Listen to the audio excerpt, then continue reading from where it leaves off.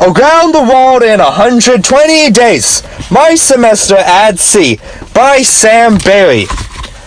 To the voyagers and world travelers, past, present, and future, may you live your own adventure. Introduction. Hi! I'm Sam Barry. I am a senior at the University of Mississippi, otherwise known as Ole Miss. In the spring of my junior year, spring 2018, I made a trip around the world and earned a semester of college credit in the process. I participated in a study abroad program called Semester at Sea, or SAS for short, which is affiliated with and accredited through Colorado State University. As I circumnavigated the globe, I visited 15 countries on 4 continents, crossed the equator twice, broadened my perspectives, and made lots of friends. We sailed on a luxury cruise ship named the MV World Odyssey and traveled 22,806 nautical miles, or 26,245 land miles, from Ensenada, Mexico to Lisbon, Portugal by way of Hawaii, Japan, China, Vietnam, Myanmar, India, Mauritius, South Africa, Ghana, and Morocco. Traveling with me were 530 other students, of which 77% were female, and about 118 faculty, staff, lifelong learners, adults among for the experience, and associated family members. When the cruise ended in Lisbon, we all made our ways back home, typically with more than a few side trips along the way. When I set off on my voyage around the world, I had no intentions of publishing a book. I kept a daily journal to help me process the experience and remember the little details that would have otherwise been lost in the whirlwind of world travel. This book is my uncensored personal journey in its entirety, with only minor changes for grammar and clarity. It is my best effort to give a genuine account of what it really means to travel around the entire globe in 4 months. As an engineering student at the University of Mississippi, I never saw myself as a writer. I am, however, keen on details and record-keeping. When I returned home for my semester abroad, I struggled to describe it to friends and family what it means to circumnavigate the globe. I would be asked about my favorite foods or countries or memories. It is impossible to pick any single moment to summarize the people, cultures, and landscapes I encountered. Each and every day brought about a new experience that could be the highlight of the voyage. When I mentioned highlights, such as riding motorcycles in Myanmar or snorkeling in Mauritius, people tend to smile and nod in a vain effort to pretend to know where those exotic countries might be. To me, these names on a map are now familiar, comfortable, and cherished destinations to which I long to return. As the voyage drew to a close, we would find ourselves discussing our elevator speech. This 30-second pitch would have the daunting task of describing an entire semester full of life-changing events in a few sentences. Even the mere proposition of such an undertaking sounds absurd. This book is for my fellow voyagers, past, present, and future, who have struggled to explain what it means to do semester at sea. This book is for those who find themselves daily fighting between constraining or indulging their insatiable wanderlust. This book is for the dreamers who always say they are going to see the world. May you be inspired to live your own adventure. Day 0. Thursday, January 4, 2018. 10:59 a.m. CST. Crawling out of bed, I set my feet on the floor and took my first steps around the world. I finished some last-minute packing and said goodbye to my home in Mississippi.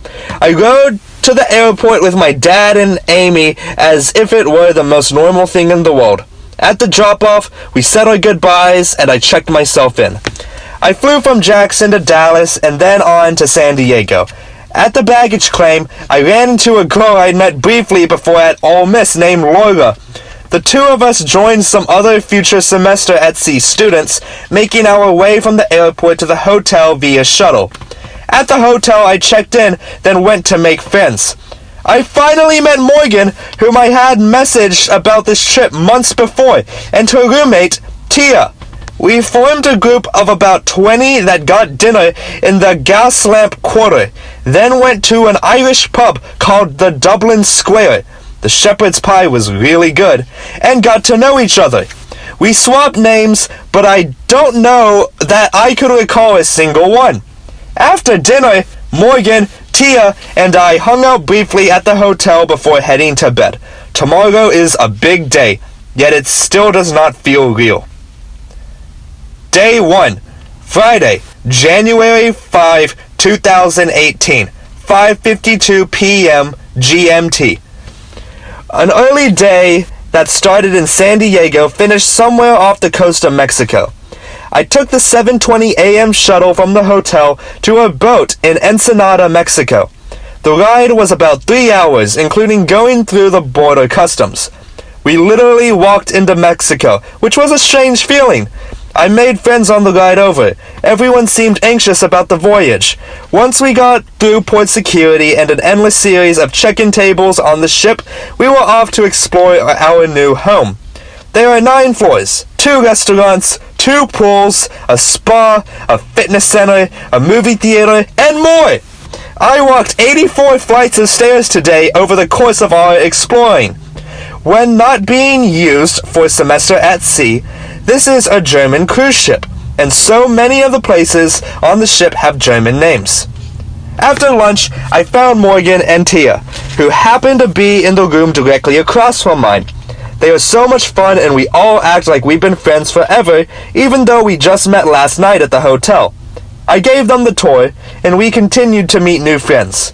I'm the worst at remembering names, so that has been a struggle today. Hopefully people don't think I hate them when they know my name while I have to ask theirs for the millionth time. My roommate, Jacob, slept most of the day and was not super talkative, but he seems like he'll be pretty good. At 4 p.m., we had a lifeboat drill that lasted almost an hour. I had to wake up Jacob to make sure we went. Dinner was spent with some teachers talking about education and economics. I am so looking forward to getting to know the teachers and the doctor's kid. Bryce is 12 years old, but he and I are going to be friends. During dinner, we finally set sail, and the rest of the evening was spent adjusting to the gentle ebb and flow of the ship. The constant rocking has exhausted me. I can't wait to fall asleep so I can start tomorrow well rested. After dinner, we had 2 short meetings and then set off to do as we pleased, which for the most of us meant going to sleep. SAS Day 2, Saturday, Jan 6, 2018, 5:54 p.m. GMT. Our first full day on the ship was an orientation day for the whole semester. They told us the do's and don'ts of life on the boat and in a country, as well as a lot of other formalities. We were all exhausted due to the ship rocking, taking strong seasickness medications, and just being tired after getting on board and settled yesterday. Tonight, we had an activity fair where I got to sign up for things like ballroom/Latin dancing, scuba diving, and even Christian small groups and worship. God has been so good on this trip already. He is slowly giving me opportunities to share my belief with Taya and Morgan. I'm praying that he gives me the right words to say for their questions. At dinner tonight, I prayed, which felt awkward knowing I was the only one doing it. But the girls noticed and commented on how cute it was. After dinner, Morgan, Tia, Lois, and I hung out in cabin 4117 and watched the second half of Super Size Me and the middle of some very strange Chinese movie called the Joy Luck Club. We then had some fun discussions about our different worldviews. I'm really excited about being friends with them because we are all so different and can learn from each other. SAS Day 3, Sunday, January 7th, 2018, 6:01 p.m. Pacific Standard Time. Today was our first full day of classes. While on the ship, we have A days and B days, with different classes on each. Today, was an A day. I woke up naturally at around 8 a.m. and started my day reading morning and evening and taking some time to reflect and pray. Then I went to Global Studies to hear what the course would be about. My free time afterwards introduced my first sense of boredom thus far. It is hard to physically find your friends on the boat because they are often either in their rooms or in class. To kill time before lunch, I went back to my room to email my friend Sydney from back home and watch Lego Ninjago. After lunch with friends, I went to money and banking, then supply chain management, both of which seem like they will be really interesting. I started reading Desiring God again after my classes today. I started it last summer, but only made it halfway through. Then we ate dinner and hung out around the boat watching the sunset and making new friends. To finish off the night, Morgan, Tia, Lois, and I watched Scooby-Doo. There were also some late-night snacks to be had in Berlin, and that was a lot of fun too. SAS Day 4, Monday, January 8th, 2018, 1:20 p.m. HST. This morning was wonderful. I woke up naturally around 6:30 a.m., gaining an extra hour of sleep from the time change. Sailing eastward makes getting enough sleep much easier. I read morning and evening, then spent the time reflecting on the world and praying. God is really great. I got out of bed at 7 a.m. to go up to the Libo restaurant and get breakfast, where I found some friends to sit with. We ate and talked for almost 2.5 hours, and it was so good to continue friendships. Lois and I met up back in my room to watch the documentary Poverty Inc. for our supply chain management class. Seeing how companies profit off of international poverty was eye-opening. I then found Morgan leaving her class, and together we went to meet Tia for lunch. After lunch, I had my investments course, and I have the coolest teacher ever. Her name is Glory, and she told us that we have no midterms, no finals, we will all get an A, and she will write us all personalized letters of recommendation. We split into groups for a project that will be the main focus of our class. I joined 2 girls from UGA, Mary Helen and Allie, as well as Carolina from USD. After class, I found Morgan and everyone else lounging by the pool. This is something I could get used to. It was a little too chilly to get into the pool, but the sun felt nice. Maybe I will even have a tan by the end of this voyage. Tonight was the college football playoffs national championship game between UGA and Bama. The issue was that we had very limited internet and no way to watch the game. I met up with Mary Helen and Allie at the bar in the library to follow the game as my dad sent me play-by-play updates every few minutes. It was not quite the same as actually watching the game, but it was certainly an experience. I lost my internet connection at halftime, so I went to dinner with Morgan, Tia, Lois, Sarabella, and Ellen in Lido. What followed was a very enlightening conversation about sexuality, which I listened to but did not participate in.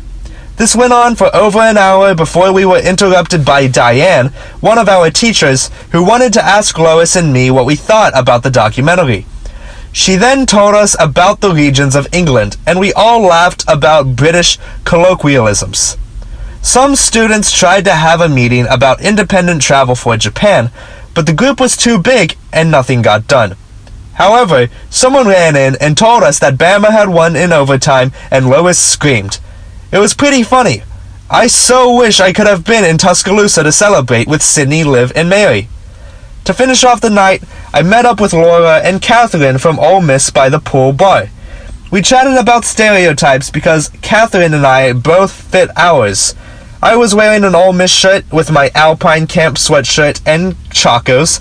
Catherine is the typical Texas sorority girl who lives in Highland Park, wears only Lululemon, and drives a Range Rover. The 3 of us started dancing to the music being played at the bar. We were being silly and probably looked idiotic, but we were having so much fun that within a few minutes we had almost 20 people dancing with us.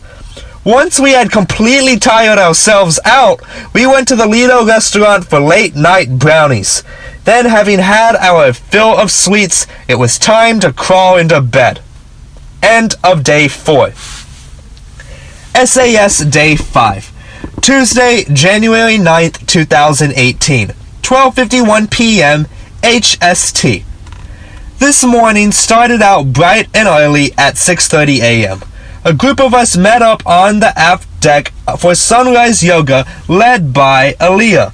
Trying to balance with the rocking of the boat took some getting used to, but the weather was beautiful. We finished our Shavasana just as the sun broke over the horizon. We ate breakfast up top before I headed back to the room for a shower and devotional. My class this morning was Global Studies, and after that I made my way up to the pool to try, unsuccessfully, to check my emails. Claire D. came up and asked if I would join her for lunch, so I happily obliged. I was so enjoyed getting into knowing her and hope we can become better friends over the course of the voyage. After lunch, I attended money and banking, followed by supply chain management, during which I spent more time emailing Sydney than I did taking notes. Then I sat by the pool for a while to read Desiring God. Walking back to my room to put my Kindle away, I ran into Meredith from SMU. She's one of the few people I've met who does RUF, a college Christian ministry. When I asked her about a relationship with Jesus on the ship, she asked me if I had heard of a book called Desiring God. It was so perfect because I was able to swipe open the Kindle in my hands to reveal that was exactly what I had just been reading. She got so excited to have someone to discuss it with because she just started it. It was a cool God moment because I'd been praying to have some conversations like that. Lois, Morgan, Tia, and I met up later for dinner. Summer joined us, and I found out she's a Christian at Berkeley, which must be really challenging. We made our way to a meeting about using your phones in other countries, which was pretty funny. Afterwards, a group of us talked to Glory and made plans with her for dinner tomorrow night. Then I hung out with Mackenzie and Cecilia the rest of the night. We went up to the top deck to talk while people lined up for their rations of alcohol during first drink night. Each student is allowed 2 glasses of wine or beer per night on special beverage nights. Now I'm in bed early, so I can hopefully get up for yoga again tomorrow. End of Day 5. SAS Day 6. Wednesday, January 10th, 2018. 2:01 p.m. GMT. Another morning started dark and early doing yoga on the aft of the ship. I had hoped the sun would rise as we were finishing up again, but sunrise was about 30 minutes later today than yesterday. Breakfast was at Lido with Mackenzie, Cecilia, Pam, Natalia, and Emma. Waking up early had me feeling tired, so after breakfast I went back to the room to read. While praying after my devotional, I fell asleep and woke 2 hours later just in time to get lunch. Lindsay from Montana, I think, and I sat together. Then it was time for my favorite class, Investments, with Glory. She, along with the rest of us, did not want to have class in the Kaisersaal, so we went to the Deck 9 bow for a much more enjoyable class outside. I hope that becomes a regular thing. Wondering the best way to fill my time this afternoon, I decided to go back to my room, where I read and also sent an email to Mary. As I was reading, Morgan knocked on my door to invite me to watch We Are the Millers with her and Lois. It really brightened my day to be included. For dinner, Lois, Mackenzie, Cecilia, and I met up with Glory at the Berlin restaurant at 5:30. Upon arriving, she suggested we go watch the sunset and then come back to eat after. We thought the sunset was imminent, but it was not until 6:30, so we sat on the bow talking a full hour before dinner. At dinner, we sat around and talked for another hour and a half. We also convinced some other people to do their bucket lists on a napkin like we did in class. After dinner, everyone attended a meeting on how to responsibly handle alcohol. It only lasted a half hour, but it was very mundane. Now I'm in bed at 9:30, about to set my clock back an hour to adjust for Hawaiian time. End of Day 6.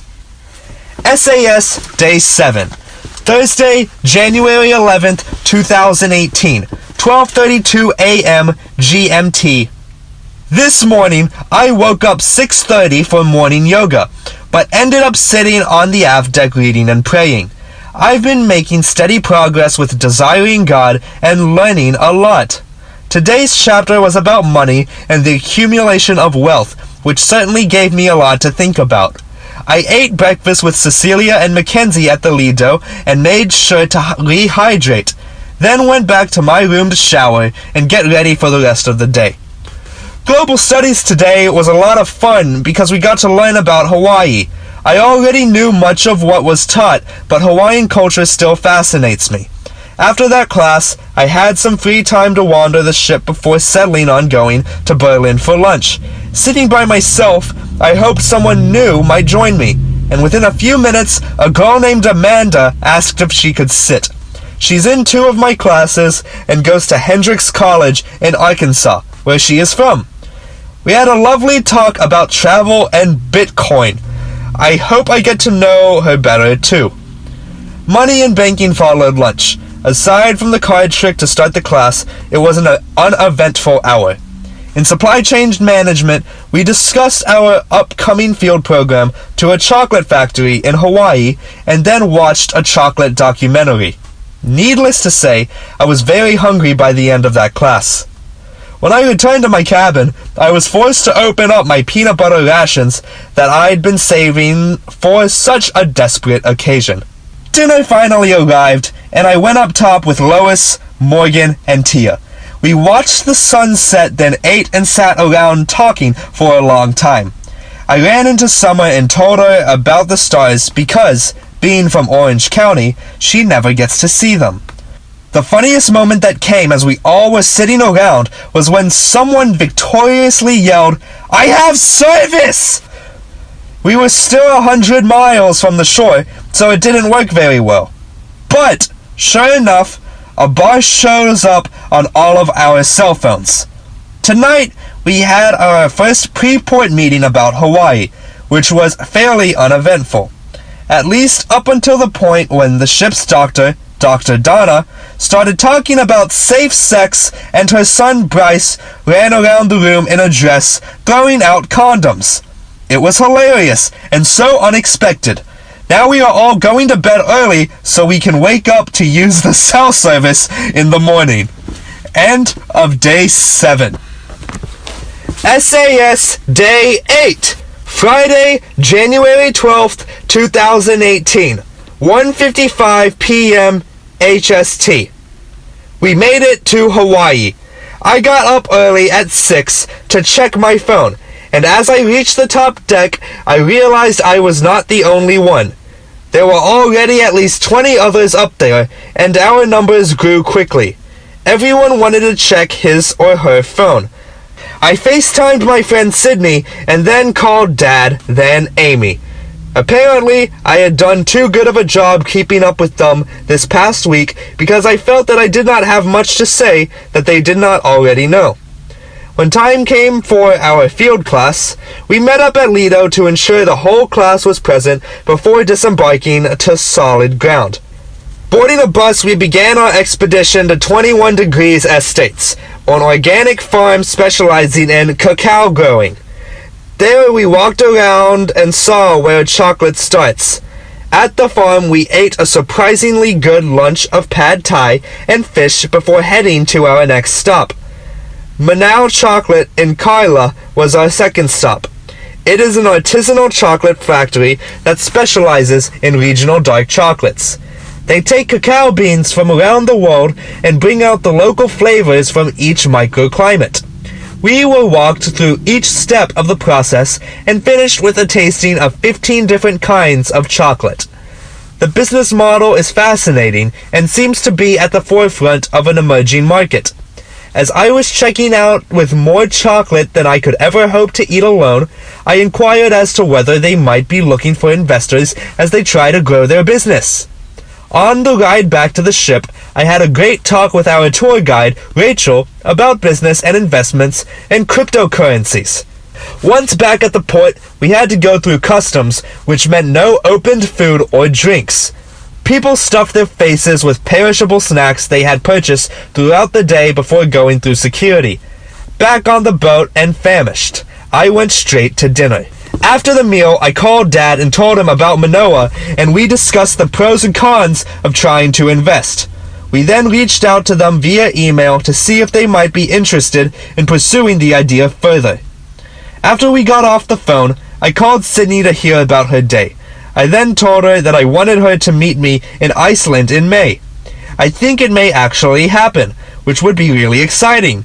We talked for like 30 minutes, and then I walked back downstairs with Morgan. She was in tears from having to say bye to Allie for 2 weeks as we continued sailing across the Pacific with no cell service. So I bought her some Tanzanian dark chocolate, which helped brighten her day. Now I am going to sleep with hopes of sleeping in very late. End of day 8. SAS Day 9. Saturday, January 13th, 2018. 10:22 p.m. HST. For the time since being on this ship, I decided to sleep in today and be lazy. It was a wonderful, restful morning. I woke up naturally around 8:30 a.m. and stayed in bed for a while checking emails and watching a History Channel program on Mount Vesuvius and the Grand Canyon. Eventually, I cleaned my room, unpacked my packing cubes, hung up my clothes, did my laundry, and put things under my bed so that my whole area is organized and clean. Leaving my room just before 11 a.m., I found Morgan laying out up top. Tia joined us for lunch 30 minutes later, and we sat outside to enjoy the incredibly beautiful weather. It was 65 degrees, sunny, with few clouds and lots of winds. At 12:30, investments class met outside, which seemed wonderful. Later, however, I realized that my legs and arms got very burned and awkwardly burdened with very strange tan lines. After class, Megan and I met in the library to work on economics homework. She goes to Cal Poly and is incredibly smart and hardworking. After that, I went up top and found Mackenzie studying by the pool. Later, Cecilia joined us. We watched the sunset and took pictures before going to dinner. After dinner, I remembered that I was supposed to be teaching the ballroom dance club tonight. I raced up to the Lido Terrace to find about 20 people chatting and trying to figure out who was leading this thing. We ended up going outside on the deck because there was more space. "Hi, I'm Sam," I said. "I'm from Mississippi, and apparently that makes me the most qualified person on the ship to teach ballroom dancing. Let's see how this goes." Fortunately, I found a girl from Kentucky to help me teach, and someone volunteered his speaker for our use. We started out with the waltz because they wanted us to be fancy, but after about 10 minutes of lessons and 2 songs, they were bored to death. We switched to swing, and they all loved it. They kept saying how they wished people did this at their schools. I felt I'd sufficiently done my job. By the end of the hour, we had 30 to 40 people. They quickly scattered to the bar as soon as it began serving alcohol. It was a successful first time, and I hope it can be a little more organized and fun in the future. From that club, I went to the first Bible study.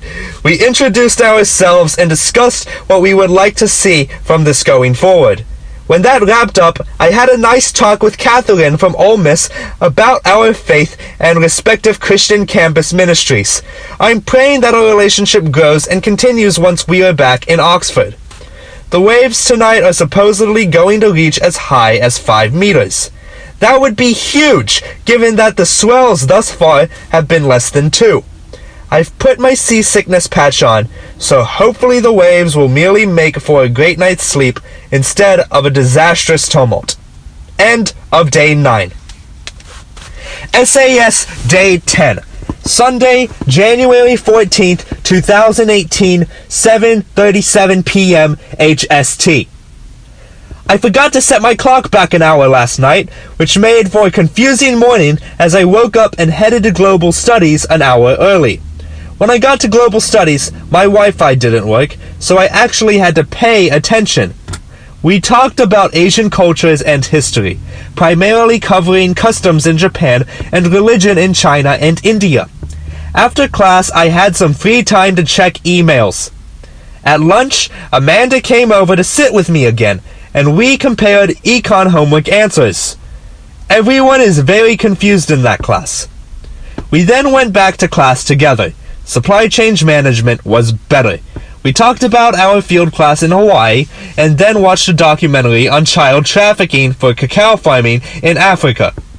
For the first time, I went to the gym today and ran on the treadmill. It took some getting used to, running in place perpendicular to a rocking ship in 9-foot swells. I ended up running just over 3 miles at a 10-minute mile pace. When I got off the treadmill, I felt so disoriented, as if I had completely lost my sea legs. Stumbling back to my room, I showered, then immediately crashed for a 30-minute nap. I went to meet up with Cecilia and Mackenzie for dinner and ran into Meredith on the way. I invited her to join us, and the 4 of us enjoyed some good conversation and food. After dinner, Cecilia and Mackenzie went up to the pool bar with me to get an ice cream sundae. I had been craving ice cream, and Sydney had only made it worse by sending me pictures of her eating one today. Then, out of nowhere, a girl brought us her fries to share. I also got to play a ukulele that Kiera recently purchased in Hawaii. Mikhaili walked up to the bar and invited me to Bible study tonight. We went, and there were about 15 people, half of which were there last night too. Our group discussed possibly starting up worship in the near future. I may try to borrow Jacob's guitar, and Catherine said she could sing.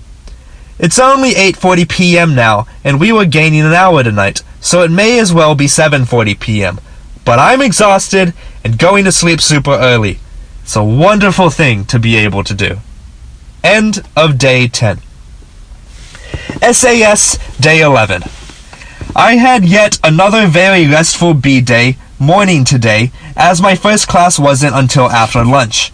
I woke up naturally around 6 because I went to sleep by 9 last night and gained an hour from the time change. I turned on the TV to check the official time and started watching The Matrix because it was on. I left my bed briefly to go get breakfast before they stopped serving, but quickly crawled back in my bed afterwards. I watched a documentary on Native Americans and finished off the morning watching Seabiscuit. It was the laziest morning thus far, but it was much needed. I also got to send lots of emails throughout the morning, which was very nice. For lunch, I met up with Mike, who works at LinkedIn. We had a very interesting getting to know each other conversation. I'd like to try to get together with him a few more times over the course of the voyage. It may even seem if LinkedIn would be interested in sponsoring an F4 team. In my investments class, Glory taught us how to use Morningstar to find the best mutual funds. We spent a little time talking about our projects. My time between class and dinner was primarily spent trying to find people. I took a bridge tour and got to see that steering a ship that size is the easiest thing ever because they can put it on autopilot and just let it go all the way to Japan. With the ship being only 20 years old, the controls are high-tech, but it is a lot more minimalistic than I expected. Meeting up with Morgan and Tia, we watched the sunset. We ended up eating dinner with several vegan girls, which made for some fun discussions. They were still conversing at the table when I slipped away to check my email and find Mackenzie and Cecilia. They were sitting in Lido restaurant eating with Julia and Natalia. Then Meredith came by and reminded me about Bible study. After dinner, we went to the Lido Terrace to play Killers and Mafia for a while. It was really fun, and everyone laughed so hard. When we all split up, I went down to the library with Cecilia to chat while she worked. It was nice to have a one-on-one conversation and learn more about who she really is. At precisely 9 p.m. on the forward Lido deck, there was a morning ceremony for January 16th, the day that never was, because we are crossing the international date line tonight, which won't ever live on January 16th, 2018. Time is such a crazy thing. We had our largest Bible study yet tonight, and there were easily 40 people. We split into a guys group and 2 girls groups to make things easier, and everyone thought it went so well. There were new people whom I didn't know were believers. Julia and Pam came too, and afterwards took the steps to become Christians. It was really awesome. After Bible study, I took Cecilia to snacks for her first time, and we sat with some guys from Bible study. As I was about to head to bed, I got swept up into a group with Peter, Jackson, Meredith, Kendra, Megan, Maggie, and a few others. We went on a room tour to see how the rooms differed from floor to floor. It was great because they really seemed to want to include me in their group. Now it's way too late and time for bed. End of day 11. SAS Day 12, Wednesday, January 17th, 2018, 10:05 p.m. HST. I went to sleep last night on January 15th and woke up this morning on January 17th. We crossed the international date line last night, which means I've effectively lost an entire day that I can never get back. It's a strange feeling that takes the whole concept of time and mixes it around. I've tried not to think about it too hard because it gets my brain in a tizzy. Global studies this morning revolved around social norms in Asian countries, such as how to properly perform a bow. The best part of class was when the teacher asked us to stand up to practice bowing. But just as we stood, the ship hit a huge wave, forcing us all to fall back into our seats. Other than that, the class was uneventful. It's frustrating how terrible the Wi-Fi is in the Kaisersaal. For lunch, I joined Amanda and Kennedy, who spent the majority of the meal reflecting on gruesome leg injuries. Then came a money and banking lecture that felt more like a finance class. The teacher did a magic trick on me, claiming that I was predictable, but really, he just used subtle mental persuasion. He had me pick a random card in my head, then tried to show me that card from his deck. When that failed, we unfolded a large piece of paper claiming it was his magic warranty. Upon turning it around, he showed my card on the giant paper. Supply chain management was again only slightly more interesting as we moved on from chocolate to Zara, a fast fashion retailer. Back in my room, I found Jacob and his girlfriend, Michaela, napping on his bed. I ended up finding a shady spot on the top deck to enjoy what will supposedly be our last day of nice weather, and we headed into the beautiful sunset. The clouds in the distance seem to suggest we may be heading right into the heart of a major storm. I sure hope that's the case because it sounds exciting and very fun. The usual crowd plus a few others had dinner, including Stephanie, Daichi, and Blake. We laughed so hard at the stupidest things. After dinner, Lois and I attended a talk on North Korea and the Ukraine. It was fascinating, but I wish they had made it 2 talks. Each speaker was very rushed and could have easily gone on much, much longer. The 2 men had remarkable backgrounds in both intelligence and diplomacy, as well as education. Dr. Armstead casually mentioned at one point that he spoke immediately after Mikhail Gorbachev at a conference 20 years ago. I slipped out when they started Q&A to respond to an email from Sydney. She was up surprisingly late tonight, but she has yet another snow day tomorrow to make her MLK holiday into a full-blown 5-day vacation. As I sat outside of the Kaisersaal, I ran into my fun Christian friends from last night who invited me to go play games with them. I happily obliged. We played dominoes and a card game called BS. Both were great fun. Because we are all old souls, we decided to call it a night at around 9:30 p.m. and head to bed. End of day 12. SAS Day 13, Thursday, January 18th, 2018, 9:01 a.m. HST. Last night we had the biggest waves yet as we headed straight through a huge storm. Somehow, I managed to sleep right through all of it. The lighting was incredible, and several people said they got air in their beds from huge waves, leaving me a little disappointed for missing out. Waking up slowly, a habit it seems, it was another lazy bee day morning. I wrote my first email to Anna Miller and then cleaned my room while watching a fishing documentary. Eventually, mustering the motivation to leave my room, I headed up top to read. I didn't realize just how bad the waves had been. Upon reaching floor 6, I saw that the outside deck was closed off due to high winds. This theme continued as I climbed up towards the pool deck. Both the bow and stern Lido decks were roped off, only allowing access to the area around the pool. I found a shady spot to read quite a bit of Desiring God. At lunchtime, I made my way down to deck 6, where I sat with Kathleen and a few of her friends. It seems like it's been a week since I've seen her around. When it was time for class, Chloe was nowhere to be found. She finally showed up 15 minutes late after being enthralled in a lunch conversation with some students. She made it through the slides rather quickly and ended up letting us out of class 20 minutes early, which made for a delightfully short class. From class, it was up to the pool deck where I sat next to Summer and read for a couple of hours.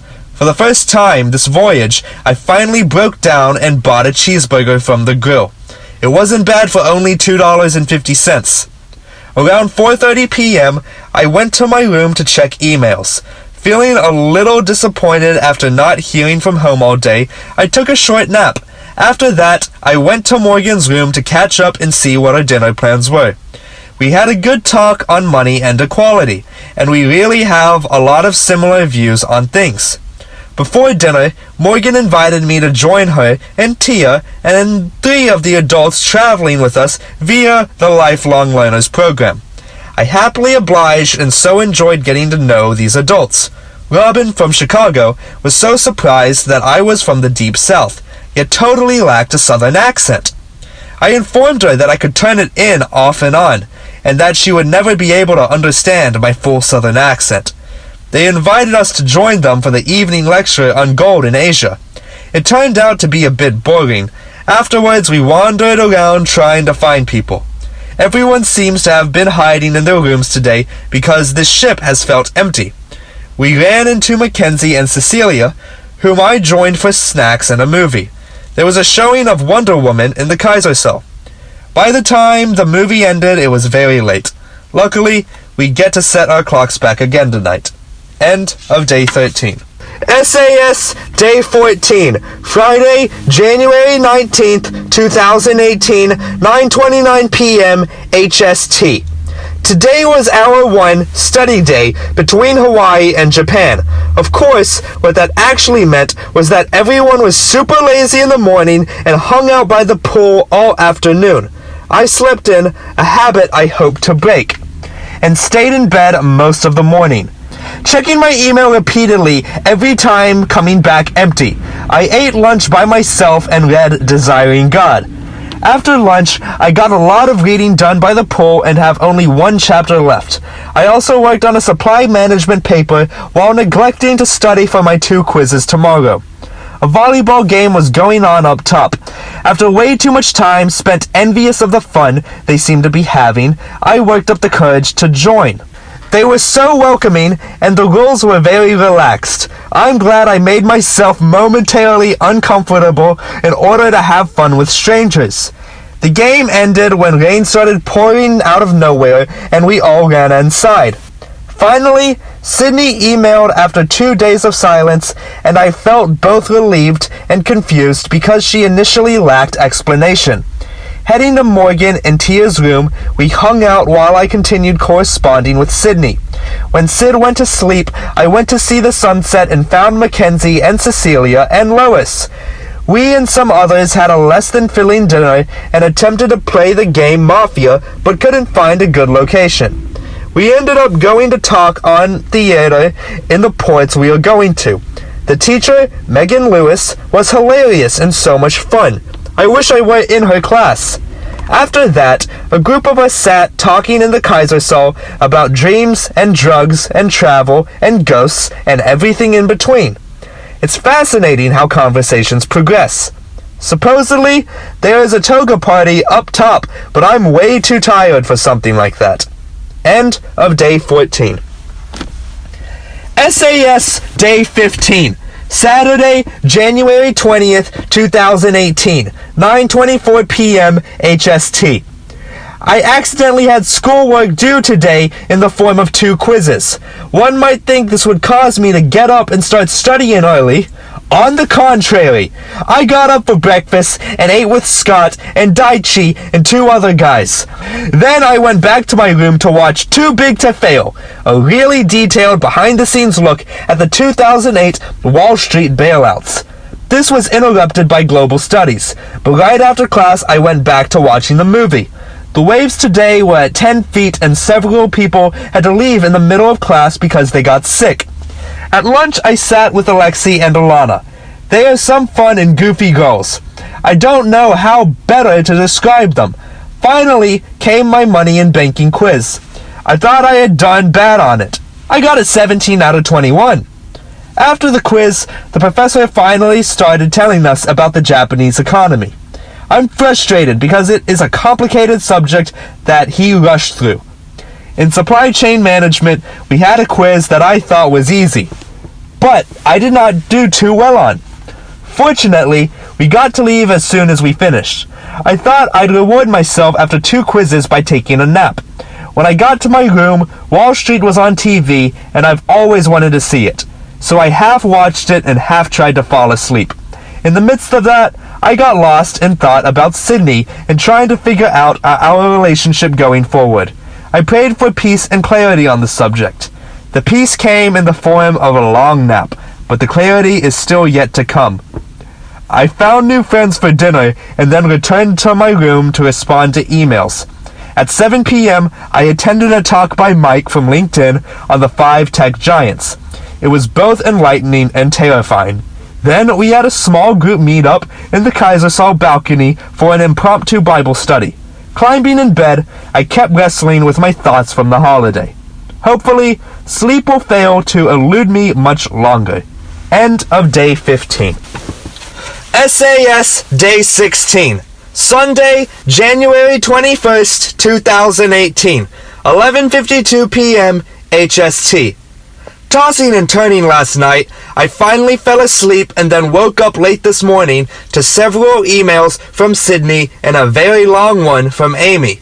Letters from home are so nice because they make me feel so loved and remembered. Being informed of what's going on there is nice, even when I'm not around.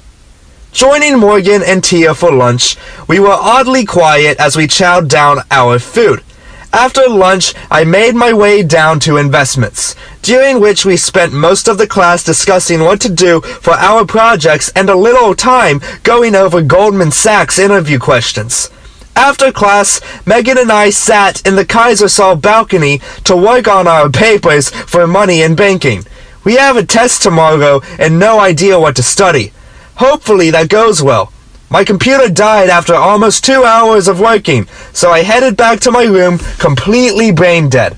As I pondered whether to go read by the pool or nap in my bed, I settled on the best of both worlds by reading in my bed.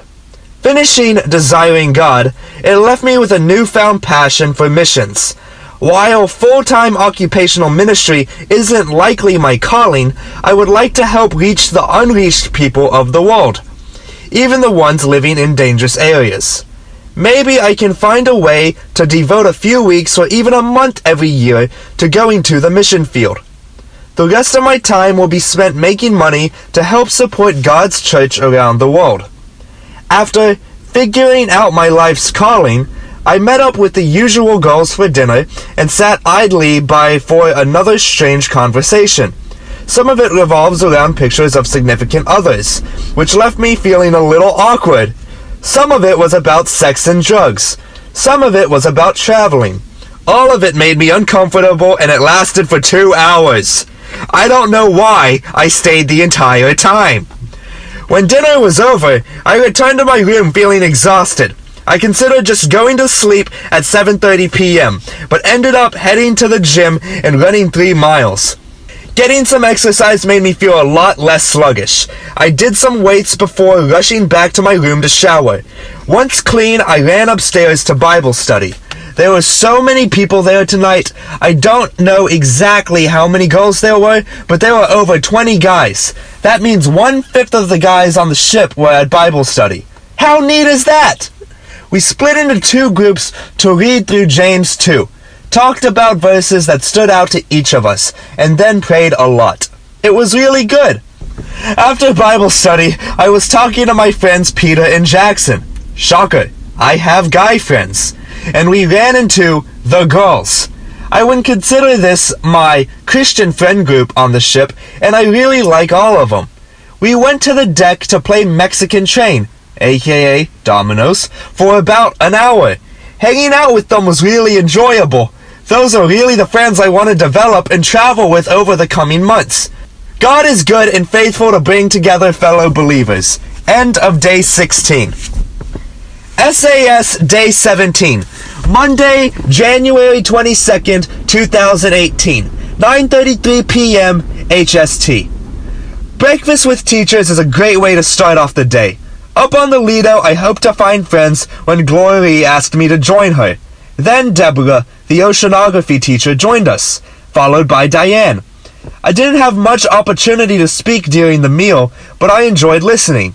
First to Deborah discussing potential upcoming wave patterns, and then to Diane's explanation of her never-ending grant proposal and global travels. After breakfast, my foot was hurting quite badly, so I took the elevator down to my room, wrote a few emails, then headed to Global Studies. Today we learned some useful information about Japan, such as basic phrases. I wish they had given us more useful info and less history, but maybe that's the point of logistical pre-port tomorrow. At lunch, I sat with Amanda discussing our distaste for money and baking. We also talked about Bible study last night, and she expressed frustration with the girls' leadership. I hope one bad experience does not turn her away completely. Today's money and banking test went reasonably well given I didn't study, and supply chain management was rather boring. We discussed all the things that we owned that were made in China. Diane told us stories of her time in Dubai, where she saw lots of indentured servitude of Indians and Bangladeshis. After class, I made my way back to my room to rest and respond to some emails. At 4:30 this afternoon, I saw the doctor because my foot still hurt quite badly. I was told it was fine and to take some Advil. Glad it was free. An encouraging email from Camille came today. It talked about 1 Corinthians 2, 1-5, when Paul had great fear and trembling, when preaching for fear of not knowing what to say. If even Paul was afraid, so how much more should I trust in the Lord? For dinner, I sat with Federico and Nikki and Waylon. What a great batch of names. After dinner, we played President in the Kaisersaal. A teacher gave us a fascinating talk on USPACOM and the U.S. military Pacific presence. To end the night, Get Out was shown in the Kaisersaal, and it seemed almost everyone was there. I sat next to Bryce, and the movie freaked him out enough for him to leave halfway through. That movie was crazy and really messes with your mind.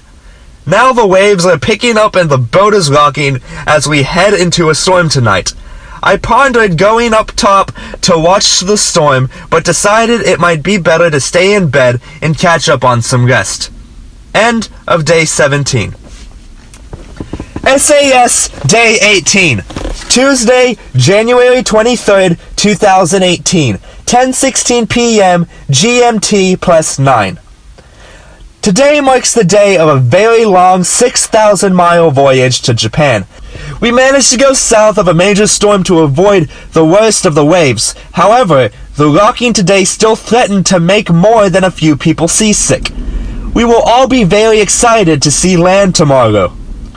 Discovering we got news on the TV, I had an extra lazy morning. It was a German broadcast in English that primarily focused on the World Economic Forum in Davos. I also learned far too much about Chinese investments in Germany, German cyborgs, and a downhill skiing party with celebrities. For the first day of my voyage, I emailed Sydney back home last night and today, and it was the same day for her due to time zone changes. I think we are now 15 hours ahead of Central Time. After forgetting to change my computer's clock, I was starving at 10:30 a.m. I headed to lunch thinking it was 11:30, but I was severely disappointed at having to wait another hour. During this time, I received my first email from Anna Miller and excitedly responded. She has such a great heart. At lunch, I sat with a Chinese student and discussed issues like Taiwanese independence and the artist Ai Weiwei. When I thought investments couldn't get any better, Glory surprised us in class by showing us Hamilton. Or at least she showed us the PBS documentary on the making of it, which includes many scenes from the play. It was so good and the perfect last class before Japan. It had me so enthralled that after class I immediately emailed Amy to see if she could check on tickets for it in the West End. She got the only 2 tickets available between now and the end of July for Christopher and me on April 26th. And they are sweet seats. I couldn't be more excited. Finally, I had my Global Studies AF session today and realized there are some friends in my group. Our AF sessions are smaller groups at scheduled intervals through the ship to discuss what we learned in Global Studies and what we expect in upcoming ports. Meredith, Laura, and I sat together. Michaeli and Natalia were seated slightly further away. The class was super easy as we had a brief quiz and a group discussion about the readings. At Peter and Jackson's room after class, the guys and gals hung out, then had dinner together. It was lovely. Kendra told us all that her mom had ordered her a cake for her dog's birthday, so we were all excited to get birthday cake. When she asked for the waiters to bring it out, we were told there was no cake today. Our dreams were crushed, so we all went to the library for cookies and had a good laugh about it. Pre-port tonight was fairly uneventful. They basically told us, don't be crazy, don't lose your passport, and get back to the ship on time. Japan is the safest country we will visit, so I'm not worried at all. However, the most important announcement of the evening came, of course, from Bryce. He was dressed in an officer's uniform and spoke in a great Russian accent to tell us about how to use a Japanese toilet. This demonstration was complete with pulling his pants down and squatting. We were all in tears laughing so hard. After pre-port, we made our final arrangements for tomorrow.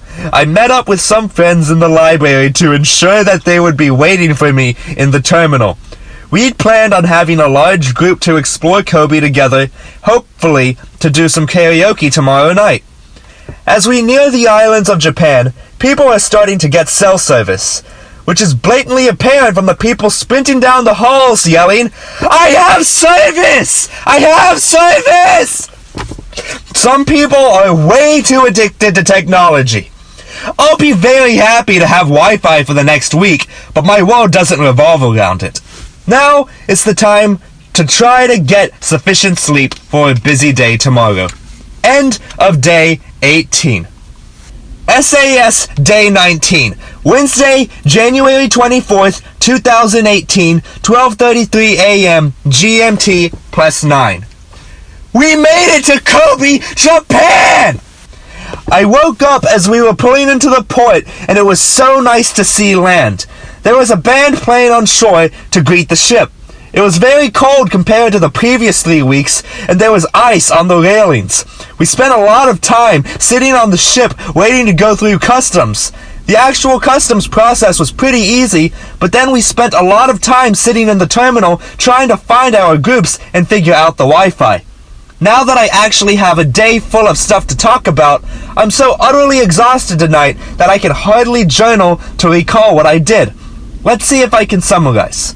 When we finally left the terminal, the first thing we did was take a picture with the Bay Kobe sign.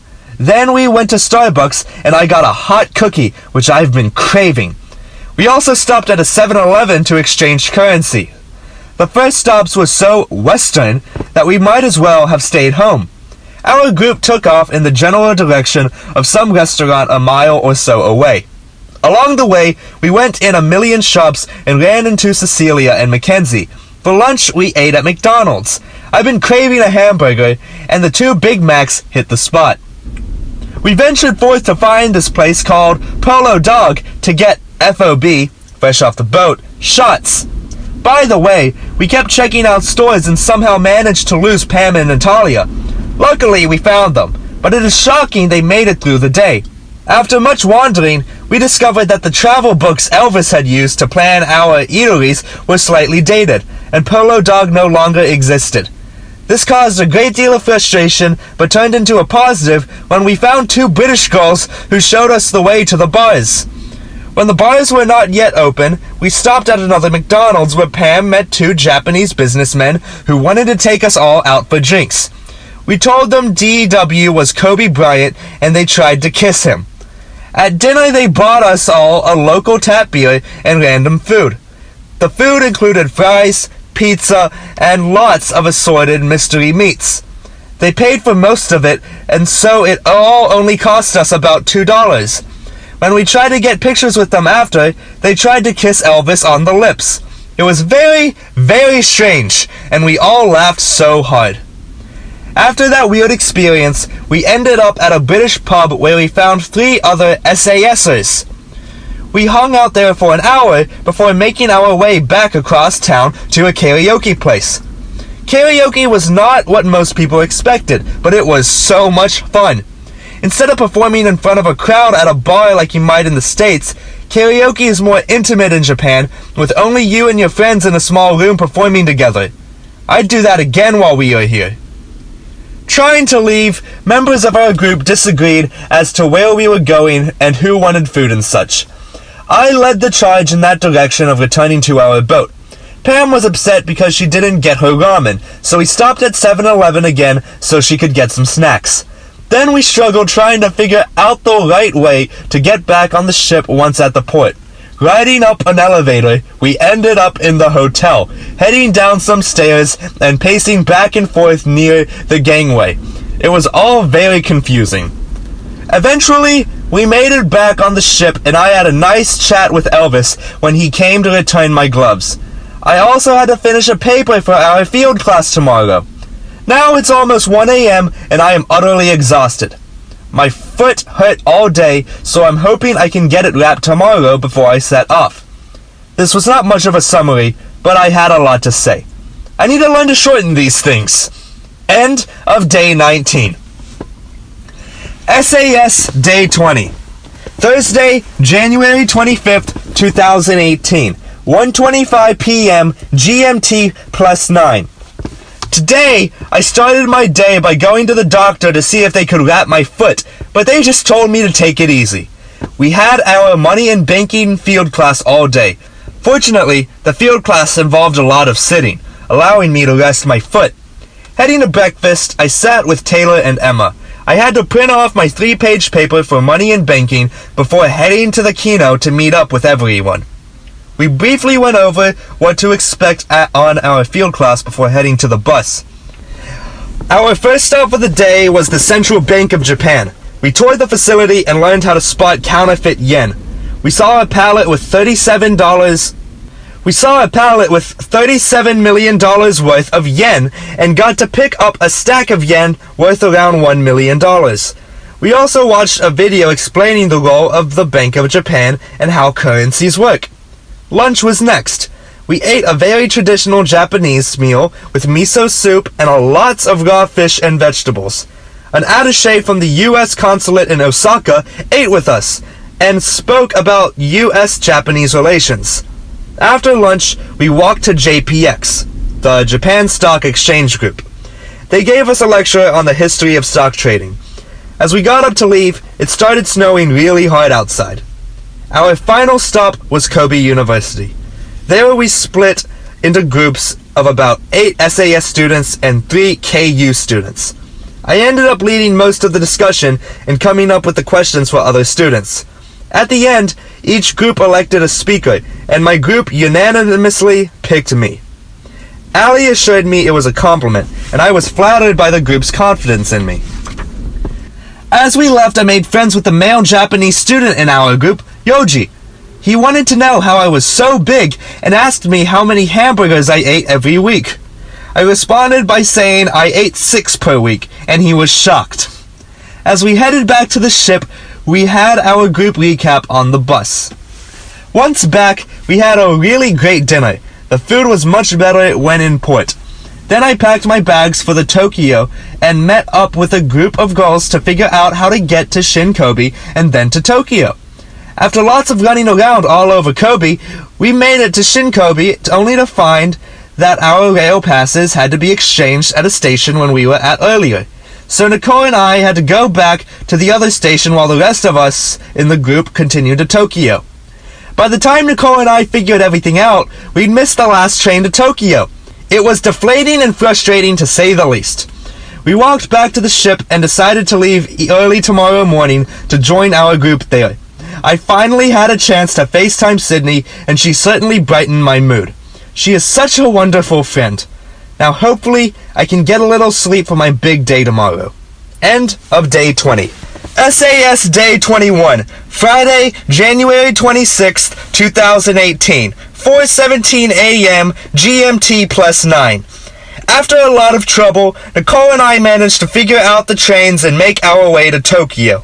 We got up at 6 a.m., but due to snow delays, we didn't make it there till around 12:30 p.m. Our first stop was at Chile's Mexican Grill. It was the best burrito I've had in a long time. Lois, Pam, and Ellie ended up meeting us there. After lunch, we wandered around a market where we got a giant cotton candy. After the market, we walked way too far to the Tsukiyobashi crossing, the busiest crosswalk in the world. Then we had to try to figure out a plan of what to do next. Eventually, we split up so that Lois and I could head to the hotel to drop off bags and go to dinner. She and I took a taxi to the hotel, then struggled to get a taxi to take us to dinner. I was so stressed because I thought we weren't going to make it. Thankfully, Lois was great and reminded me it was all going to work out. We eventually got a taxi and made it to dinner just 2 minutes after our reservation, which I have made 3 months in advance and thus had no intentions of missing. Sushi Shomasa is nestled underneath what appears to be apartments or condos. You walk through an unassuming door with no signage and descend some narrow steps before entering the tiny 7-seat restaurant. They greeted us enthusiastically, asked my name for the reservation, and took our jackets before seating us in the middle 2 seats. Over the next 2.5 hours, Masa fed us a huge assortment of fish prepared in a variety of ways. Some were served by themselves, some were to be eaten with soy sauce or real fresh wasabi, others were rolls served sashimi style with just the fish on top of rice. It was truly an experience. There were 6 or 7 employees, but it was primarily Masa and his 2 assistants, Sebastian from Sweden and Jason from Taiwan. The whole thing is hard to describe because there was so much to process and savor coming so quickly, yet it lasted so long. I quickly lost track of how many pieces we were eating. It was remarkable, and I will absolutely have to go back. I am hopeful I can take my friend Jonathan with me when I come back to Japan in June. And whomever I marry will have to go there with me too. At the end of the meal, I even received Masa's business card, which is a huge honor. After dinner, Lois and I went back to the hotel and met up with Pam and Nicole. Lois and Pam left to get an overnight bus to Kyoto. Nicole and I relaxed in the room for a while, trying to figure out our plans for the night. Earlier, Megan had told me that some folks were planning to go to a club called One Oak, instead of hitting the usual SAS hotspot, Woom. We thought we'd give it a shot. The club opened at 11 p.m., so we showed up at midnight and paid a steep $35 cover to getting in. After that, everything went uphill. Nicole and I ended up being the only Americans in the whole place, so all the Japanese girls wanted to come dance with me. They kept copying my dance moves, and I kept running out of new ones.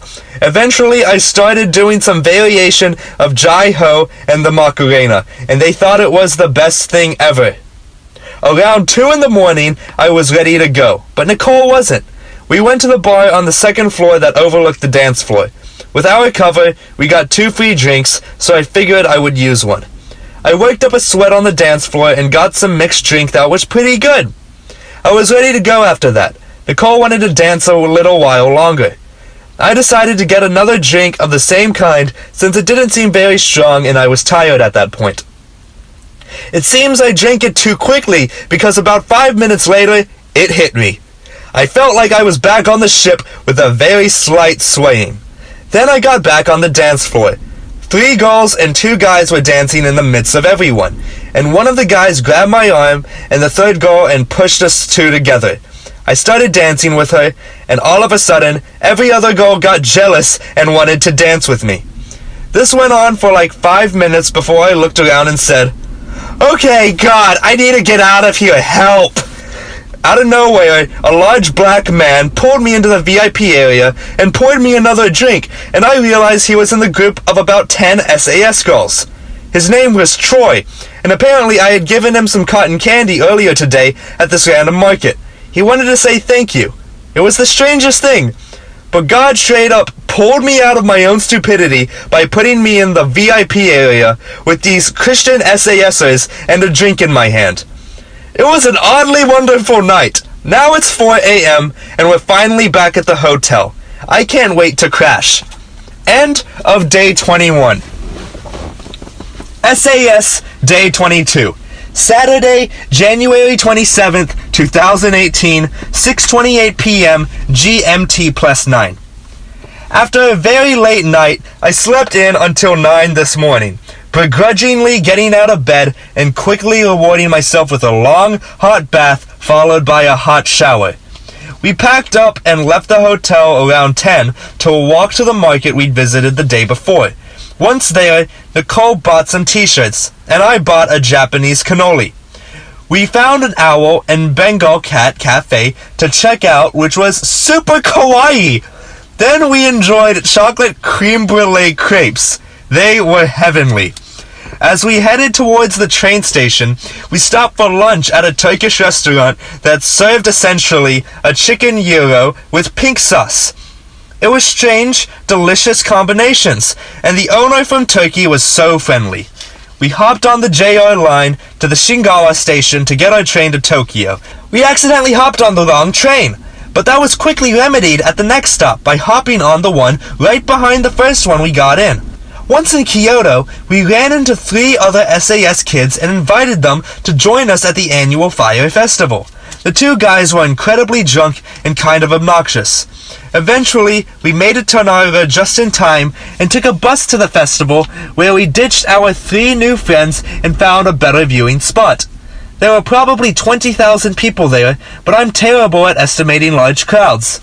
At exactly 8:15 p.m., a huge fireworks show started. My friends back home in Mississippi did not want to miss out, so I FaceTimed them for the fireworks even though it was like 4 a.m. there. Olivia was sleeping in her bed and didn't care about the fireworks. After a few minutes, my hands got too cold to hold the phone and I let Sydney go to sleep. This gave me a chance to take some cool pictures and videos with my phone. Then, from 2 sides of the mountain, torches lit the grass on fire. After about 14 minutes, the flames met in the middle and died, having no more fuel. This was meant to symbolize the end of a feud between 2 villages. On the walk to the train station, there were so many food vendors. We got some noodles and squid dumplings and green tea ice cream and mystery meat and mochi. We then got on a subway, leaving Nara to head back to the ship. We had to transfer trains in Osaka, so it took about an hour and a half to get back to Kobe, where we took a cab straight back to the boat. I walked into my room, dropped my bag, and crawled into bed. I haven't been this tired in ages. End of day 22. SAS day 23. Sunday, January 28th, 2018. 5:03 p.m. GMT +9. I woke up on the ship this morning more physically exhausted than I've been all week.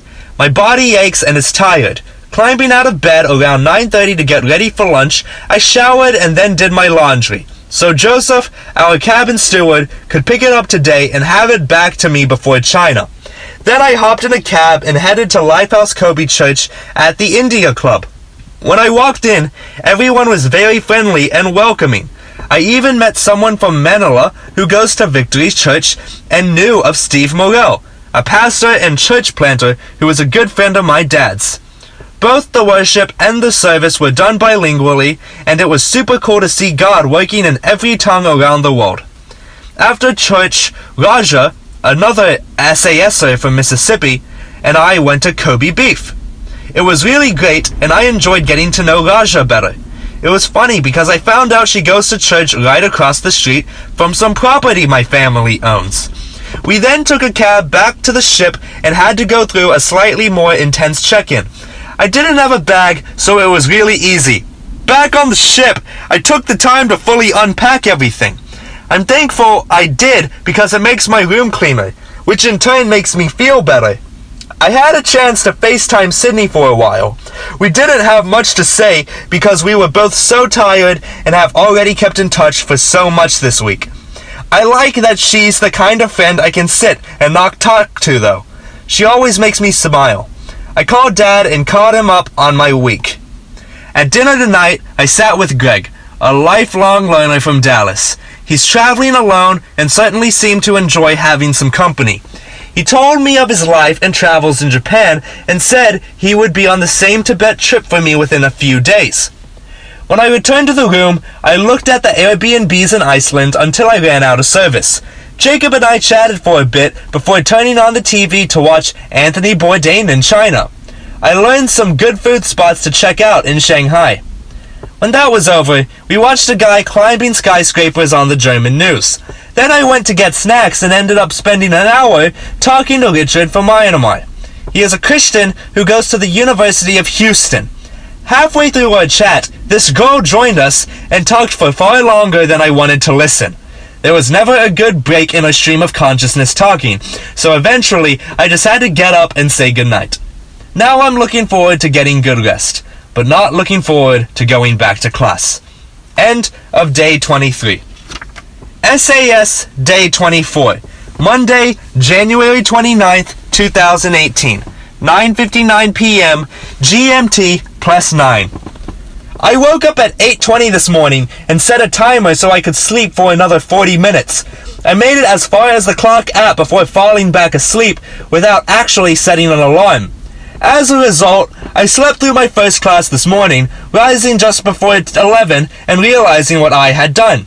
After not getting enough sleep in Japan, I really needed the rest and got almost 12 hours of sleep. At lunch, I sat with Elvis and a few others. We caught up on the rest of our time in Japan. Then I went to Money and Banking, where I worked on replying to emails from Anna Miller and Avery. In supply chain management, I looked through the Iceland Airbnbs that I had pulled up from yesterday and tried to figure out what needed to be done to move forward with planning. After class, I went to my room to rest and edit some photos. At dinner, I sat with Lois as she worked on a paper. We discussed the plans for our upcoming time in China and mostly commiserated on how tired we were. It was the lazy kind of tired feeling you get from not doing anything. I went back to my room to fill out my field class evaluation and research my Tibet trip itinerary. At 7:15 p.m., I realized I was still hungry, so I went back to get up a second dinner. This time, I sat with Monica and Rachel.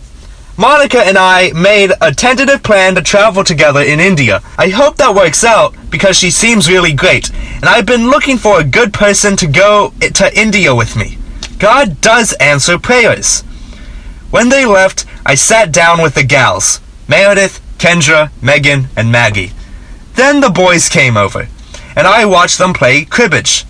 We stayed in the Berlin restaurant until a little after 10 p.m., when we went upstairs to get snacks.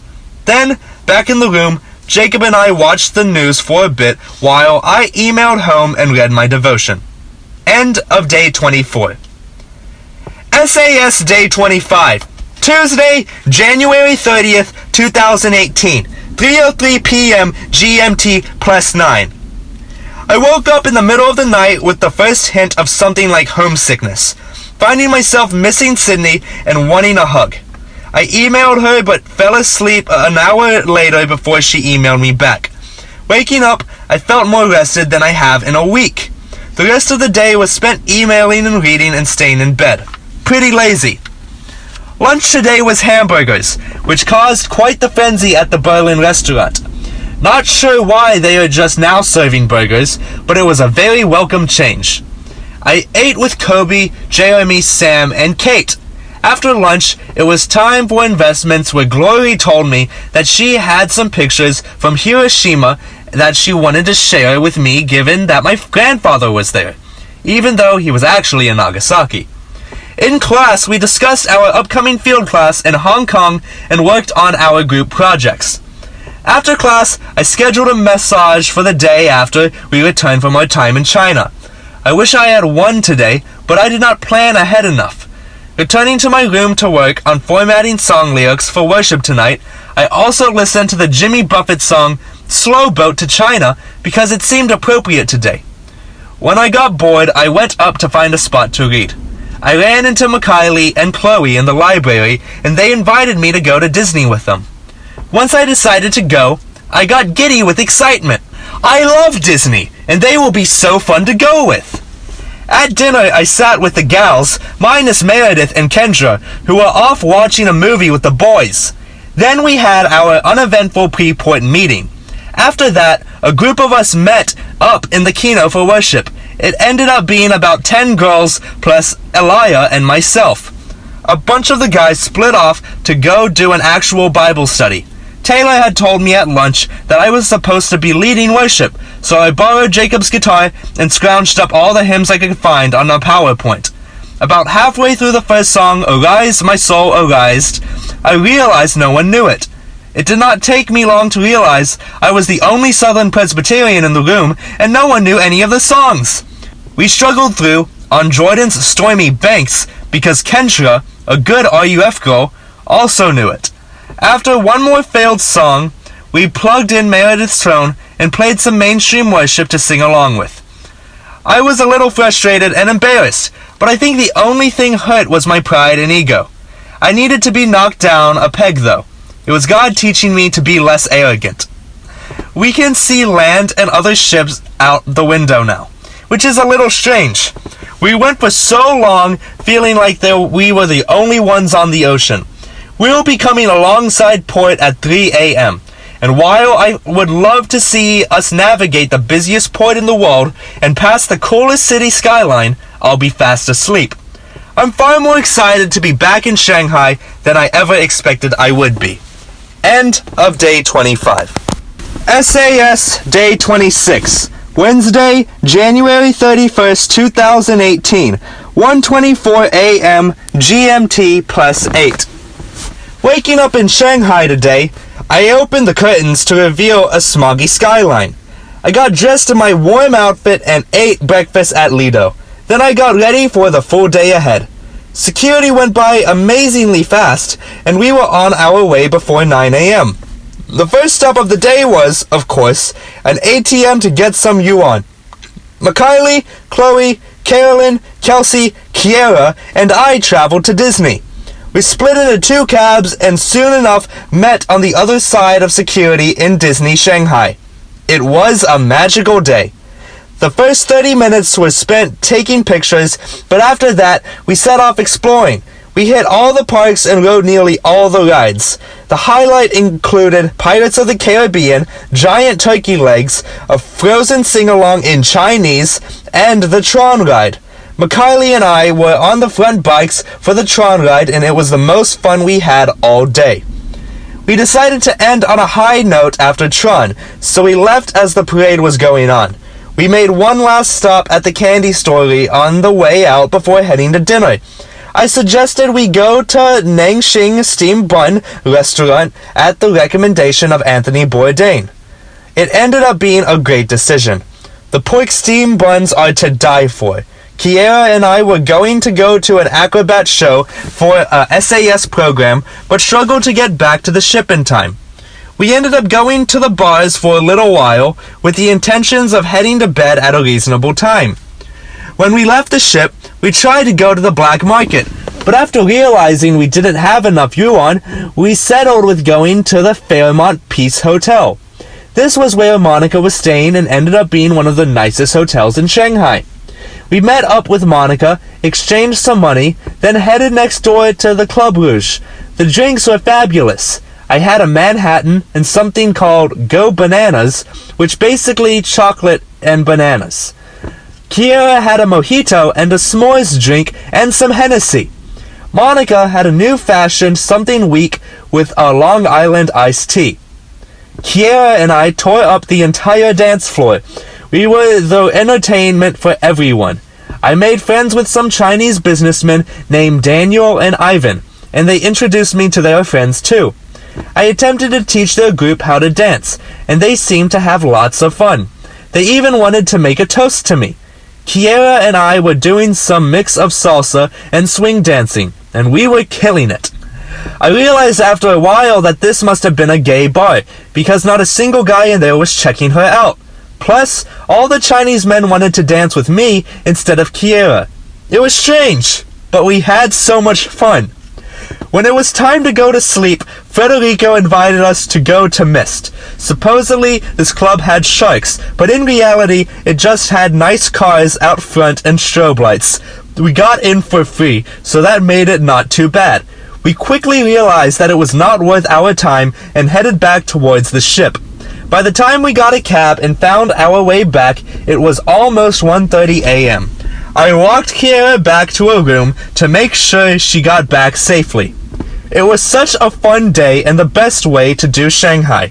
The people were fantastic and the experience was incredible. I would not have had it any other way.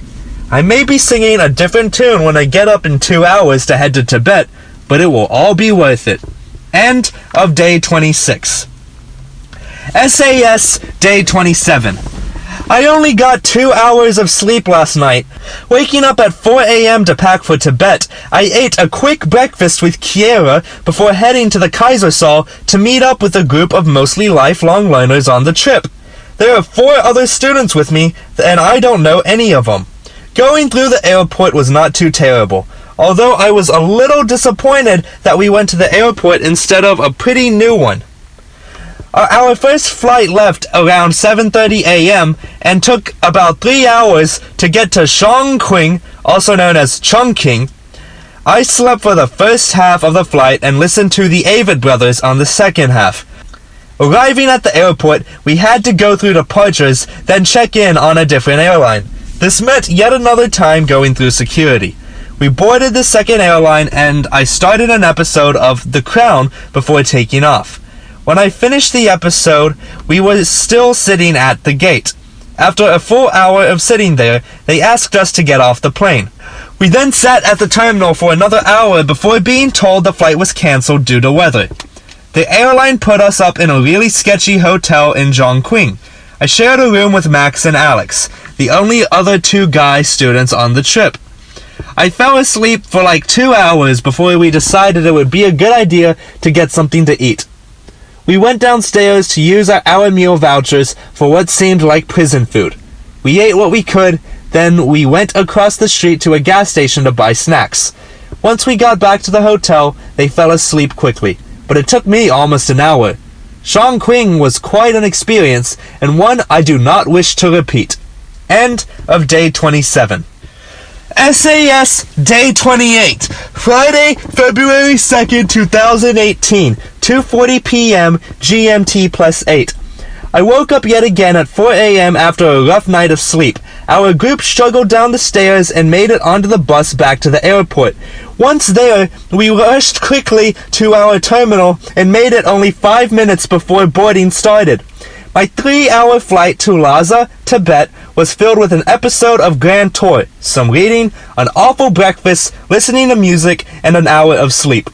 Once in Tibet, we met our tour guide, NP, and boarded a bus for the hour drive to Lhasa. We really hit the ground running by going straight to the Potala Palace. This was where the Dalai Lama lived from the 17th century until he was exiled in the 1950s. From the base to the top floor is an elevation change of over 400 feet, and that to the 12,000 feet we were already at being in Lhasa, and it made for a difficult trek. It was beautiful, but by the end we were all very ready to get out of there and get some food and a nap. We ate our late lunch at a Tibetan steakhouse. It was a traditional meal of yak, and more yak. There was yak curry, yak stew, yak dumplings, and a vegetarian pizza with yak cheese. It was delicious! Afterwards, we went back to the hotel to check in and take a 20-minute power nap. From the hotel, we went to the most important Buddhist temple in the world. It has 2 Buddha statues that were blessed by the Buddha himself. It was actually closed when we got there because it's the off-season and they close earlier, but our guide got them to let us in. It was remarkable the detail that went into all the statues and architecture. After that, we had time to walk around and shop for a while. I got my first souvenirs of the trip, 2 t-shirts. One I'll keep, but I haven't decided who gets the other one. While there, I took pictures with so many locals. All the kids wanted a picture with me. I also decided that from now on, I'm going to spend more time photographing locals instead of just buildings. People tell a deeper story of the culture than any object ever could. For dinner, we had tomato soup and more yak. It was really good and filling. Perfect after a long cold day. Then we headed back to the hotel where I took a bath and crawled into bed. Max left a few minutes ago to play cards with the girls and Alex just fell asleep. My eyes are tired from a long day and I think it's time I exchanged my phone for some sleep. End of day 28. SAS Day 29. Saturday, February 3rd, 2018. 10:11 a.m. GMT +8. Sunrise in Tibet this morning was not until 8:45 a.m. We were allowed to sleep until 7 a.m. and it was wonderful. We had a traditional breakfast with, you guessed it, more yak. There was yak bacon, yak yogurt, yak butter for the toast, and yak milk for the coffee. It's a good thing I like yak. At 8:30 a.m., we boarded a bus to Yamdrok Yumso Lake 3 hours away. The drive was beautiful, and it was pretty relaxing to just sit and enjoy the view. Along the way, we stopped at an overlook to take pictures with Tibetan mastiffs. It was so windy, and the locals all wanted pictures with me too. We made it to the pass at 17,000 feet and enjoyed one of the prettiest views I've ever seen. It overlooked the turquoise lake with a 23,000-foot glacier in the background. As we made our way down to the edge of the lake, I got to ride a yak and have my picture taken on it. It seemed the appropriate thing to do, given just how much yak we have eaten in the last 2 days. On the way back to Lhasa, we stopped at a random house to see what the traditional farm life is like. The family was very welcoming, and the daughter even spoke English. I could not believe they just let this huge group of strange white people into their home unannounced. We lunched at a restaurant near some hot springs and ate yet another traditional meal of yak and rice. The main dining room had several puppies running along and men gambling loudly in the corner, which made for quite the spectacle. The last stop of the day was at the Sera Monastery to watch the debating of Buddhist monks.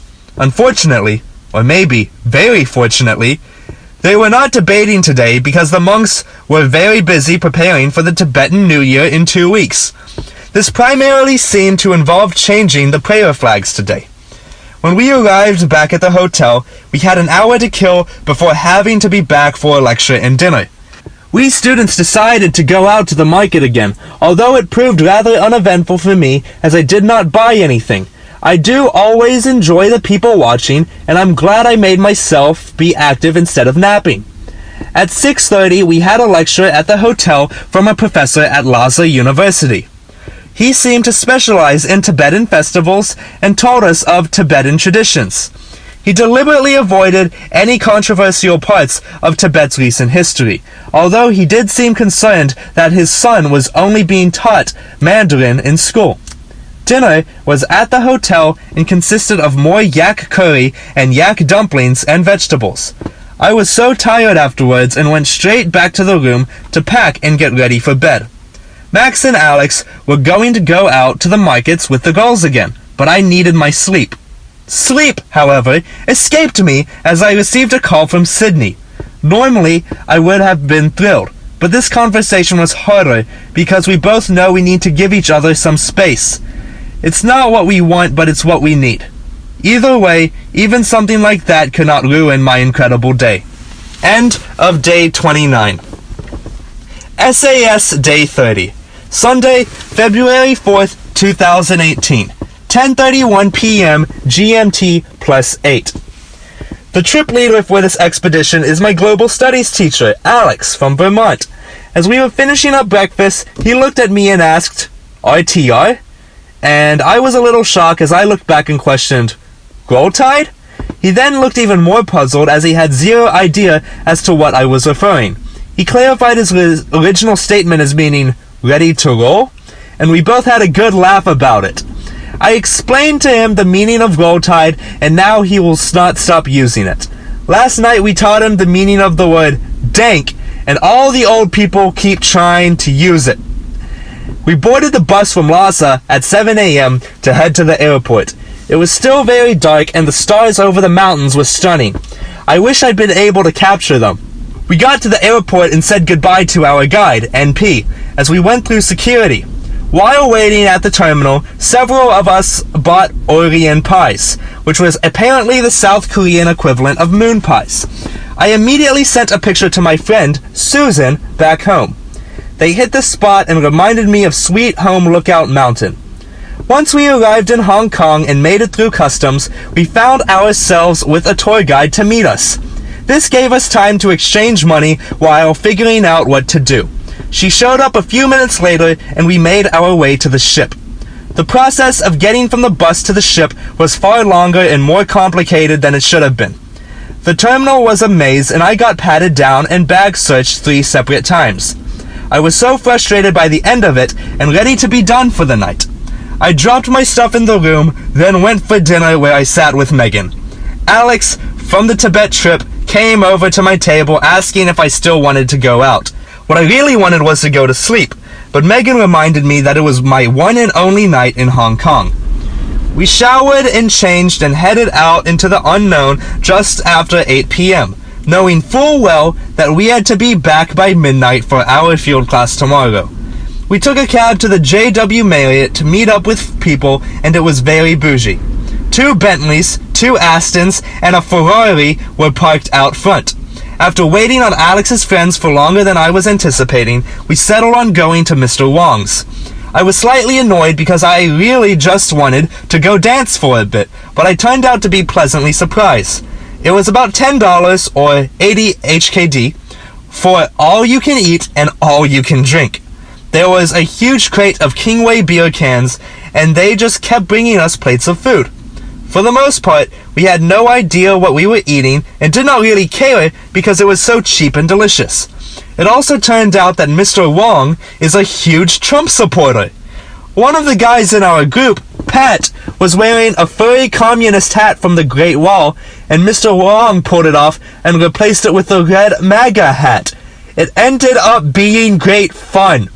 Just shortly after 11 p.m., Alex and I decided it best to catch a taxi back to the ship in order to rest up for our field class tomorrow. I just got back, and after weaving through the maze of a terminal and too much security, it's almost midnight. I'm exhausted, but looking forward to tomorrow. End of day 30. SAS Day 31. Monday, February 5th, 2018. 4:50 p.m. GMT plus 8. Wow, it's hard to believe it's been a month since we left San Diego for this adventure. I was so excited when I woke up this morning, docked in Hong Kong, yet my sleep deprivation from this week made getting out of bed a struggle. I fixed my hair as best I could and put on a sharp-looking outfit. It was my classic jeans, brown shoes, white shirt, and navy blazer with an added flair of a dark floral tie. Everyone commented on how dapper I looked, which was a great ego boost to start the day. We boarded the bus at 8:30 sharp and began the best field class ever. Our tour began with a lesson in feng shui from a supposed master. He reminded me of Mr. Miyagi and was hard to understand. After about 15 minutes of being very cold and confused, we decided to abandon this exploit in order to venture to a pub to watch the end of the Super Bowl. Once there, I ordered a burger and an Irish coffee, both of which helped to warm me up while we watched the game. I was rooting for the Eagles while sitting next to Megan, who is a die-hard Patriots fan. We left with about 3 minutes remaining in the game, but we watched the stats on our phones as it came down to the wire. I was so happy when the Patriots lost. We headed from the pub to lunch on the main island, which involved a short ferry ride over. Lunch was rather typical and uneventful. A lazy Susan of Chinese food and some good conversation with Gloria and the boys. After lunch, we took a detour to the Peninsula Hotel, which has been voted the #1 hotel in the world 10 times. It was quite impressive, but the best part of it all was the quality picture I took on the stairs. When we finally made it to the Hong Kong office of Bloomberg, the main event of the day, we were an hour early. This gave us time to wander the central business district. I somehow led the group, giving a made-up feng shui tour along the way. The tour ended at a Circle K on the bottom floor of the Citibank building. Then we went back over to Bloomberg for our actual tour. Our tour guide for the day was Jason Ryu, a Korean-American who has lived all over and majored in hospitality at a university in Switzerland. He made Bloomberg seem like the coolest place to work ever, and I really want to apply for an internship. He and I really hit it off, and I will certainly be sending him an email soon. He told us about what Bloomberg does and how the terminals work. He then showed up around the office and even took us on the set of our newsroom. As we were leaving, we went back to the pantry in the lobby, and all the SAS students stocked up on snacks. Jason laughed because we were the first group he'd ever had to do that. He said most Asians will not take anything. We left there and headed back to the ship to prepare for departure. I headed straight for dinner, where I sat with Chloe, Kelsey, Kiera, Carolyn, and Mikhaili. After dinner, I went back to the room to work on creating a LinkedIn profile. At 8 in the evening, I went to a meeting for our trip to Cambodia and got into a group with Chloe and Kiera as buddies. I'm very excited to travel with them. As I was leaving that meeting, I ran into Morgan. As we were chatting, we were the first interrupted by Diane and then by David and Maxine, all of whom are lovely. When the ship pulled out of port, Morgan and I stepped outside to watch the skyline and continue our conversation. When the conversation got deeper and the biting wind got too cold to bear, we moved to the balcony of the Kaisersaal. It was such a nice place to catch up with her on life and just to be real with each other. She vented about her trip. I talked to her about Sydney. We both swapped stories, fun and frustrating. It reminded me how wonderful it is to have close friends. It was also the first time we had really talked since before Japan, and it was just great. I'm so thankful for Morgan. At 10 o'clock she needed to finish writing a paper, and I wanted to go up and grab a snack. I guess I had not eaten enough after doing almost nothing but eating today. I ran into Kiera and helped her study for world music. 30 minutes later, Chloe joined us to vent about ship drama. After consoling her, we all headed back to our rooms. I got ready for bed, where I'm writing this now, and then I'm going to read my devotional before finally going to sleep. I'll be sleeping until right up before Global Studies tomorrow morning in order to maximize the 2 days I have before we arrive in Vietnam. Overall, today was a really incredible day, feeling very content and thankful. End of Day 31. SAS Day 32. Tuesday, February 6th, 2018. 10:52 p.m. GMT +8. Since I missed the Global Studies class held between Japan and China, today was the first day back in the full swing of classes in over 2 weeks. I made it to Global Studies this morning for a lesson on the history of Vietnam, primarily in the last 100 years. After class, I came back to my room to clean up a little from my week away. I put up my laundry and stored the winter clothes that I will not be needing again. I also sorted through the tickets and leaflets I had from Tibet to see what was worth saving and what could be thrown away. For lunch, I had made plans to eat with Claire D. We met on the bus from San Diego to Ensenada and have been friends ever since. However, it seems we almost never see each other, so it was great to catch up. She is from Delaware and has relatively conservative views. I wish we had more time to chat, but I feel certain that will not be the last time we hang out. During Money and Banking, I responded to emails from Camille, Anna Miller, and Christopher, all of whom I had texted while in China, but I wanted to give more thorough response to their previous messages. I also finished up a field journal just in time for supply chain management. In that class, we watched a documentary on the garment industry. At 4 p.m., I enjoyed an 80-minute 7 C's massage, and it was wonderful. It was so relaxing that I nearly fell asleep. Afterwards, I went back to my room for a short nap before dinner. At dinner, I sat at a very crowded round table with Peter, Jackson, and the gals. We all caught up and discussed our experiences in China. After dinner, back in my room, I continued working on a paper on Apple for investments. I was nearly finished before we had a C meeting about the upcoming Sea Olympics. The ship was broken up into 7 C's by cabin for smaller informational meetings, and I was the Baltic Sea. From there, it was time for a snack. I ate with Kendra, Meredith, Megan, and Maggie.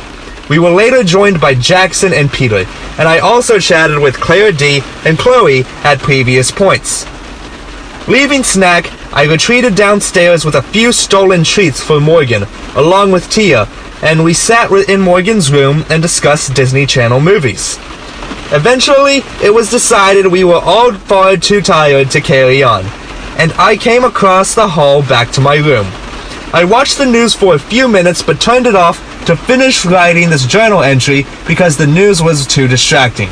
I am going to read my devotional and hopefully get a wonderful amount of restful sleep tonight. End of day 32. SAS Day 33. Wednesday, February 7th, 2018. 10:48 p.m. GMT +7. This morning started out like most B days. I slept in and had an extra hour from the time zone change. The day began by reading my devotional, then finishing up my paper for investments, and then taking a long shower. My hair is just now starting to get a little curly again, so that was fun when I could not find my hairbrush this morning. At lunch, I ate with Mary Helen, Carolina, and Glory. We discussed travel plans and our papers, since we are in the FANG group together. After class, Glory helped me write an email to Jason at Bloomberg. I was more hoping to make a casual acquaintance, but Glory insisted I use the opportunity to put myself in position to get a job interview, should I desire one in the future. I have never really thought about where I would like to work outside of L'Oreal Fuel Company, but I could certainly see myself somewhere in Bloomberg. I thought about taking a nap this afternoon, and even went to lay down in my room, but quickly decided that would be a wasted day. I wanted to see people and build meaningful relationships. Up at the pool deck, I was looking for Morgan, and instead ran into Chloe and Kiera. I was happy to see them, and they were happy for me to join them. As we chatted, I ordered a pizza, which ended up being really good. Unfortunately, I doubt it will be my last pizza on this voyage. When the conversation lulled, I read another chapter of The Reason for God. Chloe left after a while to nap, and I took this opportunity to make my way up to play volleyball. I didn't know most of the people playing, but we still had a great time. Playing in the net cage makes for some interesting boundaries and rules. Basically, there are no rules. Morgan, Tia, Jules, and I sat together at dinner, and many people stopped to speak while we ate. When the girls got up to leave, I decided to make my rounds through the dining hall. I talked with Laura about Myanmar. Then I discussed plans for tomorrow with Jackson and Peter. Catherine called me over to ask about Ghana, and I checked on Mikhaili, who was not feeling well. As I left the dining hall, I ran into Claire D in the library. I walked around the ship with her, eventually settling back in the dining hall. This time, I talked with Elvis as we watched Jackson, Peter, Kendra, and Meredith play group solitaire. About 20 minutes before pre-port, I found a seat with Chloe, Mikhaili, Carolyn, and Kelsey. Elvis and Kiera joined us later. Pre-port ran long tonight due to all the safety hazards to be aware of in Vietnam. Afterwards, Mike led a fireside chat with Emmy Award winner John Murray. He discussed his hit TV shows, including The Real World, Project Runaway, and KUWTK. When that wrapped up, it was time for a snack. I managed to actually get a coveted brownie tonight and ate way too many tuna sandwiches. Elia, DW, and I talked about basketball and the Bible. You never know what conversations one might stumble upon this ship. I left when the food was put away, walking back downstairs with Monica and Rachel. I'm still hopeful an India trip will work out with Monica. I think whether it is through Kensington or not, we will still make something work. Now, I am very tired and not quite prepared for tomorrow. We don't disembark until around noon, which should give me ample time to prepare. But first, I need sleep. I'm going to read my devotional and hopefully fall right to sleep. End of day 33. SAS Day 34. Thursday, February 8th, 2018. 4:15 p.m. GMT +7. Good morning, Vietnam! Out the window this morning, I saw small fishing villages along with the Mekong Delta as we made our way up the river to Ho Chi Minh City, formerly known as Saigon. I was originally disappointed by us not docking until noon, but I was very thankful for an extra day to sleep in. The deboarding process here was by far the easiest yet. While still on the river, we went by seas to the Kaisersaal to get our passports and departure cards. Then, we ate lunch on the ship before the announcement was made that we could get off. In no particular hurry to beat the mass exodus, I left the ship closer to 1 p.m. with Jackson, Sam, and Peter. The traffic in Vietnam is one of the craziest things I've ever experienced. When crossing the street, it's almost better to not even look at what's coming. The bikes will move around you as long as you keep a steady pace and avoid doing anything erratic. It's an absurd system of trust and skill that somehow works itself out. We made our way across town by foot to the Tricia and Verona, a tailor recommended by the American Express concierge service. I'm glad we arrived when we did because 3 SAS faculty showed up right after us. We spent nearly 2 hours there getting measured and deliberating between fabric swatches and the number of buttons. I ended up getting 3 suits, 4 shirts, and a sports coat for $1,000. A bargain. I got a big discount for being the one to bring in so many customers. The tailor even threw in the sport coat for free despite the fact that I unintentionally picked the most expensive fabric for it. We were told we needed to come back around 8 p.m. tonight to get fitted with our partially constructed clothes. This meant we had 6 hours to fill, and I'm confident we made most of our time. We left the tailor and made it just over 1 block before deciding to all go get foot massages. This meant a stop at the first respectable-looking establishment we found, which ended up being one of the best places in Ho Chi Minh. We went to the Golden Lotus, where a 30-minute foot massage, and nothing more, costs only $80. I'm a big fan of the exchange rate here. Once we all felt sufficiently relaxed and rejuvenated, we made our way to a market that was roughly in the direction of our dinner reservations. I had yet to go to a black market on our voyage, so in the spirit of fine living, I bought a Patek Philippe watch for a measly million dong, or $40, which was still a ripoff. Dinner was an experience in and of itself. At the restaurant called Noir, the waiters are blind and you eat entirely in the dark. It was a fantastic 3-course meal with wines to match and the best company I could ask for at a meal with no sight. The boys lived it up, and we had such a great time describing the food to each other and trying to guess what it was. This was also where we devised our tentative plans for biking across Burma. As dinner came to an end, they led us back to the lobby to explain to us what we had eaten. For the most part, we were surprisingly accurate, aside from the part where we embarrassingly got the white and red wines backwards. While it may seem like an odd future first date spot, it really heightens the conversation. From dinner, we made our way back to the tailor for our fittings. Here we ran into Mike and his family. His girls had all gotten dresses made. We enjoyed getting fitted and already like the look of what is to come. I ended up adding one more item to the collection while I was there. There was a gorgeous royal blue tuxedo jacket that I just had to have. I asked Mike's wife for a woman's opinion, and she agreed it would be a crime not to have one made for myself. It was only an extra $200 since I had already gotten so much other stuff. I think I may be my tailor's favorite customer. Because I had ordered so much, not all of it will be ready by the time I leave, so they will be shipping it home for me for free. I'm thankful that I don't have to figure out how to get that stuff back by myself, because that would be quite a headache. Upon wrapping up there, it was back towards the ship to get ready to continue our boys' night out of the town. I broke off from the group briefly to stop by the Saigon Prince Hotel, where Morgan was staying with her mom and grandmother. So I had hoped to catch them after dinner. Unfortunately, they were not there, so I had to make my way back to the ship alone, crossing all the craziest intersections. I ran into a group of SAS girls whom I'd never met, but who were thankful to have a guy show them where to go. When I got back to the ship, I quickly changed clothes, met up with Chloe and Kiera, and then we were off again. We headed to Lush for Sean's 21st birthday party, which he had been piping all voyage.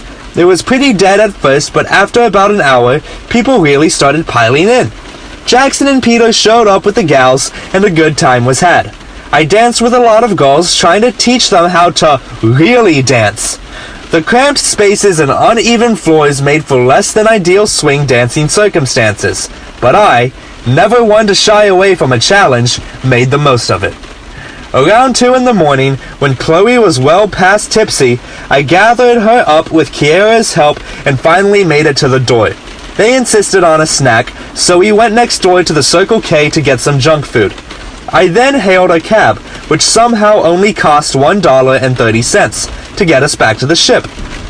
At port, Chloe stumbled back to the gangway and somehow made it through security without getting dock time.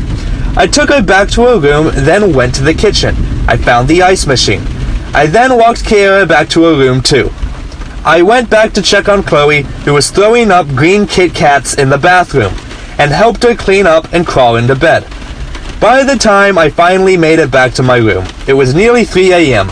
I brushed my teeth and crawled in bed to read my devotional and write this. I'm sleeping in tomorrow and very much looking forward to it. End of day 34. SAS Day 35, Friday, February 9th, 2018, 1:01 p.m. GMT +7. I slept in this morning after a long night out until my slumber was rudely interrupted by an emergency drill for the crew at 9 a.m. I stayed in bed until 10 when I got up to shower and prepare for my day. I went to Kiera's room to get her up. She had already eaten breakfast, gone to the clinic to get her ankle checked out, and gone back to sleep when I got there. By the time she was ready for the day, they were already serving lunch on the ship, so we decided to save some money. We ate with Jackson, Sam, and Peter, who were also trying to save money. When Kiera and I left the ship, she was hobbling due to her ankle. We attempted many times to hail a cab on our way to the tailor, but it was hard to do. We eventually made it to Tricia on Verona's on foot. Kiera did her best to explain what she wanted in a dress, based off some old pictures of her grandmother. I feel fairly confident that they are up to the challenge, and I'm excited to see how it turns out. Tricia was so incredibly thankful for all the business I had brought in for her, and I was thankful for her kindness. She is a strong Catholic and a very hard worker. After the tailor, Kiera and I went to Golden Lotus for a 90-minute hot stone massage. It was half incredibly relaxing and half torture, but I left feeling very rejuvenated. I think I still preferred the foot massage the day before. After the massage, Kiera really wanted to see me get a fish pedicure, so we found a place 1 block away called Blue Moon and checked it out. It was so strange. Imagine a tingling feeling when your toe falls asleep, but in very specific places. While my feet were being groomed by the fish, I got a chair massage that was included. All of this was so incredibly inexpensive. We then had to go back to the tailor for Kiera's first fitting. They also had my black suit finished already, except for the jacket, so I tried on the pants, vest, and shirt. It was amazing. I'm very excited for the rest of my clothes. As we left, we stopped next door at the most amazing shoe store. They made custom men's dress shoes in the $300 range, and they were all beautiful. Most of them were too over the top, even for me, but I could certainly appreciate the art.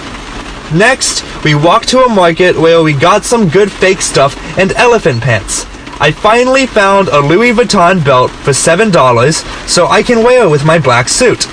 More importantly, I can wear it around the guy who dropped $700 on a Louis belt our very first day in Japan and make him feel foolish. At $15 each, we overpaid for our elephant pants, but I got 3 matching pairs to give to my Bama girls back home, Sydney, Mary, and Olivia. We caught a cab to dinner at Lemongrass, which happened to be back across town, a block away from the tailor. Luckily, this was a beautiful part of town because we spent a lot of time there. Just before dinner, Kiera insisted we stop and find a traditional shirt dress thingy for her. Dinner was lovely, but we were both tired, so the conversation dragged a little. She spent a large part of her time using the Wi-Fi on her phone to catch up back home. Given that she had not done that all day prior, I gave her a pass. We walked back to the ship with the intention of watching a movie with Chloe. However, once back, the 3 of us sat around and laughed at the night before. We all decided it was too late to start anything since we have an early morning tomorrow and we best be heading to bed. I haven't bothered to pack yet, but it should be easy enough to do in the morning. End of day 35. SAS Day 36, Saturday, February 10th, 2018, 9:26 p.m. GMT +7. Early mornings make for great days. I jumped out of bed, very slowly, around 4:30 a.m. to quickly pack for 3 days in Cambodia. Luckily, I had all my clothes planned out in my head the night before, so it didn't take long at all. Once I was ready, I headed up for an early breakfast of muffins and cereal. At 5:30, we boarded buses and made our way to the airport. We were cutting it really close as going through immigration and security took longer than expected. Fortunately, everybody made it to the shuttle on time, and we boarded our plane in Ho Chi Minh. Touching down in Siem Reap, Cambodia, we were greeted by our guide just inside the airport after a short walk from the plane. He said to call him T. We sorted out our visas and customs forms and got to our tour bus. From the airport, we had to get temple passes before we could really see any of the cool stuff. Our first real stop of the day was at Angkor Thom, a smallish temple dedicated to Buddhism, Hinduism, and the Cambodian kings. Here we roamed the ancient ruins, taking pictures of the many stone faces. After wandering around aimlessly for a while, a local teen named Bon approached me casually to ask where I was from. He was very friendly and began to show me all the best spots to take pictures. I was wary of being scammed, but he took the coolest pictures of me and was nothing but nice. In the end, he did ask for money to supposedly go towards education. Feeling he had more than earned his keep, I donated $10 to him and rushed back to the bus just a minute or two late. Lunch was much needed and later than anticipated. We were all starving and probably would have eaten a dog had it been served to us. Lunch ended up being quite delicious with spring rolls, orange chicken curry, and pineapple beef. Eric and I settled in for a brief nap in the hammocks at the restaurant before setting off again for our next stop. In the afternoon, we went to the legendary Angkor Wat, a former wonder of the world. The tour came quickly repetitive, so I broke off with Chloe and Kiera to take fun pictures with shops in the markets. The art in the shops were remarkable and so inexpensive. I had fun haggling with the painters and dealers to see just how low I could get them to go. Luckily, I had made very low offers and was stubborn. More than a few times, I came close to walking away with some amazing art that I would have struggled to find a place for. This is not to mention the fact that I would have had to transport them back to the ship. I ended up leaving with nothing except the money in my pocket as we headed to the hotel. Our hotel, Lotus Blanc, was an oasis of luxury in an otherwise destitute, ramshackle country. The whole place was gorgeous, and our rooms were very nice. I relaxed for a while in my room before meeting up with Kendra and Allie for dinner. Amy and Heather also joined us. We first tried to go to the normal hotel restaurant, but they did not serve burgers. We ended up at the pool bar getting drinks and burgers and fries. I ordered a grasshopper because that will always remind me of Maui, and, being in paradise, it seemed only appropriate. After dinner, I convinced the girls to head out to Pub Street with me for a little while. We rode in tuk-tuks, small, three-wheeled taxis, from the hotel and laughed the whole way there as the craziness of it all. For our first stop, I led the girls to an area of bars created entirely out of shipping containers with lots of Christmas lights hung all around. There were a few tourists and some live music, and the girls thought I was the coolest for knowing about this place. I ordered a round of shots for the group, but because I love myself, we got Baileys. Kendra and I had never done shots, so this was a first for each of us. From there, we made our way to Market Street for a little shopping. The girls bargained for shirts and leggings and patches and such while I merely browsed. Worn out from shopping, I decided to try the rolled ice cream. A Brit from Jersey recommended mixing in Kinder, Nutella, Oreo, Hershey syrup, and rainbow sprinkles. It was a delicious combination. The real reason for our night out in town was to find a club, so we eventually got over to Pub Street. I do not know the name of the club we decided on, but the five of us rolled the club. Of course, I tore it up on the dance floor. Even without alcohol, we had the best time dancing for almost 2 hours. At one point, I went to the bar to get a drink and started talking to these girls from Sweden. They laughed when I got my order back and it was just a bottle of water. As we walked out to head back to the hotel, I grabbed Kendra's hand to dance in the street. There is never a bad time for swing dancing. Then I found one of the beautiful Swedish girls from earlier in the night to take a group picture of all of us. We caught one tuk-tuk for 5 of us on the way back, meaning we had to cram, and Kendra ended up sitting on my lap. It was another hilariously memorable tuk-tuk ride in Cambodia. Arriving back at the hotel just after midnight, it was well past time for bed, but I could not resist a long shower in the fancy hotel shower. I crawled in bed after Wilson was already asleep in his and read my devotional. I am so thankful for my experiences today. I am truly living an exceptional life. End of day 36. SAS day 37. Sunday, February 11th, 2018, 11:57 a.m., GMT +7. Waking up while it is still dark can be a struggle, but when it is for sunrise at Angkor Wat, that is an opportunity you cannot pass up. We woke up at the hotel around 5 a.m. to board a caravan of tuk-tuks at 5:30.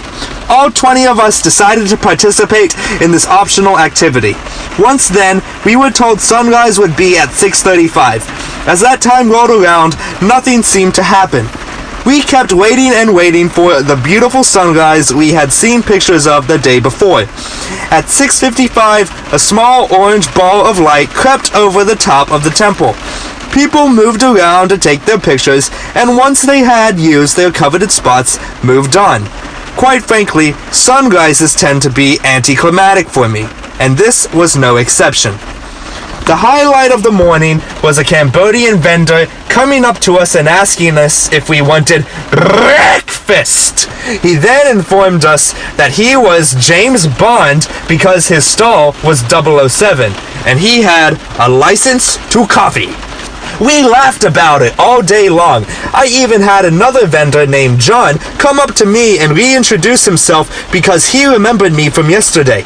My friends were so confused, thinking I just knew people everywhere. As we left the temple and headed back to the hotel, we were very ready for the much talked about hotel breakfast. This was one of the best hotel breakfasts I've ever had, short of the halakalani in Honolulu. There were fluffy pancakes, delectable fruits, paper-thin crepes with chocolate and peanut butter, omelets, and a fantastic cheese board. It was so good. I sat with Kendra, and we reminisced about last night. All 3 plates of food and 2 cups of coffee, we went our separate ways to prepare for our different field programs. Our next stop for the day was to a remote fishing village known as Kampong Kliang, about an hour outside of Silam Reap. It is an oddly popular tourist destination. The people live right at the edge of extreme poverty and survive through a strong sense of community. We took a boat upriver to a big lake where much of the fishing happens. On the way back, we stopped at a floating school to meet the teacher and some of the students. From there, we stopped at a restaurant close to another temple and ate very traditional Cambodian food. It tasted like vegetables and curry to me. Our third and final temple of the trip was Boang Mialia. This one was completely overgrown by jungle and largely collapsed. This made for a very Indiana Jones kind of feel as we explored the ruins. Many people also made allusions to the once popular game Temple Run. After the temple, we drove another hour to our homestay, during which time most of us fell fast asleep. As we approached the homestay, anxious and anticipating the worst, we were blown away to discover we were actually staying at Bong Thom Forest Lodge. This oasis in the jungle has several large guest houses where you sleep on a thin mattress on the floor with a mosquito net hanging above you. The property had the most beautiful gardens and at least a dozen servants to wait on our relatively small group. We took time to explore the property and play cards before our dinner. Our dinner was another traditional meal, and we thoroughly enjoyed every course. After the dinner, it was time for dancing. There was an old man playing a traditional eru and a young boy accompanying him on the drums. Our guide taught us some traditional Cambodian dances, and we did our best to teach the servants how to salsa. Many of the girls on this trip are from Latin America. They, much like everyone else, were so impressed by my basic abilities to dance. In some cases, I was even better than them. My favorite dance partner was Malay, pronounced Molly, a short industrial engineer from Dominican Republic. However, when it comes to swing, Kiera is still my favorite. She and I have great chemistry when it comes to dancing, knowing exactly what the other is going to do next. Finally, a little after 10 p.m., it was time for bed. I took advantage of the outdoor shower to rinse off after dancing for 2 hours. There was no hot water, but the cold water was even more refreshing anyways. Then I dried off and crawled onto my mat on the floor. I now have to put my mosquito net down and turn off the lights. I am looking forward to a great night of sleep. End of day 37. SAS Day 38. Monday, February 12th, 2018. 2:57 p.m. GMT +7. Waking up to the sunrise in the Cambodian jungle is much better than getting up before sunrise to see one at a temple. I slept surprisingly well on the thin mats surrounded by pink mosquito netting. Not wanting to get out of bed, I knew a delicious breakfast was waiting under the girls' house. I went over a little before 8 a.m. for eggs and fruit and watermelon juice. We had a little time to rest before our first activity of the day, so I crawled into a hammock to continue resting a bit. We walked 20 minutes to pre-primary school to interact with kids and do a service project. Our group helped them build a greenhouse. This primarily involved digging post holes, then putting up posts. Eric and Becca and I did the majority of the work between the 20 people that were there. After the 12-inch posts were up, we nailed crossbars between them and hung netting across the top. This took 2 or 3 hours and was really rewarding for those of us who did stuff. I was amazed at what we could accomplish in such a short amount of time. And something that seems so simple to us will mean the world to those kids when they are able to garden and have fresh fruits and vegetables. We also got to spend time with the kids, and they were adorable. I love how no matter where you go in the world, kids are still kids with that pure, uncorrupted joy. After the school, we went back to the homestay to wash up and eat the best Cambodian food. Then Malay and I laid in the hammocks and talked. This homestay experience far surpassed all of our expectations. I would absolutely stay there again in the future. From the homestay, we headed back towards Siem Reap with 2 stops along the way. The first was to a small house to learn how to make rice noodles, a fairly intensive process that nonetheless went quickly. It involves lots of very basic tools and methods. When we left there, a large group of us wanted to check out the temple from Lara Croft Tomb Raider. About 5 people took the bus back to the hotel, while the rest of us transferred to a smaller bus to go to the temple. It was beautiful and covered in huge trees. We kept looking because people would take pictures in front of certain trees, looking for the one that Angelina Jolie took a famous picture in front of. But each next tree became the tree. It took away an hour and a half of our hotel time, but it was well worth it. Back at the Lotus Blanc Hotel, I intended to take a swim in the pool and rest for a bit. However, when the opportunity arose to go back to Pub Street with a cuvee of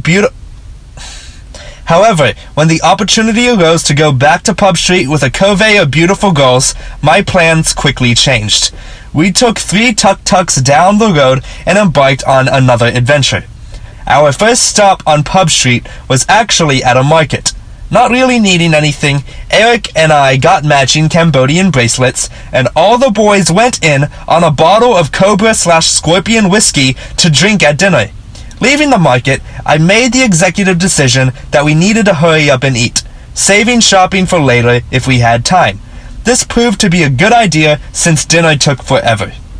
We went to a Tex-Mex Cambodian pizza place because I figured surely it could satisfy everyone in our big group. Before the meal, we got 5 glasses for those of us brave enough to do a shot of the snake wine at the table. It was arguably the worst thing I have ever put in my mouth.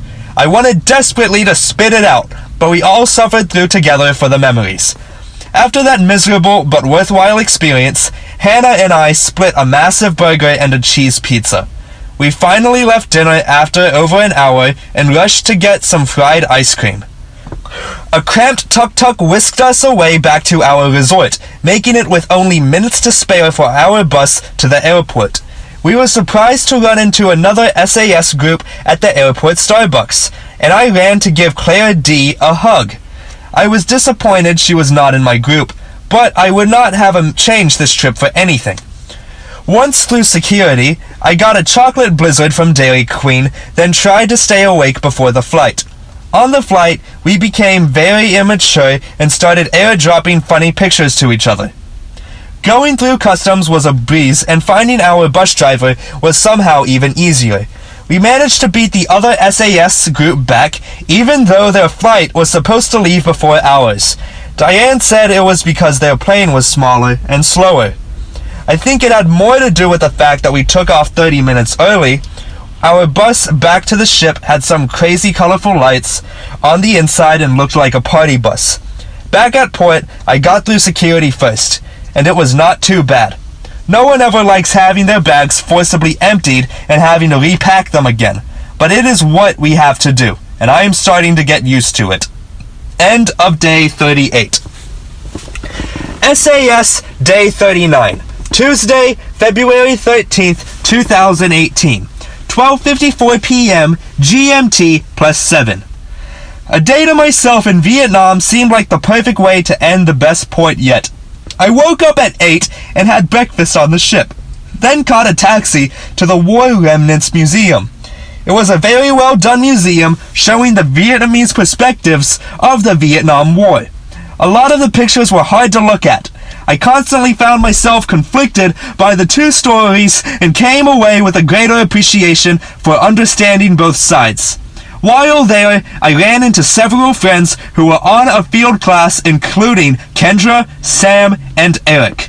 From the museum, I began walking towards the tailor.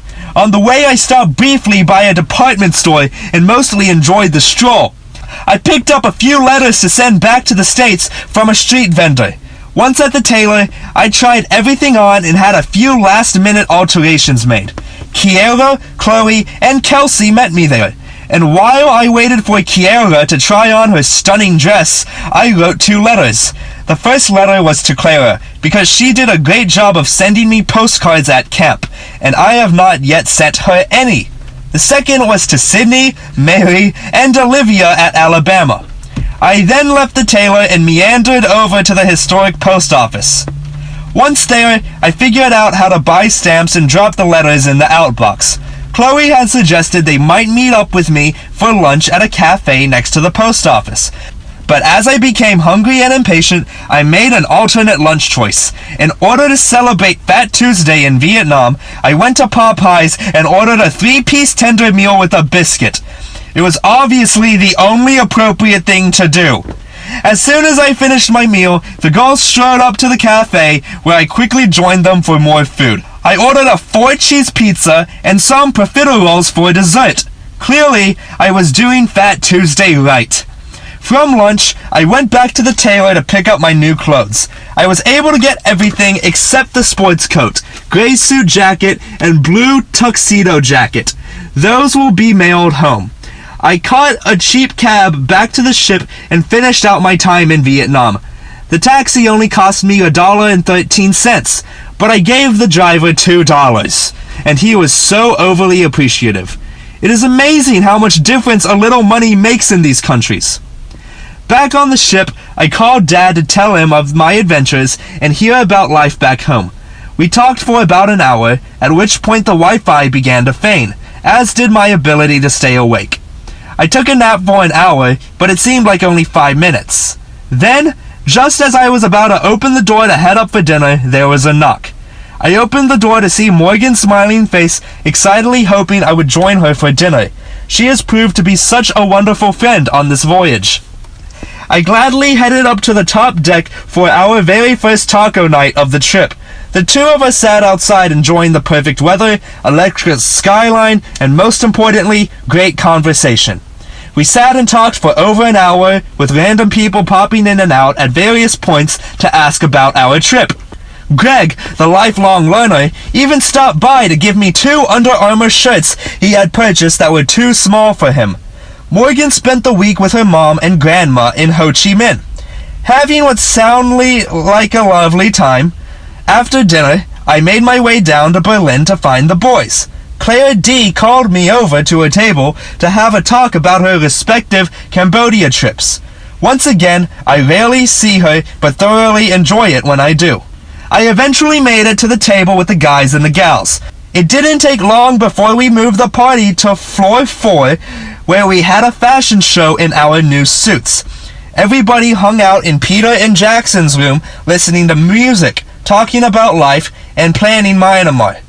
It is starting to seem like our dream of biking through Burma might actually become a reality.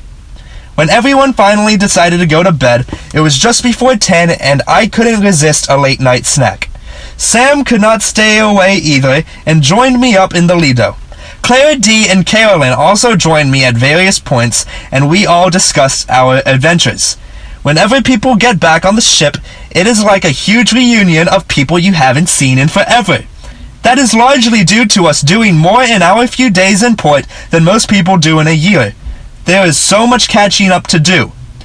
Now I'm ready for a long hot shower and another chance to sleep in my own bed.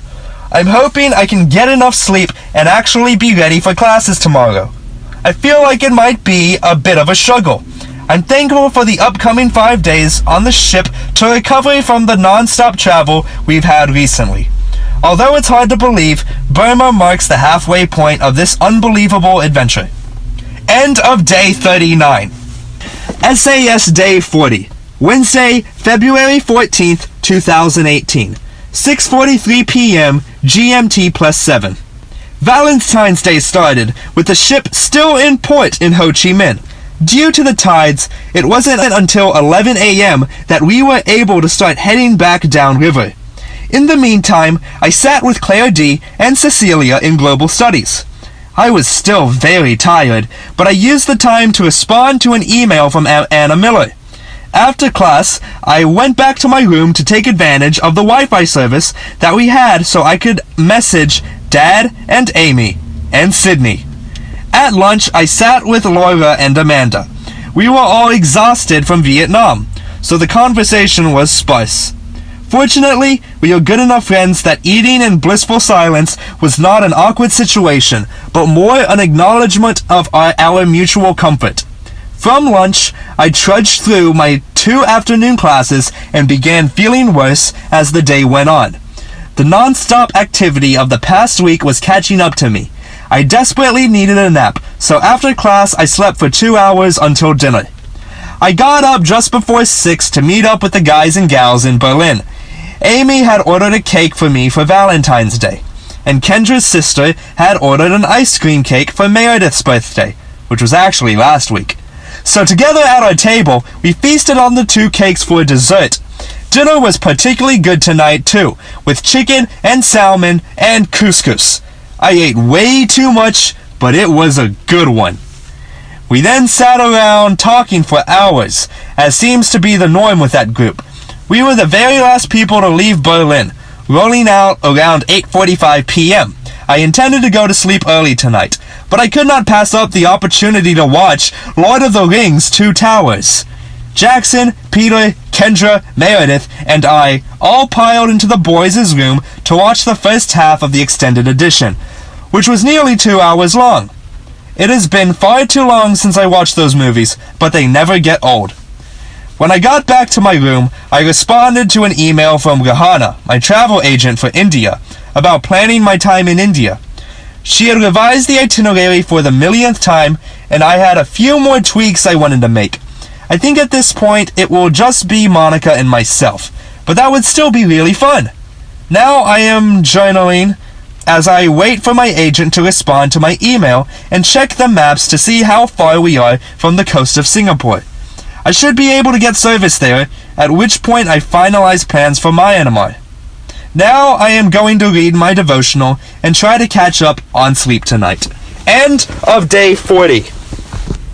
SAS Day 41, Thursday, February 15th, 2018, 10:22 p.m. GMT +7. After trying to sleep in this morning, I woke up naturally around 7 a.m. with no chance of falling back asleep. I grabbed breakfast at Lido and sat with Kendra and Meredith. Kendra had class, so Meredith and I sat around talking and reading. I finished another chapter of The Reason for God, then headed back to my room when Meredith left for her class. Later in the library, Lois reminded me we needed to finish our supply chain field class report. I got my computer and we finished the second half in a little more than an hour. For lunch, I emailed Male to join me in Berlin. We had a great time getting to know each other better, although it was interrupted by Chloe, who could not find her other friends. We agreed at the end of the lunch to meet up later for a movie. During investments, we were supposed to have a guest speaker from the bond business, but he never showed up. Instead, we sat around talking about interview questions and the best ways to answer them. After class, Monica and I further discussed India and even attempted to recruit Carolina to join us. I then went back to my room to watch The Grand Tour. This was the first time this entire voyage I've watched a video that I brought from home in my room. Molly came over around 3:30 p.m. to watch a movie. We ended up settling on The Proposal. Because of my very limited selection, it seemed like the best option. It was funny and we both enjoyed the company. After the movie, we sat around talking about life and travel until we got hungry. At dinner, we talked a while longer before we were joined by Richard. He is from Myanmar, so we had lots of questions about our upcoming port. We all talked for another hour or so and eventually made our way to the library to get more food. I talked to Claire D again about our respective days, and she keeps asking me to hang out with her more. At 9 p.m., I had Bible study. This was the first time we split the groups up co-ed, which I really liked. When we read James 4 and did the same promise, truth, command format we have been doing, I met a girl named Sydney S. from North Carolina who was for some reason encouraged by my ability to pray for groups. We had a talk about her faith, and I want to make an effort to reach out and get to know her in the coming months. At 10 p.m., we had a Baltic Sea meeting in the Kaisersaal to work on our lip sync song for the Sea Olympics event tomorrow. At first, we were going to do the teacher's pet song from the end of School of Rock, but we quickly realized that was a terrible idea. I jokingly threw out the idea of Bohemian Rhapsody, and everyone loved it so that it was what we decided on. We cut it down to 3 minutes and spent the next 2 hours figuring out choreography. Fortunately, there were only 7 of us and was fairly easy once we chose the song. Tomorrow should be lots of fun, but now I'm very hot and it's going to be hard to fall asleep. Maybe a little reading will help. End of Day 41. SAS Day 42. Friday, February 16th, 2018. 3:26 p.m. GMT +7. Today's study day meant Sea Olympics here at SAS, but the celebration would hardly be complete without an early morning life boat drill. At 9 a.m., an alarm sounded and we all made our way to our muster stations with life jackets fastened on tight. We stood around for 30 minutes waiting to get through roll call and inspection before being informed we had passed and were dismissed. Before the opening ceremonies, we had a good bit of free time that I used to work on homework.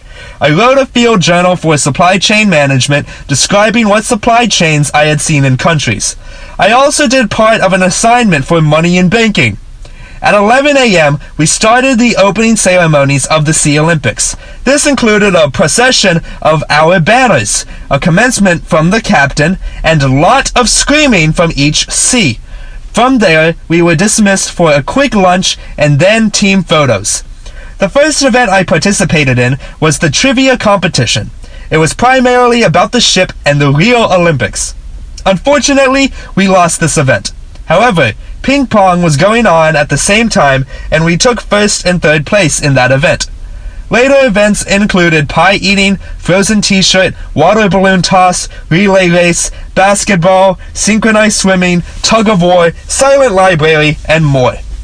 As the events went on, I hung out on the top deck mingling with friends and dancing and watching the events. It was a great time to just enjoy ship life and the awesome community there. Even if your team was not participating, you could cheer on and laugh at your other friends. After watching synchronized swimming, I decided it was time for a nap. I slept for nearly 2 hours and then went to dinner. After dinner, I caught the end of Silent Library and went to practice our lip sync routine at the back of the ship. We added a few people to our performance and quickly taught them the basic moves. At 8 p.m., it was finally time for the closing ceremonies and, more importantly, our lip sync battle. We were the second team to go and we killed it. It was so much fun to be up there performing in front of everybody and not caring how ridiculous I looked. Every group was so much fun to watch. It really turned into more of a dance-off than a lip-sync competition. When it came time for the final tally, we were ahead, having won 4 of the events. The judges announced third place went to the White Sea, the lifelong learners in the faculty and kids. Then second place went to the Bering Sea. As the drum roll played and the suspense was building, we knew what was coming. We won the Sea Olympics! Baltic Sea took first place and stormed the stage as We Are the Champions played in the background. Had you asked me last night, I would have predicted we would come in dead last, but somehow we dominated the competition. It was so much fun. We all ran up to the Lido Terrace to celebrate. Then we made our way out onto the deck where the mine was unbelievably strong and the ships in the distance lit up the dark horizon. On the bow, I talked with Maggie and Jackson. We had a really deep discussion on marriage and Christianity and dating relationships. It is amazing how our friend group can just dive into things. At 10, Megan grabbed us to go get a snack, where the whole friend group reconvened to have more open and honest conversations covering Christianity, speeding tickets, and peeing in the shower, among other things. Catherine joined us and was shocked by our friend group dynamic. It was a wonderful community. Eventually, after a few too many desserts and sandwiches, it was time to call it a night. As I got back to my room, I had an email from Sydney. While I journaled, we emailed back and forth about various things. It is nice to feel back to normal with her. Now, I desperately need to shower, but sleep is calling fast. The struggle is real. Shower, then devotional, then sleep. End of day 42. SAS Day 43. Saturday, February 17th, 2018. 8:45 p.m. GMT +8. Waking up after the Sea Olympics was a struggle. I dragged myself out of bed just in time for global studies. My friend Richard from Myanmar opened up the presentation by giving us some language tips and helpful advice on where to go and what to do. Then Alex gave a general history of the nation as well as some do's and don'ts of Myanmar. Lunch today included pita and Greek salad sandwiches, bratwursts, and never-ever-present pasta. I ate with Carolina, Mary Helen, India, and Peyton.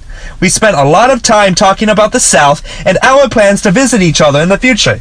I have so many people that I'm going to want to visit after this, and I have no idea how I will ever have time to do it at all. In Money and Banking today, we had a guest speaker who used to be a bond trader for Wells Fargo.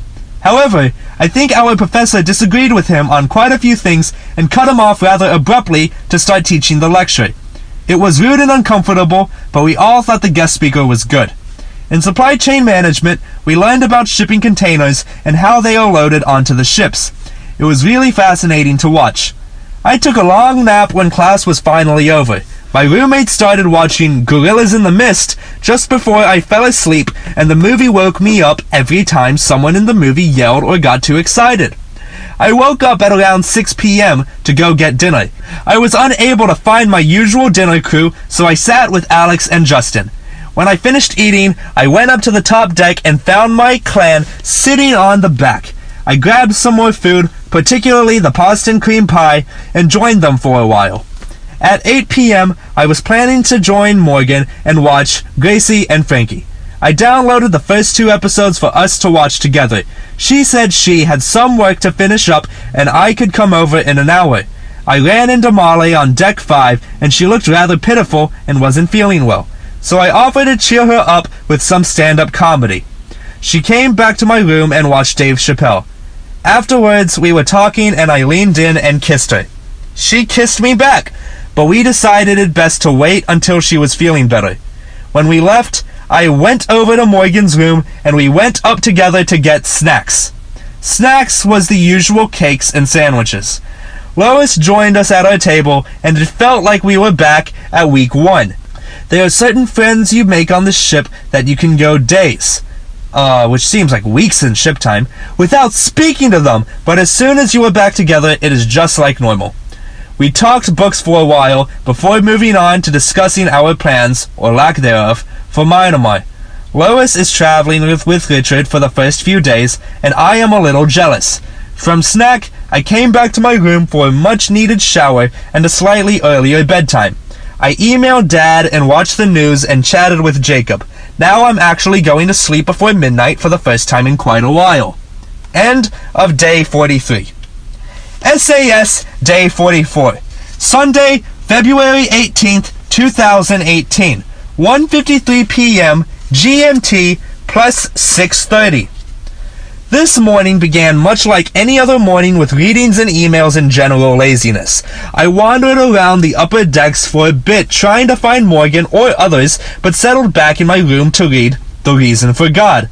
I also spent a great deal of my morning emailing with Amy to plan out my time in Myanmar.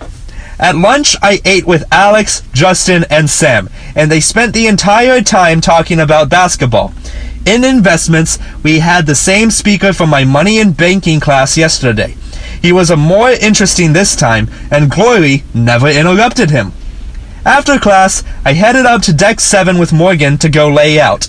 I also found the guys and gals up there too. We watched as the ship headed towards Mergway for an emergency evacuation of one of the crew members. Nearly 50 kilometers off the coast, a small naval vessel pulled alongside our ships so that our officer could board and be quickly transported to the nearest hospital. While the detour itself added to our time, the whole voyage only took a matter of minutes. It was a fascinating experience to watch. We then went and jumped into the pool, marking my first time in the pool this whole voyage. After the pool, we went up to the very top to play volleyball. Volleyball is just competitive enough to be fun, but no one takes it too seriously either.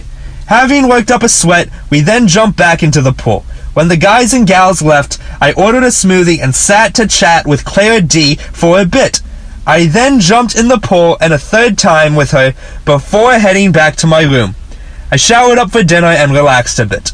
In Lido for dinner, I joined Morgan and Tia and a lot of the original crowd I hung out with, bouncing back and forth between that table and an adjacent table with the guys and gals. Peter, Sam, and I all ordered double cheeseburgers. They were good, but took way too long. As soon as I finished mine, it was time to head to Preport, which took over an hour, but I think the information was helpful. After Preport, I went back to Peter and Jackson's room to plan out our week. We have a tentative plan for the first 2 days, but after that, it is all a mystery. We all met up for a snack in Lido when I ordered curly fries. Apparently, I was having a fat day. We plan to meet up for breakfast tomorrow morning at 7:30 a.m. to get ready for our day, after which I then returned to my room to pack. The guys were watching the end of The Lord of the Rings, but I decided I was better off going to sleep. End of day 44.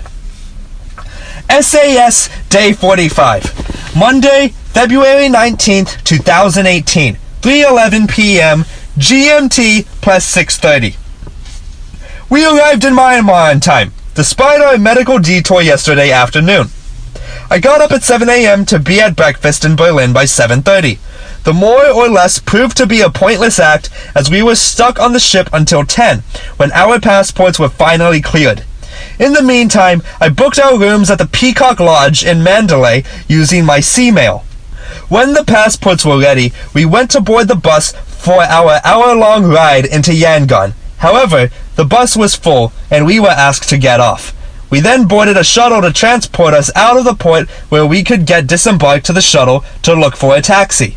The other bus stopped. 4 people got off to get their own taxi, and the tour guide called out to us to see if we wanted on. Of course, we jumped at the opportunity and piled back onto the back of the bus. After a bumpy ride into town, we were dropped off at the train station to fend for ourselves. Our first stop was to find some local currency. 2 different ATMs rejected my cards, so Peter got out $80 for me. We then stopped for lunch at Mr. Chef. I got the Malaysian noodles with chicken, and they were all really spicy. It was so spicy that I ended up ordering an ice cream sundae to counteract the heat. In spite of the heat, it was still a delicious meal. Then the girls somehow stumbled upon us at the restaurant, which is incredible given that this restaurant was completely random and they did not know we were there. They sat down to eat after us, and while they were eating, we headed out to find bus tickets. We were flagged down by a friendly tour operator who led us to his store to get bus tickets. It seemed a little sketchy, but the price was right, and so was the destination. For $20 each, the 4 of us had a ticket on an overnight sleeper bus from Yangon to Mandalay. Ticket in hand, we went back to Mr. Chef to meet up with the gals. Our one agenda item in Yangon was to see the Shwedagon Pagoda. The whole squad began our long walk there with the idea to stop somewhere along the way. We found a nice park to relax where the girls played with puppies, and I talked to the locals. Some small, local boys came up asking for food or money and saw that Megan had dog treats. She tried to inform them by pointing to the picture and the dog next to her that it was for animals, but when she handed it to the elder boy, he began to eat it. There was nothing we could do but laugh and feel a little guilty. 2 guys had a guitar, so naturally I sat around with them, talking music and culture and playing guitar. They were very friendly. From the park, we walked over to the pagoda. At the entrance, the other guys wearing shorts were ornate and covered in literal tons of gold. Supposedly, there is a 70-plus carat diamond at the top of it. We ran into a lot of SASers, and each group helped take pictures of the others. Now it was time for dinner, and the 10 of us crammed into 2 taxis. Peter, Jackson, and I were in the trunk watching the other taxi follow behind us. Dinner was at a Skybar Bistro on the top floor of a 20-story skyscraper right downtown. The view for dinner was fantastic, and the food was great. I got a 400G prime rib, which was meant for 2 people, and demolished it. I also had a baked potato, a glass of sangria, and a milkshake. From dinner, the guys caught a taxi to the bus station an hour away from town. In the taxi, I was surprised to see Resident Evil playing on the small dashboard screen for our enjoyment. Our taxi driver was fun, so he blasted music most of the way there. Peter was in charge of the aux cable, so the playlist included everything from Chance the Rapper to Thomas Rhett. When we got to the bus station, we bought snacks, waited for 30 minutes, then boarded our surprisingly comfortable bus. I just put in my headphones to listen to the band Indelible Grace and start journaling before trying to get some sleep. End of day 45. SAS Day 46, Tuesday, February 20th, 2018, 3:39 p.m. GMT plus 6:30. At 5 a.m., a long night came to a rather abrupt end as we pulled into the bus station in Mandalay. We made it more than an hour faster than expected, and the sun had still yet to rise. With no plan beyond getting to Mandalay, we took a taxi to the only place we knew, the Peacock Lodge. Arriving at the hotel, we were greeted by a sleepy-eyed, confused young man. We informed him that we were supposed to be staying there tonight and asked how early check-in was. Surprisingly, he made 2 rooms available for us right away, and we were able to all go catch up on the sleep we did not get on the bus. We all crashed hard and slept until noon. The first item on our agenda was finding a place to rent bikes. To be clear, this very much goes against SAS policy. After a few phone calls, we found 2 scooters to rent from a Brit named Tim who ran a school near our hotel. We picked those up for $8 per day and then headed across town to pick up semi-automatic scooters from Zach, an American from Atlanta. Those also only cost $8 each per day. Now, we were mobile and ready to explore.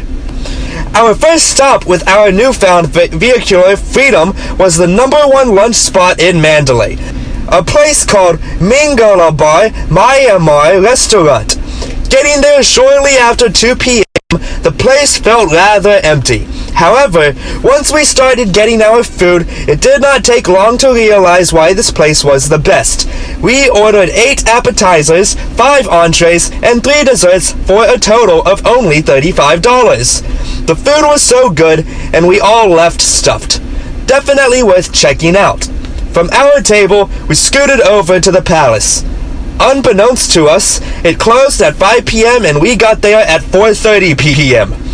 After paying our entrance fee, we found a taxi driver who could take us the long way from the outer wall to the main palace.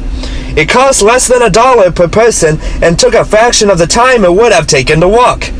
We explored rather quickly, with a highlight being our climb on the top of the watchtower. The architecture was interesting and wandering around was fun, but I am actually glad we rushed through it. Our taxi driver waited on us and brought us back out the gate at 5 p.m. to our bikes. The next stop on our journey was the top of Mandalay Hill.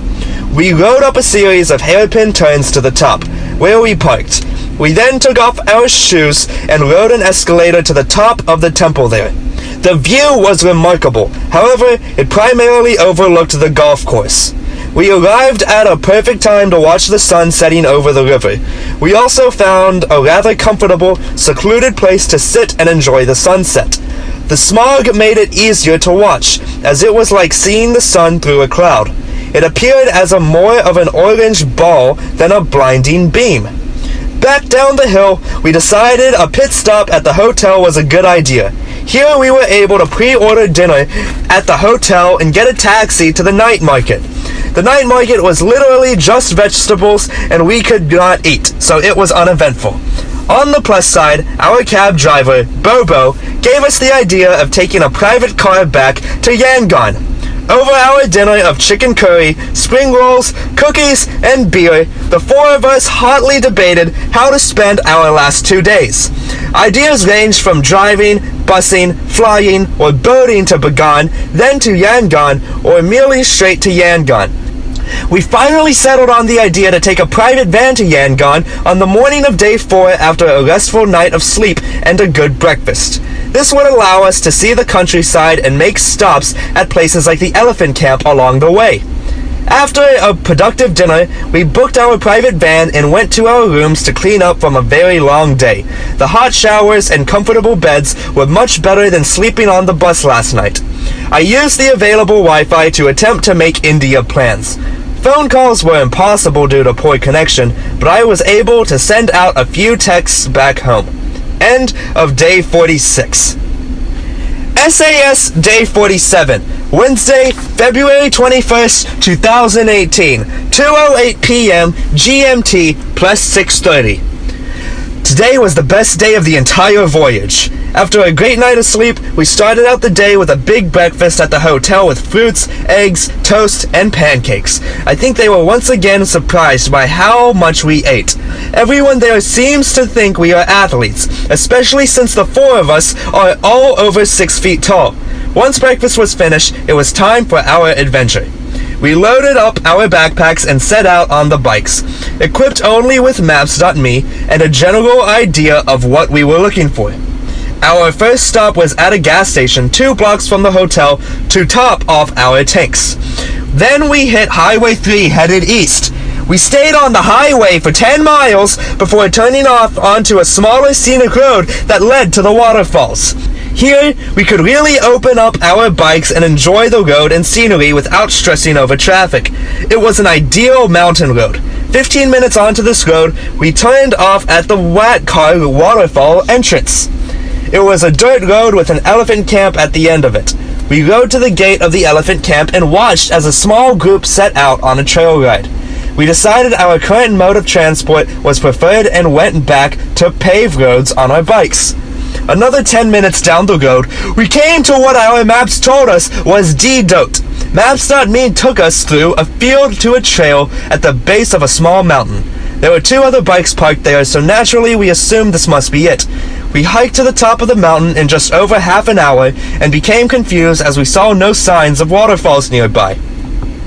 Fortunately for us, a local boy named Mal was on top of the mountain making charcoal and decided to help us. He led us to the other side of the mountain and down steep cliffs. At times, the trail ran out and we had to slide down the gravel as best as we could from tree to tree. At one point, we literally had to climb 15 feet down a tree from a rocky overhang. It was the most insane, and as we later found out, unnecessary, path I have ever taken. However, it was exactly the kind of adventure we were looking for, and the reward at the end was all worth it. As we cleared the trees, an oasis of clear blue water appeared. The pool was something you could only find at the wildest travel magazines or movies. It really was beyond description. We set our stuff down and jumped into the cold water. Being sweaty and dirty and a little beat up from our hike, the water was beyond refreshing. Then Mal disappeared and reappeared moments later with 4 packets of shampoo for us to wash our hair with in the waterfall. The whole experience was surreal. We spent an hour climbing all over the waterfalls, exploring different levels and pools, and taking in the beauty of it all. When it came time to leave, a German fellow by the name of Sebastian informed us that there was a much easier path back that only took us 15 minutes and required no strenuous activity.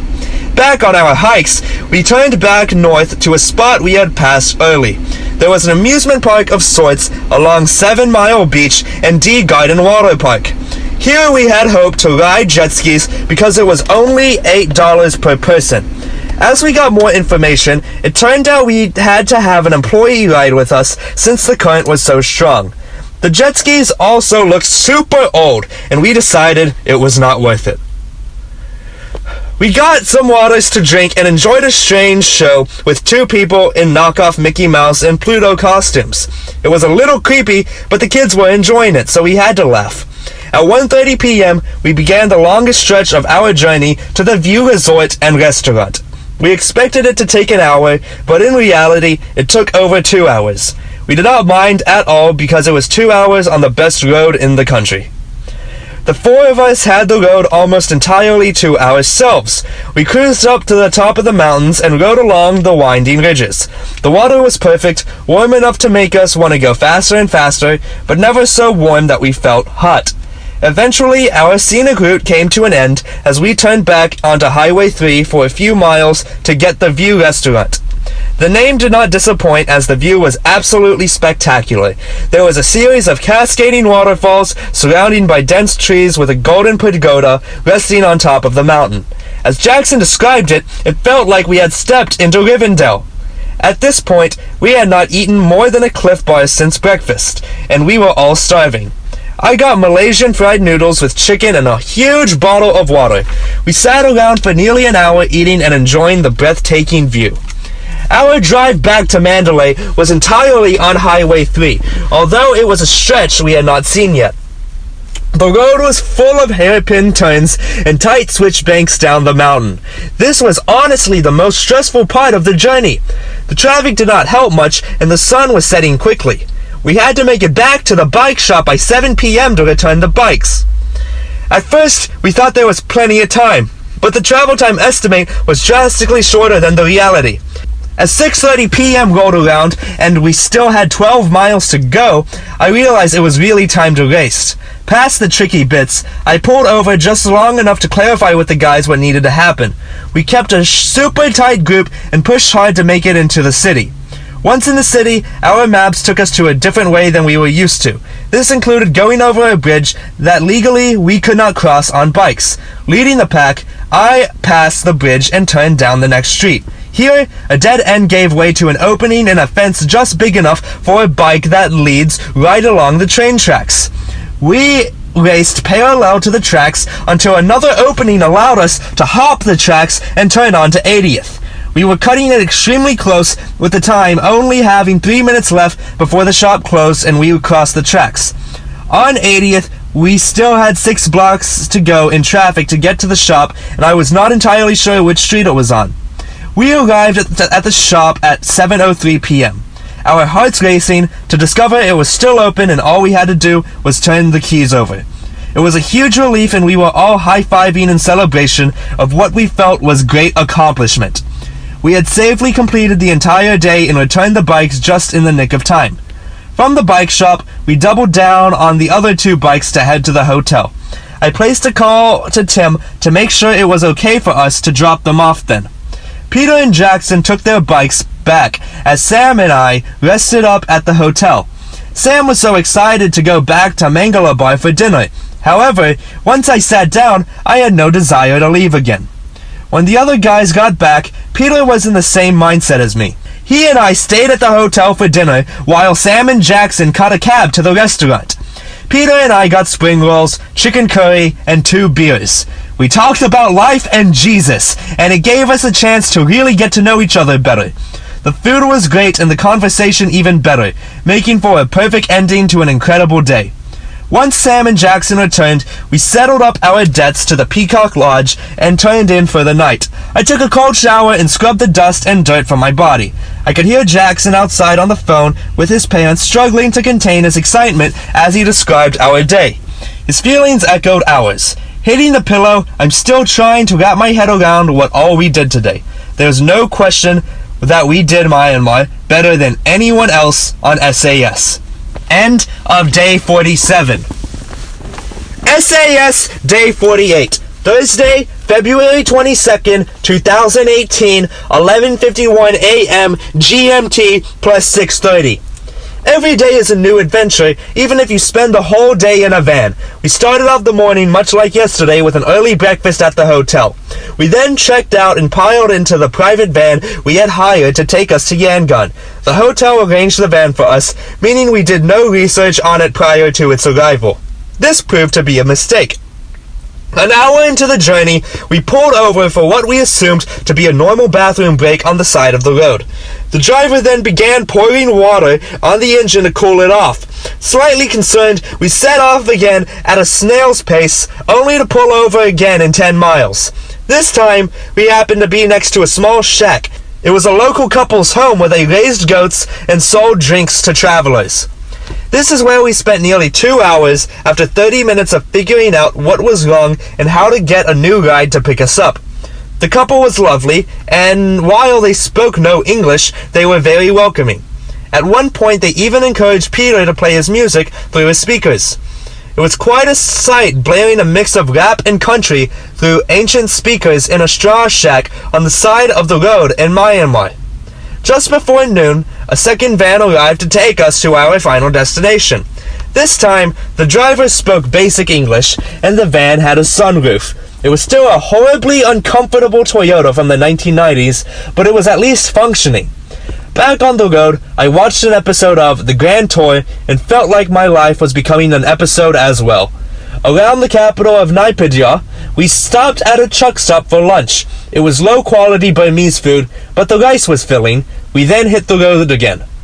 On the stretch between the capital and Yangon, we opened up the sunroof all the way to create more airflow. I listened to country music, then watched the final episode of The Crown.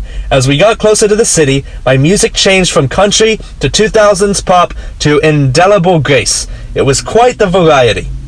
I was in charge of getting us back to the ship and telling the driver where to go. This took a bit of work using Maps.me to determine where to go and what to tell the driver. Numerous times I showed him the route on the map. When it came time to cross the river south of Yangon, he became upset over the distance of 12 miles because it was further than he anticipated. Frustrated but ready to be home, we agreed to pay him slightly more just to get us back to the ship. Finally back at the port, we attempted to bring down the price given all of our inconveniences of the day. We gave in fairly quickly, knowing he needed the money more than we did. We almost ran into trouble as he did not think my bills were crisp enough. But we did manage to convince him otherwise. Once our debts were paid, we loaded a final shuttle to the ship. We went through security, dropped our bags in our rooms, and went to order food in the library. We all pigged out on double cheeseburgers and fries and pizza. I think we felt we had earned it after our long day of doing nothing. But in reality, we were just really hungry. Then it came time for a long shower and bed. It was always so nice to be back in my own bed. End of day 48. SAS Day 49. Friday, February 23rd, 2018. 1:12 p.m. GMT plus 6:30. I struggled out of bed after not quite enough sleep. However, being our last day in port, I wanted to make the most of it. I got breakfast with Jackson and Sam. Jackson informed us that Peter had gotten very sick during the night and would not be joining us. Then the three of us boarded the 9 a.m. shuttle to the city 30 minutes early to ensure we had a seat. The traffic was slow, causing the trip into town to take an hour and a half. At the train station in Yangon, our main priority for the day was a lunch and a good Wi-Fi. A friend of Sam's named Claire E. joined us at this point as well. Sam had the idea to go check out the Strand Hotel for lunch, in hopes that the Wi-Fi at a nice hotel might be better than at a random cafe. We walked the mile and a half there, stopping along the way at a donut place and a small park. The side streets were lined with markets, and the park seemed to be setting up for a festival. It was very hot outside, but as long as we stayed in the shade, I was glad to be walking instead of taking a cab. You get much of a fuller experience when you immerse yourself in the middle of the culture by walking through it. Once at the hotel, we went to the Strand Cafe. We lucked out by running into people that was on the SAS board and would be joining us between ports. They let us use the Wi-Fi password for their room while we ate lunch. It happened to be the best Wi-Fi we have had on the entire trip, and we took full advantage of it. I downloaded several movies and over 300 songs on Spotify. Lunch itself was incredible too. I had 4 grouse ravioli with goat cheese and a strawberry reduction and a glass of champagne. Then for dessert, I had both a massive profiterole covered in warm chocolate sauce and a bonafide trifle. Both were heavenly. Lunch somehow lasted nearly 3 hours, with us enjoying the food, company, and most importantly, the Wi-Fi. At 2:30 p.m., we decided it was time to head back to the train station to hopefully be early enough for the 3:30 p.m. shuttle back to the ship. Upon arriving at the train station at 3, we found the 3:30 shuttle left an hour early, almost immediately, and left for the ship an hour before it was scheduled to do so. The ride back to the ship only took an hour, and having sat close to the front, we were also at the front of the security line. Back on the ship, I wandered up to the pool deck where I ran into Maggie and Megan. We compared trips but saved most of the details for dinner tonight. I went to check on Peter and found Jackson, Sam, and Kendra already in his room. At 6 p.m., we all met up in Berlin for dinner. Dinner tonight was chicken nuggets, so everyone ate way too much. After dinner, I found Morgan sitting on deck 6 near the Kaisersaal. We sat around and talked for a couple hours about our trips and life back home. Because of our location and a common intersection, we constantly had people coming up to us to say hey or ask about our trip. Amy, Luke, and Noel are some of the faculty members who wanted to hear about our experiences too. There was a collective frustration around volunteerism, but the overall feelings towards Myanmar were positive. It seemed no one had expectations for this point, meaning that no one could be disappointed either. Once the passing traffic subsided, Morgan and I watched the first 2 episodes of Gracie and Frankie. Right as we started, Bravo, one of the beloved waiters on the ship, came by with a cart of dessert that had been intended for the immigration officers. He smiled and sneakily pulled out some napkins for us, allowing us to steal a few desserts before he quickly went back to the kitchen. Bravo does a great job of making everyone feel special, but he seems to particularly like us. Morgan and I really enjoyed the show, and I will have to download more episodes when I get to India. End of day 49. SAS Day 50, Saturday, February 24th, 2018, 7:12 p.m. GMT plus 6:30. The ship rocked and the horn blew as I was rudely awakened by our departure from port. Due to the upriver nature of Yangon, we were unable to leave until this morning when the light was better for navigating. I climbed out of bed for global studies and sat with Carolyn, Mikhaili, and Kiera. Today we covered the things about India we could typically cover 2 days before port, but our next class is an exam, meaning we will not have the opportunity. After class, I went back to my room to read some of The Reason for God. At lunch, I met up with Monica and Carolina to discuss India plans. Carolina decided she was not going to be joining us, so I booked the trip for just Monica and myself. The itinerary looks incredible, and I'm excited for the chance to travel with Monica as well. When it came time for class, Carolina and I left together in the Kino. I spent the majority of the next 2 classes reading my book, then continued reading it in my room after class. Tonight, the gang had planned to enjoy a fancy dinner in the Four Seasons restaurant. This meant first that I had to spend some time getting ready. I took a long shower, during which I listened to the first Ole Miss RUF podcast from this semester. Then, I shaved my guy's trip, scruff, and attempted to style my hair. I threw on a pair of jeans and my new, custom paisley shirt from Tricia and Verona. It fit like a glove and I looked far better than I expected it that night. At 6:15 p.m., the 9 of us met up at the restaurant, each person looking better than the rest. I sat between Ali and Kendra and across from Sam, meaning I was never at loss for a conversation. The meal began with a glass of champagne. I was elected to toast and said cheers to lifelong friends and world travels. These are my people and ones I hope to remain close friends with long after the voyage is over. The meal was served in several courses, and the table had been set in full formal fashion. This caused some confusion as Maggie and I had to explain to everyone which utensils to use for which course. The main course was a big steak. I devoured mine, then ate the leftovers from Peter and Kendra's. Dessert, a simple apple sundae consisting of vanilla ice cream, caramelized apples, whipped cream, and peanuts, was especially good. Dinner lasted nearly an hour and a half, shorter than many dinners with that friend group.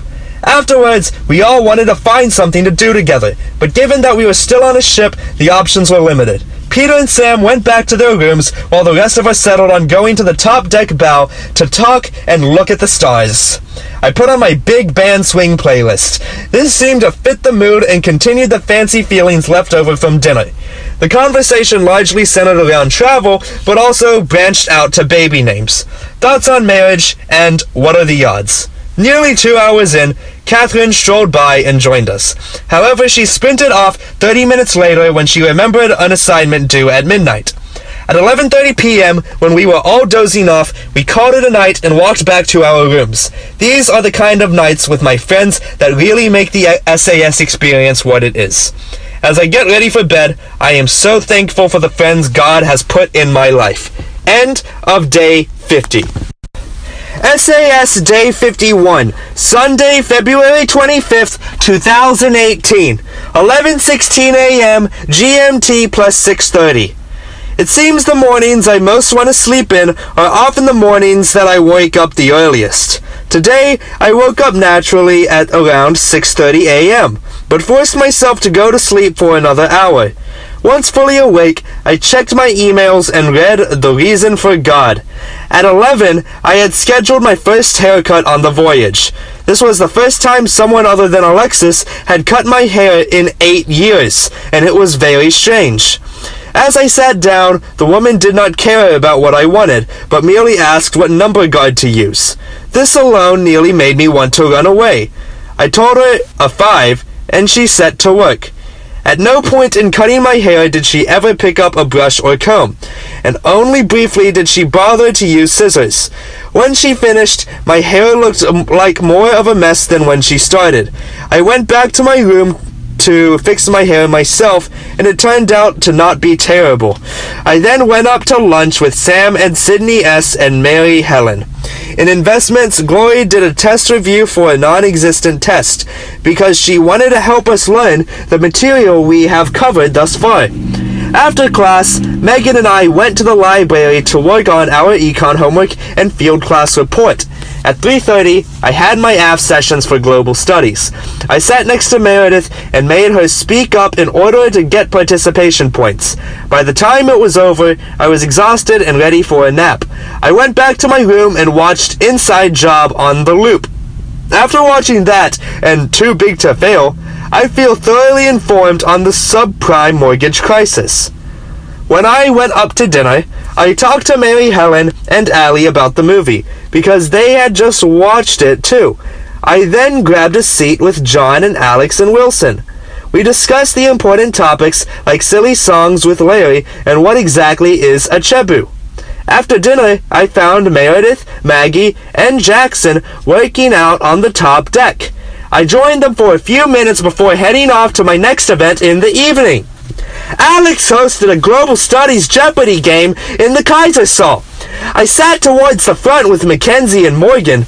Morgan was far more interested in my plans for later than she was in the game. After the game, I went up to Berlin to share in Kendra's 3rd birthday cake and discuss celebrity crushes with the gang. At 9 o'clock, I met up with Molly, and we went to talk on the top bow. We talked for nearly 2 hours about past relationships, families, friends, but most importantly, about Christianity. She's agnostic and has had little Christian influence in her life. I have been reading The Reason for God and had lots of answers to hard questions. I also tried to explain why I was a Christian. As we looked out over the vastness of the ocean and up at the expanse of the stars, I posed the thought of our infinite smallness. I also inquired as to how anyone could look at this world and think it was all random and not endowed by a creator. Shortly after 11, sleepy Molly needed to head to bed. I walked over to the gang who was sitting on the other side of the bow. I had told Molly early that those people were my best friends and that they were the kindest, most genuine people on the ship. They were studying for our global studies test tomorrow, so I joined in with them. We later listened to some old Mumford & Sons song and enjoyed the warm ocean breeze. When that came to a rather late end, I was starving. I went down to the library to get a cookie and some Pringles. Back in my room, Rihanna had just emailed me about India, so I responded and forwarded the information to Amy. By tomorrow, I should have everything booked and ready to go, which will take away a considerable amount of stress. Now, I need to sleep and make it through tomorrow. End of day 51. SAS Day 52.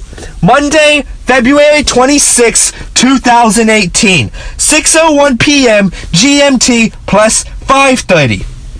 This morning started out peacefully, then went downhill. I read my devotion and immediately after had to get ready for my test. This meant downloading the test 15 minutes before class started on a server that was not made to handle that much traffic. I got it downloaded, went to Global Studies, and finished the test within 20 minutes. It really wasn't too hard. Afterwards, I went back to my room to do some reading.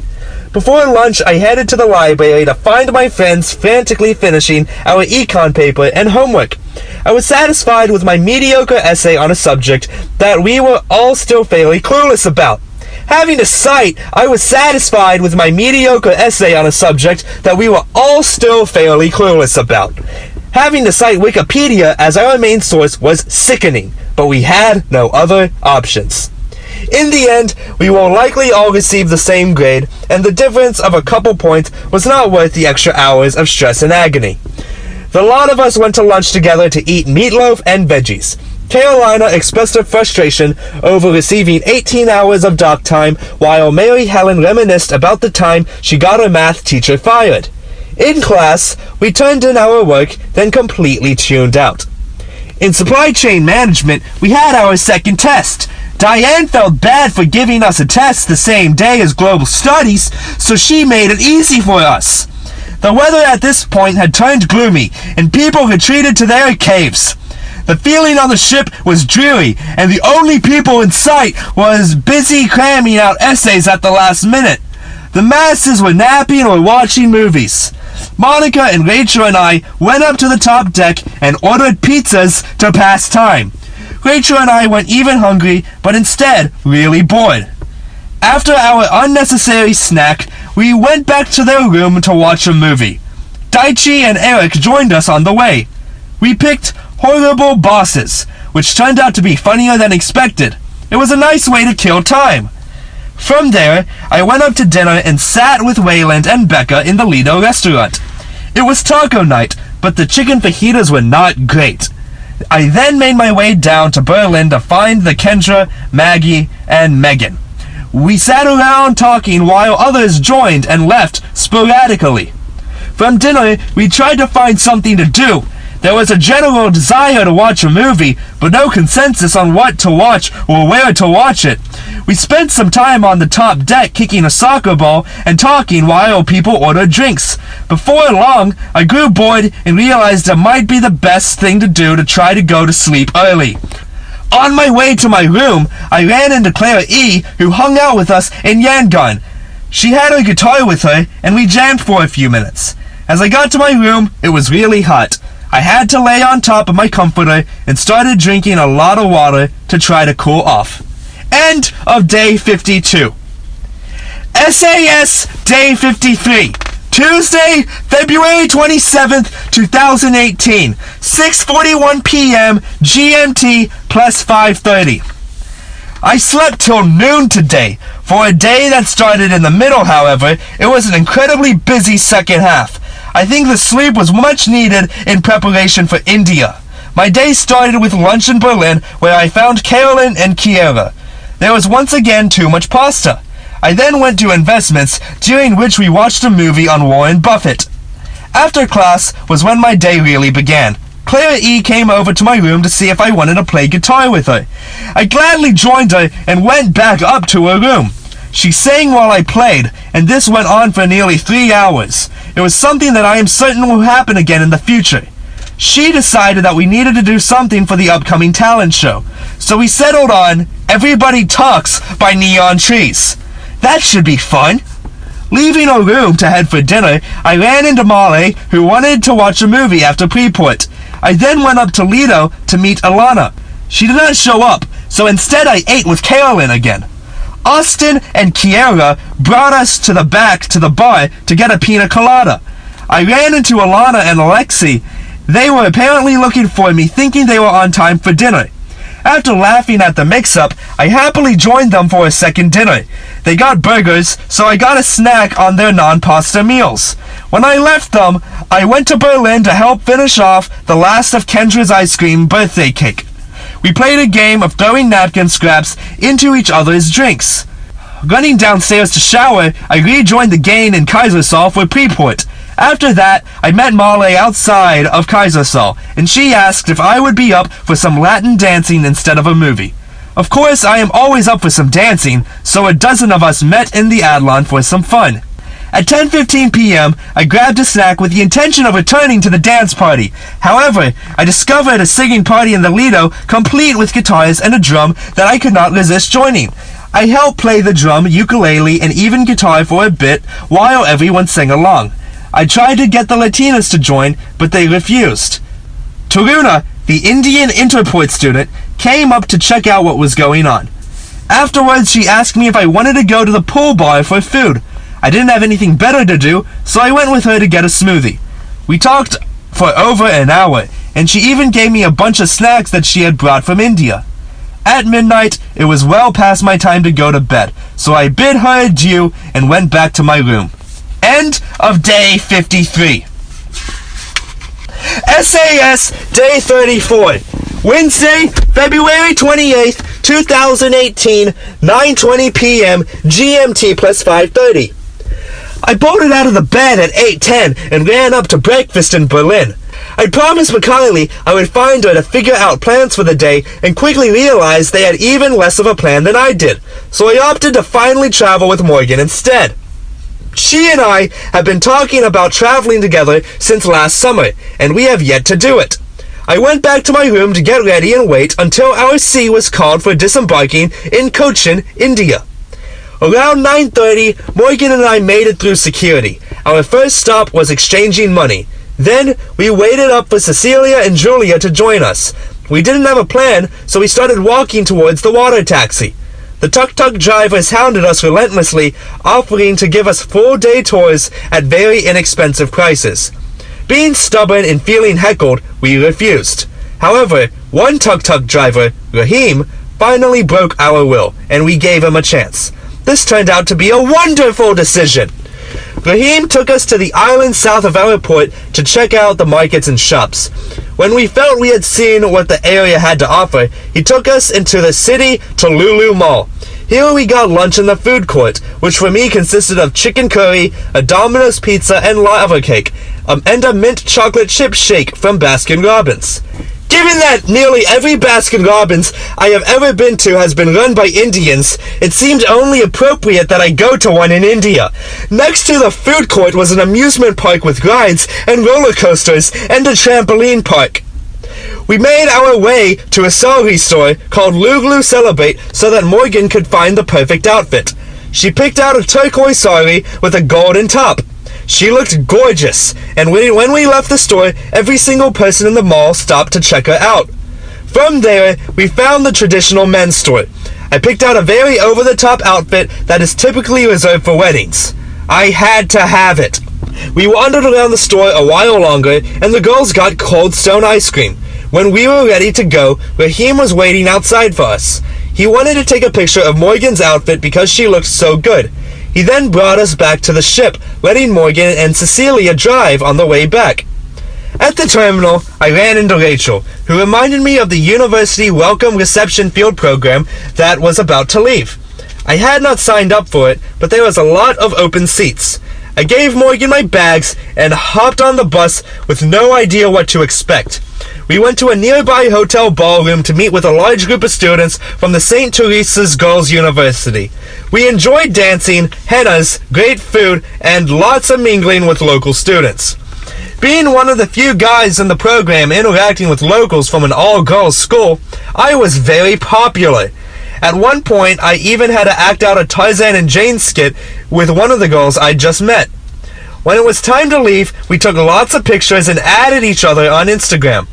I will likely never see these girls again, but it was amazing to think we could still keep in touch around the world. Back at the ship, I found Morgan and relived our day together. It made us even more excited to travel together in the upcoming countries. I then had to go pack for tomorrow. Finally finished and in bed, I am restless and may be awake for a while. I have to be up at 3 a.m., so it will be a very short night. End of day 54.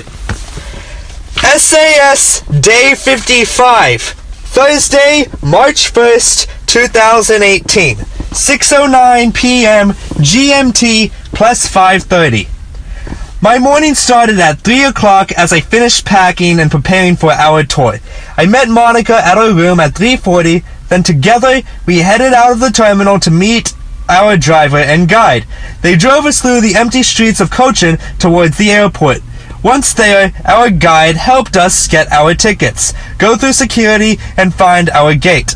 At the gate, we found lots of other SASers preparing to head off to parts unknown. Some were on structured field programs, while others had nothing planned beyond getting on their flight. Nobody had a tour as great as ours. The 3-hour flight to Delhi proved uneventful. I watched the grand tour, read, and listened to music. Monica slept through most of it.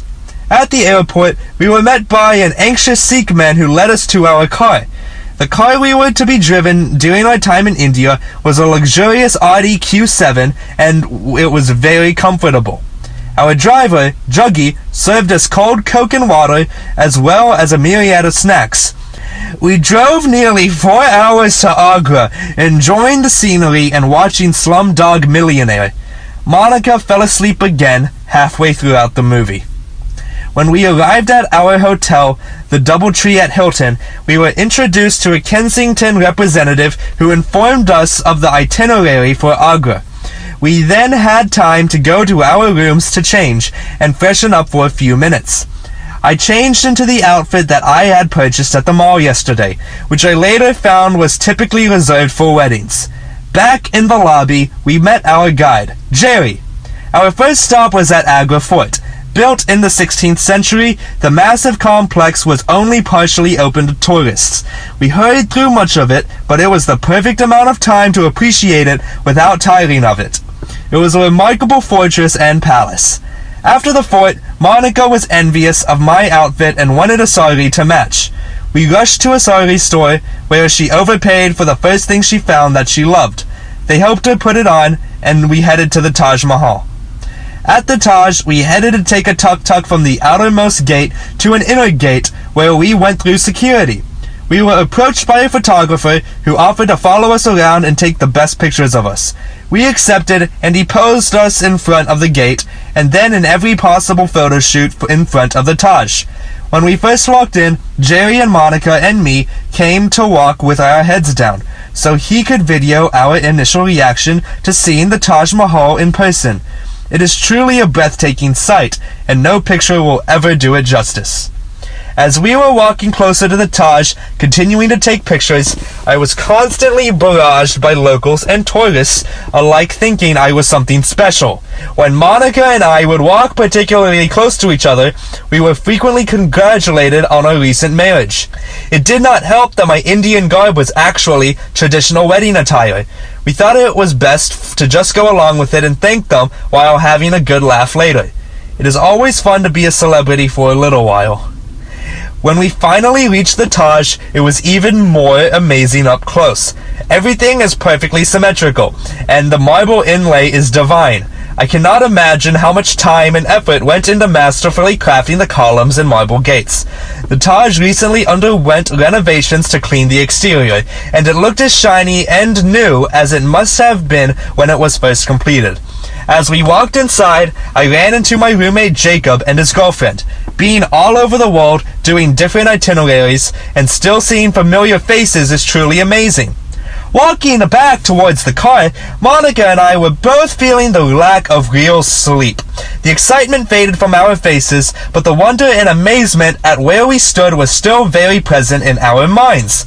The Taj Mahal is the most significant architectural achievement I have ever seen.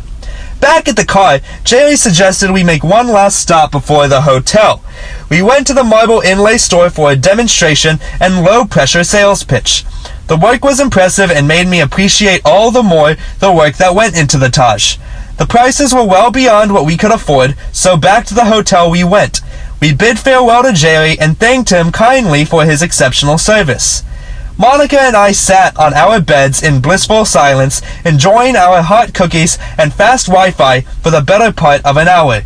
We finally forced ourselves up to go get dinner in the highly rated hotel restaurant Kebab AQ. After sitting down, we realized how hungry we are. We had not eaten a real meal all day.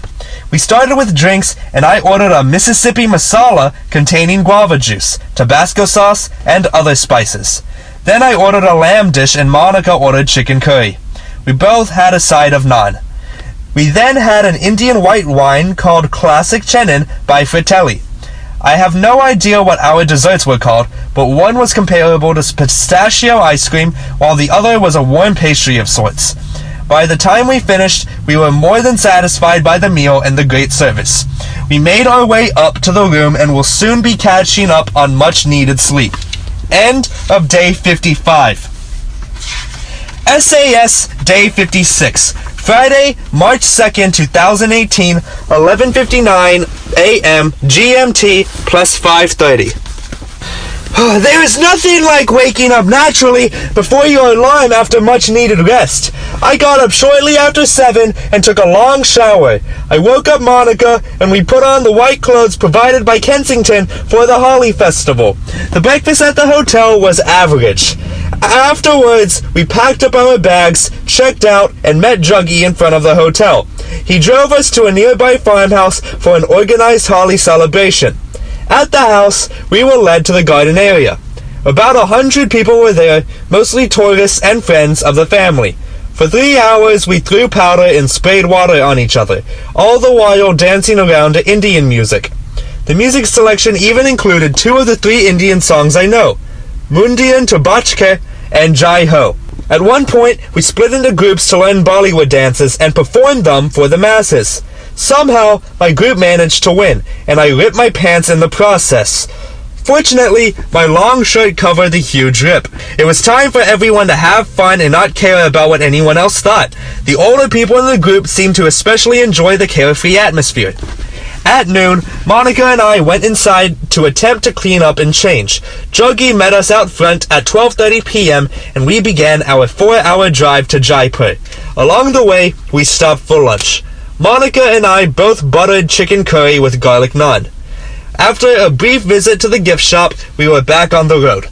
Monica slept for the majority of the second half of the drive. Her ability to sleep in cars and planes is enviable. We finally arrived at the hotel at around 5:30 p.m. and were met by VJ, a Kensington representative who helped us check in and informed us of our plans for our time in Jaipur. Then Monica and I went to the room to shower, rest, and enjoy the great Wi-Fi. It was difficult scrubbing all the colors off, but I felt like I could not crawl onto the clean white bed until I had. At 7 p.m., I called Dad and Amy for an hour to catch up. We had not talked since Nam, so I had a lot to fill them in on. At 8:30 p.m., Monica and I went to dinner at Okra, the hotel restaurant. It was a huge buffet and one of the best I've seen in a long time. The salad bar was amazing. They had sushi and pizza and noodle stations. There were a dozen kinds of curry. The dessert table was to die for. It was a wonderful place to spend a couple hours. At the end of the meal, we both wanted drinks, so she got a sangria and I got a double malt scotch. I went back to the room and FaceTimed Christopher in London. It was the first time we've gotten to talk all voyage, and there was not enough time in the world to catch up on everything we had to say. We discussed our travel plans together in Europe, and I'm very excited. At 11:30 p.m., Monica and I got a ride across town to meet our friends at a nightclub called Blackout. Upon arriving, we realized it was closed for Holly. We went back to our hotel and told our friends to meet us there. Rachel, Alyssa, Andrew, and Richard showed up at our hotel just after midnight. We went downstairs to the club under the hotel called Enigma. As we walked in, we immediately realized we were the only ones there. However, we were determined to make the most of it anyways. We got some drinks, and Richard and I started tearing up the dance floor. Two beautiful Indian girls, Angel and Divya, joined us around 1 a.m. and we exchanged dance styles. Angel had lived in Dallas and had a Bollywood-style salsa technique that was lots of fun to dance with. After they left, a guy from Kuala Lumpur started dancing with us and bought all of us more drinks. When we were finally ready to leave around 3 a.m., we found our gifts sitting outside by the pool with their male counterparts. We sat talking with them for a while together. They invited us up to their suite with their private rooftop pool, but the other four in our group really had to leave and Monica was too tired to join. Instead, Monica and I said goodnight to our friends and returned to the room to sit on our phones until we fell asleep. It is almost 4 a.m. and we start our tour tomorrow at 9 a.m. It will be a very short night in a very comfortable bed. End of day 56. SAS Day 57, Saturday, March 3rd, 2018, 10:35 a.m. GMT plus 5:30. A short night in a comfortable bed can be better than a long night in an uncomfortable bed. We had one full day in Jaipur and were determined to make the most of it. I rose just before 8 to prepare for the day and let Monica sleep in until 8:40 and had our tour pushed back an hour to 10, giving us enough time to eat breakfast at the hotel. I had pancakes and something resembling a chili relleno and a good cup of coffee. We met our guide of the day, Bhupal, in the lobby. The tour's first stop was the Palace of Winds, a facade for the royal women of the Pink City to watch the parades from inside the city palace. We then went to the observatory and saw very impressive instruments for telling time and reading horoscopes and doing other astronomy-related things. From there, we walked to the city palace. The current king of Jaipur, who is only 19, still resides in the palace, but part of it is a museum open to the public. My favorite room was the armory, which displayed a huge array of ancient weapons. Our next stop was the legendary Amber Fort. This fortress was built in the mountains north of Jaipur hundreds of years before Jaipur existed. It was crowded with locals and the tour was more rushed than I would have liked. Monica and I wanted to take pictures, then sit and marvel. Bhupal was trying to keep us on a tight schedule. We left the fort at 2:30 p.m. and headed to lunch at the Peacock restaurant. We made a brief stop on the way to take a picture of the Water Palace. Monica and I were not very talkative at lunch as we both were hungry, tired, and busy looking at pictures. The food was good, but nothing special. After lunch, we went to a place that made hand-dyed fabrics and hand-stitched rugs. The process was fascinating to watch and very time-consuming. I had no intentions of buying anything, but somehow we ended up spending 2 hours there, and I bought 5 custom shirts and a Casablanca dinner jacket because the price was right. By the time we finally left, Bhupal seemed a little stressed since we took so long. We set off to spend an hour at the markets. Monica purchased some bangles from a 100-year-old stall on a 200-year-old street. The narrow alleyways reminded me of Rome. It was on this street that I realized I had lost the sense of bewilderment at foreign traffic, as scooters and tuk-tuks zipped past only inches away. On the way back to the hotel, we drove past Prince Albert Hall, which was lit up in a rainbow of lights for an event. Back at the hotel, Monica and I relaxed in the room the remainder of the night, using the Wi-Fi and watching Doctor Strange. I FaceTimed Anna Miller, who put a big smile on my face. I did not realize how much I missed Southern accents until I heard hers. For dinner, we were too tired to even go to the buffet, so we ordered pizzas and desserts from room service. I took a long bath before settling into bed for the night. End of day 57. SAS Day 58. Sunday, March 4th, 2018, 8:25 p.m. GMT plus 5:30. I didn't want to get up today and would have stayed in bed all morning, but had to be out of the hotel at 7 a.m., which meant getting up at 6 to finish packing. We were checking out. I asked if my clothes had been delivered yet, and they had not. Juggy placed a call to Bhupal, who called the store to find out what happened. Just before we drove away, a man came running up to us with my new clothes. I thanked him, and we drove to the airport. Self-check-in was easy, and VJ directed us through security. Other than having to take out my laptop, then put it back into my overly full bag, security was painless. Monica and I sat at our gate for half an hour, tired and bored, before taking a shuttle to our plane on the runway. We met another SASer named Heather who was traveling alone. On the plane, I watched the first episode of Young Indiana Jones. The episodes were nearly movie length, and I wish I had more of them downloaded. The plane stopped in Hyderabad, but we stayed on to continue to Cochin. The second half of the trek was fairly short. I spent my time listening to assorted music and playing solitaire. Safely back in Cochin, we met our Kensington representative who led us to the car. He also helped us arrange a separate ride for Heather. We had the same driver that took us to the airport on the first day. We talked about motorcycles and Formula 1 and his previous travelers. He was very friendly. Just before the port, he stopped at a roadside stand so that we could try a samosa, a traditional Indian snack. Then he filled us in on the arrangements for tomorrow and helped us through security. On the ship, I was in no particular mood to be productive. I considered going into town, but settled instead for watching Lego Batman and taking a long nap until dinner. There was hardly a soul on board, and even dinner had a slim crowd. I ate with Alex on the outside deck.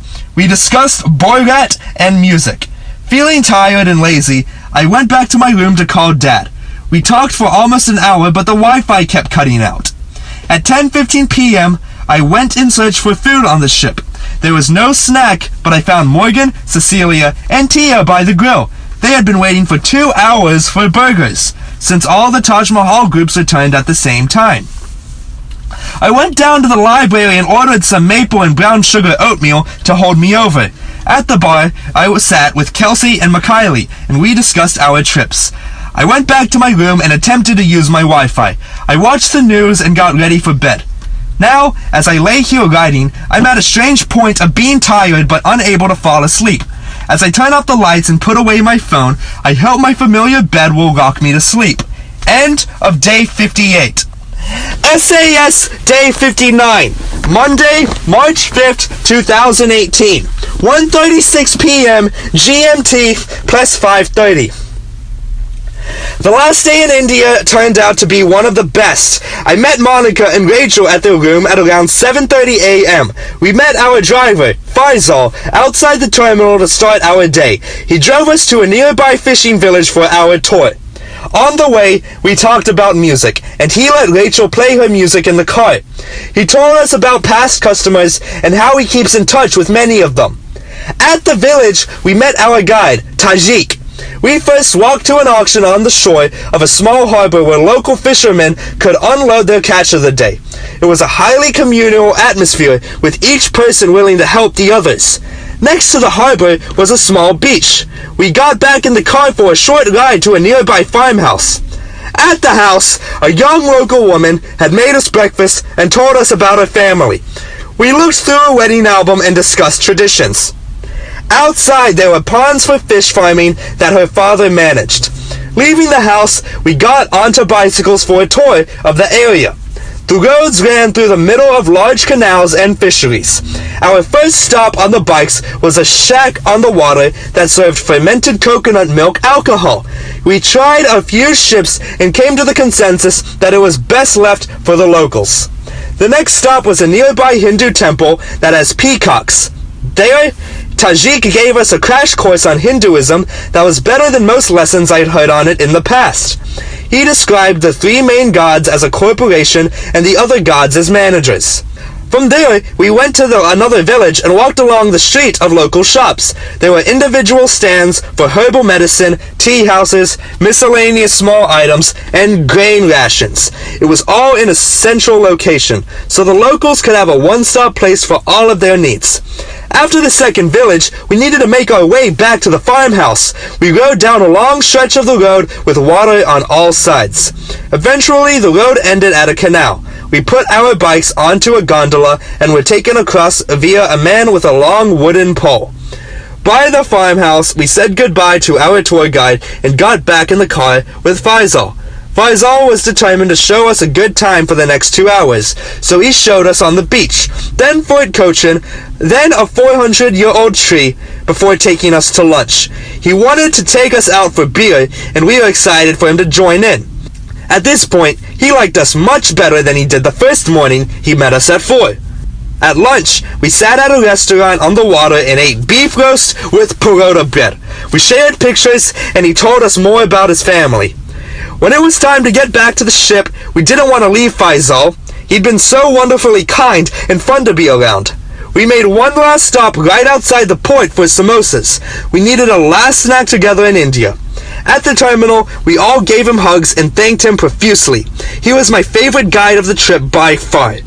On the ship, I took advantage of still having Wi-Fi to post some pictures. Then, exhausted, I took a 4-hour nap. It was repeatedly interrupted by the intercom. I had to get up to turn in my passport at one point, and I had a strange movie playing in the background the whole time as well. It was not the best nap, but it was needed. At 6:15 p.m., I got up for dinner and found Maggie, Megan, Ali, and Kendra in Berlin. We ended up staying there talking until snack at 10 p.m., with the boys joining somewhere in between. At snack, we went up to Lido and continued talking for another 30 minutes before I decided I was too tired to stay up any longer. I went back to my room to get ready for bed.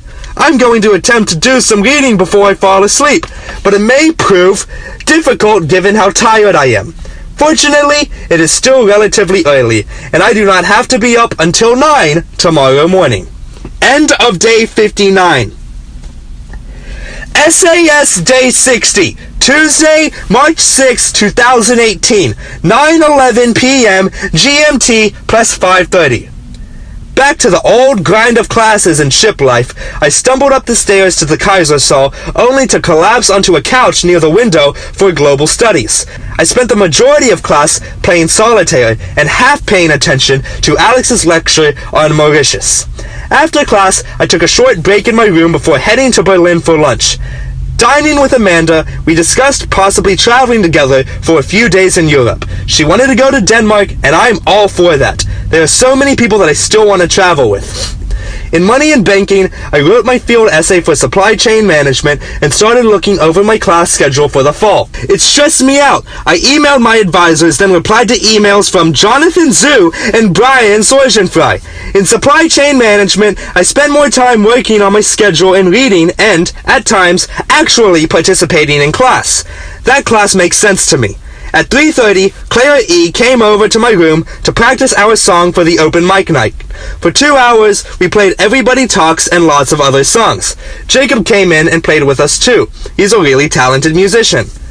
By the time dinner rolled around, I was starving. I sat with Catherine and Allie and a bunch of girls I did not know yet. Then for dessert, I went to another table because Kendra had gotten a third birthday cake. Glory was sitting with them and informed us that she was turning her basement into a wine cellar and SAS retreat. She invited all of us to come stay with her in Steamboat to ski. That is an offer that is hard to refuse. The open mic night started at 8. Clara E. and I warmed up shortly beforehand, then took our places on the front row with other performers. We were in the middle of the lineup. We did really great together, and it made me miss performing. She is transferring to Belmont in the fall and wants to start a band together. I doubt it will ever happen, but it would be fun. When it was over, I went to Kiera's room to help fix her ukulele tuning pegs. She was so happy to have it in tune again. At that point, it was time for a snack, so I joined the guys and gals for some Oreo cake in Lido. We wandered around for a while afterwards before I headed to bed at 11. Just before I got to my room, I stopped by across the hall to chat with Morgan and Tia. While we may not hang out all the time, they've still been consistent friends from the beginning. Now I am ready and watching the news before I go to sleep. End of day 60. SAS Day 61. Wednesday, March 7, 2018, 8:09 a.m. GMT plus 5:30. While we were still sleeping, we crossed the equator into the southern hemisphere around 4 a.m. A little while later, at 7:30, we were rudely awoken to the sound of screaming and drums. It reminded me of Mountain Day at Alpine, my beloved summer camp for so many years. By 8 a.m., everyone was on the pool deck for the commencement of Neptune Day, a celebration of a sailor's first voyage across the equator and the transformation from pollywogs to shellbacks. The deans and teachers who'd done previous voyages were dressed up for the ceremony, with Dean John portraying Neptune. The traditions included being doused with green slime before jumping into the pool, then kissing a fish, reciting an oath, and kissing Neptune's ring. Once completed, we were welcomed as members to the elite breed of sailors, shellbacks. Some brave souls even volunteered to have their heads shaved as part of the tradition. It took nearly 2 hours for everyone to go through the ceremony, and afterwards we were all still tired. I returned to my room to shower and crawl in bed. I ended up napping until almost the end of lunch. When I got to Berlin, there were only a few people left. I sat with Julia, who had also just woken up from a nap, and in our tired state, our conversation was limited. After lunch, back in my room, I worked on homework. This didn't go quite as planned, as I fell asleep until a lifeboat drill at 3 p.m. Needless to say, I was needing my sleep today. Once I was more or less fully caught up of the voyage, it went even faster than the second one. I brought my headphones and put them in after my cabin had been called so as to make the overall experience a little more enjoyable. After the lifeboat drill, I did laundry back at my room. It turned out I was running lower on clothes than I had thought. Once finished, I worked on my investments project in the library room and in my room. The Matrix was on, so I let it play in the background. Soon enough, it was time for dinner. I went up to Lido and ate with Morgan, Tia, Cecilia, Mackenzie, and Julia. It felt like our first week all over again. We even repeated a previous discussion about sleepwalking and ghost stories. From dinner, I went down to Berlin to find the guys and gals. We began a heated discussion on hot-button political topics such as abortion and gun control. Even though we disagreed on things, everyone was civil and carried a lively debate without feelings getting hurt. Leaving Berlin, I went up to the bow to read The Reason for God. Tonight was one of the windiest I've ever seen, and I'm surprised the deck was still open. Imagine the biggest storm you've ever experienced, with the wind gushing and whipping all around you, yet not a raindrop or a lightning bolt in sight. Just darkness and wind. The wind was deafening, which made for surprisingly nice reading conditions. I was able to knock out a chapter relatively quickly and focus on it more fully. When I finished reading, I met up with Megan at the gym. The treadmills were full, so I tried an elliptical for the first time. It was certainly a workout on my legs, which were not used to that machine. We then rotated between the 3 upper body machines in the gym. We talked about work and where we want to live after school. She and I checked out snack afterwards, but having just worked out, none of the desserts seemed particularly appealing. We strolled back over to the bow where the wind still gusted. It was impossible to carry on even a basic conversation without yelling into each other's ear, so we made our way back downstairs. On the way down, we ran into Richard and Paige H. and talked to them briefly. Then I said goodnight to Megan and returned to my own room for some reading before bed. End of Day 61. SAS Day 62. Thursday, March 8th, 2018. 4:04 p.m. GMT plus 5:30. Today may be a weird day to describe. It started out rather late in the morning as I didn't want to leave my bed. Eventually I went to lunch and sat with Monica, Rachel, Carolina, and Sarabella. Their conversation was fairly boring, so I moved over a table to sit with Alexi and Alana. The 3 of us decided we would watch a movie this afternoon. I then went to my investments class, and that is where my day really got started. Mike, who works at LinkedIn, spoke to our class today about startups and technology. He spent a lot of time covering venture capital, but the thing that interested me the most was the way technology is changing everything. Coming from a family of old-school industries like petroleum and timber and cattle, it is hard to see how technology could revolutionize those sectors in the same way it had changed taxis or hotels so quickly. However, if there is a change coming, I want to be at the front of it. After class, I had a chance to further pick his brain on the future. This really got me thinking about my future and the future of our companies. He said to do what you are passionate about. I've heard this a million times, but I never really thought about what it is that I'm passionate about. After class, I narrowed it down to 5 things: travel, clothing, guns, food, and cars. Now I just have to figure out the best way to follow those passions. I worked out a few business ideas and sent them to Dad to get his general thoughts. At 4 p.m., there was a women's march on the top deck in solidarity with International Women's Day. On a ship that is 80% female, I didn't quite understand what this was supposed to accomplish, but I thought I would join in anyways. I am all for equality. We marched around the top deck twice and wore white. Now I can say I participated in a women's march in the middle of the Indian Ocean. After that, I went to Alexi and Alana's room to watch a movie. Carly arrived just before me, panicking over her teacher. Then Jordy came in and just crawled into bed. After some venting, Carly left, and the 4 of us took a nap in the mega bed formed by pushing the 2 twins together. It was strange but surprisingly spacious. We slept for an hour before dinner. At dinner, I sat with the guys and gals, and it was a treat. We delved into some very deep and at times heated discussions. We debated theology at a Calvinist level. We discussed marriage ideas and children. Peter and I had a very tense debate with Sam on the Bible and Christianity and morals. I had just read a chapter on morals in The Reason for God, so I was well prepared for this argument. Sam is still stubborn, though. At a climax of the argument, Ramon brought out his amazing tray of desserts for us, which helped calm the tensions. It had Oreo cheesecake, creme brulee, a tiramisu, and champagne flutes. By the time we'd finished enjoying the desserts, it was time for Bible study.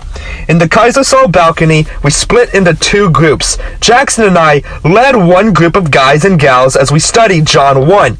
I was reminded how God's timing is perfect and that He will do what He promises. Leaving Bible study, I found Clara D sitting outside in one of the club chairs. I knew she had recently received some bad news from home, and I went over to comfort her. There were a few other friends and Tiffany sitting around laughing about various things. While Clara D struggled to break a smile, I took her hand and guided her up to snack. She had skipped dinner and needed to eat something. After a few pieces of cake and a few hints at a laugh, I convinced her to watch a funny movie. In my room, I put on Death at a Funeral. She seemed so shocked that I would pick such a title during a time of sadness, but she quickly realized why I had done so. She was very thankful for the laughs, and even admitted I was right for making her watch it. We got halfway through the movie before she was nearly falling asleep and wished to go upstairs. As I walked her to her room, we found Noelle, Katie, and Luke on the 7th floor. We talked to them for nearly an hour about previous and future travels. We also joked about cheesy Instagram captions. I then walked Claire D the rest of the way up to her room and told her to come get me if she needed anything. Back in my room, I turned on a movie about Gandhi while I journaled and responded to emails. End of day 62. SAS Day 63. Friday, March 3rd, 2018. 5:29 p.m. GMT +4. The rocking of the ship made for a peaceful sleeping until a big wave caused the hull to come crashing down on the water. The turbulent waves were a dreary foreshadowing of the day ahead. As I walked into Global Studies, I was surprised to find it half empty. I wondered if it might be due to the weather. Megan informed me that Julia would be teaching and there were no formal notes to be taken. Julia's lecture was depressing and graphic as she discussed the issues facing many parts of Africa. However, what followed, in the form of a guest speaker, was far worse. Joyce, the wife of my money and banking professor, got up to speak on South Africa from the perspective of an American living there. She rambled on for 20 minutes about blacks and coloreds and KFC, making no sensible points and coming across as grossly racist. Everyone was appalled. I found Claire D after class to make sure she was okay.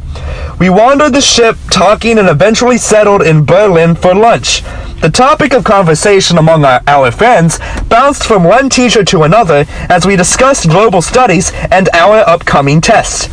After lunch, I went to Money and Banking, where everyone was prepared to fail the test. It was nearly impossible, given that our teacher is accustomed to teaching doctoral economics programs. I left frustrated and made my way up to supply chain management. We covered reverse logistics, and I reverted to my solitaire technique for not falling asleep in class. The room was hot, the waves were rough, and it had already been a long day. Not quite realizing how tired I was, I went back to my room to lay down for a few minutes. The next thing I knew, I was waking up 3 hours earlier, starving. I went upstairs for the later part of a decent dinner. It was stir-fry and pasta and tomato soup. From Berlin, some of us made our way to the back of deck 8 for some cards. On the way, we somehow got split up, and Sam and I ended up on the bow, embracing the rough seas and high winds. We found the rest of the group behind the Adlon. I dipped out to attend the second half of a lecture by Professor Mark. I got bonus points for attending. When that ended, I rejoined the group of cards. Just as I sat down, I checked my email to see that Claire D was headed to my room to finish our movie. I raced across the ship to my room, arriving a few minutes before her. We curled up on my bed to finish the movie and couldn't stop laughing. Our next movie night will be to watch 47 Meters Down after Mauritius. It seemed like a great preparation for my upcoming shark dive in South Africa. When she left, I wandered upstairs to find my friends playing cards in the Lido. I ordered a burger from the grill, and when I got back, a witch trial had started about the global studies teachers. There were 40 or so people in the center of Lido, mostly students, expressing grievances over today's lecture. This went on well into snack as people funneled in silently, trying to figure out what was going on. Many people had skipped lecture today and had no idea why everyone was so upset. Our group scooted around 10:30 p.m., but when Paul and I returned at 11 p.m., it was in full swing. I made one last lap around the top deck to enjoy the weather before heading to bed myself. Once in bed, I found myself wide awake. My mind was racing about the day and the future and all the things I need to do. I tossed and turned for a while before restoring to watching Designated Survivor. Then I responded to emails and read a chapter of The Reason for God. After all that, I still couldn't sleep, so I wandered the ship. It was eerily empty, almost feeling like a ghost ship. Now back in bed at 3 a.m., I will attempt to fall asleep. End of day 63. SAS Day 64. Saturday, March 10th, 2018, 11:56 p.m. GMT +4. A late night turned into a late morning, but I felt rested and ready for the day. My morning started with a long shower, then a subpar lunch. At lunch, the whole gang crowded around a 4-person booth and discussed plans for South Africa. After that, we went to Glory's class to actually learn. We discussed MACD charts and how to read them.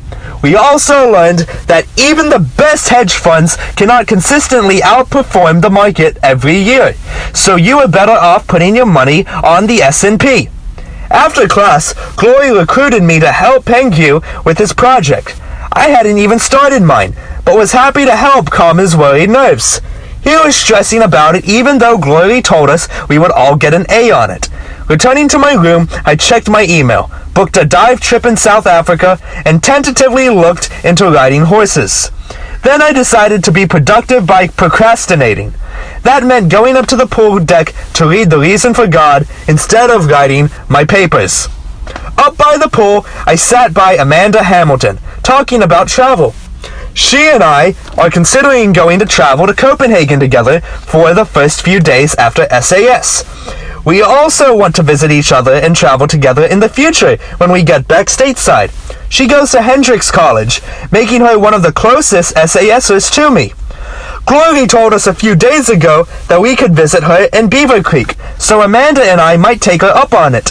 When Amanda left, I got back to reading my book while listening to Peter's worship playlist. I read 2 chapters and finished just in time for dinner. I put my stuff back in my room, then met up with the gang at dinner. The discussion was fairly scattered. At 7:30 p.m., we went to Kaisersol to get seats for Preport, being that Mauritius is merely a stopover and we are all in field class. The lecture was pretty short. Afterwards, we met up in the laboratory for Bible study. On the way up there, Glory stopped us to call out the troublemakers and joked that we were going to study. We informed it was Bible study and she laughed because she was not the least bit surprised. At Bible study we discussed John 2, and I definitely stole an example that my RUF pastor at Ole Miss, Brian Sorgenfry, used last semester for our group. I love the way that passage presents Jesus as starting his earthly ministry by bringing life to a party in a big way. Leaving Bible study, I was starving. Some of us headed up to the grill. I ordered a double cheeseburger while the rest just got candy. We made a brief appearance at Snack before moving to the Lido Terrace for cards. We spent 2 hours playing President while a group sang along with the piano behind us. Shortly before midnight, Peter and I joined the music group to sing and play guitar. It included Dan, Claire D, Stephanie, Maddie, and Luke. I taught Maddie and Claire D how to swing dance. Then, Maddie taught me how to do the dirty dancing move, and I taught Claire D how to flip.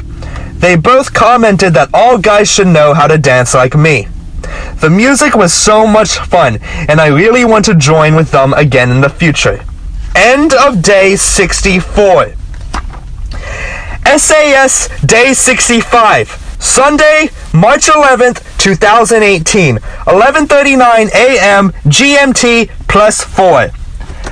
My alarm rang at 7:30 a.m., but I was already awake. Looking out the window, I caught my first glimpse at the tropical islands of Mauritius, only to be confronted with the concrete jungle of an industrial port. As I made my way to breakfast in Lido, my view from the top deck was much better. Beyond the small city surrounding the coast's lush volcanic mountains rose up sharply. The scattered rain clouds gave way to clear blue skies. This was my first real taste of the island, and I was already in love. As we boarded the bus for our Southeast Island Exploration Field program, no one had any idea what to expect. Most groups have signed up 5 months ago and completely forgotten about it until today. The 3 other guys in my group, Alex, Jordan, and Jordy, ended up being my best friends for the day. On the bus, we drove due east from Port Louis to a beach on the opposite coast. Along the way, we passed endless fields of sugarcane, towering mountains, and lively small towns. Tomorrow is the 50th anniversary of the country's independence, and there were flags everywhere. Once at the beach, we were told that we would be getting onto speedboats to explore the islands. Between the 3 groups, there were more than 70 people, and none of the boats in sight were big enough for all of us. To our surprise, we split into small groups of less than 10 on small ski boats. It took a bit of adjusting in the bay to get everyone properly situated on the boats, but once we were ready, they took off full speed. The weather was literally perfect. Scattered clouds speckled a bright blue sky as the warm sea breeze swept over crystal clear water below. Our first destination was a waterfall slightly upriver. The trees along the way were filled with monkeys, and the waterfall was more impressive than we anticipated. From there, we went south to a small island with an ancient lighthouse on it. The lighthouse was hundreds of years old, with many of the interior steps missing. This didn't deter us in the slightest from climbing up the most dangerous staircase I had ever seen. Once at the top, one of the guides was shocked by our stupidity. No one had told us that we were not allowed to climb up. but the guide thought that it would have been common sense. Either way, we all made it back down safely, and the view from the top was worth the risk as we watched the waves crash against the reefs that protect the main island. After the lighthouse, the armada of SAS ski boats anchored together over a shallow reef to allow us time to snorkel. Most of us managed to avoid getting seriously cut by the coral. The water was choppy, making it difficult for many of the girls to feel comfortable snorkeling for more than a couple of minutes. We ended up getting back on the boats and anchoring instead in a small cove on the backside of another island. There was less to see here, but it was shallow enough to stand. We swam around for a little while before getting back in the boats to go to lunch. Lunch was close to the bay we had originally started from on the 6 ski boats. We ate at an outdoor restaurant on a beach and were served fish, chicken, hot dogs, rice, and pineapples. We sat around comparing sunburns and discussing about what would happen if pirates attacked the MV World Odyssey. When we had finished eating, we hopped back onto our boats and headed for the buses. There was a general desire to do some shopping for a few minutes, if at all possible. Our driver took us to a convenient small store nearby where I loaded up on snacks, postcards, and dodo paraphernalia. The other guys on the trip brought a bottle of rum that they snuck into a water bottle to get back on the bus. I tasted a few different rums at the store and continued my streak of starting out my drinking at the top. Mauritius is known for its rum, and it did not disappoint. We all got back on the bus, and my 3 compatriots put away a fifth of rum on the way back to the ship. Back on the ship, I found a musical group jamming by the pool. I borrowed Dan's ukulele and joined in. Then I went down to Berlin for dinner with the friends. We stayed there for an hour or so until we noticed fireworks out the window. We raced up to the back of Deck 9 to watch the sporadic fireworks in the city. I ran into Richard and Lois and caught up with them. It seems like it's been forever since I hung out with Lois. As I was heading back to my room, I ran into Claire D and a few others. I hung out with her for another hour as we discussed our different, yet equally incredible days. Eventually, we both went back to our respective rooms to shower off the salt that had dried to our skin. Back in my room, I showered and watched the end of In Good Company. The movie ended just as snack was beginning, and even though I was not in the slightest bit hungry, I wandered up to see who might be there. On my first pass through, I didn't see anyone I particularly cared to hang out with, so I grabbed some cake and went back to my room. Water activities and sun always wear me out. Now I'm in bed and quite ready to fall asleep. Mauritius was amazing, and I would definitely go back. End of day 65. SAS Day 66, Monday, March 12, 2018, 11:13 p.m. GMT +4. Global Studies was optional today, which meant that I, along with most everyone else, decided to sleep in and skip it. They were reviewing our papers today, and I still have not started mine. I stayed in bed responding to emails. Lunch rolled around, and I found Megan and Maggie in Berlin.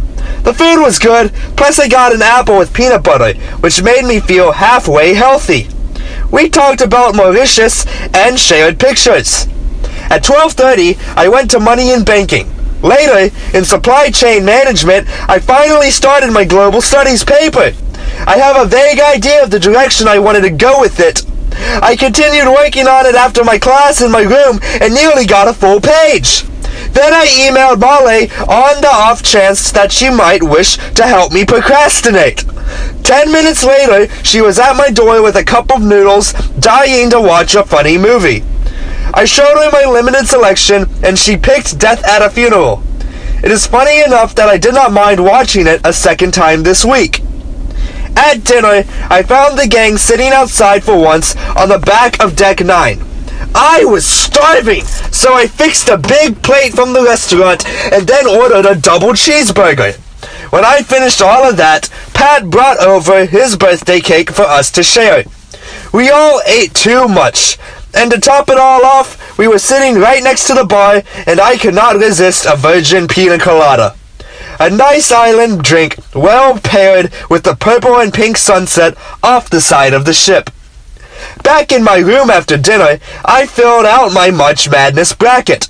Last year I filled mine out in New Orleans at Manning's restaurant, and now I am filling it out off the coast of Madagascar. Then I wrote an email to my old roommate Peter for the first time this trip. I was not quite sure of his email address, so it took 2 tries to guess it correctly. We had our SEA meeting at 9 p.m. and discussed the upcoming auction as well as when we wanted to be off the ship in Germany. The overwhelming majority, including myself, voted to be the first ones off the ship when we get to Hamburg. Immediately following the meeting, we all went to the bow to stargaze. They turned off the lights on the front of the ship, making it possible to see so many stars. Peter and I laid on beach chairs next to each other and commented on the vastness of the universe. He eventually got bored or hungry or both and left. His void was filled by Maddie, whom I met playing piano in the Lido Terrace 2 nights ago.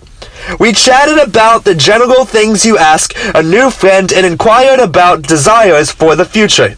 Stargazing makes me feel so small. It's hard to wrap my head around the scale of the universe. It's even more incredible for me to imagine that the God who created all of it knows everything about me and loves me as his child. I left the deck after an hour to get snacks. I found Lido almost empty since most people were still outside. I sat with Chloe, Kelsey, Mikhaili, and Lily eating cake and talking about South Africa plans. When I made it back to my room, I was not quite tired, but I was too lazy to do work or find people to hang out with. I ended up turning on Bill Cosby's Far From Finished special. This was the toy I saw him on when I was in 11th grade. He was as funny as ever, and it brought back fond memories. He may not be the man we all once thought he was, but I think it is possible to separate his actions from his humor. Now it is very late, but I'm convincing myself it not by setting my clock back an hour. End of day 66.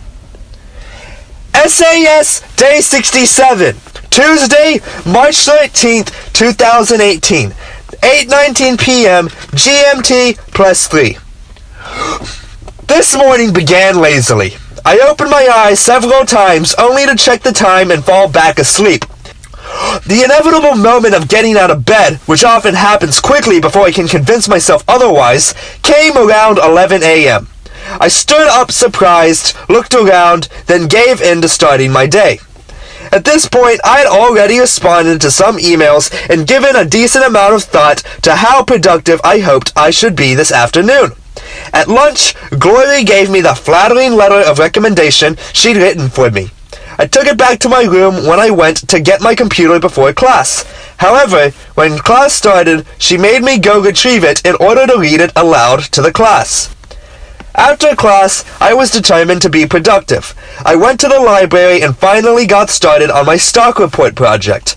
Halfway through, Chloe came over to talk and ask for help with sending a picture via email. It seems a simple request, but on a ship with minimal Wi-Fi, it actually proved a challenge. We spent nearly an hour talking about SAS and travel and life. She will definitely be someone I keep in touch with and visit after this voyage. She also mentioned that one of the Warren Buffett's sons did SAS and is a big supporter. We are going to write them a letter to see if our investments class could meet Warren Buffett in Omaha this summer. If anyone could pull it off, it would be Glory. When I had enough of the stock project, I went to my room to pound out another page of my global studies paper. It is rough now, but I'm confident that it will come together by my afternoon session. Heading to the pool deck, I read and ordered a pizza, while finally finishing the last 2 chapters of The Reason for God. The pizza was amazing today. Having finished the book, I returned to my room to spend a little more time on my paper. At 6:30 p.m., I began my quest to find the gang for dinner. After checking both restaurants, I ran into Peter also wandering around. We walked together, but somehow got split up, and I ran into Jackson. Jackson and I found the gals upstairs sitting on the back deck of Lido. We got our disappointing food, and Peter found us a few minutes later. It was a good time to sit and talk under a cloudy night sky. Catherine joined us towards the end, and we discussed possible plans for Europe. The group then migrated to the snack bar for ice cream. Claire D came up to Peter and me to ask when we were rehearsing, but neither of us had a clue. We looked all over with no luck. Upon giving up the search, Peter and I joined the rest of the gang in Kaisersaal to enjoy the free popcorn and watch Guardians of the Galaxy 2. Fortunately, I checked my email about 20 minutes into the movie to see that our group for the talent show would be rehearsing soon. I went to the Lido Terrace to meet up with Maddie, Dan, Claire D, Peter, Jake, and Daichi. We practiced Piano Man and worked out the parts for the audition. During a short break, Dan and I discussed music theory. I also think I convinced Carolyn to join me for scuba diving on day 3 in South Africa. Then we rehearsed one more time before going in for our audition. A few of us went back to the Lido to sing more, but that was shut down at 11 p.m. for quiet hours. I watched Claire D play cards for a bit, and we headed down together when it started getting late. I found the gang sprawled out on the floor outside of the Kaisersaal. I was going to join them after I got a snack from the library. In the library, Molly was sitting at the bar and wanted to hang out. We sat talking for over an hour until everyone else on the ship had gone to sleep. Walking her to her room, I said goodnight and returned to my room. Wide awake, I read the epilogue of The Reason for God in my devotional. It's now way too late, and I actually have to get up tomorrow for global studies. End of day 67. SAS day 68. Wednesday, March 14th, 2018. 6:38 p.m. GMT +3. Setting only one alarm last night proved a fatal mistake when I woke up halfway through global studies. It was clearly too late to go, so I stayed in bed to wake up slowly. At lunch, I sat with Mary Helen, Carolyn, and a group of other girls I didn't know well. Afterwards, my ensuing classes were fairly uneventful. I asked Professor Mark about the current political situation in South Africa, and he said it had been exaggerated by the media. When both classes were done, it was off to the library to work on my investments project for a solid 2 hours, and I'm probably halfway done. I got to the point that my brain was fried, and I couldn't stay in the library any longer. Wandering to the back deck, I found Jackson and Maggie playing bridge with Glory and Jenny. Glory insisted I join them and learn to play. We played a while and later switched to another game, and when Megan joined and the adults left. At 6, we all headed up to the Lido for dinner, squeezing the entire gang around a tiny 4-person table outside. Dinner was a good, albeit eclectic mix of pasta, fish, chili, and orange pound cake. Amy had ordered a plate of cookies for us for a pie day. Literally like 50 plus chocolate chip, double chocolate, macadamia nut, and peanut butter cookies. We all ate way too much. Everyone at the table made a cute video saying thank you to Amy for the cookies. As we stood to leave dinner, Laura called me over to her table to get a piece of her massive birthday cake. I declined, but she forced a piece on me anyways. I then offered my leftover cookies to her table, and they eagerly devoured them. As I was talking to Laura and trying to enjoy her cake, Claire D came over and wrapped her arms around me as often as she does. I fed her some cake, and we headed off together to find Maddie. We ended up in the Kaisersaal listening to a really interesting lecture on linguistics. Claire D, being an audiology major who just got into grad school today, was very excited about the talk. When the talk ended, we moved to a couch along the wall to catch the Captain of the Seven Seas competition. 12 contestants competed in a series of events to see who would be crowned Captain of the Seven Seas. It was almost like a Miss America pageant. The first event was a freestyle dance competition. Next was the No Talent competition. This was followed by a fashion show. Finally, there were a series of questions, one funny and one serious. For the top 5 contestants, Wilson won by a landslide, followed by Doug, a lifelong learner, and Danchi, a funny combination of Dan and Daichi, the 2 Asians who look similar. By the time the competition ended, it was time for a snack. We went up to Lido, and I played president with Peter, Kendra, Jackson, and Catherine. This went on for another hour until Jackson decided he was too tired to continue. Kendra and I ended up down in Berlin, where Meredith and Maggie were struggling to work on papers.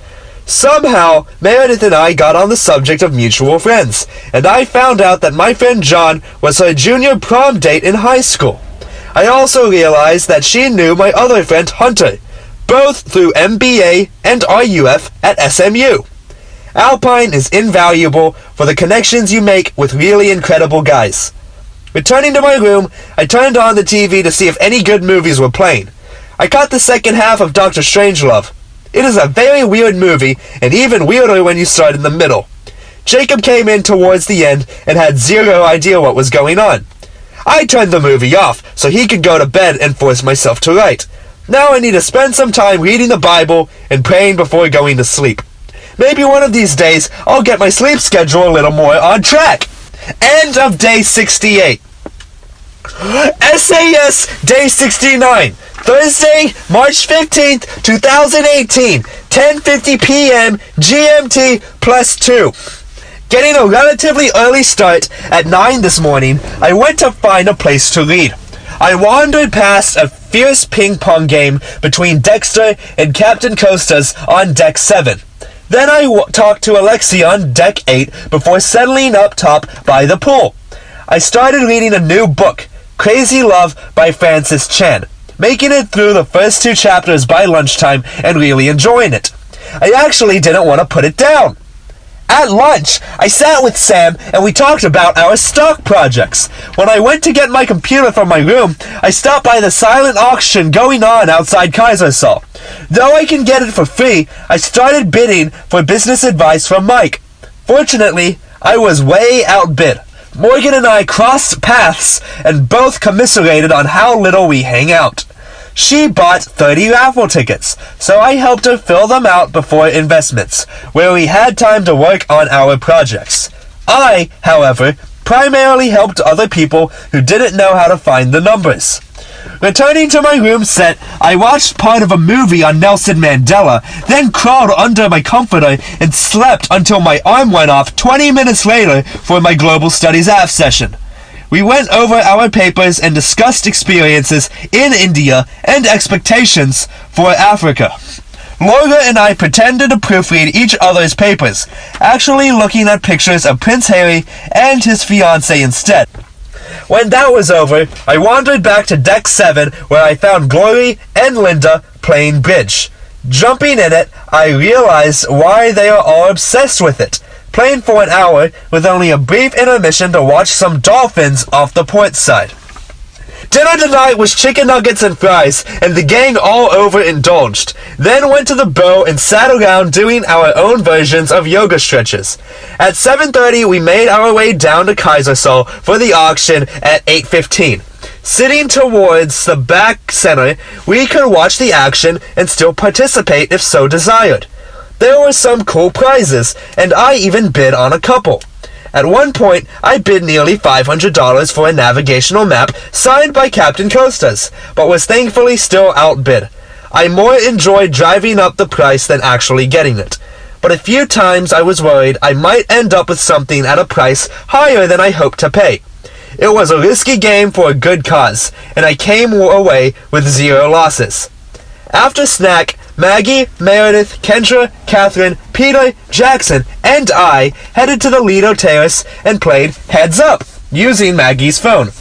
One person had to guess a word that their teammates are acting out. We did guys versus girls, and even having one less turn, we still beat them every round in every category. The punishment for losing was that the girls had to play Twister outside in the pouring rain. They got soaked, and it was hilarious. After that, we played a few more rounds. Jackson grew hungry, so we all went down to the library to get some snacks. We talked about camping and the Boundary Waters. I want to go camping when I get home. Back in my room, Jacob is already asleep. I'm quite tired and very thankful that we get an extra hour tonight due to another time change. That makes it seem not as late as it actually is. Maybe I will actually be able to get up for Global Studies tomorrow. End of day 69. SAS Day 70. Friday, March 16th, 2018. 5:55 p.m. GMT plus 2. The storm picked up last night, waking up many voyagers on the ship, but not me. I slept like a rock, right through the 15-foot waves crashing against our windows, and woke up feeling refreshed and ready for global studies. It was the first time I've been since before Mauritius, and I'm glad I did. We talked about South Africa and apartheid and Nelson Mandela and Desmond Tutu. After class, I found Morgan sitting outside Kaisersol and went over to check on her. I walked her to her class, giving us a few minutes to catch up on her life. Running into Clara D, we went up to Lido to watch the rain and chat, sitting there until lunch discussing grad school and future travel. Over lunch, we had the fun idea to have an SAS reunion at Epcot in Disney to go to all the countries again. Before money and banking, I did my homework at the library, and it didn't take too long. In class, we watched a lecture that Ben Bernanke did at George Washington University, answering some questions on the video. In supply chain management, we watched videos on fair trade practices. Diane cut the class short because I'd asked her earlier in Lido if she would cancel class since the weather was gross and I did not want to go. After class, I ran into Morgan on deck 7 and chatted a few more minutes before her next class. Back at my room, I worked on my global studies paper, which was to be 4 to 6 pages, but mine ended up being 7. This was completely by accident because I had intended to do the bare minimum.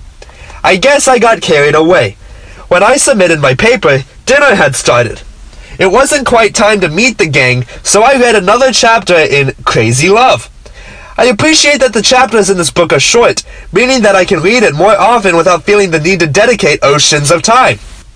At dinner, Allie, Emily, Megan, and I sat together waiting for the rest of the gang to arrive. At 7, Dr. Mark, Joyce, and Megan Lewis did a fine job lecturing about the good and bad of South Africa, steering clear of being too controversial. They gave some good suggestions on what to do when we are exploring Cape Town. I sat next to Mikhaili and Kaylee, and they both want to come to Hillsong Church with us on Saturday. I sat down in the library at 8 to finish the second half of my investments project, which I hope wouldn't take too much longer. However, a double cheeseburger, fries, a Butterfinger ice cream sundae, and 4 hours of semi-diligent work later, I finally produced something I felt happy turning in. I made up most of the quotes and a third of the data, but it looked pretty. If nothing else, the last page had my classmate in tears from laughing so hard. I'm one of Glory's favorite students, and there's not much I could do to mess that up. Our class members were all working in the library tonight, and several were waiting to take my computer when I finished. I'm thankful for friends to laugh with even when working on tough projects.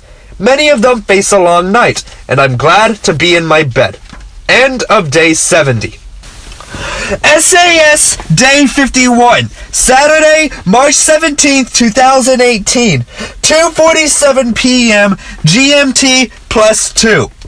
St. Patrick's Day is best celebrated as a redhead in the company of people who actually know what day it is. That being said, there is no better feeling than waking up on a holiday knowing you already have done everything that you need to do for the day. I had already finished my project and my global studies essay, and all I had to do was hand in my report to Glory.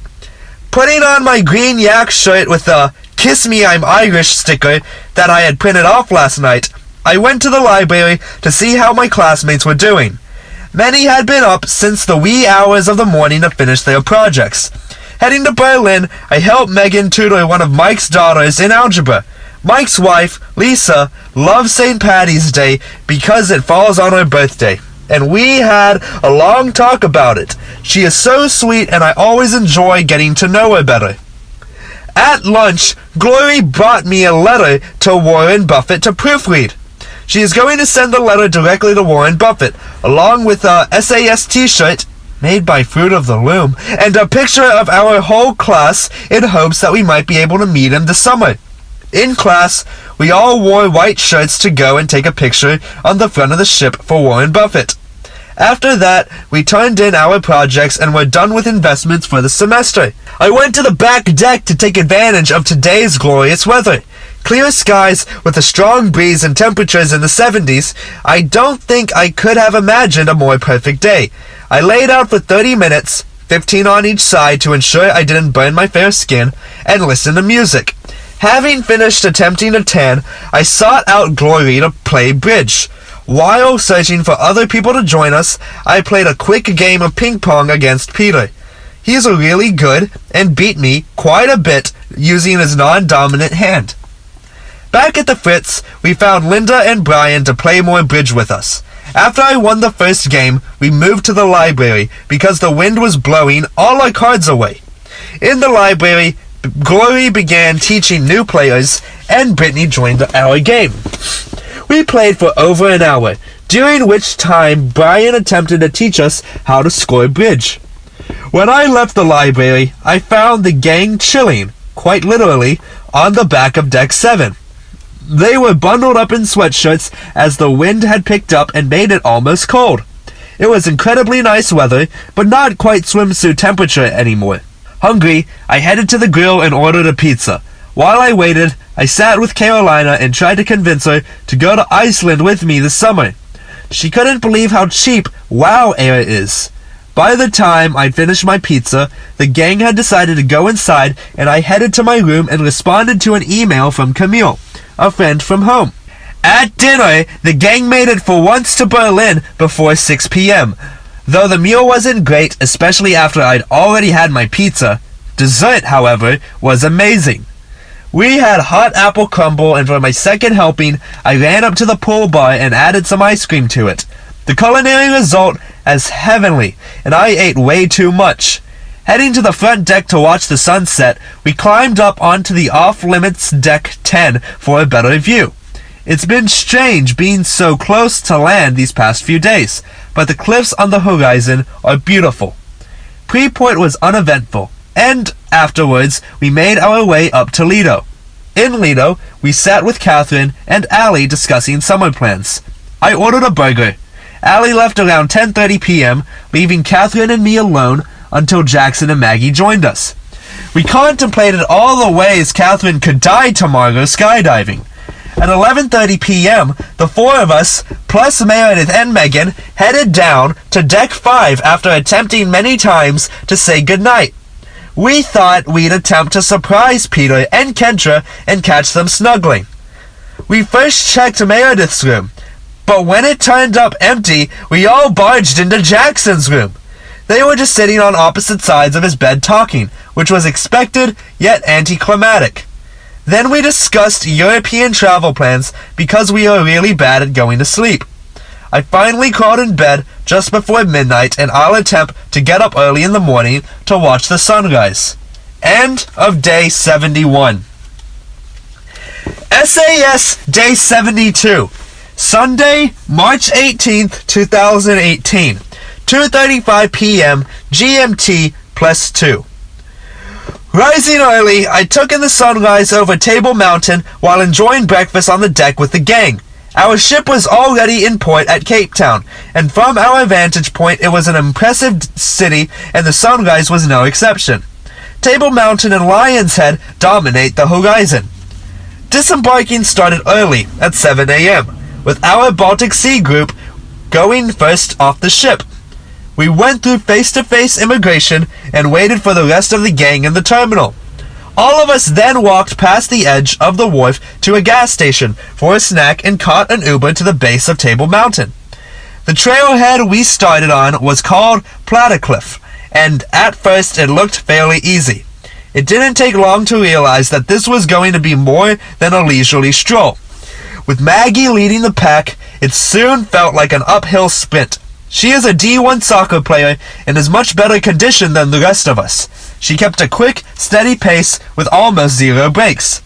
About halfway up, Meredith and I slowed way down to take our time and enjoy the hike. Though it took 2 hours to reach the top, the view was worth it. We spent an hour or so up there eating our snacks, listening to music, and taking pictures. It was a beautiful place to spend an afternoon, and the weather could not have been more perfect. When it was time to leave, we took the cable car down and headed to the V&A waterfront for lunch. The Wharf is an awesome shopping center on the water.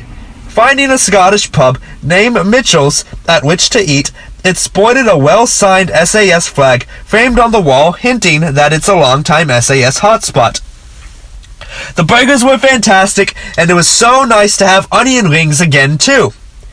After lunch, we headed to Ship to shower and change for church. We went to the famed Hillsong Church and were also excited.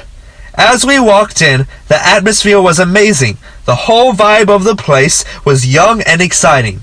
In Sanctuary, the lights and music were immersive, if not overwhelming, but it was a cool way to worship. Once the music stopped, however, it all went downhill. They had a guest speaker, and his theology was whack.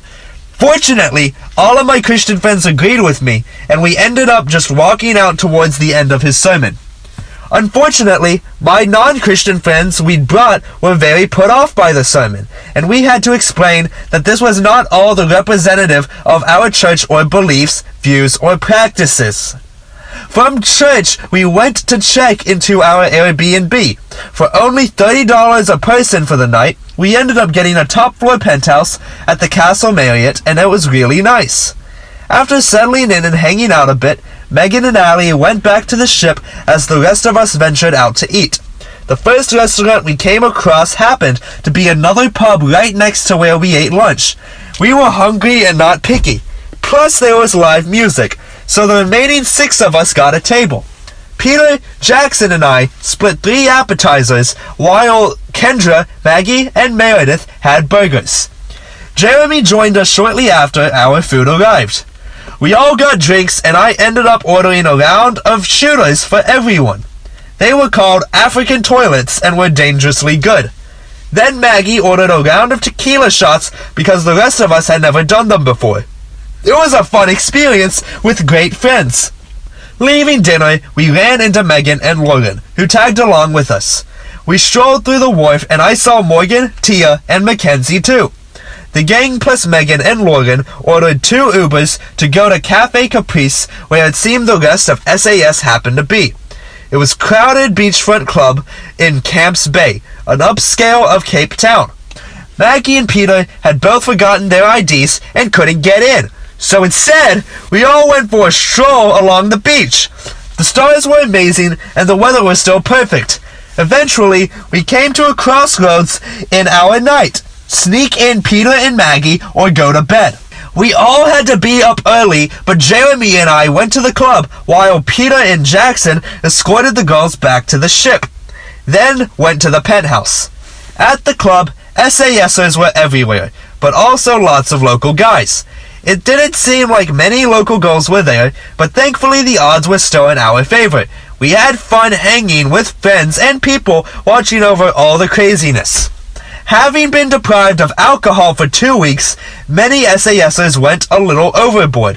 When it was time for us to wrap up, Jeremy and I found Pat to come back with us, but Sam refused. We figured he'd find his own way back or just miss out on fishing tomorrow. Back at the penthouse, Peter and Jackson were still awake, but after figuring out sleeping arrangements, we did not take long for everyone to say goodnight. Now I'm looking out my window over the city and the bay where I can see our ship docked. End of day 72. SAS Day 63. Monday, March 19th, 2018. 11:04 a.m. GMT +2. The sunrise over the bay filled my penthouse bedroom with light through the huge windows. A little to the right, clouds poured down the side of Table Mountain like dry ice pouring over the side of a glass. I heard the guys scuttling around to getting ready for their fishing trip. I stayed in bed until they left, only speaking to Peter as he peeked his head in to make sure I was up. After heading downstairs for a meager breakfast in the hotel, my scheduled Uber arrived promptly at 8:30 a.m. to take me out to the Winelands. On the way, Haley called, and we talked for the majority of the hour-long car ride. mostly discussing questions regarding my possibly doing semester at sea next semester. I arrived at Cape Winelands riding at 9:35 a.m. and I met our guide, Ellen, and my one fellow rider. I got a helmet and mounted my horse, Tallahassee. For the next 3 hours, we rode all through the vineyards for everything from grapes to peaches to limes to blueberries. The terrain was diverse, with rolling hills and mountains surrounding the open plains. Stopping a couple times, we sampled the local grapes and watched workers picking them. While walking, the three of us talked travel and politics. Hearing Ellen's perspective on both the water crisis and the farm expropriation bill was fascinating. We trotted and cantered our way down the straightways with occasional galloping to do. I underestimated just how long a 3-hour ride would be, and by the end of it I was very sore. On the way back to town, I listened to music and enjoyed the ride. After changing clothes, I headed to the wharf for lunch and some shopping. I ended up getting a GoPro, a duffel bag, and 2 hot dogs, as well as booking a hotel for the night. I would say it was a productive outing. I went back to the ship to pack for my upcoming refresher scuba dive and the hotel, then Ubered from the ship to the dive shop. Once there, I filled out paperwork and met my instructor. We suited up and headed to Cape Point, just past Cafe Caprice, to do a shallow shore dive. It was more exciting than doing a refresher in a pool and also much colder. We got back to the shop just past 6 that afternoon, and I was happy to have warm clothes on.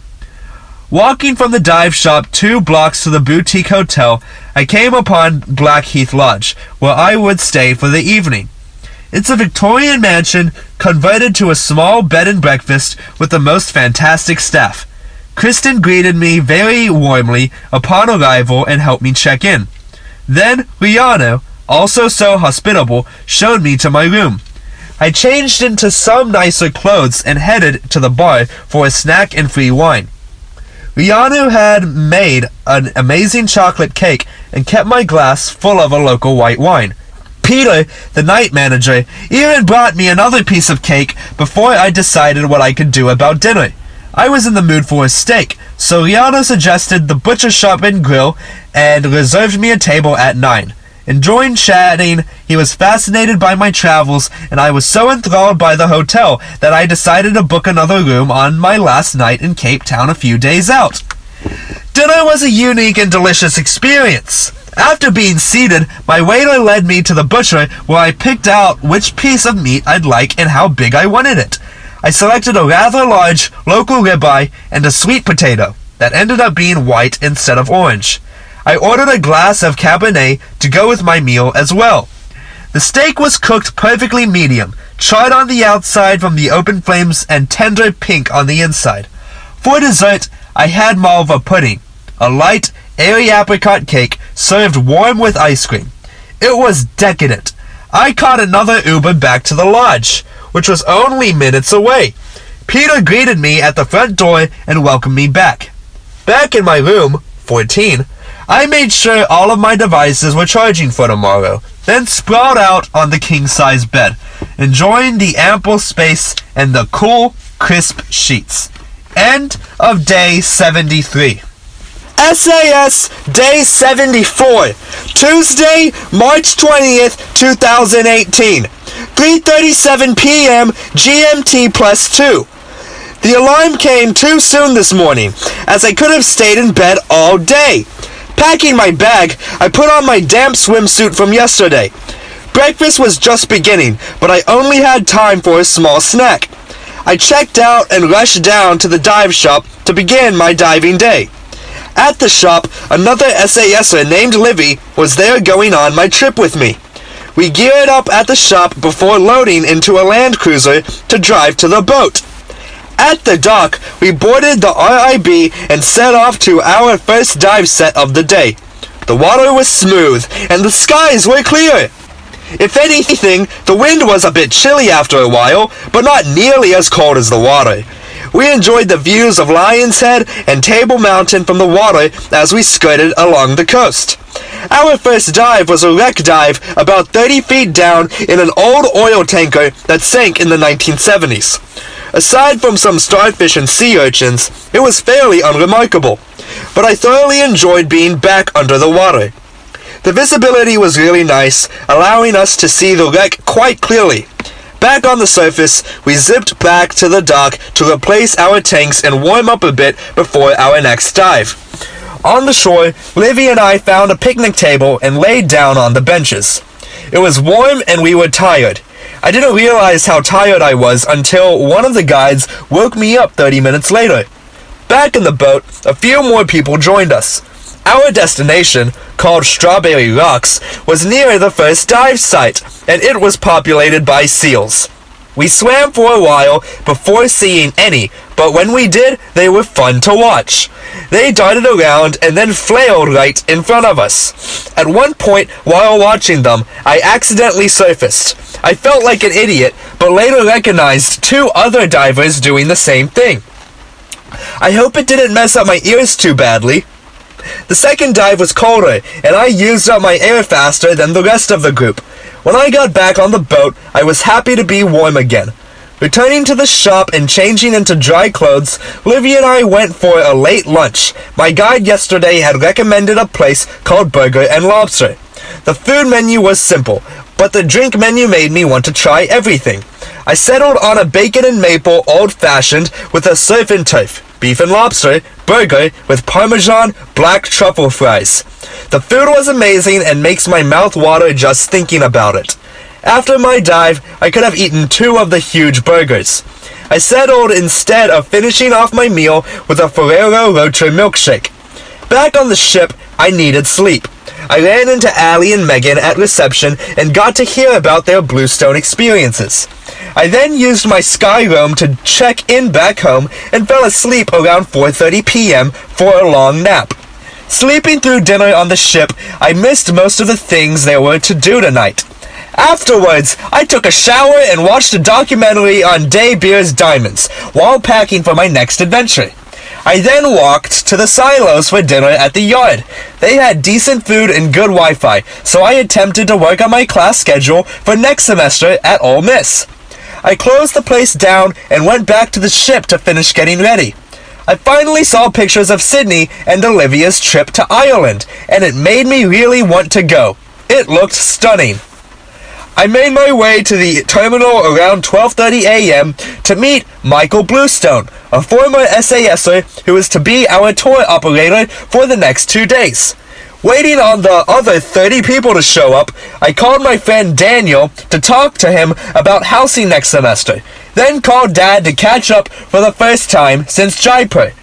We loaded up the vans, and mine is way more chill than the other groups.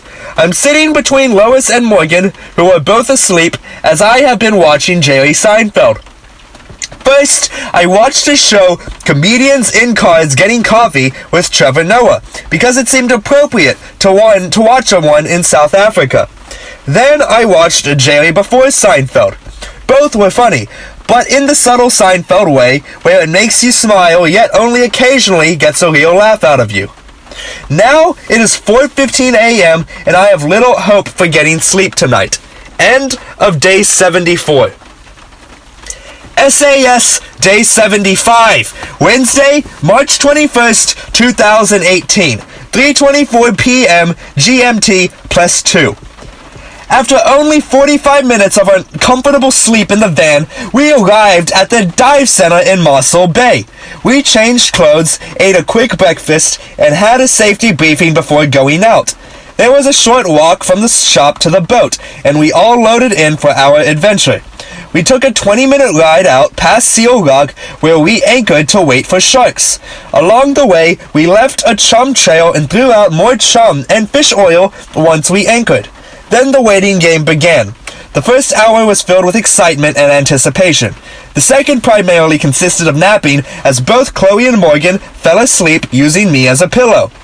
The third hour felt overwhelmed by desperation and hopelessness mixed with middle school angst pop music. After 3 hours, we gave up without a single shark sighting. Our guide gave a quick speech about how they had tried everything they could, but sharks are wild animals and cannot be controlled. Just as he wrapped up his speech, a great white swam right under the ship and lunged at the tuna head floating in the water. Excitement exploded from everyone aboard.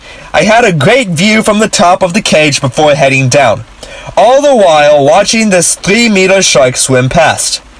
I had a great view from the top of the ship, but was too far away to quickly get into a wetsuit. Thus, I waited for the 6 divers to get ready and get in the cage before heading down, all the while watching this 3-meter shark swim past. It took some time because the shark was stubborn, but after they finished, it was my turn to get in the cage. Jokingly, I asked if I could get in without a wetsuit, and they assured me that the water was fairly warm, 22 degrees Celsius. I hopped into the cage in my bird dogs, and the water felt great. As we waited, I got colder and colder. I ended up being in the cage for almost 45 minutes before the shark came back. My time freezing was well worth it to see a great white up close and under the water. They truly are huge beasts. Returning to the boat to warm up, we waited for the next group to go. Our 3-hour tour turned into more than 5 hours, but it was worth every second. After everyone experienced time with these underwater wonders, we got back to the shore to change into warm, dry clothes and eat a very quick lunch at the shop. From where we headed to Botlierskop Game Reserve for a safari. We all piled into an off-road game vehicle and set off around the massive 4,200-acre property. We saw elephants, rhinos, wildebeests, zebras, ostriches, Cape buffaloes, and so much more. The only things we couldn't find were the lions. The ride was colder than expected, with an occasional misting of light rain. We all huddled up in blankets, and half of the people dozed off at some point. No one slept on the van well last night, and we struggled to hold our eyes open for the 3-hour safari. At the end, we shook off the cold by a massive fire at the lodge. On the 2-hour drive from the game reserve to the hostel, I slept for the first hour before we stopped to get snacks. Gigi, our guide, loaded up the car with drinks and insisted we start drinking when we hit the road again. We all had a beer, and several people had a few. By the time we got to the hostel, Gigi was on 5 drinks, and it was apparent he had no intentions of slowing down. When we got checked into our hostel, the other group was already waiting on us. I found a guitar to play for a bit as I made new friends before dinner. Dinner was a traditional braai barbecue out on the back porch. We sat around the fire and made friends with the folks from the ship. I made friends with the bartender, Max, from the Netherlands. We sat around the fire listening to music until after midnight. Slowly people returned to their rooms, and I was one of the last ones remaining. In the end, it was Max, Michael, Gigi, Rachel, Carly, and me. Somehow I managed to get a room to myself with a queen bed while nearly everyone else was crammed into a bunk beds in another room. End of day 75. SAS Day 76, Thursday, March 22nd, 2018, 3:10 p.m. GMT +2. Shortly after hitting the snooze button on my alarm, Jeremy and Lucas pounced around me. While I assured them I was awake, they got me pumped up for skydiving and bungee jumping. We ate breakfast at the hostel, and, much to my surprise, everyone was actually awake on time. The vans loaded up around 7:30 a.m. for our 45-minute drive to the Blauwkrans Bridge bungee. It is the tallest bungee bridge in the world, yet for some reason I wasn't afraid at all. Once both vans had arrived, we signed our lives away and geared up. Then we set off across the suspension bridge under the actual bridge to the middle of the arch. Here was where the fun began. For some reason, I was selected to go second behind Gino. Strangely, I wasn't scared. Rather, I was excited. As I jumped off the bridge with nothing but a rope behind my ankles, I realized this must be what it feels like to kill yourself. It goes against everything you know, and your body immediately knows as you fall into the abyss that this is a terrible idea. 5 seconds later, the free fall ends and the rope catches you, ending the excitement. Then you dangle by your ankles a few hundred feet above the river and rocks. The blood begins to rush towards your head as you hope someone comes to get you soon. Seconds later, I felt someone next to me attaching the ropes to pull me back to the bridge. By the time I made it to the second platform, I wanted to go again. People came up hugging me and asking how it was, and I had the biggest smile on my face. What an amazing experience. It was also so much fun to watch my friends jump off the edge one at a time and then come back up with the same smile and excitement. When we started finishing up, I went back to the store to purchase my pictures and video. We loaded up the first group in the smaller van and set off for our long road trip back to Cape Town. On the way back, we stopped by the hostel again, where we were given burgers and fries to eat in the car. Then we drove another hour to the skydiving place. Here, our relatively small group was given a safety briefing before we split into smaller jump groups. Mine was the second group, so after I suited up, I played a few rounds of billiards with Gigi. When it was time to go, my instructor, Arnold, and the cameraman, Peter, started getting me pumped up. We went out to an old King Air and group piled onto the benches. On the way, Richard and I started doing our best Federico impressions for the camera. At 11,000 feet, the light turned green, the door slid open, and the next thing I knew, I was jumping out of a plane. While we fell, I looked out over the mountains and the bay and the city nearby. It was hard to take it all in because, even though I had almost 30 seconds of free fall, it all went by so fast. When the parachute opened, I had time to look around and enjoy the scenery. We did some tight turns and tricks to make it a little more fun, but for the most part, I just sat and enjoyed the ride. When we were safely on the ground, we all hugged and high-fived each other. Back at the hangar, the other group had just arrived and the last batch from our group was boarding the plane. We took pictures and kicked the soccer ball around as we waited for our van to finish. When everyone was done and changed, it was time to hit the road for our 5-hour drive back to Cape Town. This was going to require snacks, so we stopped at a gas station to see what we could find. The assortment left much to be desired. There was no alcohol of any kind, so most of our bus walked down the street to the liquor store. I decided to tag along and bought a cold bottle of Chardonnay. I still have no idea what I'm doing when it comes to wine, but the lady who appeared to own the store said I picked out a really nice one. I might have had half the bottle over the course of the entire car ride back, primarily drinking water and eating chocolate and Pringles. My van was a good group and not too crazy. I sat next to Morgan and Casey up front playing Never Have I Ever with Gigi and Lois. The drive included stop-and-go traffic, people peeing on the side of the road, wild elephant sightings, and some decent music. By hour 4, everyone was ready to crash. The sun had set, the music became calmer, and most everyone had consumed a decent amount of alcohol. I tried to sleep, but my mind raced, thinking of the things I'd just done and the things I needed to do. We arrived back at the dock at around 10 p.m. I said my goodbyes to Gigi and hugged my wonderful travel companions for the millionth time. Back at my room, I dropped my stuff off and packed a small bag for the night. Then, I grabbed an Uber to my hotel. Back at the Blackheath Lodge, Peter welcomed me in and took me straight to the bar. He pulled out the wine I had been drinking the night before, but I opted for a Glenmorangie single malt scotch instead. He even bought out snacks specifically for me. I didn't have a real dinner tonight, so I was thankful for the chips. He then showed me to my room, and I settled in to use the great Wi-Fi.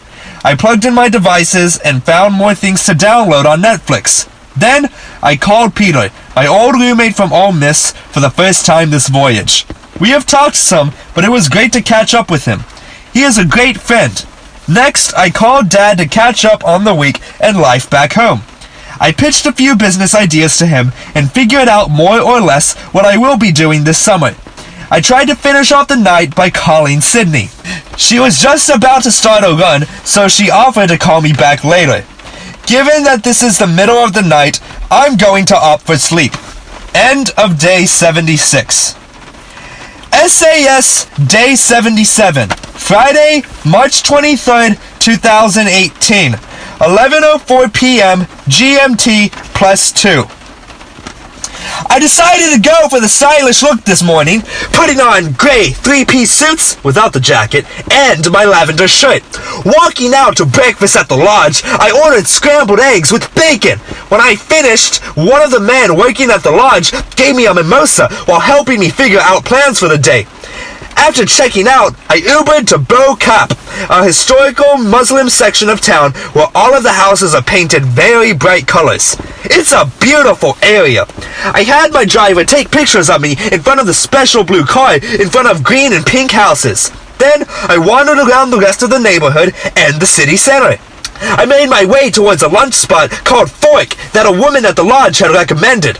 On the way, I stopped by a shoe repair place to have my shoelaces replaced on my Cole Hans.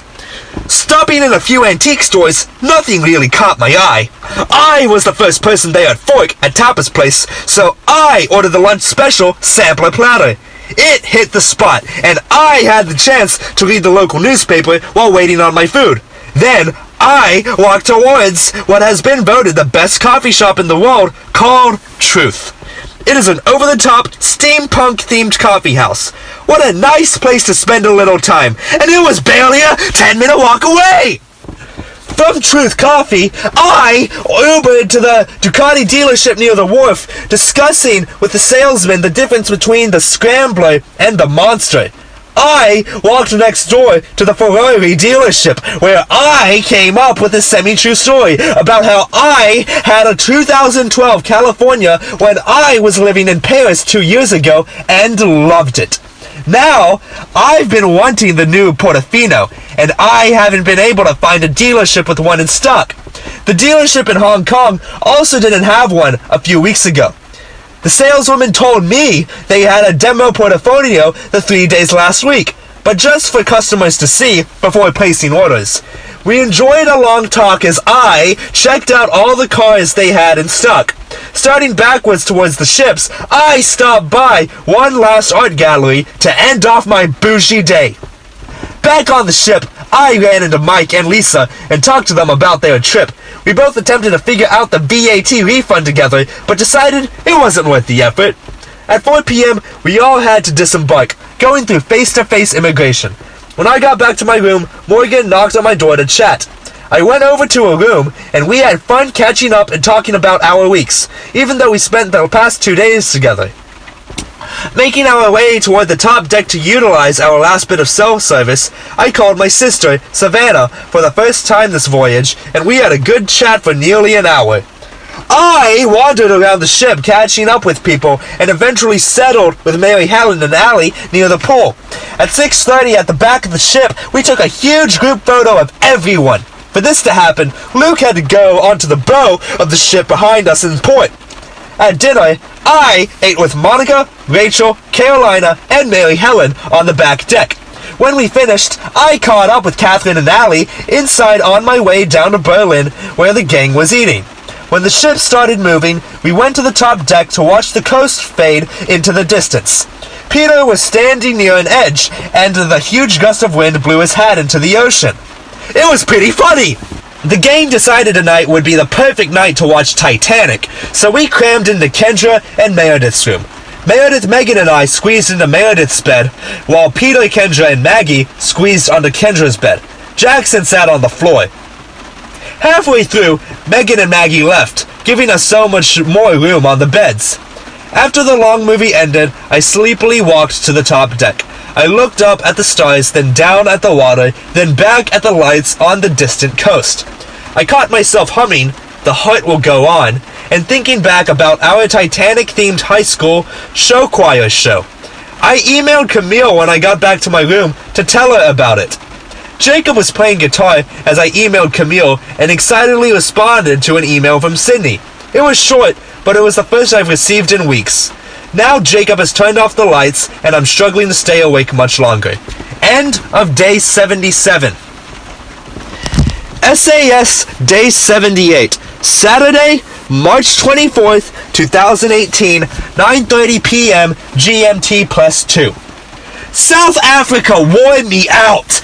I didn't realize how much until today. Lots of physical activity with minimal sleep will do that to you. I barely woke up for global studies and struggled to pay attention. I caught a short nap and slept straight through lunch. Afternoon announcements over the intercom woke me just in time to rush up to money and banking, during which I responded to emails from Camille and Anna Miller. In supply chain management, all my thoughts focused on food. Diane joked about me always playing solitaire, but didn't mind since I still participated in class and paid attention. After class, I hurried to the grill to order a double cheeseburger and fries. As I ate, Bryce came over to talk to me. It was fun catching up as we hadn't seen each other in a while. After eating, I headed for the back deck where I chatted with Kendra and Maggie for a few minutes. Then, on deck 7, I found Morgan, Mackenzie, and Tia. I soon rejoined Kendra and Maggie to do some reading on deck 8. Upon getting to my room, I sat on my bed and passed out in 2 minutes, waking up 2 hours later, still tired, in time for dinner. The gang convened outside of Lido for a mediocre meal, and I was still relatively full from my burger. I enjoyed a fresh peach as we watched a really good sunset off the port side. As the sun disappeared, the temperature dropped quickly. We made our way down to Kaisersau to warm up and get seats for Mike's talk about LinkedIn. I actually had to leave before I started to meet up with Maddie, Daichi, Dan, Jake, Claire D, Lindsay, and Peter in Kino at 8 to practice for the talent show. We were doing a version of Piano Man by Billy Joel and had to figure out who would take which parts. I was the businessman. We sang through it several times before working on blocking. Blocking took a long time, and we spent a lot of the time going back and forth on trivial things. One of my roles is to flirt with Claire D, the waitress, and then dance with her, which will incorporate a flip. At 10:15, we took a 5-minute break to snack. Then we went back to Kino to practice until quiet hours at 11. By that time, we had it down pretty well and confident. Down at Kaisersau, we searched for props and ran through it once on the big stage. It made things pretty different, but overall, it is still going to steal the show. We're the very last act and plan on getting everyone to join us on stage at the end to sing the chorus. I'm really excited about it. We were yelled at for being too loud in the Kaisersau, so we dispersed to our rooms. I took a much-needed shower, then read my devotional and a chapter of Crazy Love. Now, I need to catch up on sleep. End of day 78. SAS Day 79, Sunday, March 25th, 2018, 8:52 p.m. GMT +1. Sleeping in is even better when you also get an extra hour from the time change. We are now officially in the same time zone as Germany and France and much of Western Europe. I spent my morning in bed praying and preparing for lunch. I had a meeting with Mike and wanted to get my questions in order. We discussed the voyage thus far and our favorite experiences. Then I posed some questions about my future, to which he offered helpful insight. I also asked about the big 5 tech titans. We discussed that the world might look like going forward. Realistically, it is all a guess. Though I showed up late to Glory's class, she didn't mind given I had a good reason. She mentioned a story about when she helped sell bonds for the new Denver airport. This launched the class into a debate over the conspiracy theories regarding that airport, which Glory knew nothing about. We jokingly claimed she was in on it and probably is the Illuminati. She obviously thought we were all crazy. After class, back to Berlin, I joined John for his second lunch. The meal was good. I didn't eat enough for the first time around as I was busy talking to Mike. Afterwards, I had a long nap. Somehow, I'm still struggling to catch up on sleep. I woke in time for an early dinner at 5:30, which was a good thing because tonight was taco night. The hot commodities were below average for tacos, but it was still a nice treat. I miss cheap Mexican food. The band met up to rehearse at 6:15 in Kino and sorted out final details. Daichi and I ran around to Kaisersau to sort out props and make sure everything was ready to go. And we all changed and met back up on deck 5. We made props including a cigar for me, made from a Crayola marker and a colored paper, and the confetti for the end.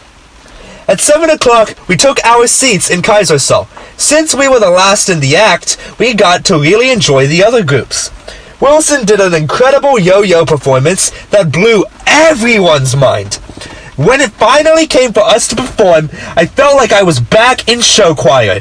We quickly set the props out on stage like a well-oiled machine, then disappeared behind the curtains. Maddie started on the piano, and when Jake came out with his harmonica, the crowd went nuts.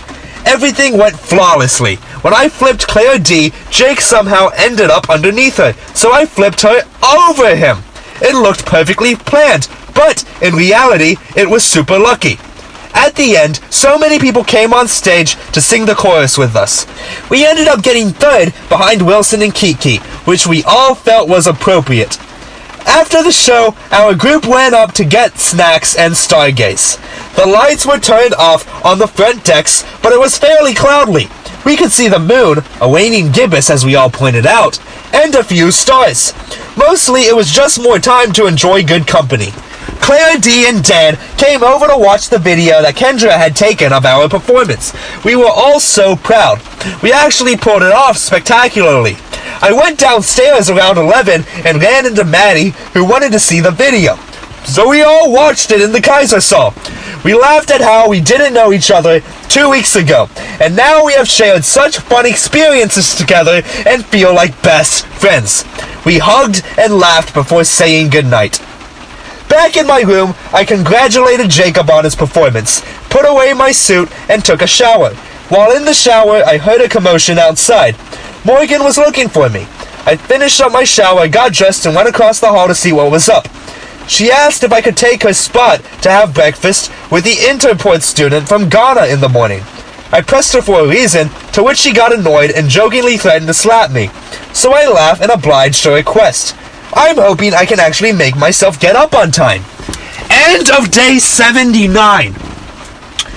SAS day 80. Monday, March 26th, 2018. 4:18 p.m. GMT +1.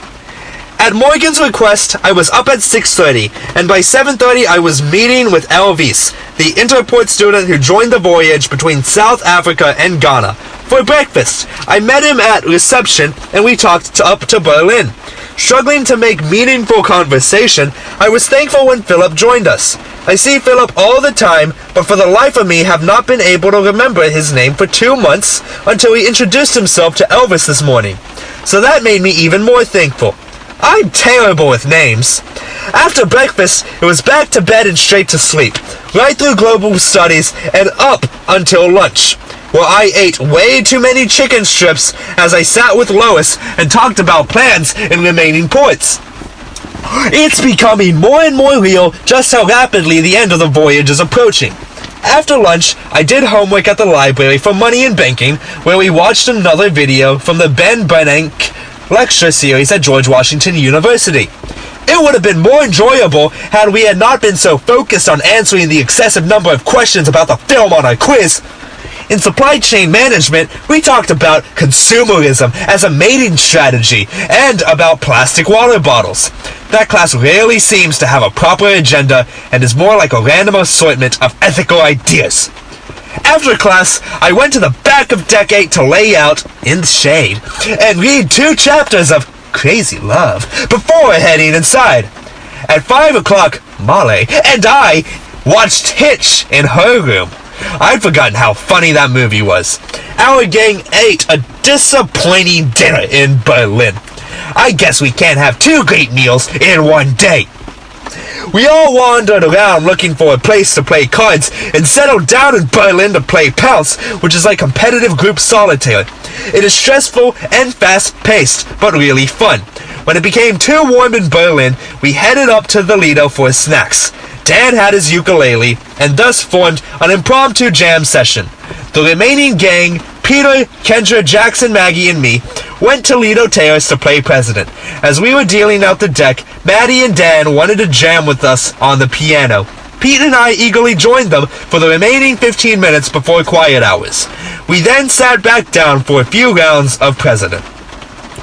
Tired, we walked outside to look at the stars, but a dense mass of clouds prevented it. The other four stayed up a little longer, but headed to my room to find Jacob still gone. I checked the television map, only to realize I don't know any of the countries in Africa, and thus I have no clue where we are. I'm slightly disappointed in myself. SAS Day 81, Tuesday, March 27th, 2018, 7:26 p.m. GMT +1. This morning started with an email from Dad titled Uber for Airplanes, which got my whole day focused on project development. As I sat in bed, I ran a SWOT analysis and weighed the pros and cons, trying to figure out the most important questions to ask and where I could find the answers. I then dove into competition. I looked at budget airlines like Frontier and WOW, reading up on their history and sorting through the limited financial information on Wikipedia. I looked into NetJets to see how this differed, and checked out what Uber had in the area of aviation. Having exhausted my limited search abilities, I took a shower to think things over. At lunch, I sat by myself to continue working, but was quickly joined by Megan. A few minutes later, the rest of the gang joined in as well. Megan insisted on showing us a video of a bird that had splattered against the gym window. I guess she was just determined to make us lose our appetites. Thankfully, I was already finished eating, and class gave me a reason to skirt out of there. We talked about municipal bonds, and Glory told us this was the best way to get rich quick while also helping the community. She handed back our papers and was disappointed in many of them. For mine, I just forgot to change the paragraph headings, and she wanted me to break up some of the long sections of continuous text. Other than that, she really liked my paper. It inspired me to come up with a similar proposal format for Laurel Air. After class, I met up with Morgan on the back of Deck 9. We spend so little time together, yet I always enjoy our talks so much. We had to plan out this chat to find a time in our schedules where we both are free. I talked to her about my recent friendship insecurities, and she told me about her relationship struggles. She is one of the few people on the ship that I feel I can be totally open and honest with. Afterwards, I went back to my room to process and ended up falling asleep. I woke up around 6, in time to go to the library to work on class registration for the fall. I got most of it sorted out in Cape Town, but none of the courses I selected will not count. I spent far too long trying to find a single engineering elective that appealed to me, and settled on fluid dynamics. Price sat with me while I looked up courses and read on the Russian baby boomers. He is a smart kid. By the time I was ready for dinner, everyone on the ship had cleared out of the dining hall to go to the Global Studies Jeopardy test in Kaisersaal. I was one of about 10 people in Berlin, and I happily enjoyed my meal alone. I attended the second half of Jeopardy and assumed that was about all the studying I needed to do. I then went up to the pool deck to work on my Laurel Air proposal. I used a newsletter format to highlight key objectives. It turned into more of a sales pitch for consumers than investors, though. I worked on it for nearly 2 hours while taking advantage of the exceptional weather. Dad emailed me a real estate listing for a huge office building in Shanghai. It was well out of our budget, but got me thinking that commercial real estate in China may be a good business move. China as a growing economy terrifies me. However, China as a commercial ally and business prospect could be exceptionally fruitful. Snack was rather disappointing tonight and unusually quiet, so I opted for a burger. I had no idea what Dennis, the chef, did differently, but this was by far the best burger I've had on the ship.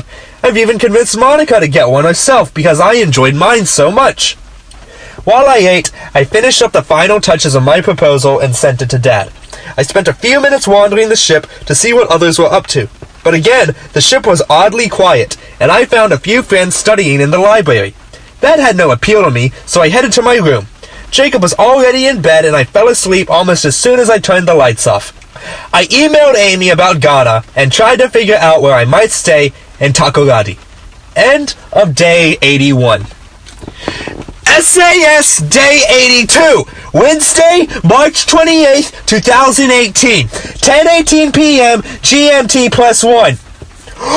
I set 4 alarms to make sure I was up for my global studies test.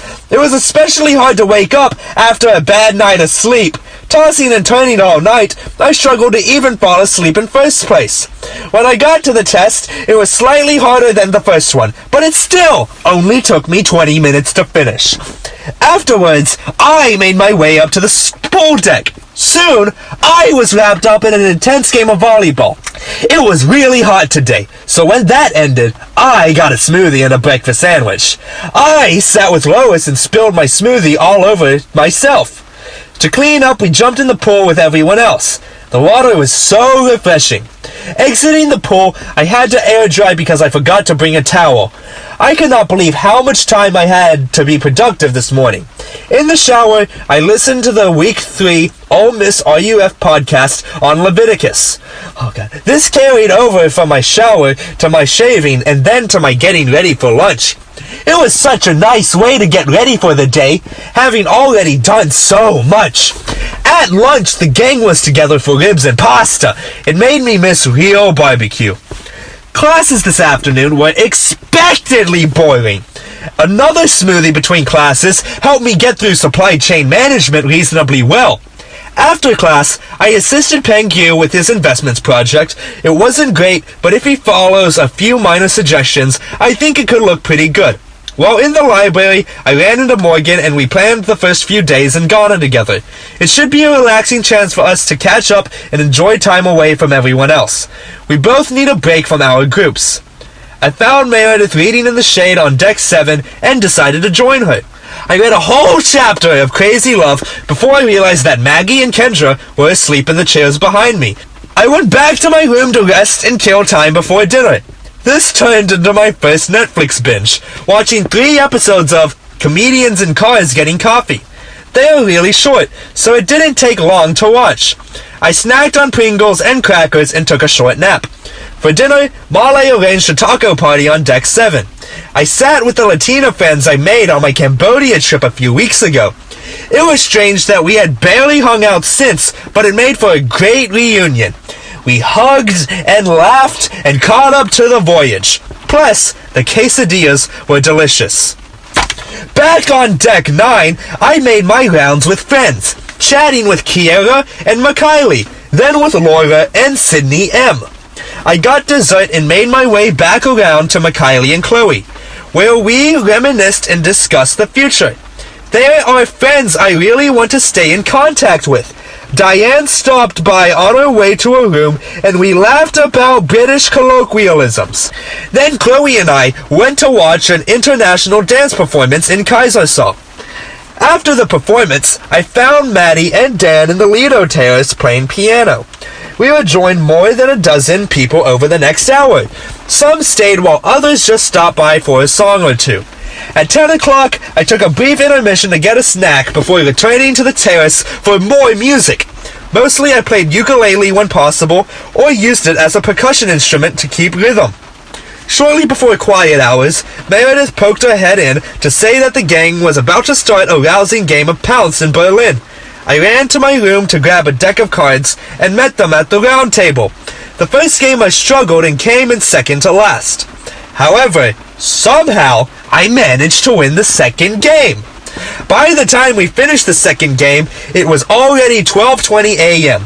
We were determined to sleep outside tonight, so we grabbed our stuff and met on the bow of deck 9. On the bow, a couple of other groups were gathered, including the musical entourage from earlier. Dan and Luke alternated playing guitar while Maddie sang. Austin and Paige W. just listened. Our gang fell asleep surprisingly quickly, but I stayed up with the musicians to jam and chat. I managed to convince them to sleep up here as well. Now it is 2:15 a.m., and the masses are mostly asleep. I'm still fairly awake, but the cool breeze should make me more tired when I actually close my eyes. The nearly full moon and deck lights make it brighter than I would prefer for sleeping, but the weather at the equator could not be better. End of day 82. SAS Day 83. Thursday, March 29th, 2018. 7:06 a.m. GMT. We all woke up to the sunrise on the first of the ship after a short, yet surprisingly restful, night sleeping on the deck. Soon after we awoke, a crowd began to form on the boat. By 7 a.m., a few hundred people were amassed, anxiously waiting in the sight of a small single buoy floating in the ocean. The buoy marked the point where the prime meridian crosses the equator, meaning for a brief moment we were at the center of the world. I have an overwhelming feeling that if either of my brothers ever read that statement, they will do their best to dispute that claim. However, cartographically speaking, it is correct. After the excitement, I took my things back to my cabin, then returned to Deck 9 for breakfast in the Lido. I took a short nap to catch up on the sleep I failed to get last night, then woke up to the afternoon announcements just in time for investments. A weird feeling lingered that I had missed a huge chunk of my day, but I realized it wasn't any different than when I sleep in normally. In Glory's class, we had a guest speaker.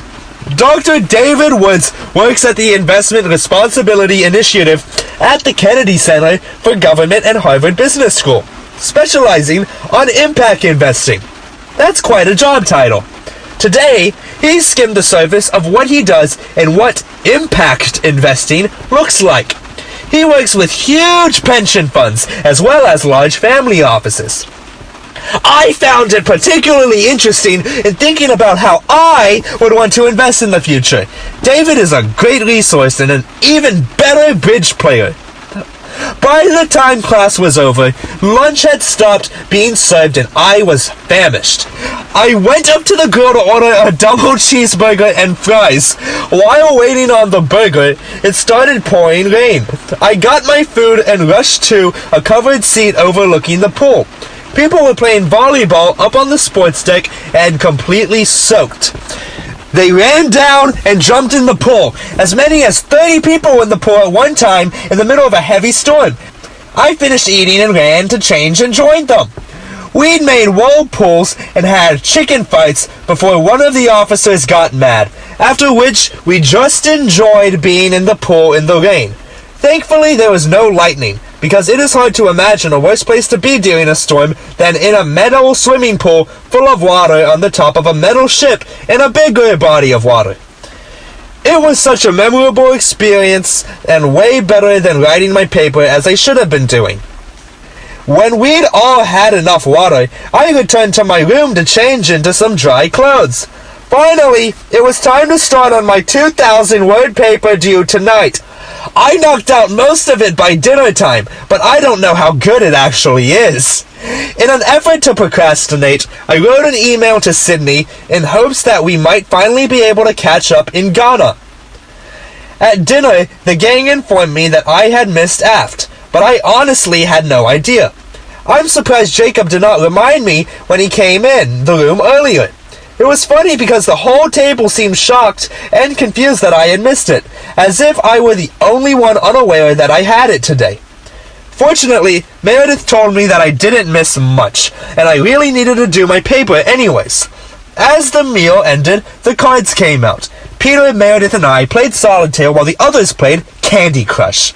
We eventually decided to play a game with everyone, which ended up being Pounce. I needed to bring this game back to Mississippi because it was so competitive and fast-paced and addicting. We all went to Preport together and tried not to doze off. I worked on my paper a little more and corresponded to an email from Dad warning of the anti-U.S. protests in Ghana. Afterwards, in my room, I knocked out my paper and proofread it. Once submitted, I found a gang hanging out by the Lido grill while Peter ate a sandwich. Migrating inside for a snack, we hung out a little while longer. Tired and lacking the motivation to do anything else tonight, we returned to our rooms. I made sure all of my devices were charging for tomorrow, then watched another episode of Comedians in Cars Getting Coffee. After reading my devotional, I'm ready to go to sleep. End of Day 83. SAS Day 84. Friday, March 30th, 2018, 2:51 p.m. GMT. On our first day in Ghana, I was awoken by an announcement that we were now free to disembark from the ship. I was forced out of bed by a following announcement that I was needed at the front desk. Once there, I just needed a sign on a receipt from the taco dinner the other night. Up and moving, I decided to get a start on my day. I knew I'd be on the ship a little longer until the passports were ready, but I wasn't quite sure when that would be. Halfway through packing, Morgan knocked on my door, looking bright-eyed and bushy-tailed. She is far more of a morning person than I am, and when she's excited about something, she has the most bubbly personality. She was excited for our relaxing day together in Takoradi and was asking what to pack. Once I finished packing, I went to a room to hang out with her and Mackenzie. She had some great music on from a widely varied playlist. Around 10 a.m., the announcement came that our passports were ready, so Morgan and I set off on our adventure.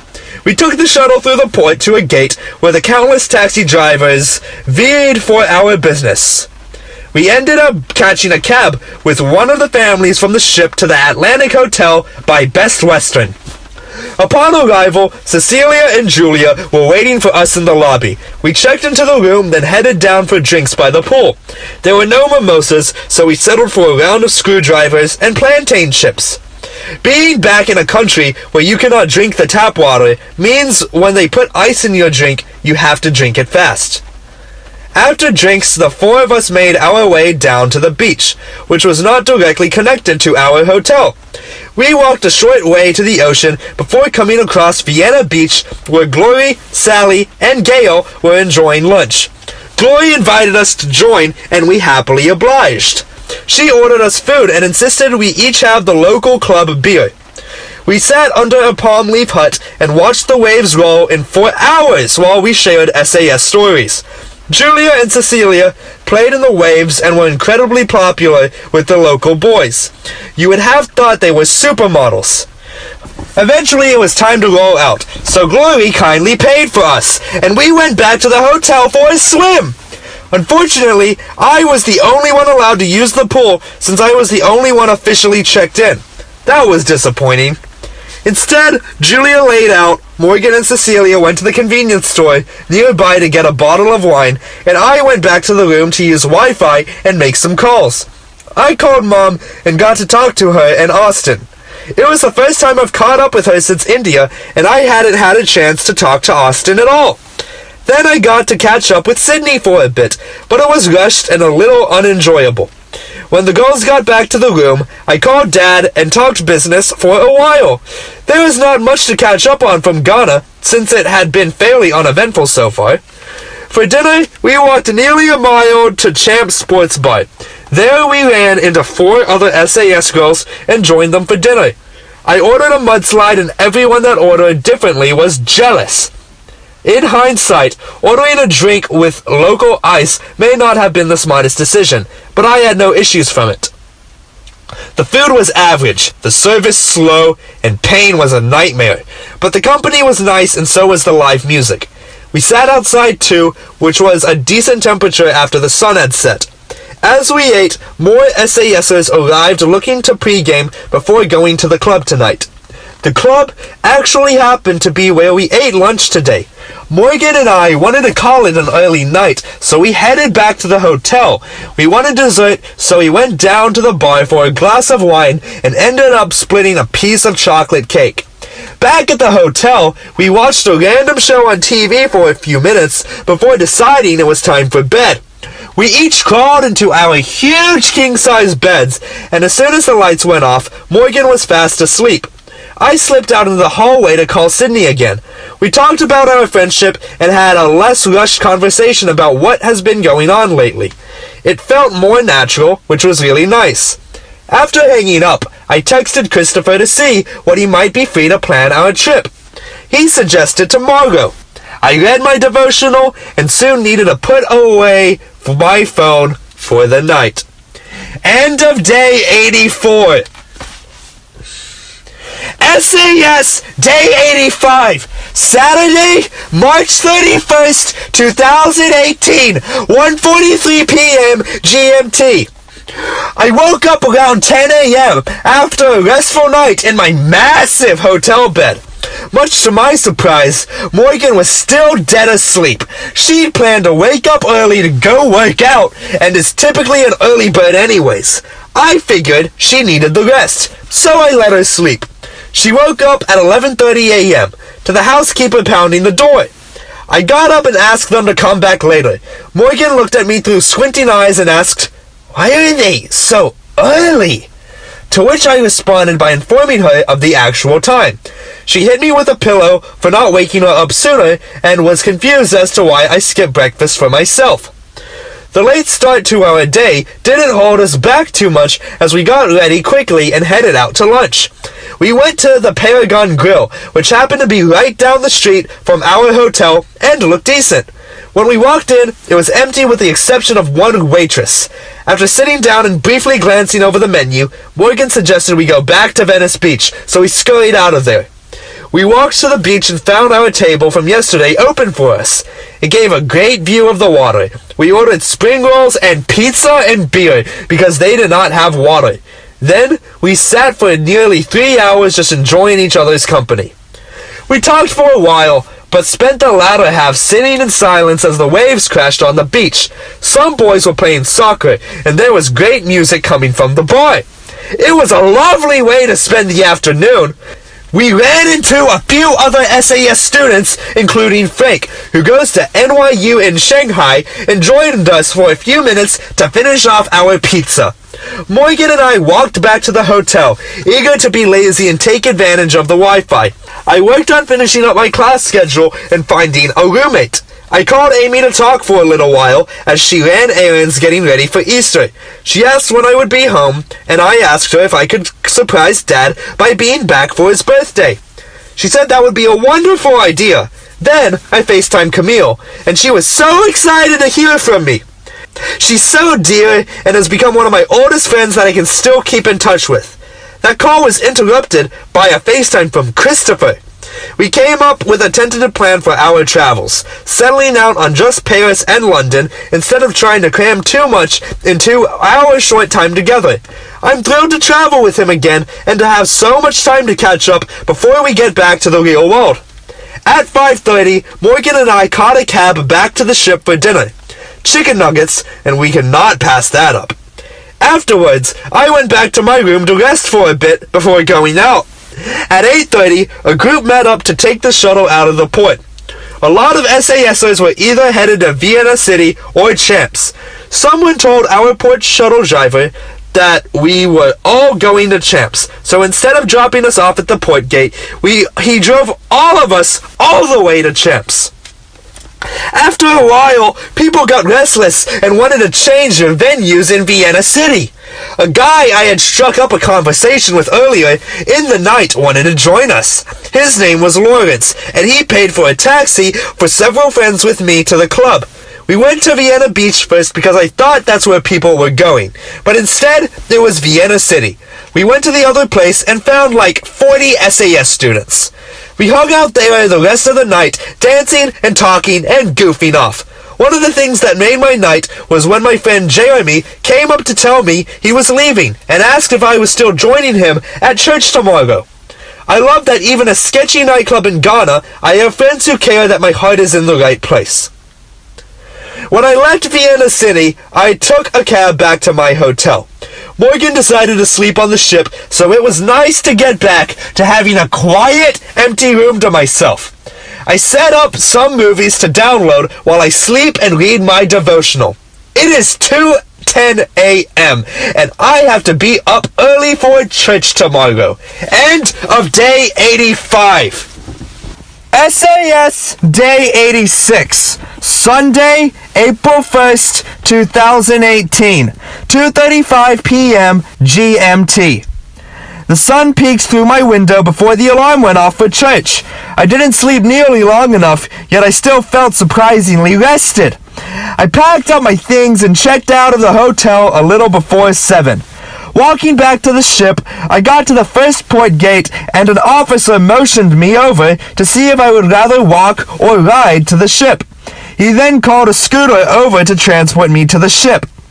This was the first time I've ridden on the back of scooter with a stranger. It was probably not the smartest decision, especially since SAS does not allow that, and I rode it straight up to the gangway. But it was fun and reasonably safe. After dropping my stuff off at my room and changing clothes, I met up with Morgan, Colton, Tia, and Jeremy at breakfast in Lido. Afterwards, we took the shuttle out of the port. We caught 2 cabs to church with another group of girls, including Kiki and 2 girls I did not recognize, Megan and Sarah. When I asked if they had gone out last night, they said they had seen me at Champs, as if I should have remembered them, so that was a little awkward. The church we went to was the International Charismatic Gospel Church. It was a fairly large church, and I was unsure of what to expect. It was really cool. The service was 3 hours long and felt very similar to a black church back in the States. At the end, all of the SAS students were called to the front and the congregation prayed over us. We took the taxi back to the ship and I did some shopping at the port. I overpaid for a Ghanaian soccer jersey. We all met up on Lido for lunch, and I talked with Jeremy about church and potential careers. I then took a short nap and showered before getting ready for soccer. Our field program for the day was a pickup soccer game at a nearby field. We didn't know what to expect, but everyone seemed excited about it. Once at the field, the 40 or so SASers split into 3 teams and the locals joined up with us. Our team was made up of all the students who had bought the yellow Ghanaian soccer jerseys. I scored 2 goals in the second game and did a decent job of keeping up with the locals. For our first game, we had the SAS guys versus the Ghanaian guys. I expected to lose, but after 30 minutes, we tied 1-1. Overall, it was a really fun experience and made me miss playing soccer. My feet were blistered and my legs were sore, but it was totally worth it for 3 hours of soccer. Back on the ship, Jeremy, Walter, and I went up to the sports deck to play some soccer volleyball. I guess we hadn't had enough soccer during the field program. It gave us a good chance to talk as we kicked the ball back and forth over the net for an hour and listened to music. Eventually, we all went back to our rooms to shower since we were gross. My legs had a sharply defined dirt line from above my socks, and I'm sure I smelled terrible at this point. At dinner, I sat with Morgan, Julia, and Colton and had some of Morgan's birthday cake. I went for a second dinner and ended up sitting with Luke and Amy and Noel. Amy and Luke are the SAS media team, and Noel is in charge of the field program office.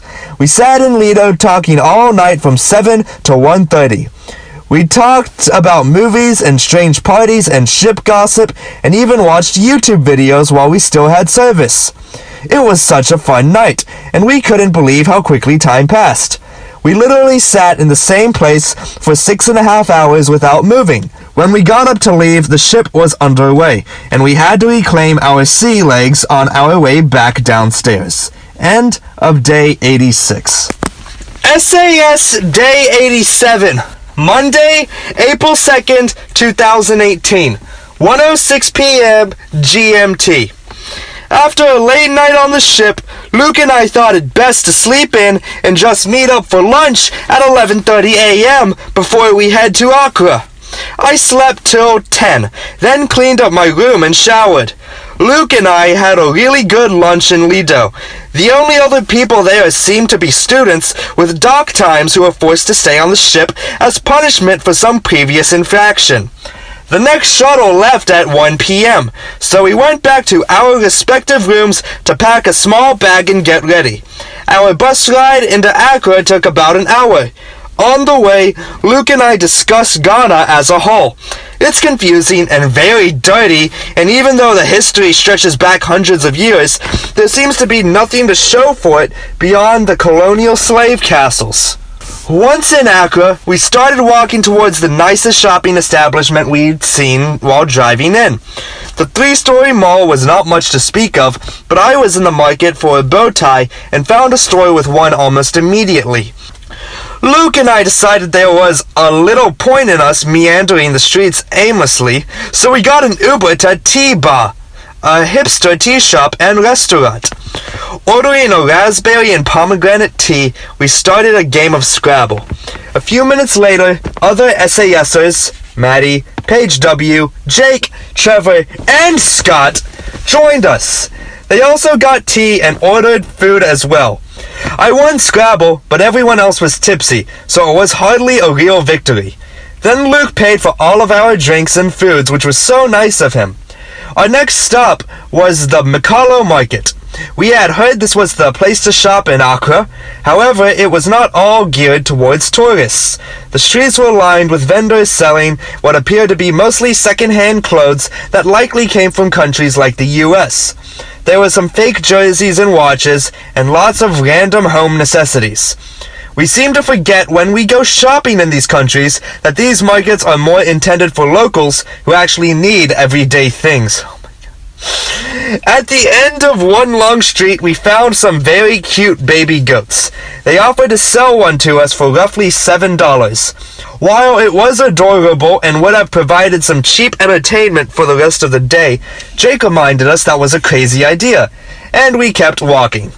Eventually, we ran out of shops, but never out of people wanting to sell us things, and called 2 Ubers to take us to a jazz bar. We got to the jazz bar around 5:30 and stayed until 11. We ordered food and drinks, and it all took forever to arrive. Ghanaian time is much slower than Western time. It took nearly 2 hours for my subpar hamburger to arrive. I danced with Maddie and Paige W. and Kathleen, and taught Maddie how to flip while swing dancing. An SAS program field led by Professor David was also in attendance. Among the students on the program were Paige H. and Chloe, whom I danced with, and Jordy, whom I tried to get Maddie to dance with. When it came time to leave, Luke, Amy, Noel, and myself were going to a beach resort, and Paige H. asked to join us. The 5 of us squeezed into an Uber and rode to a nearby beach resort. At the hotel, we ran into a few other groups of SASers.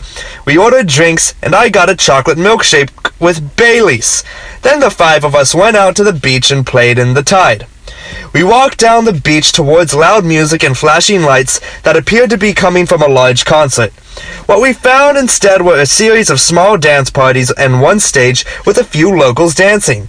I played What Are the Odds with Amy to see if she would go on stage to dance with the locals. She lost, which meant she had to do it. It was so funny watching her, and I decided to go up and join her. Then Luke, Jake, and Trevor found us and ran up on stage too.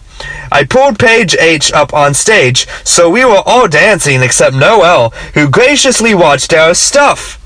The guys left again. We sat for a while listening to music. Several guys hilariously hit on Amy and even gave her cringeworthy notes.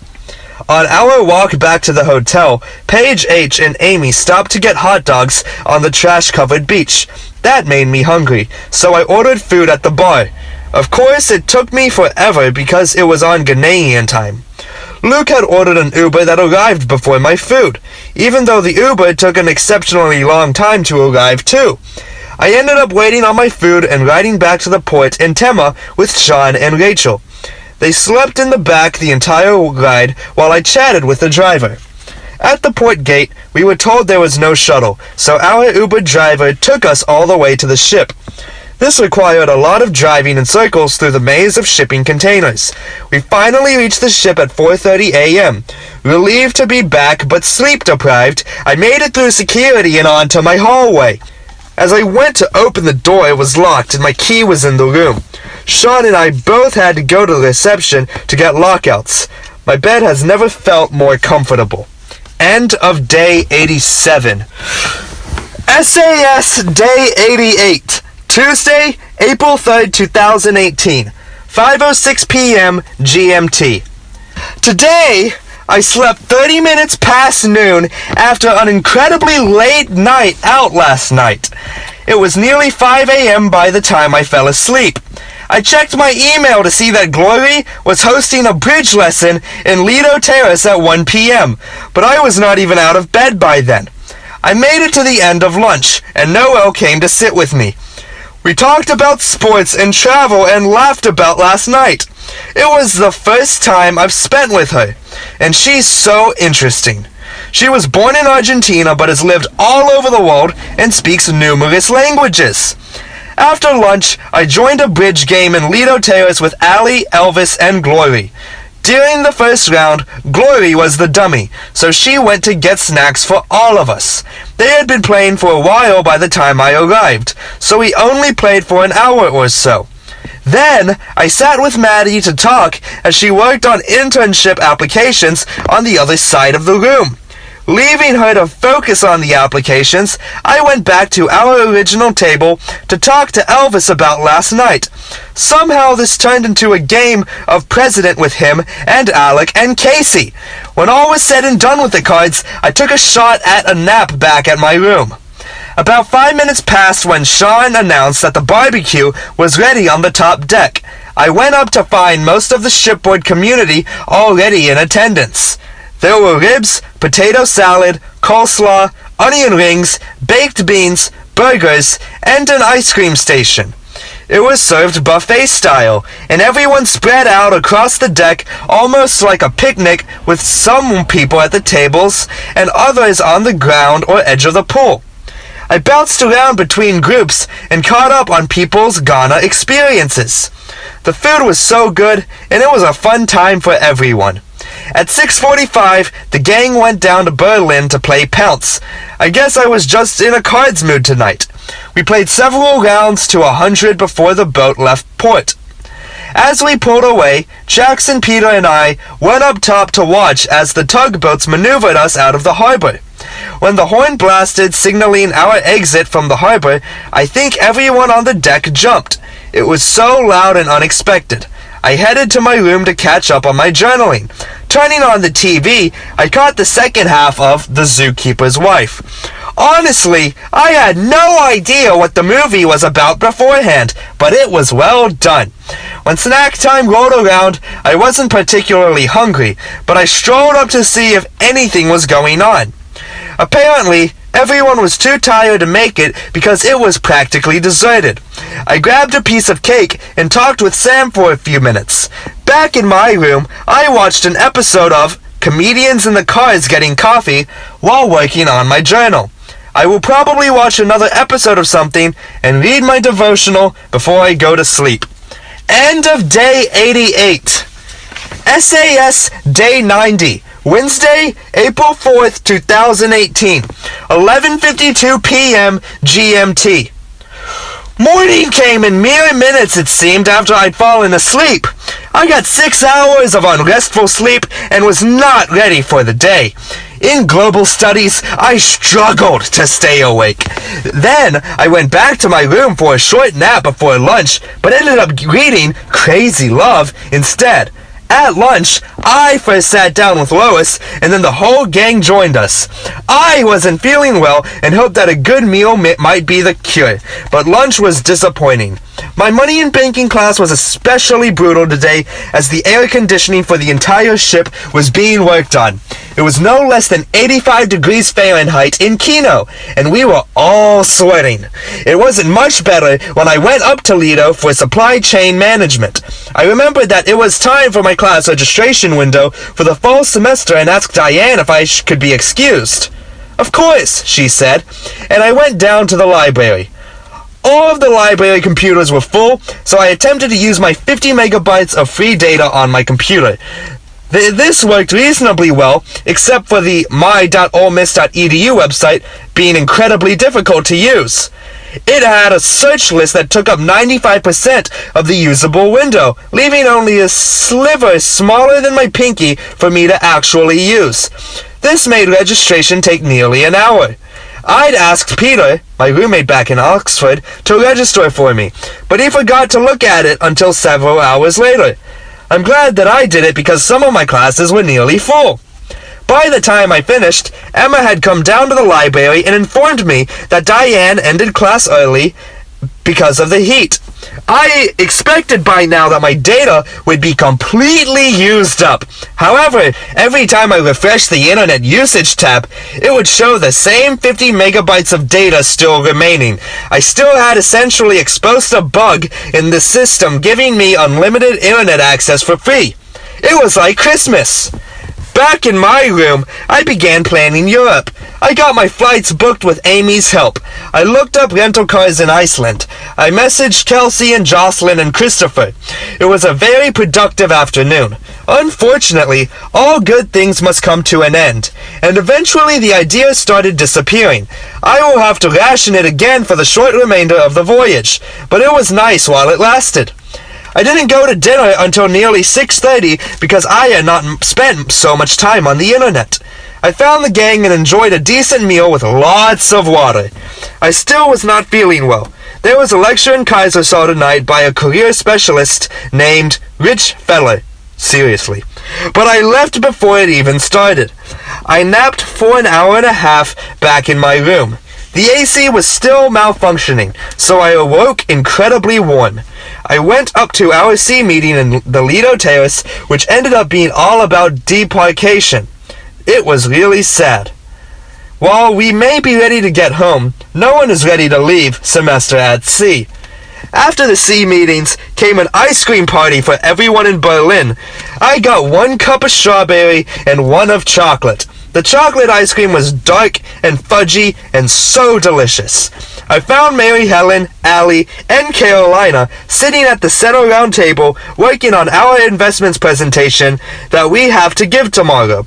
Joining them, I offered some thoughts on Mary Helen's section. Basically, our PowerPoint is incredibly boring and long, and no one will pay attention. So instead of being particularly productive, Carolina and I spent over an hour photoshopping Warren Buffett into a picture with Glory and us. It turned out pretty good if I do say so myself. When Berlin became unbearably hot, I left for bed.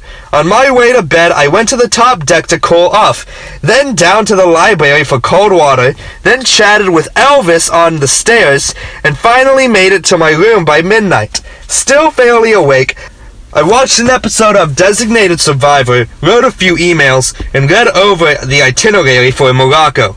We have a packed schedule, but I'm determined to find time to go to Rick's Cafe. My room was warm, and I was wide awake, tossing and turning, and tossing some more. Miserably, I got out of bed, fetching my flash drive that Carolina had left in the box outside my room so I could work on my PowerPoint section. It is now 5 a.m., and I'm praying sleep comes soon. End of day 89. SAS Day 90. Thursday, April 5th, 2018, 7:09 p.m. GMT. After a very, very late night, I slept in until 11, then showered before heading up to get pasta in Berlin. I sat with Amy, Luke, and Stephanie. We were all too tired for much of a conversation. In Glory's class, we had to do presentations for our group investments project. My group included Mary Helen, Carolina, and Allie, and our presentation was on the Titans of Tech, FANG, Facebook, Apple, Netflix, Google. The group preceding us did a luxury fashion and read straight from the slides. Ours was a little more natural and even got a few laughs. We included the picture of us and Warren Buffett, as well as the picture of me on a yak. There was supposed to be a third in the group, but there was some confusion and no one else was ready to present. Instead, we all got to leave early.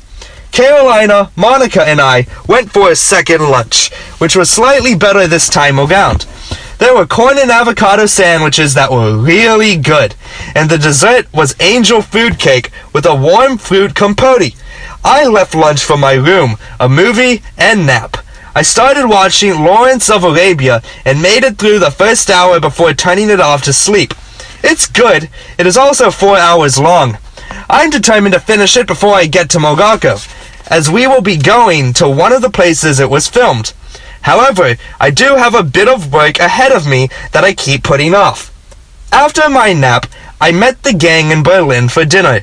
The table was full, yet lacked a single plate of food. Apparently, dinner was not appetizing.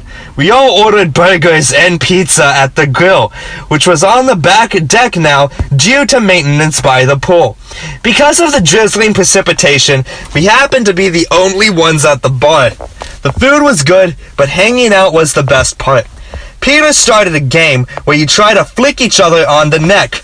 Before long, we were all running around the back deck, flicking each other, and the bartender, Patcha Show, even supplied us with ice cubes to put down with each other's shirts. The laughter and pain combined with the food and rain made for a fun experience. Several of us went down to Meredith and Kendra's room to watch Coco on the loop. It's a Pixar movie about a Hispanic boy who dreams of being a musician and is magically transported to the land of the dead on Dia de los Muertos. We made it halfway through before needing to leave for Bible study. We haven't had it in a while, so I was excited to go. There was only 8 of us, which allowed for a more meaningful discussion of John 15. From there, we went up to the pool deck to check out the soiree which was taking place.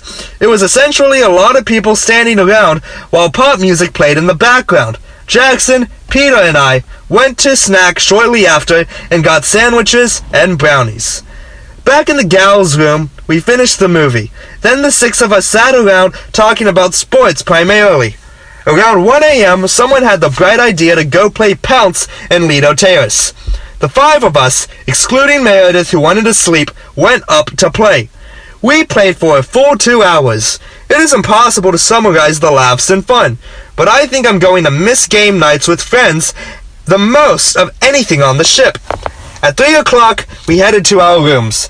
After checking my email and journaling, I still have to read my devotional, which should put me at being ready for bed around 4 o'clock.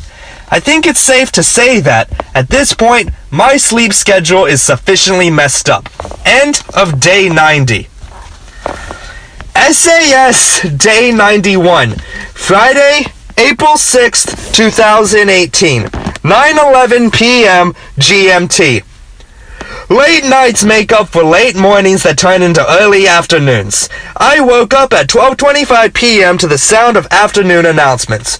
Gradually, I rolled out of my bed and went to money and banking. In class, Dr. Mark discussed Zimbabwe, and I finally got a start on my paper for supply chain management. I'm 7 pages in and still have another 1,000 words to go. Then in supply chain management, we finished our final class by reflecting on what we've gotten out of the class and what we think supply chains will look like in the future. After class, I ate pizza by the pool. When I'd finished, I was still a bit parched, so I ordered a strawberry banana smoothie. With my smoothie in hand, I went down to deck 7 aft, where I found the Sam, Kendra, and Meredith. They chatted about drama while I read a chapter of Crazy Love and listened to Hamilton. The rest of the gang showed up for a while. Peter played music while we all sat around talking. At dinner, we tried to sit outside, but it was so windy that food kept flying off our plates. At one point, Maggie's salad was en route from her plate to her mouth when the wind blew it off the fork and all over Jackson's lap. It was after this that we decided we'd had enough and moved to Berlin. While at dinner, Dean John announced that due to bad weather, we wouldn't be arriving in Morocco until April 12th, meaning we would have only 3 days there. This caused quite a panic with everyone trying to figure out new plans, as some of the SAS trips were flat out cancelled. At 7, we made our way to the Kaisersaal to save some great seats for the crew talent show. While we waited, Maggie taught me how to play speed. Then I taught Meredith and Mary Helen. The talent show was so much fun, and we cheered ecstatically for every performance. We really have the very best crew on the ship. I'm going to miss the relationships I have with the wait staff like Alfonso and Bravo and Dexter. During the intermission, 4 paintings by the crew were auctioned off for absurd amounts of money. They were cool, but not worth the $700 that one of them went for. It was all for a good cause, though. The Crew Welfare Fund. The fund helps pay the crew to participate in trips in-country, provide new things in the crew quarters, and to return home in the event of a family emergency. After the show, I got a burger from the grill and headed looking for the gang, winding up in the library with other friends. Maddie and Stephanie convinced me to go upstairs for a dance party. Of course, it didn't take much to convince me to dance.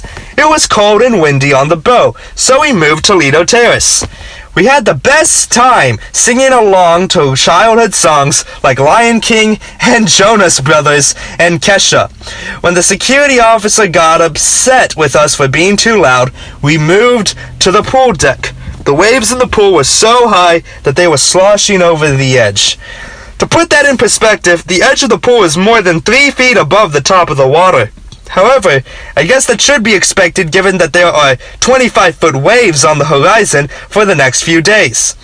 At 1:30 a.m., we called it a night. On my way downstairs, I ran into the gang, leaving Berlin after 2 rounds of pounce. They said they called my room but couldn't find me. It made me feel good that I was at least missed.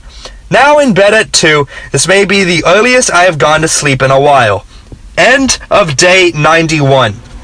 SAS Day 92, Saturday, April 7th, 2018, 7:50 p.m. GMT. A phone call from Maggie woke me up this morning. She asked about our Morocco plans. To be clear, this was the first room-to-room call I've received the entire voyage, and I was in no condition to be figuring out travel plans half asleep. After hanging up, I checked email to see the updated itinerary for our best travel Morocco trip. It involved a ridiculous 30 hours on a bus in the middle of the day for the 60 hours we will be in the country. I immediately decided that wouldn't work. Frustrated, I showered to think about what to do. Upon further consideration, I realized this misfortune was a blessing. I sat with the gang at lunch, and they were all for doing one last hurrah together with just us. It seemed like a great idea. But then came time for the planning. Most everyone wants to do a camel trek and sleep in the desert for one night. Given that we only had 2 nights in the country and very few days to plan, that will be quite a challenge. I sent Amy an email outlining our situations and what we are wanting to do. She was busy getting ready for a baby shower, but she got right to helping us when that was done. In Glory's class, we went to the top deck to pretend we were having an outdoor class. Luke needed to take pictures of us for the website. It was so windy that it may produce some funny pictures. After class, I napped in my room, awaking to work on my supply chain management paper.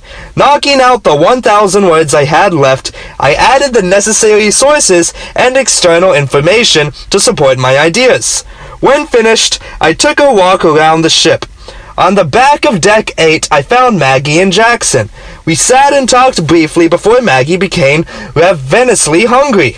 It was far too windy to eat outside, so we went to Berlin and sat near the drink service cart. The food was better than it looked, and there was an amazing broccoli and cauliflower casserole. Who would have ever thought that would be the highlight of my meal? The rest of the gang showed up eventually. After dinner, I hung out in the boys' room with Jackson, Peter, Meredith, and Kendra. They looked at the old photos while I emailed Amy about Morocco. Around 8 p.m. in Berlin, we played Pounce until snack, when we took a short break for food. After that, we played for another 4 hours in Berlin. Brandon, Trent, and Pat joined us tonight, too. The biggest game we've ever played with 10 people. It was insanely chaotic.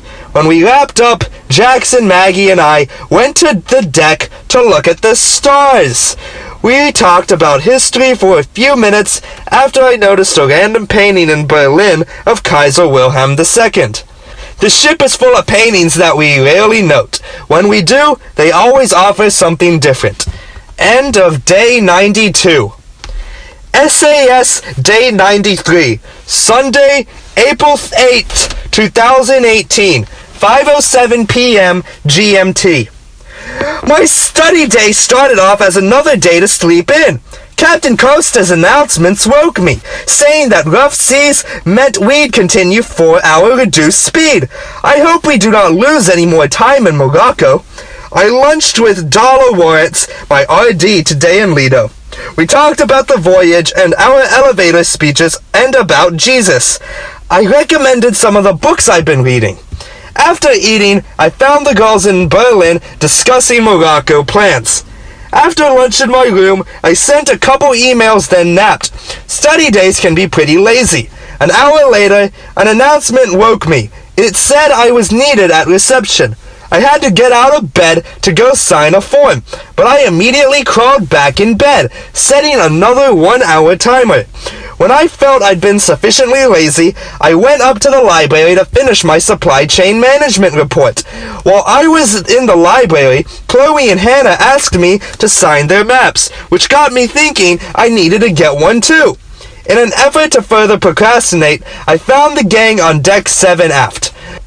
At 5 p.m., Stephanie was taking portraits of people for a SAS yearbook she was creating. I hopped in line with Megan and got a picture taken myself.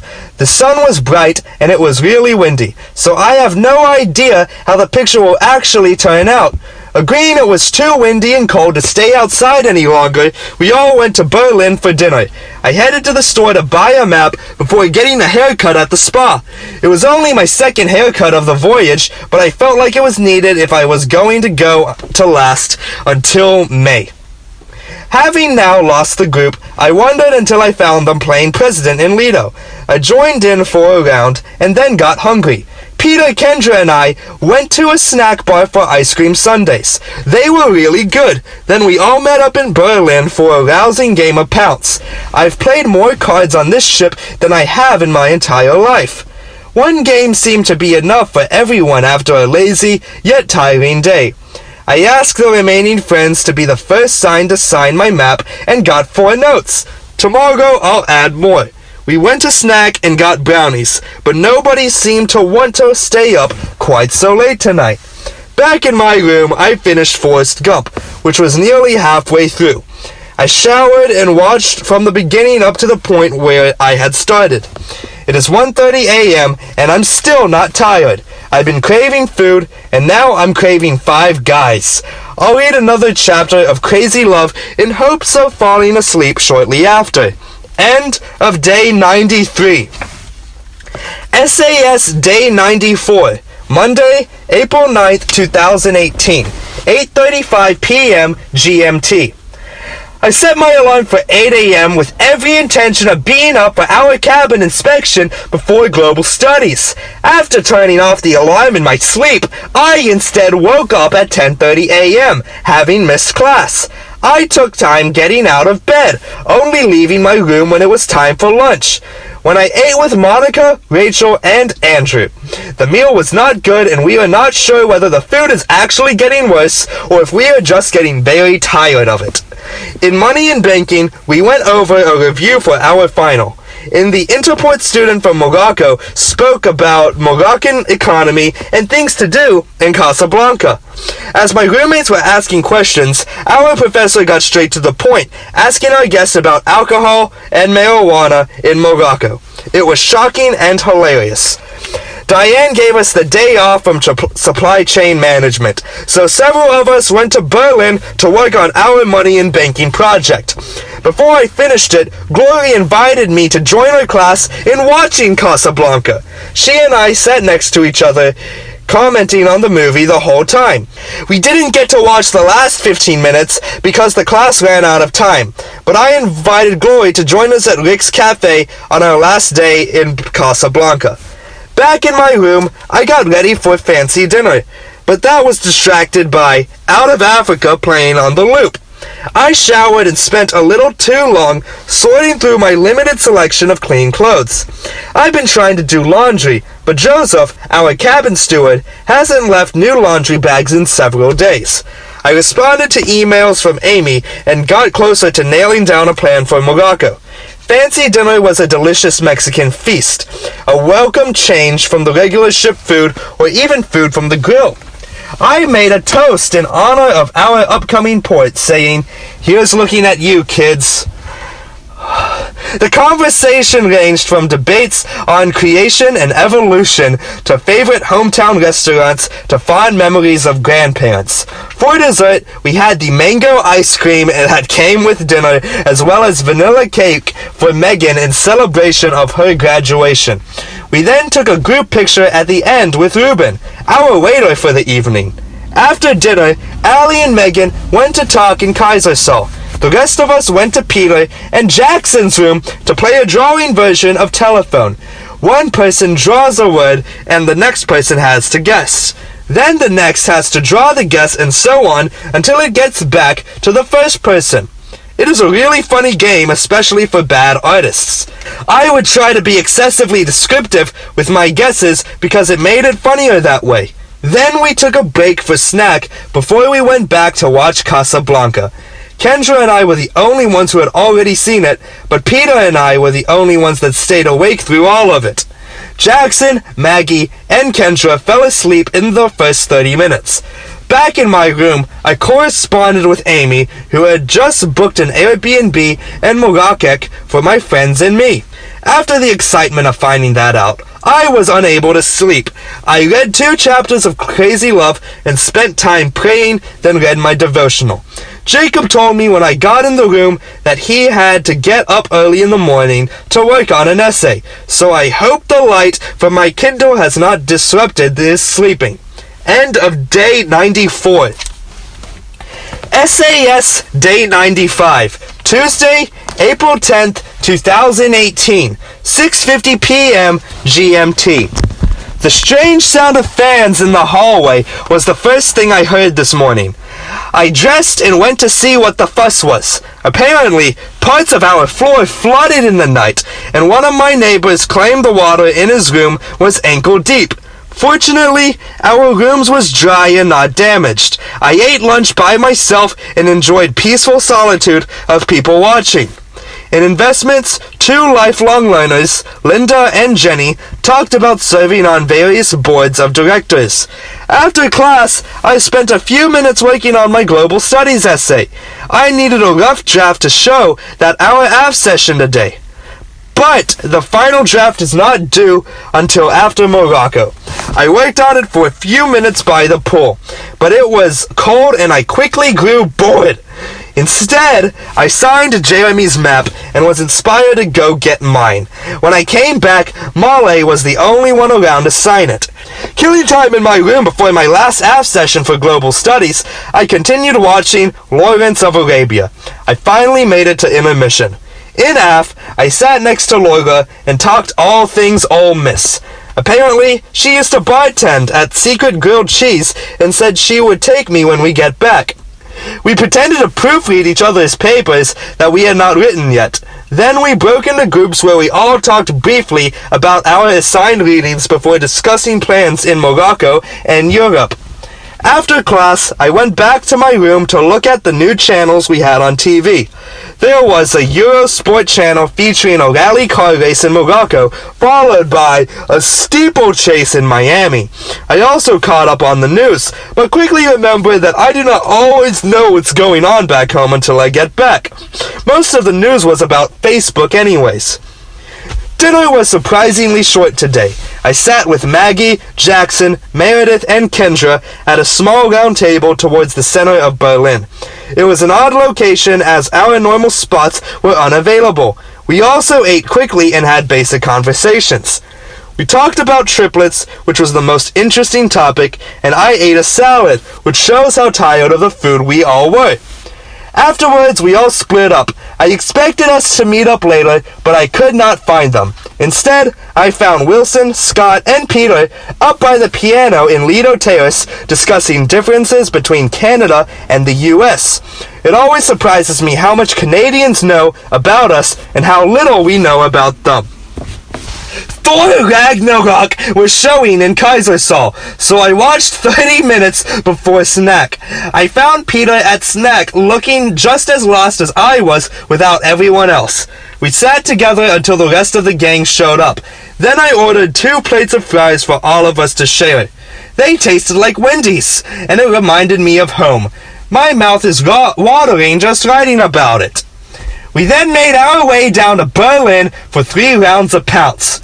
Peter's phone died, so I got to pick the music, and everyone seemed to like my choices. It is always affirming to know that other people like your music tastes. I turned 21 playing Pounce in the Atlantic Ocean off the coast of Morocco. It was not a wild and crazy night, but it was certainly a fun one with great friends. I went back to my room around 2 a.m. and decided the best way to start off another year of life was in the Word.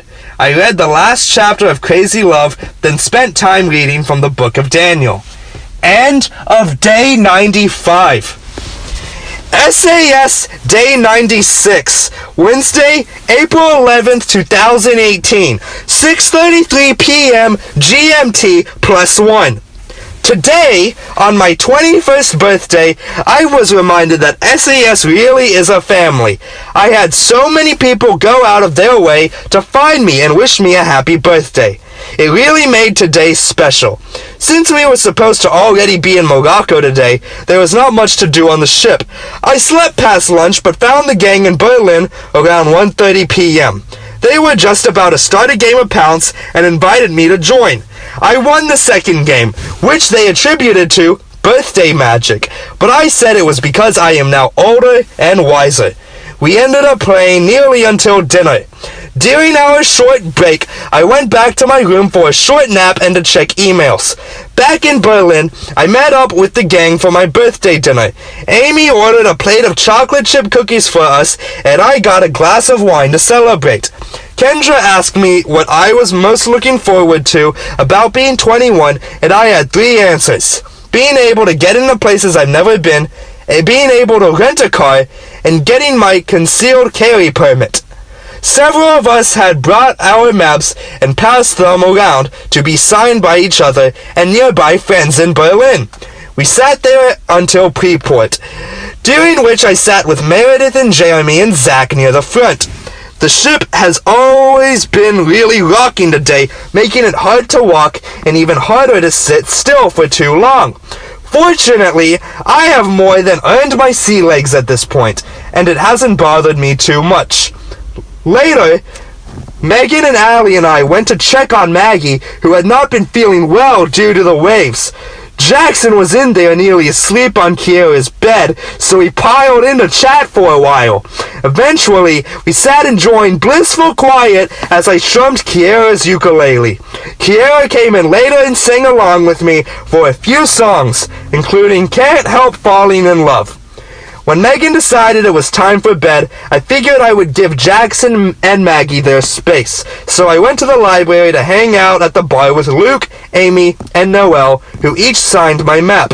I also got Richard, Vijay, and Rachel to sign while we were hanging out. Amy and Maddie claim that they are going to come visit me in Mississippi. Amy is from Colorado and has never been to the South. Back in my room, Indiana Jones was on the loop, and I could not seem to make myself turn it off. Overall, it has been a really great birthday. End of day 96. SAS Day 97, Thursday, April 12th, 2018, 7:13 p.m. GMT +1. We finally made it to Morocco, our last real port. We were supposed to make it here yesterday, but due to bad weather, the ship was delayed, causing us to completely change our original plans. Instead, the whole gang decided to have one last hoorah together. We had everyone except Peter and Sam, who opted to stay with an altered version of our original plan to ride camels in the Sahara and sleep in the desert. The gang met up for breakfast before going through face-to-face immigration in Kaisersal. I had to finish packing and change my outfit since the weather was colder than expected, but by 9:30 a.m., we were off the ship and in Morocco. While leaving port, our ship was docked next to The World, a luxury live-aboard cruise ship for the super rich. It is essentially a condominium that sails around the globe. I've always dreamed about that ship, so seeing it next to our home was special. We took the brief shuttle out of the port, then split 3 cabs to the train station. Half of us got tickets, while the other half got in line for the ATM. Then, on the train platform, we had to wait half an hour. We'd gotten there early to ensure we could get a seat. While waiting, I chatted with the police officer and a tour guide. On the train, we had second-class tickets, which turned out to be great because of the 7 of us had a cabin all to ourselves. I finished watching Lawrence of Arabia and watched an episode of Designated Survivor as the rest slept or listened to music. The countryside was so lush and beautiful. It reminded us of France, As we got closer to Morakek, the snow-capped Atlas Mountains appeared in the distance. At the train station, we decided to eat a late lunch, a traditional Moroccan meal of Big Macs and fries at the Golden Arches. I also bought tickets for tomorrow back to Casablanca. Then we got a cab to our Airbnb in the Djordjad, Medine. The Medine was like a maze, and we felt like real adventurers. Finally, we made it to Ria Darwan and entered the oasis that was our house. Everyone was blown away by how beautiful this place was. There were 3 floors and 5 bedrooms with a big open courtyard in the middle and a terrace on the roof. The staff showed us around and brought us mint tea as we relaxed on the courtyard couch. At 6 p.m., we left for our camel ride in the Palmyra region. The camel ride was not the desert expedition we were anticipating, but more like a very touristy trail ride through a palm grove. We put on traditional garbs and mounted our steeds. For some reason, we couldn't stop laughing at the whole ridiculous experience. I played country music because it seemed appropriate for the occasion. Afterwards, our driver dropped us off at a shopping center where we dined at a fancy French restaurant. We were going to check out the night markets at Gemma El Fna, but as we were leaving the restaurant, the rain started. It came down so hard as we tried to hail a taxi that we couldn't help but get soaked. Maggie and I were up for an adventure in the rain, but as we looked at our group, we saw too many miserable, shivering faces trying to force smiles back at us. I finally flagged down a cab big enough to take all of us back to the Riyadh. As we navigated through the Medina in the dark, I pulled out a flashlight from my jacket pocket. Someone said, "You're like a modern-day Humphrey Bogart, classy yet adventurous." It may be the best compliment I have ever received, especially while traveling through Morocco. Back at the raid, we dried off and rested up, trying to figure out what to do next. Maggie, Jackson, Meredith, Kendra, and I decided that since the rain had stopped, we would attempt to go to the night markets after all. It was not long into our trek through the Medina maze that we realized it would be a lot safer and smarter to just pay for a taxi instead of wandering down the dark alleyways. We had to split into 2 taxis, and after we arrived, it took us 15 minutes to find Jackson and Maggie. Then the 5 of us meandered through the market looking at spices, leather goods, knockoffs, lamps, and more food than you can imagine. Because of rain, the crowds were slim, and many of the snake charmers and street performers were nowhere to be seen. I was hoping for a slightly more magical experience, but alas, I had to settle for a rain-filled adventure with great friends. I will take friends over magic any day.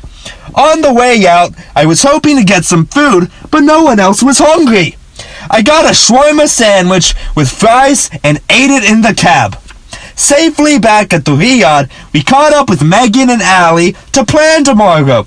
We had several options, including ATV rides in the desert or a trek through the Atlas Mountains. Given the short notice and high chance of rain, we opted for a spa day and some independent exploration. When the others went to bed, I took advantage of the quality Wi-Fi to respond to birthday messages on Facebook and called Mom. For our first day in Morocco, we sure managed to do a lot. I set up a space heater in my bedroom and crawled into the most comfortable bed as the rain came down outside. I am going to sleep well tonight. End of day 97. SAS! Day 98. Friday, April 13th, 2018. 5:15 p.m. GMT +1. My bed last night felt like being nestled between 2 freshly bathed yaks next to a roaring campfire in the arid Himalayas on a cool summer night. Had I slept much longer, it may have been the best night of sleep I have ever had. The bedroom was soft and dry and warm. The room was cold, but not too cold, and I had a space heater strategically placed near my head on the mantel behind the bed. The drizzle of the rain and the hum of the heater created the exact amount of white noise for optimal nocturnal respite. To my great disappointment, this blissful escape ended abruptly at the sound of my breakfast alarm. The home staff had arrived to make breakfast for us, and I wanted to ensure that someone was awake to enjoy it. I meandered down the slippery stairs across the puddle-strewn courtyard toward the kitchen, near which I found Meredith and Kendra anxiously waiting where the delicious smell was coming from inside. We made our way back across the courtyard to the couch under the awning with a massive blanket to share. As we sat talking, each with a hot glass of mint tea, the only thing missing was crackling fire. When the staff informed us in their broken English that breakfast was ready, we woke the rest of the gang and met up in the dining room. There were omelets and Moroccan crepes and tea and coffee. We ate and laughed and attempted to figure out our next step. Using my American Express concierge, we booked a massage appointment across town at Bon Thai Institute. We checked out of the Airbnb and walked to the spa. What followed us was the strangest, yet best, massage of my life. In my waiting room, I heard the girls laughing in the other room and could not figure out what was so funny. I quickly realized why they were laughing when I was led into my room and handed what was essentially a mesh thong to wear for the massage. Knowing that all of my friends were experiencing the same thing in the next room over, I embraced the culture and went for it. During my massage, I was bent and poked and stretched in ways I did not think my body could go. To be perfectly clear, this massage was completely non-sexual and did not culminate in a happy ending. Nothing could top the expressions we shared with each other upon reconvening in the lobby. We suppressed our laughter long enough to pay and get outside, but once downstairs, we all died laughing. We swapped stories and compared experiences. It was very memorable, and I'm so glad we all experienced it together. After that, we started walking towards the best lunch place in town, according to TripAdvisor. Along the way, we found another restaurant that seemed decent, and sensing the imminent rain, we entered. Shortly after being seated, the rain started coming down hard. We were thankful to be inside and dry. During lunch, we all took advantage of the great Wi-Fi. I found and booked a hotel in Paris for Christopher and myself. Lunch took much longer than expected, but the food was very good. I had beef tagine and couscous. From lunch, we started walking towards the train station with the mind to do some shopping. Our first stop happened to be at Zargo, right near where we ate lunch yesterday. Jackson lost, what are the odds, and had to try on a woman's one-piece swimsuit that was yellow and said, "Hotter than wasabi." It was really funny. Then we stopped by a sketchy liquor store because Megan had a desire to try to smuggle something onto the ship for alumni ball. It did not take much longer to get to the train station from there, so we just hung out at the cafe from the day before in the station. I got a milkshake just before we boarded our train. I got a Big Mac before the ride. We boarded a train to our first-class train seats. The cabins only held 6 people, so I sat by myself in the next cab with strangers. I didn't mind because I continued my trip planning, and then I called Dad. We talked for an hour and a half, the first part of which I spent in the bathroom because it was the quietest place I could find. The second half was spent in the hall right outside of my friend's cabin. Back in Casablanca, it was raining hard enough to make a toad float. We negotiated some cab drivers and got 3 cabs back to the port. They took us as far as they could, but we were still a few hundred yards from the ship. Altogether, we started running in the rain. It was a moment of pure joy and happiness as we all laughed and ran and got soaked. I don't know how to put into words how happy we all were in that crazy moment. Finally at the ship, we laughed through security and talked to the officer who was disembarking tomorrow to go home. She was very excited. Then we all discussed plans for tomorrow and when we could meet up. Everyone went to their rooms, but I went back to Megan's to plan something nice for Allie's birthday. We wrote a note on a barf bag, then filled the bag with candy bars. While we waited for midnight, Megan and I talked about some of the frustrations with the group prior to this port. We talked about life and future travels. It was one of the first times that she and I have hung out alone and talked, and it was really great. Quality time is something I value so much, and I've missed that this semester by always being in groups. After midnight, which was not much later, we decorated Allie's door with sticky notes. We left the bag outside, then knocked on the door and ran around the corner. Allie was so excited that we did all that for her. It was simple and easy for us, but it was so nice to make her feel special and bring her so much birthday joy. Afterwards, I walked Megan back to her room and said goodnight. Back in my room, I laid out tomorrow's outfit and excitedly daydreamed about Rick's Cafe. Now I need sleep so I can properly enjoy tomorrow. End of day 98. SAS Day 99! Saturday, April 14th, 2018, 12:23 p.m. GMT +1. Jackson entered my room at 8:05 a.m. to inform me that I had overslept. I jumped out of bed and got ready for our big day in Casablanca. Meeting the gang in the lobby, we set off for our last beautiful day in port together. It was hard not to be sentimental. Our first destination was the Hassan II Mosque, a beautiful feat of Muslim architecture. At first, we had a little difficulty figuring out where to buy tickets, but being world travelers and all, we managed to buy the tickets and find the entrance. We marveled at the modern feel of what we thought was an ancient mosque, only realizing after we left that it was built in 1993. Outside, we took our group pictures and decided on our next move.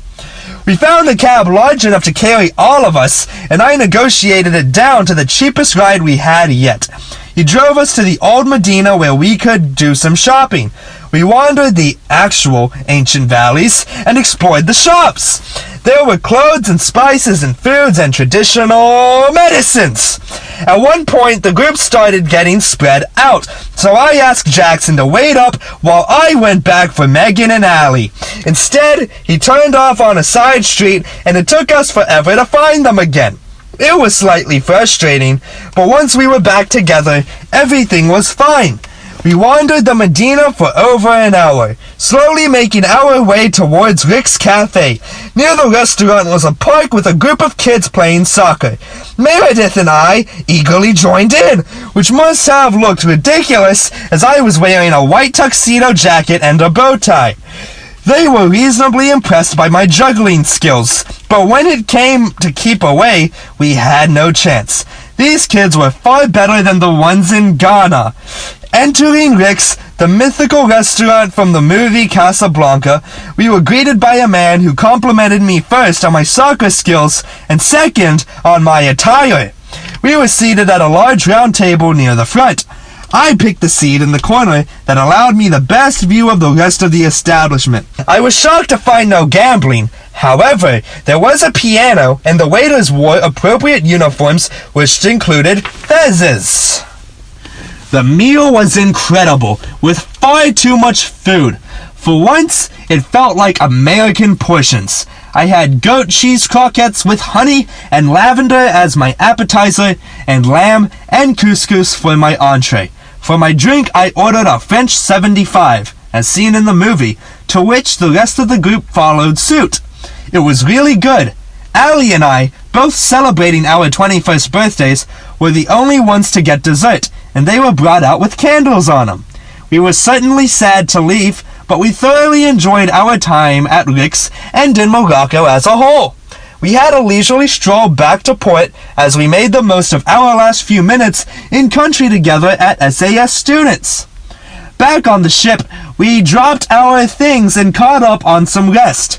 At 5:45 in Berlin, Sam and Peter met the rest of us after returning from their arduous expedition over the Atlas Mountains to the Sahara. We swapped stories and celebrated Allie's birthday with cookies and too much cake. Back at Deck 7, we watched one last sunset from the port. After sunset, we went back to Berlin to play a round of Pounce. We were all fairly tired and out of it, so the game wasn't quite as fast as usual. In the middle of it, an announcement was made about a mandatory meeting in Kaisersaal at 9:30. At the meeting, we weren't sure what was up. Pete had a suspicion that it might be about bad weather, but we didn't know. Dean John informed us that due to enormous waves, 30 to 40 feet, we wouldn't be able to make it to Hamburg. Instead, we would be porting in Lisbon, Portugal. The entire room erupted with cheers. Then we were told we would be disembarking a day early, which took away the joy from some. However, what really caused the panic was when it hit people that they would now have to come up with entirely new plans without Wi-Fi. It created some fighting between friend groups. I emailed Amy, who set to work trying to help me create new plans. Fortunately, my set plans did not start until April 21st in Paris, so I had decent flexibility. After several hours of emails, plus talking it over with others like Morgan, Amy, and Noel, I opted to stay in Lisbon for 3 days versus trying to cram in Spain. The waves are getting rough, and Jackson has been asleep since before the meeting took place, so I reckon I ought to go to sleep soon. End of day 99. SAS Day 100! Saturday, April 14th, 2018, 12:23 p.m. GMT +1. After hitting the snooze a couple times, this morning started around 10:15. When I checked my email, Amy had my hotel booked in Lisbon as well as my flight to Paris. She's the best. I showered and got ready for my finals today. This involved downloading the PowerPoints and pulling up Wikipedia. I went to lunch with Jackson and Maggie in Berlin, and we mostly talked about Europe plans. My final in Money and Banking consisted of 6 questions with single paragraph responses on our computer. It was all open note, so it was really easy. My supply chain management final was multiple choice and a few short answers, and Diane also made her test easy. Afterwards, I went back to my room and knocked out my global studies essay. When I submitted the essay, I was essentially done with junior year. I technically have investments tomorrow, but I don't even count that class anymore, as we have already completed our assignments, and now it is all fun learning. Once done with school, I went up to the library to have my friends sign my map. People were on their phones, and I could see land out the windows. We were within cell phone range. I held out for a while, but eventually got my sky room and went up to the top deck. I watched as we entered the harbor and sailed through this beautiful country. So excited to spend a few days here. Eventually, we anchored where we would remain until the end of the voyage. As I wandered to the back deck, I got caught up in taking pictures of Kylie and Chloe and Kiera and others for their fancy dinner. Kiera kissed me on the cheek, leaving a bright red lipstick mark, and she told me I was not allowed to wipe it off. Dinner tonight was actually good. There were ribs and pasta with pesto. The whole gang sat in the far back corner on the port side. We did more map signing and journal notes and talked more about travel plans now that we are basically in country and have service. Around this time, we anchored in the middle of the harbor where we will be for the next 2 more days. After dinner, we went to a Life After SAS talk, but it was pretty empty, after which I got caught up signing maps the rest of the night. Sprawled out onto the floor, I first signed maps on the 6th floor, then went up to Lido to get snacks and sign more maps. I didn't realize how many friends I had made until we started signing maps. Mine is already nearly full, and I have so many people left. I left Lido to sleep, but found the whole gang in Berlin. just sitting out around like they always do. This time it was different. Pete had service and was trying to watch a hockey game. Jackson and Meredith were cramming for our finals. Megan and Allie were snorting through Europe plans. Maggie and I were wishing desperately for everyone to drop what they were doing and enjoy each other's company. Back in my room, it really started to hit me that I may never see some of these people again. My closest friends I will likely see, but so many others I won't. I am realizing that I really have to say goodbye, and that when I disembark in Portugal, nothing will ever be the same again. Life is about changes, but I hope I can cling to this experience and these relationships in the future. I pray that I see so many of these people again in the future. End of day 100. SAS Day 101, Monday, April 16th, 2018, 4:57 p.m. GMT +1. Finally, I started packing today, knowing that if I didn't start soon as I got out of bed, I would never get started. I set to work around 10:30 and worked until lunch, making more of a mess than progress it seemed. At lunch, I joined the gang for a round of pounce. Glory joined us, asked if we would like an A or a lower grade. Of course, we all got an A for her class. During her actual class today, we had a guest speaker, Doug, to talk to us about real estate investing. I was keenly interested. My favorite piece of advice that he gave was to buy a new rental property with a 15-year mortgage each time you have a kid, so that when they go to college, you can either have income or sell the property to pay for it. After class, I sat around and talked to him for a while, picking his brain on everything from single-family homes in Mississippi to apartment complexes and land in Colorado. I spent almost the entire afternoon signing more maps and having people sign mine. I don't know how people keep finding room, but I'm glad they do. At 4 p.m., I went by Maggie's room to figure out the plan. It is a good thing I did because pictures were happening in 30 minutes and dinner was at 5:30 p.m. When I thought it was 8 p.m., I changed into my suit and fixed my hair and met the gang on the back deck. At dinner, I sat at a table of all girls. It was a good time to catch up with Meredith and keep learning new things about her after all this time. I'm looking forward to visiting her and Kendra in Dallas in the future. After dinner, we all went up to the pool deck for the dance.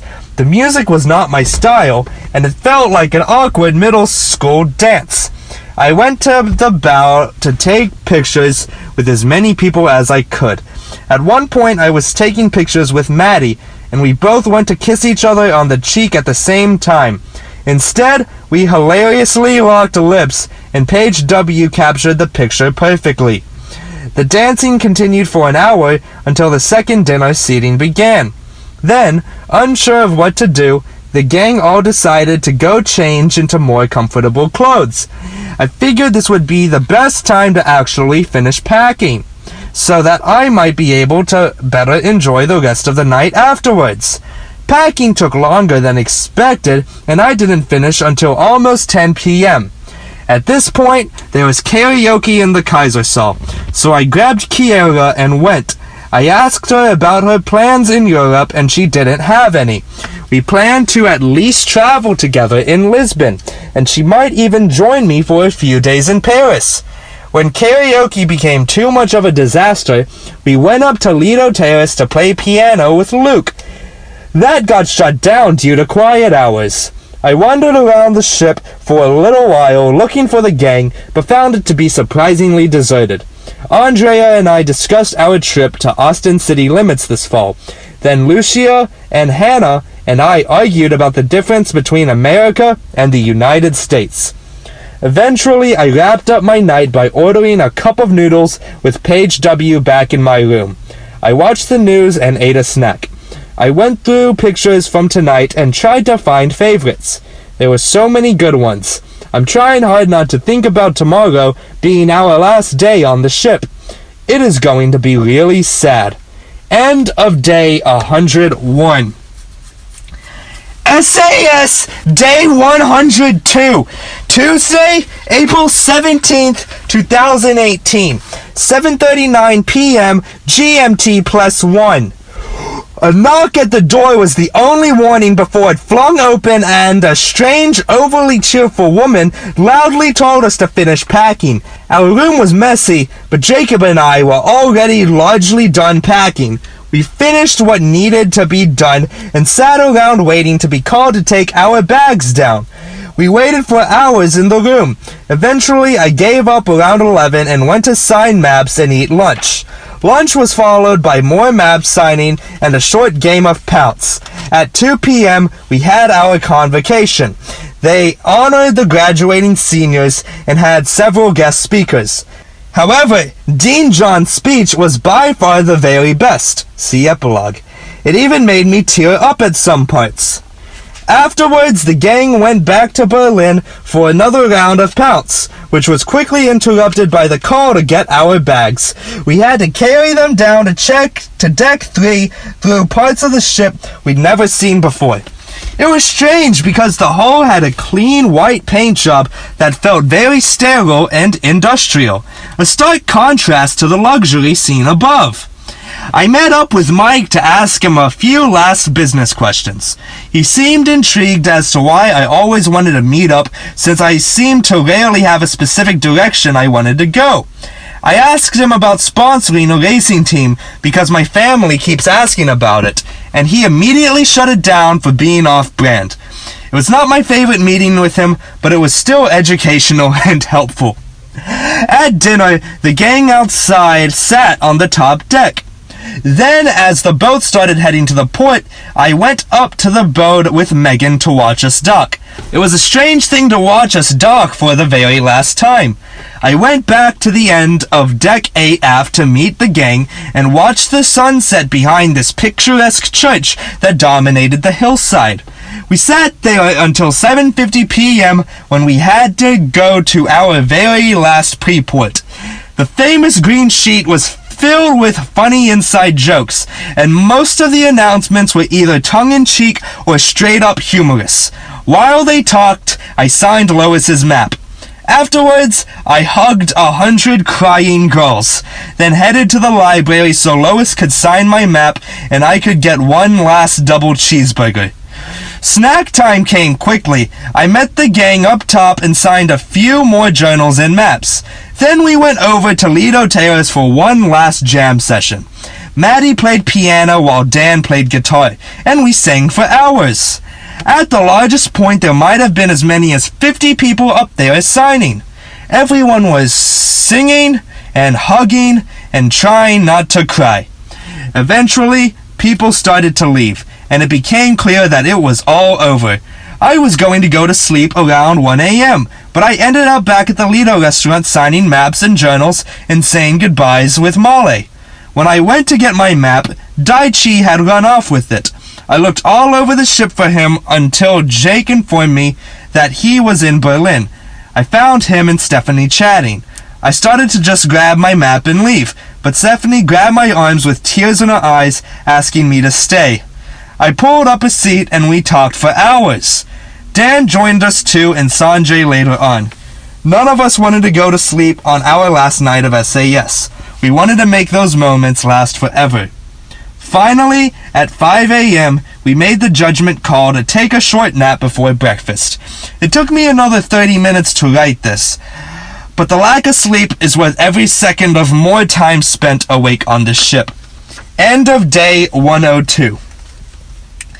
SAS Day 103, Wednesday, April 18th, 2018, 6:36 p.m. GMT +1. At 7 a.m., Sean's voice came over the speaker to wake me up with his announcements one last time. I only got an hour and a half of sleep, barely even a nap last night, but I was still eager to get out of bed. I wanted to see as many people as possible before I got off the ship at 9 a.m. I ran up to breakfast and gave a few hugs.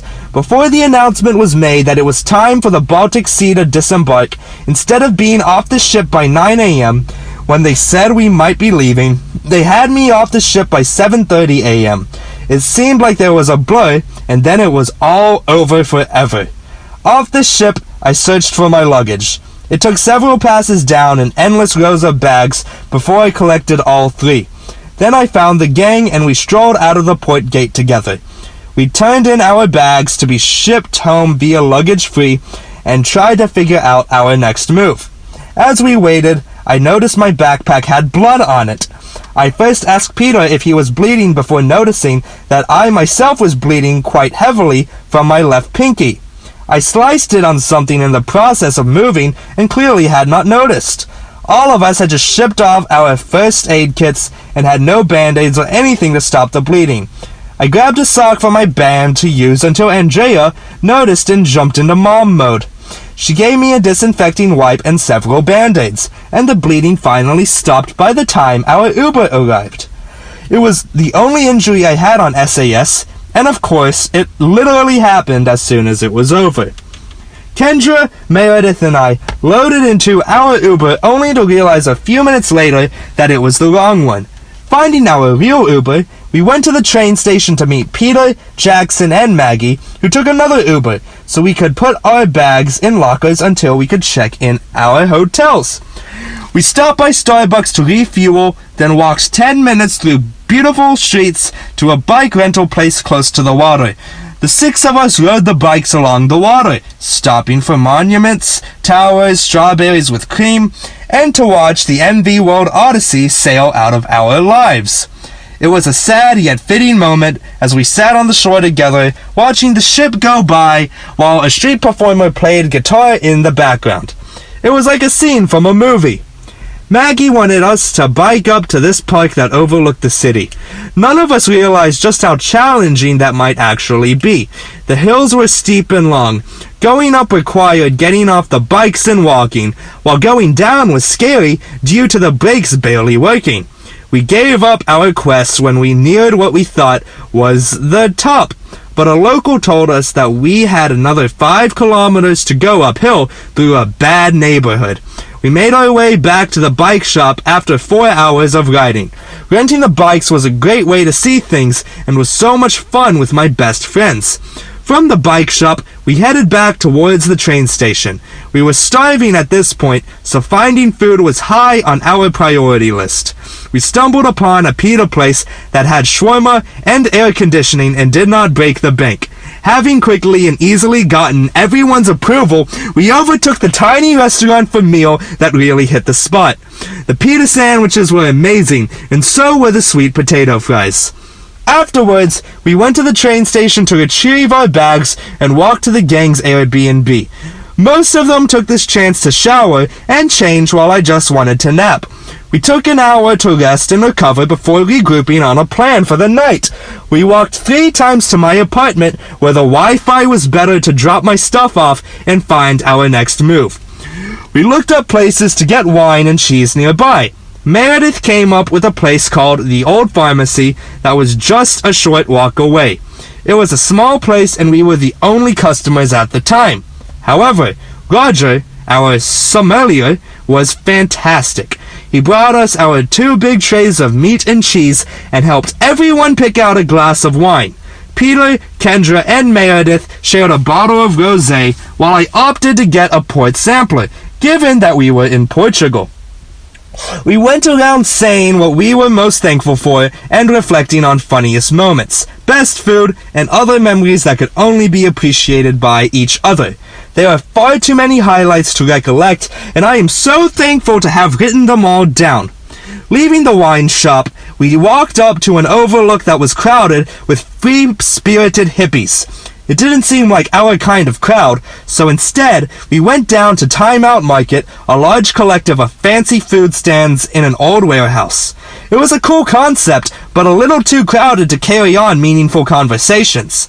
We ran into several other SASers, embracing in huge hugs and acting like it had been ages since we last saw each other this morning. We left the market with a restaurant called Sacramento as our destination. On the way, Peter had a hankering for a Corona after Jackson and I mentioned never having one. We walked past a Mexican restaurant and saw a couple through the window sipping Coronas. We immediately diverted our plans and went to this Mexican place. We ordered Coronas and water and quesadilla and chips with guacamole and pico de gallo. Here was another chance for us to reflect as a friend group on what made SAS so special. No tears were shed all day as it was a happy occasion and clearly not a goodbye. Megan and Allie were staying with a large group in another Airbnb, so we went to find them and hang out before going into the clubs. The vibe at their place was dead, and it sucked the life out of our group too. We didn't hang around long, but it was nice to see them. We told them to meet us at Pink Street, an area with a lot of clubs, and set off in that direction. It was fairly quiet when we arrived close to midnight, but once we picked a bar, the party really got started. Soon as SASers were pouring in and everyone was having a great time. We changed venues from Liverpool to Europa, but I somehow got separated from the group. This girl named Alex, whom I had never met on the ship, started talking to me about horses. I was waiting on the gang to pull me out of the conversation, which they never did. All of a sudden, a girl from Megan and Allie's group ran up to me, saying she could not find her friends and that my friends had just left. I ran out of the club and asked Sam Meyer where they were. He said they had just left. At this point, I could chase them back to their Airbnb or enjoy my night and see them tomorrow. I decided to stay and have fun. I found Luke and Stephanie and Maddie, and we went to a club called BC. This place had much better music and everyone was dancing. I was not even drinking at this point, but it was still lots of fun. It was hard to imagine SAS being over when all the people I loved were still right there. After too many goodbyes and lots of "I'll see you soons," I decided it was time to leave. Outside of the club, I found Maddie, Scott, and Daichi sobbing. I gave them all the biggest hugs. I found Claire D and reminded her of when we met on a bus 103 days ago and told her that I was proud of her for getting into grad school. She had to push me away to stop crying. I hugged Dan and made him assure that he would be safe for his continued world travels. While commiserating with Scott, Daichi, and Maddie, a man offered us a samosa for €1. Scott yelled, "Leave us alone! We don't want your damn samosas!" We could not help but laugh through the tears. Sensing it was time to leave, I walked alone back to my apartment. I checked in and texted my friends to make sure they were okay. Kiera was coming over to crash at my place after dropping David off at the airport, so I attempted to wait up for her.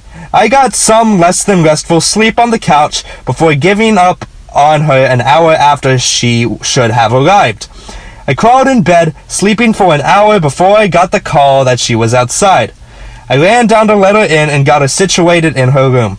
Then I took a shower because it had been a long day. Now back in my bed at 7 a.m., maybe I can get some sort of real sleep. End of day 103. End of SAS. Post-SAS Day 1, Thursday, April 19th, 2018, 7:31 p.m. GMT +1. After a very, very late night, I got out of bed at 1 p.m. I let Kiera sleep a little longer because I knew she needed it. I woke her up at 2 p.m. so we could start our day. We headed for lunch and found a nice little cafe with a seat by the window overlooking the street. We took a time getting to know each other better because even being great friends on the ship, there were still so many basic things we didn't know about each other. It's easy to share these incredible life experiences and build lasting bonds without knowing simple things you might have otherwise asked someone in an ordinary setting. We talked business and friends and fun stories and family histories. After a late lunch, we spent the rest of the afternoon wandering the streets of Lisbon, walking miles and miles, up and down hills near the waterfront and all over town. Stopping in clothing stores, we took shots of port out of chocolate shot glasses, visited antique map stores, and jammed in a music store. We even discovered a hidden elevator that felt like unlocking a secret level on a video game. It was wonderful just meandering with no destination all day long. When we got thirsty, we'd stop at one of the shops on a quiet square. When we were hungry, we stopped at a bakery for sweets. We didn't settle for any bakery either, but waited for the ones that had the most incredible looking pastries. Around 6:30, we returned to the apartment to watch the first half of a movie, Deadpool, before getting hungry. When we went to the Sky Bar at the Tivoli Hotel to meet up with the gang, but when we arrived, we realized they were at a different Sky Bar. There were a few other groups of SASers there, including Catherine, Allie, Sam, and Jeremy.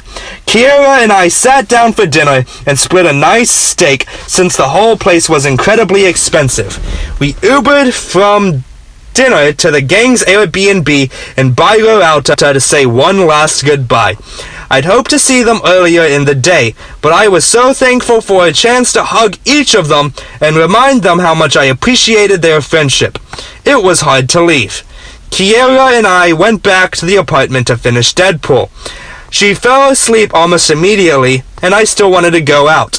I got up and changed clothes and set off towards Pink Street with no other plan than to meet up with whatever SASers I could find.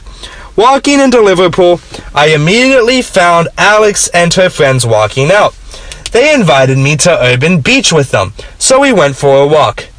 Once there, Stephanie texted to let me know they were going to Lust in Rio, just a short walk down the river. Since our club was fairly dead, we met up with them there. After an hour of sitting around, talking and overpaying for drinks, we were hungry. Scott, Daichi, Maddie, and I piled into an Uber and got to McDonald's on Rosillo, one of the few places still open at 3 a.m. We got food and were met by the rest of the group, including Stephanie, Ellen, Austin, and Amanda. At McDonald's, Scott met an Irish bloke named Aaron. He walked up with Scott and sent me back to their Airbnb while the others Ubered because it was so cold. Once there, a few members of the group, but not me, wanted to celebrate 420 with some weed they had gotten from the driver. I opted to sit up on the roof with Scott, Austin, Aaron, and Ellen talking politics. I finally left at 5 a.m., back to my apartment.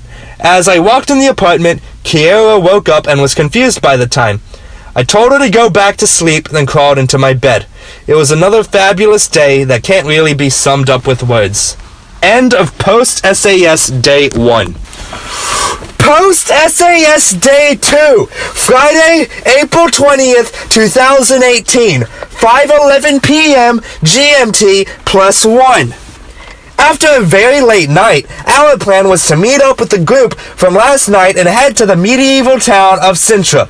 As time ticked by, communication left much to be desired. Kiera and I set off on our own expedition in search of food while we waited on them.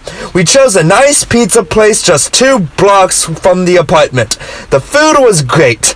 Afterwards, we hit up the gelato place across the street where I got chocolate and vanilla. I called Maddie to figure out a plan but opted to just meet them in Sintra. Kiera and I caught a cab to the train station in Sintra, near where we wanted to attempt to rent Renault Twizzys to drive around. The first place was sold out for the day, so we walked down to LAS Rentals, but they had an RTV for rent. We had a brief instruction session, and then we were off exploring on our own. The vehicle had a GPS that we followed and a speaker that played music and would talk about the sights as we passed them. The roads were incredible too. At one point we raced a tuk-tuk driver up these tight switchbacks with all 3 of us laughing the whole time. Our first real stop was at the Moorish Castle. It was mostly ruins and walls at this point, but the views were amazing. Walking over the 1,200-year-old ruins reminded me of stories of knights and dragons. What it lacked in prosperous luster, it made up for it in fortitude and sheer geographic expanse. The paths that led through the property were woven among huge boulders and ancient trees that felt like my ideal landscape. I could have explored there all day. Given that we did still have a time limit, we went down the road to the next hill where sat a neo-romantic palace from the 19th century. The architecture was wildly varied, and I even heard one guy described it as looking like a Lego construction. Each of the 4 styles was a different color, but somehow it had all blended together beautifully. As we walked along the wall, we ran into Scott, Daichi, Maddie, Ellen, and Amanda. We took pictures together and then went to the cafe for a quick snack. They had already gone through the interior of the palace, so Kiera and I rushed through before meeting them back at the front gate. The interior was unchanged from 100 years ago and felt surprisingly livable. Going back into town, all 7 of us piled onto the RTV. Scott, Amanda, and Daichi sat in bed while Ellen and Maddie sat on the back seat. It was so much fun blasting music and driving down the switchback with them. It was one of those moments that went by far too quickly. We let them all hop off just before we dropped off the vehicle back at the shop. They caught an Uber to dinner in Lisbon, and Kiera and I met them there. We had an hour-long Uber ride from Sintra to dinner at a pizza place called 00. I slept while Kiera took a call from a prospective SAS student from her school. Our driver was a very talkative person in a way that made us laugh more at him than with him. At dinner, we got wood-fired pizza for the second time today. Then the rest of the group had to leave for the airport, so we said even more tearful goodbyes. It gets harder each time we have to say goodbye to more friends, but I'm certain I will see them again. We walked back to our apartment in need for some rest. Changing into more comfortable clothes, we hopped on the couch to finish watching Deadpool since Kiera slept through most of it. When that was over, it was still early enough for another movie, so we started Sex and the City. About halfway through, I looked over at Kiera and said, "Hey, let's go find something sweet." She jumped up and changed clothes and was ready to go in 3 minutes. As we walked out the door, we were reminded that we were smack in the middle of the bar center in Lisbon and Bairro Alto on a Friday night. There were hundreds of people on the street, from bridesmaids to drag queens to frat boys to old couples. Kiera made me promise that we would get just sweets. That did not last long, as the first place we came across was a mojito bar. The mojitos came with a free shot too, so that got our night started. Self-conscious, Kiera went back to the room to change into something a little nicer. Back outside, we wandered all through Bairro Alto. Someone told us that there were over 200 bars in this one neighborhood, and every one of them had some sort of Friday night special. We went to the Capacabana, then a college bar, then a drag bar, then a bar with live music. We bounced all over checking out the vibes at each place. At one point, we decided to be Russian. She became Svetka, while I became Igor. We found some Americans and saw one small group of SASers, including Wayland, Darren, and Carly. Kiera and I checked out an Irish pub looking for sweets, but ended up finding a dance floor with enough room for us to swing dance. We danced around the world since that first night we met in Shanghai, and we had to dance at least once on our last night together. We finally found an actual restaurant that was open at 1 a.m. and went in for sweets. Kiera got chocolate mousse when I got some Portuguese custard that tasted like Christmas. We had one last stop to make before heading to bed for the night. There was a NYC-style pizzeria 1 block from our place, so I had to get some late-night food for us. It was served by the Giant Slice. Our third pizza of the day was the ideal way to wrap up our night. Back in the apartment, we called Kiera's on-ship boyfriend, David. When he had to go, we went to finish watching Sex and the City. Kiera did surprisingly well staying awake for it, but started snoring towards the end. When it was over, I closed the computer, helped her to bed, then turned down the air conditioning. End of Post-SAS Day 2. Post-SAS Day 3, Saturday, April 21st, 2018, 8:47 p.m. GMT +2. The room was still dark when I started packing. The shutters and curtains were closed, but the day felt dreary all the same. I let Kiera sleep while I rounded up my things and got ready to leave for Paris. I knew goodbye would be hard, so I made it easier by waiting until just before I left to wake Kiera up. She gave me a sleepy hug, then went right back to bed. As I stepped outside, I realized why the day seemed dreary. It was pouring rain. I waited on a street corner for my Uber driver under an umbrella that my hotel had loaned me, trying not to get completely soaked. My driver finally arrived, and it was off to the airport. The airport was slightly confusing with the baggage drop-off and gate layout, but I figured it out soon enough. It certainly made me miss traveling by ship, though. Once through the security, I sat in one of those lounges using the Wi-Fi and eating the free food. I made it to my gate at 11:45 a.m. and boarded my seat on the exit row. I had an open seat next to me with lots of legroom. On the flight, I watched an episode of Designated Survivor, then an episode of Comedians in the Car Getting Coffee. I got slightly worried when I realized what time we were landing, but then remembered there was a time change. It was only a 2-hour flight. At Charles de Gaulle, I had no trouble getting my bag, but I had to walk forever to find my taxi. My ride into the city was quite expensive. I was thankful to get to my hotel and rest up. Checking in, I immediately went to lay down. I took a shower and eventually got ready to enjoy Paris properly, with no real plan. I got a dinner recommendation from the concierge for a French restaurant just around the corner of a place called La Hyde. I walked past it, then kept on walking. Around the Arch de Triomphe, then down the Champs-Élysées, then across the Pont de la Concorde, and up the Seine towards the Eiffel Tower. I got back across the Seine towards the Louvre and made my way to dinner, eventually making it at 9 p.m., 3 hours after I set off on my 3-minute journey. The restaurant seemed to be reservation only, but as I was only one, they sat me right away. I had a 3-course meal consisting of crawfish ravioli, duck breast, and a baked pear with chocolate. It also came with plenty of bread, cheese, and olives. The meal was typically expensive for Paris, but I justified it by reminding myself that it was my first and only meal of the day. I went back to my room afterwards to call Dad, but when he did not answer, I swapped my early night in for a night on the town. I Ubered to Megan and Allie's hotel across town where they were still getting ready. Then the three of us caught another Uber to Le Cavern. Outside the bar, Allie tried to get 2 random girls to say bonjour for her video, even though they were clearly American. They were so excited to meet fellow English speakers. Their names were Olivia and Elle, and they were from Seattle. We all went inside and danced for a while, but somehow we lost Megan and Allie in the tiny place.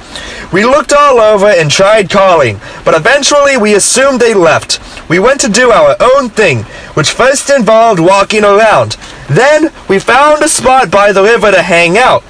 We sat around talking for an hour or so before they decided it was time to head back. After they left, I called Dad and talked to him for a while. It seems the only things he's had to talk about the past few months has been the drama at home. I am not ready to go to that, but I'm excited to be home not too long from now for a little bit. I was telling him about my friends all over the country, that I will be wanting to visit soon, and reminded him how much cheaper it would be to travel finding friends to stay with. I had hoped to go to bed early tonight, but I'm glad I made the most of my time. End of Post-SAS Day 3. Post-SAS Day 4. Sunday, April 22nd, 2018. 3:48 p.m. GMT +2. I was overslept past my alarm today and woke up at 2 p.m. Clearly, I needed the rest after way too many late nights. I got up and started my day with a walk. I went to the Eiffel Tower, but took a rather non-touristy way to get there, past embassies and office buildings. Sitting in the park, I looked up at the tower and watched the people.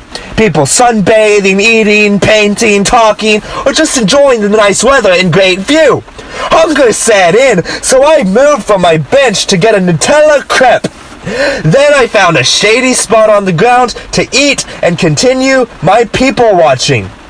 As I got up to continue my stroll, Sydney S. messaged me to ask if I wanted to hang out for a bit. We settled on meeting at a Ponte de la Concorde at 5 p.m. by the Ferris wheel. On my way there, I walked past some sort of vintage race car to show where they had nearly 100 of the coolest cars I have ever seen just lining the street. Everything from Lancias to Morgans to Ferraris to Shelbys. Meeting Sydney S. at the Concorde, we walked through the park, past gardens and fountains and statues. We wandered between the hedges at the Louvre, then headed upriver towards Notre Dame. At 6:15 p.m., she had to say goodbye to meet her parents. As her Uber pulled away, a man named Carlo hit me up for money. He said his wife got robbed by a gypsy, and the couple would pay me back when they returned to Montreal. It seemed fishy, but I gave him what I had, and he took my phone number and address to pay me back. I probably got robbed, but I'm going to pretend I did someone a favor. From there, I took an Uber to Five Guys for some cheap comfort food that hit the spot. My meal ended up costing $22, but it was so worth it. I sat on the second floor overlooking the Champs-Élysées while I ate. In order to make my meal feel slightly French, I ate my fries with mayonnaise. Returning to my hotel for an early night in, I called Mom and talked for a while. Then I tried to call Amy, but she didn't answer. I caught up with Anna Miller, Avery, and Leah, some friends back home, who all made me feel much better about spending summer at home after this whirlwind of an adventure. Rachel and I texted each other at the same time asking if the other was in Paris. She and Andrew wanted to join me for dinner, so we met at my hotel around 9 p.m. We took a long walk down the Champs-Élysées, then down the Seine. Somehow, we struggled to find somewhere reasonable to eat. Even a Big Mac from McDonald's cost $10 without getting a meal. Unable to find food that was reasonable, nearby, and open, I hailed a cab and asked him to take us to cheap food. He drove us to the Latin district, which to us seemed more like the Euro and Crepe district. There were so many restaurants for both of those things, and the only Latin thing we saw was Chipotle. We got gyros and fries and enjoyed them thoroughly. As we continued our walk, I couldn't resist getting a crepe. I got one with chocolate and bananas, which was delicious. We took an Uber to my place, then they went back to theirs. In my room, I called Daniel for a while, then called Amy. It was great to catch up with both of them. I texted friends and I missed and talked about our future plans. Once again, I had hoped for an early night, and once again I am going to sleep at 3 a.m. Such is the life of an international explorer. End of Post-SAS Day 4. Post-SAS Day 5, Monday, April 23rd, 2018, 7:41 p.m. GMT plus 2. Awaking at 11 a.m., I took my time getting ready to meet up with friends. I took a long shower and planned to meet up with Rachel and Andrew. Catching an Uber to the Montparnasse Tower downtown, we met up on the top floor. It is the tallest building in Paris, with a wonderful panoramic view of the whole city. I'm certain it is even better than the view from the Eiffel Tower, because you can still see the Eiffel Tower from Montparnasse. We hung out up top and talked for an hour. Afterwards, they went to the Louvre whilst I headed back to my hotel at 2 p.m. With a few hours of free time, I rested and watched a sermon on dating. Then I ran over to McDonald's to grab a snack. Christopher, my friend and mentor from home, arrived around 4 p.m., and it was so good to see him. We sat in the room talking for a while before he decided he was hungry. We booked a dinner tour on the Bouche-Tronome for 7:45 p.m. but in the meantime we went back to McDonald's. One thing that surprised me was how much he struggled with the language barrier. He'd been teaching all semester in London, which, though it may be in another country, requires only the use of English. At this point, I'm so used to no one speaking English that it doesn't faze me at all. We sat and talked while he ate. Both of us were overwhelmed by the task of trying to explain the past 4 months. It was strange being with a non-SAS person, but I'm glad my first interaction was with him. We then walked over to the Publicist's drugstore for overpriced drinks and people watching on the Champs-Élysées. He laughed at me for ordering our drinks in French and was a little surprised. I impressed myself by doing it well enough that the waitress did not attempt to use English. While we were sitting there, people watching, Rachel and Andrew walked past. That felt familiar.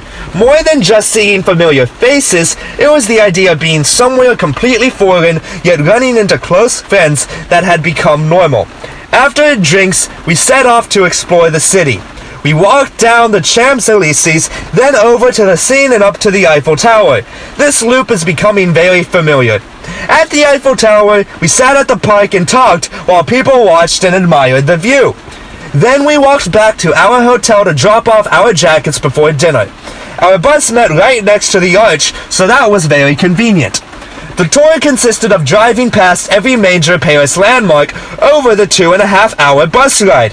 During the tour, we were served a 6-course meal with champagne and wine. It was a fun way to enjoy the city, a meal, and a conversation all at the same time. Towards the end of the tour, the rocking of the bus after a wonderful meal came close to putting Christopher and me to sleep. By the time we got back to the hotel, we were ready to crash. End of Post-SAS Day 5. Post-SAS Day 6, Tuesday, April 24th, 2018, 5:46 p.m. GMT +2. The alarm went off at 9 a.m., and neither Christopher nor I budged. The next thing we knew, it was 11 o'clock, and we were still on our respective beds. I showered and got ready for the day. We finally set off just before noon. Our first stop was the Sacré-Cœur. We Ubered there and wandered around for a bit. And then we used TripAdvisor to find a great restaurant tucked off on a side street called Les Poulbut. We both had onion soup, steaks, creme brulee, and shared a bottle of red wine. Afterwards, we strolled around the square where the artists were at work. They were primarily portrait artists and Parisian landscapes, but the true art seemed lacking. From there we Ubered to the Louvre only to discover that it is closed on Christmas, New Year's, and Tuesdays. Rachel came out of nowhere and hugged me. She and Andrew had arrived just minutes before us and had the same disappointing realization. The 4 of us decided our next best bet was the Mousse du Soleil just down the river. We took a stroll and stopped by a street market that sold vintage books and magazines. Andrew and I commented on how this relates to the informal economies of the other regions we had been to recently. It's nice to be reminded that there was an educational aspect of our experiences. The museum, while not as big as the Louvre, was overwhelming. We didn't quite know where to start and thus made our way around in a rather strange manner. Much of the art seemed unfit for such a museum, while other pieces were breathtaking. I particularly liked the works of the scale, the humongous paintings that took up the whole rooms. Rachel spent most of her time looking at her phone while Christopher reflected on his learnings from the art class he took this semester. Andrew and I had similar perspectives on most of the art and wandered through together. Rachel was most excited to see Van Gogh, and I had to agree that it was pretty special to see his self-portrait or the painting of his bedroom up close. Leaving the museum, I parted ways with old friends and went with Christopher to Sainte-Chapelle. I had to remember this chapel being my favorite Gothic architecture from an art history course I took my freshman year. The entrance fee was pricey, but the stained glass was remarkable. In the relatively small room, we stood marveling at the art and architecture for at least 20 minutes. Then we walked over to Notre Dame and admired the architecture from a distance. As it was nearing dinner time, we walked over to the Latin district to find some grub. I struggled to be decisive. We eventually settled on a place called Frog Burner. The food was pretty good, and it was nice to sit for a while. Then we went for crepes, even trying a different stand to see which was better. Mine was cheaper, but I felt most crepes are created equally. We walked back over to Notre Dame to finish eating them, then caught a ride back to the hotel. In the room, Christopher opened the windows and we sat on our beds talking. It was 9 p.m. before it got dark, and I easily could have gone straight to sleep. Instead, Christopher wanted to go get drinks or ice cream, and I obliged. I found a place on Google called the Experimental Cocktail Club.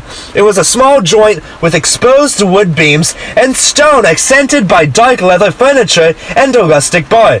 It was small and full, yet quite enough to carry on normal conversation. We had 2 unique drinks and discussed opening a comparable bar in Jackson.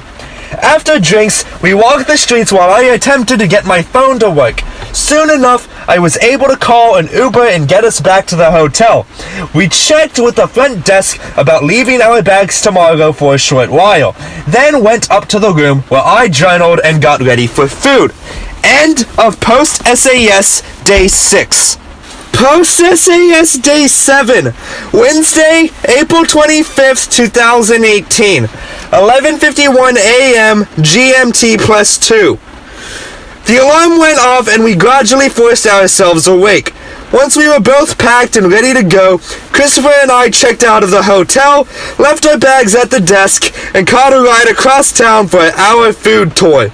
We were supposed to meet our guide for a French food tour at a cafe, and seeing how we arrived early, Christopher got a coffee for himself.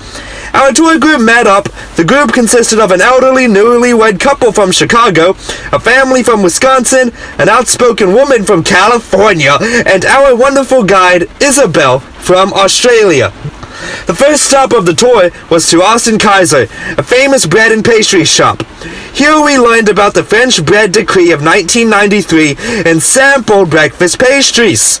Around the corner, we stopped at a meat shop to pick up some pâté and sausages. Then, we went next door to a highly ranked MOF, Merlier au Vert de France, cheese shop to pick up a variety of cheeses for later. We walked a ways to an artisanal chocolate shop, which to me was much less impressive than Manoa or Zara, even though he was an MOF. Our penultimate stop was another pastry shop to get eclairs and fruit tarts. Finally, we ended up in the cellar of a wine shop for our tasting of the wonderful foods we had picked up. We ate cheese and bread first, then the meats, and then dessert, with various wines dispersed throughout. It was a true French foodie experience, and we thoroughly enjoyed it. After the food tour, we returned to the hotel to get our bags and head straight to the train station. Going through security was odd because they asked a million questions about my travels. I guess SAS does seem odd upon first glance of my passport for the year. Once on the train, I played cards with myself for a bit. When we really got moving, I put my AirPods in and used the time to reach out to friends. I slept for a half hour and awoke somewhere under the English Channel. The rest of the ride was fairly uneventful. In London, we took a proper cab to check in at the Celtic, the hotel where Christopher had been living all semester while teaching. The hotel is old and creaky, with bathrooms not attached to our rooms, but it had a cozy and quaint feel at the same time. Dropping our bags, we set off to the scenic route towards dinner. I surprised myself with how much I remembered, but I was also happy to let Christopher lead the way. We went to a Chinese place called Merja Han Han for Bang Bang noodles, by way of Trafalgar Square and Piccadilly Circus. The food was phenomenal and brought back fond memories of Asia. Leaving there, we wandered a bit and I led us to Berry Bros and Rudd. There was a tasting going on, so I will have to go back later in the week. Then we went to the London Beer House to meet up for a pint with Christopher's friend Liam. The three of us sat around drinking while I explained my recent semester. Liam's friend Johnny Cash, that is his real name, from Ireland joined us as well. I had to repeat my explanation of semester of C. Liam had lived many years in South Africa, which made way for a vibrant debate on apartheid and the current political situation there. Christopher did his best to avoid getting caught up, while Johnny chimed in when he did not fully know what he was talking about. It was interesting discussing foreign politics on a country I had been to with a local from there in a neutral country that tends to shy away from public political debate. Later, the four of us up and moved to a pub in Soho for fish and chips. The rest of the pub seemed highly involved in a soccer game on between Baena and Real Madrid. We, on the other hand, had a lively discussion on church culture and history around the world. When we had to say goodbye, Christopher and I stopped by Utterlicious for his favorite ice cream. We walked back to the hotel, and I appreciated the walkable differences between London and Paris. In the room, we discussed a tentative plan for tomorrow. Back in my personal room, I realized I did not have a British power adapter, and thus had to settle with my Mophie battery pack for the night. End of Post-SAS Day 7.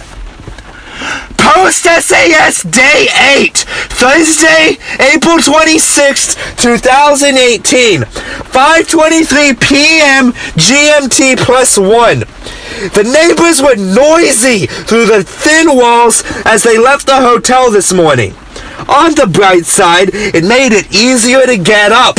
I had to pack up my things as we were moving to a different room for the next 2 nights.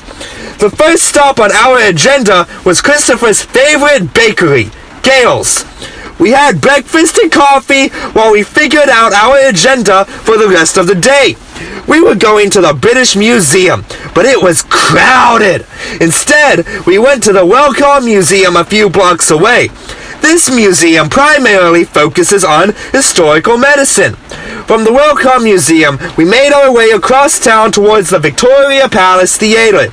We had plenty of time to kill and settled at a nearby train-themed restaurant called Railhouse Cafe for lunch.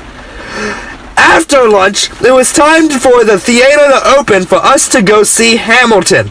Entering the beautiful theater through tight security, we excitedly headed towards our seats, stopped by cheerful doorkeepers who informed us that we had to wait a little longer. In the meantime, we got some champagne and explored the theater. Once in our amazing seats, I realized we were seated next to 2 other SASers, Megan and Maddie. I didn't know them well, but SAS is very much a bond between all participants. Hamilton itself was breathtaking. It certainly deserved all the hype.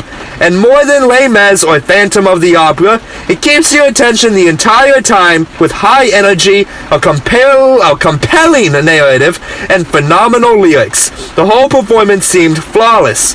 Afterwards, I had King George stuck in my head all day. We could not stop talking about how great it was. Christopher was not sure if it would stand the test of time, which is a valid argument, but I had no complaints. From the theater, we walked back to the hotel to drop off our programs and decide on our next move. The walk included going past the recently bloomed tulips outside Buckingham Palace and through the overly busy Trafalgar Square.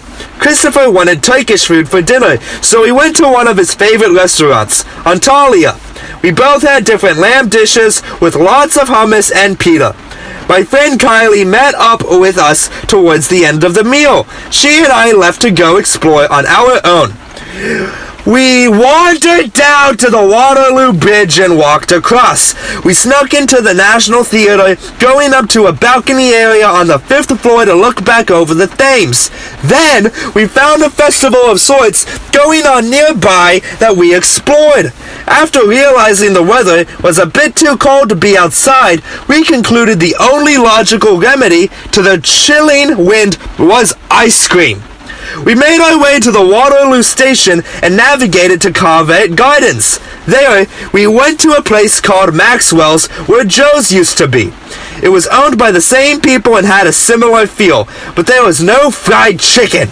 Instead, we settled on Oreo milkshakes. When we had finished, we made our way through Covent Gardens. It was dark and lifeless, yet still beautiful.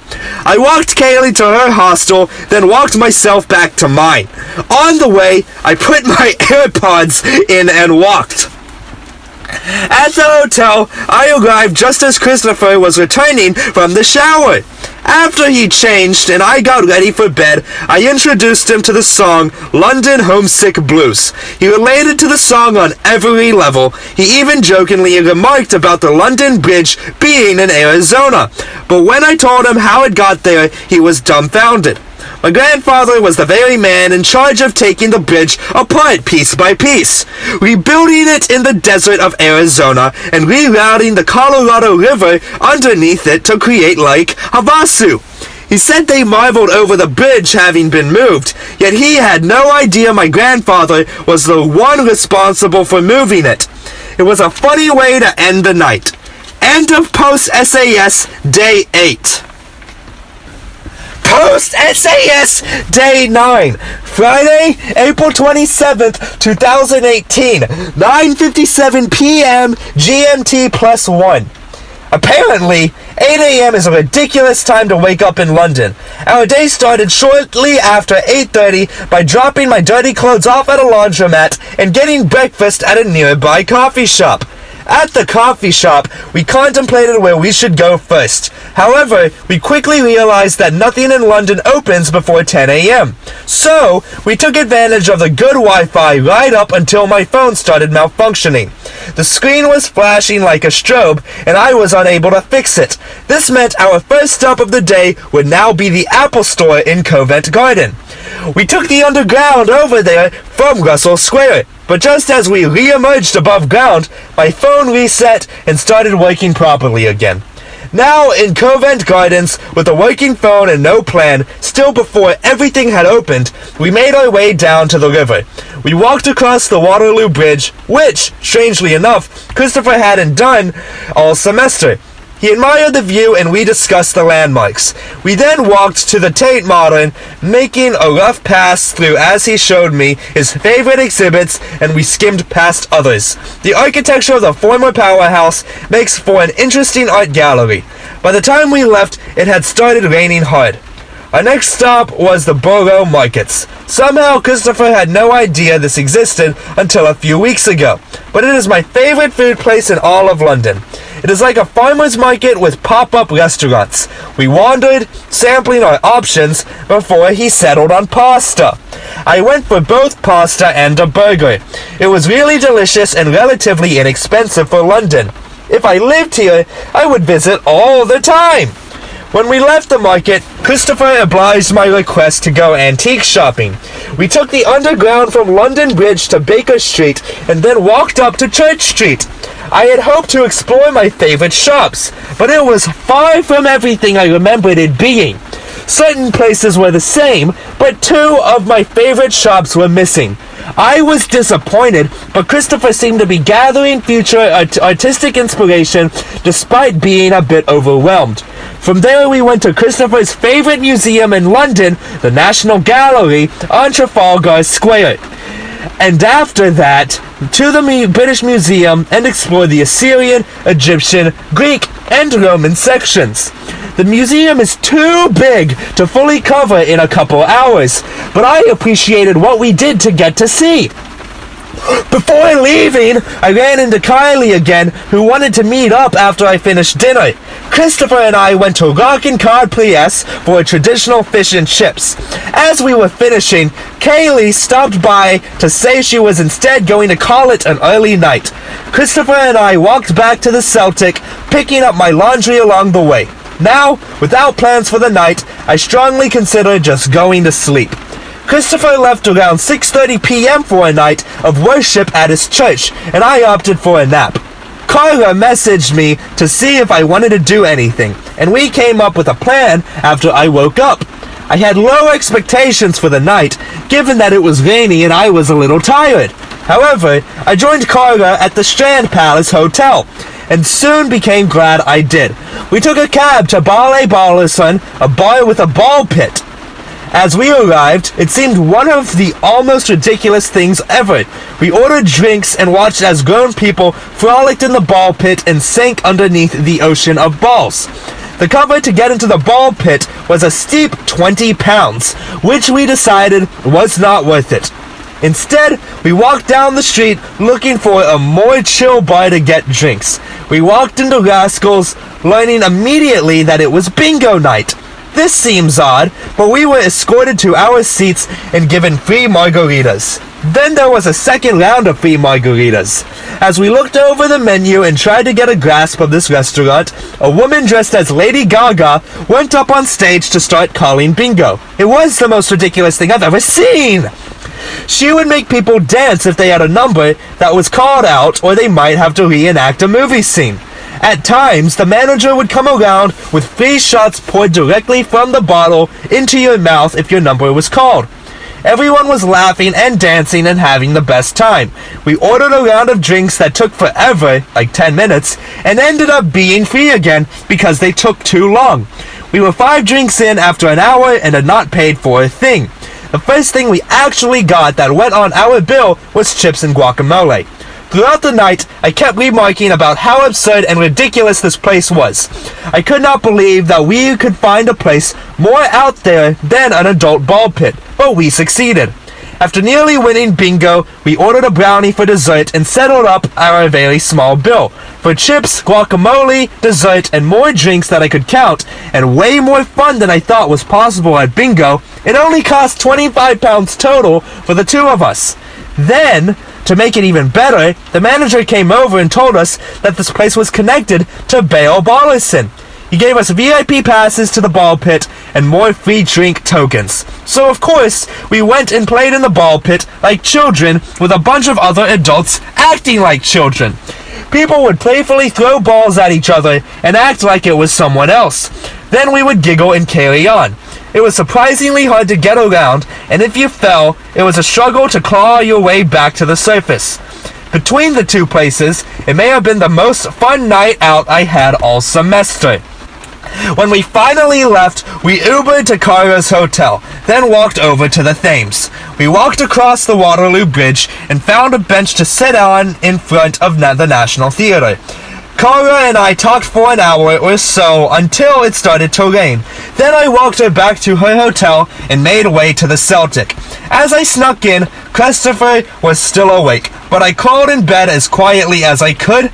I read my devotional and journaled. It was very late, and I've got to be up fairly early to say goodbye to Christopher. End of Post-SAS Day 9. Post-SAS Day 10.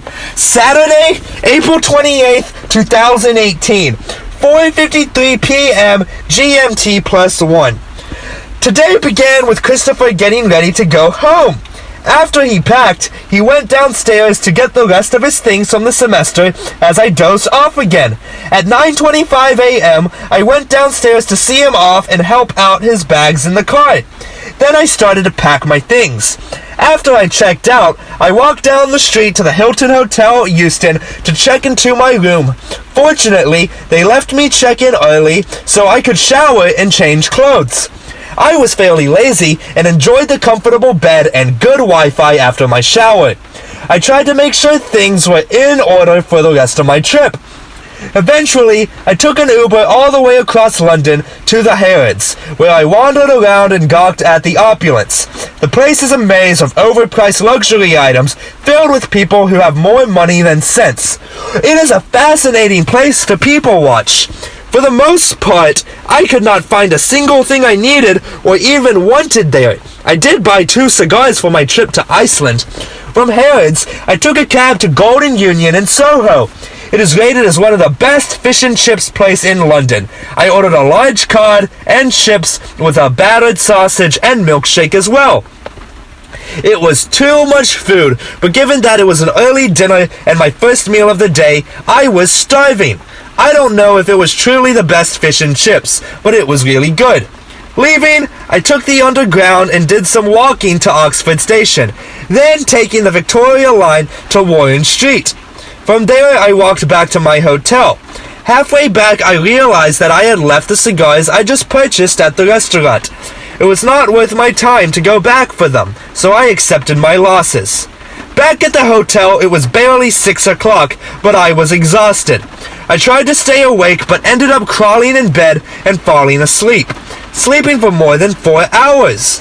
When I woke back up, I considered meeting up with friends, but thought better of it for the sake of my wallet and sanity. Instead, I went for a workout. I ran 4 miles with some other exercises mixed in. It was a productive time to think about what I wanted to accomplish when I get home. Back at my room, I called Amy to discuss my travel plans. Then I called Dad, who wanted to hear about my week. He seemed to have a lot of good news from work, which made me feel good. He also has no idea when I will be back. So I'm excited to surprise him for his birthday. We talked for over an hour before deciding it was time for me to get some sleep. He said that I had ruined my good sleep habits, but I told him that I was just readjusting to Central Time a little bit early. End of Post-SAS Day 10. Post-SAS Day 11. Sunday, April 29th, 2018. 2:05 p.m. GMT +1. Awaking 5 minutes before my alarm was set to go off, I laid in bed nearly an hour thinking through my day until I got up for a shower. The shower at this hotel was not great, but the water was warm. Shortly after noon, I finished packing, checked out, and Ubered to Liverpool Street Station. Outside of the station, I got lunch at a pub called Dirty Dick's. It was not the most welcoming place, but the food was good. I got the roast with potatoes and cabbage, which looked very British. Walking from the pub to the station, I bought a first-class ticket on the next train to Stansted, which was leaving about 10 minutes. I ended up having the entire car to myself. During the relatively short ride, I watched an episode of The Grand Tour. At the airport, checking a bag was easy, but security was a hassle. There were so many long lines, and my backpack got flagged for having too many charging cables in it. I eventually made it through security and customs, getting another cool stamp on my passport. There's nothing better than watching the immigration officer flip through all the pages of your passport to try to find space. As I waited for my flight, Kiera messaged me to change my plans and meet her in Naples, Italy.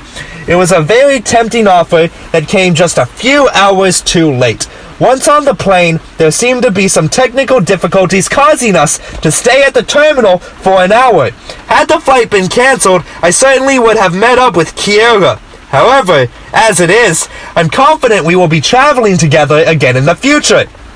On the plane ride, I watched the Grand Tour and comedians in cars getting coffee. I also purchased a water bottle and a can of Pringles from the stewardess, as I realized I was getting dehydrated. Landing in Iceland, I made my way through customs for another cool stamp. I got my bag at the baggage claim and took a shuttle to the car rental place. The car I reserved was not available, so I upgraded to a brand new Lexus SUV. It literally only had 30 miles on it. I was so happy to finally be back behind the wheel of a car, as the only things I'd driven in the 4 months prior were motorbikes and a tuk-tuk. I put on my music and hit the road. It was a rainy, foggy day with very little to see. However, the roads were still excellent. I made it to the area of the hostel, but I had to circle around for a while to find a proper place to park. Checking in at the hostel, I took my bags from the car to the room and went in search for food. The kitchen at the hostel bar had closed, but I was told there was fast food across the street. I walked to Oktu for a delicious yet expensive burgers and fries. Then I sat in the lobby texting old friends. When I walked into my room, I was met by 2 girls from New York, Paige and Christy. We started talking, and I found out they knew of Kiera from being in a sorority at school. It's a small world. We talked about travels and food and the basics about ourselves. Then they invited me to join them at the Blue Wagon tomorrow. End of Post-SAS Day 11. Post-SAS Day 12. Monday, April 30th, 2018. 1:44 p.m. GMT.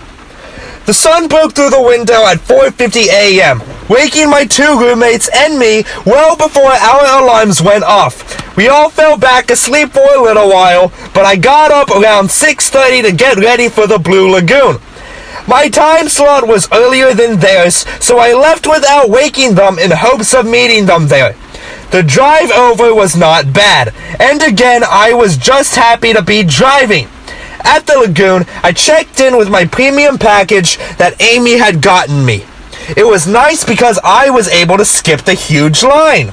I went to the changing room to put my stuff in the lockers and get ready. I wasn't quite sure what to expect of my time in the Blue Lagoon. The weather was just above freezing with moderate snowfall. Even the locals seemed surprised by the snow this late in the spring. As I stepped into the water, I was thankful to experience a hot tub-like warmth. The water was between 97 and 104 degrees Fahrenheit, making it the perfect temperature for a spa. I found a secluded spot near some rocks where it was shallow enough to sit and relax for a while. The steam coming off the water was so thick that I couldn't see the other side. What made it even better was the snow that melted just above the surface of water created a flurry of white all around. After sitting in my spot for a while, I made my way around the entire lagoon. I went to the bar for a smoothie, then checked out to the far area beyond the bridge.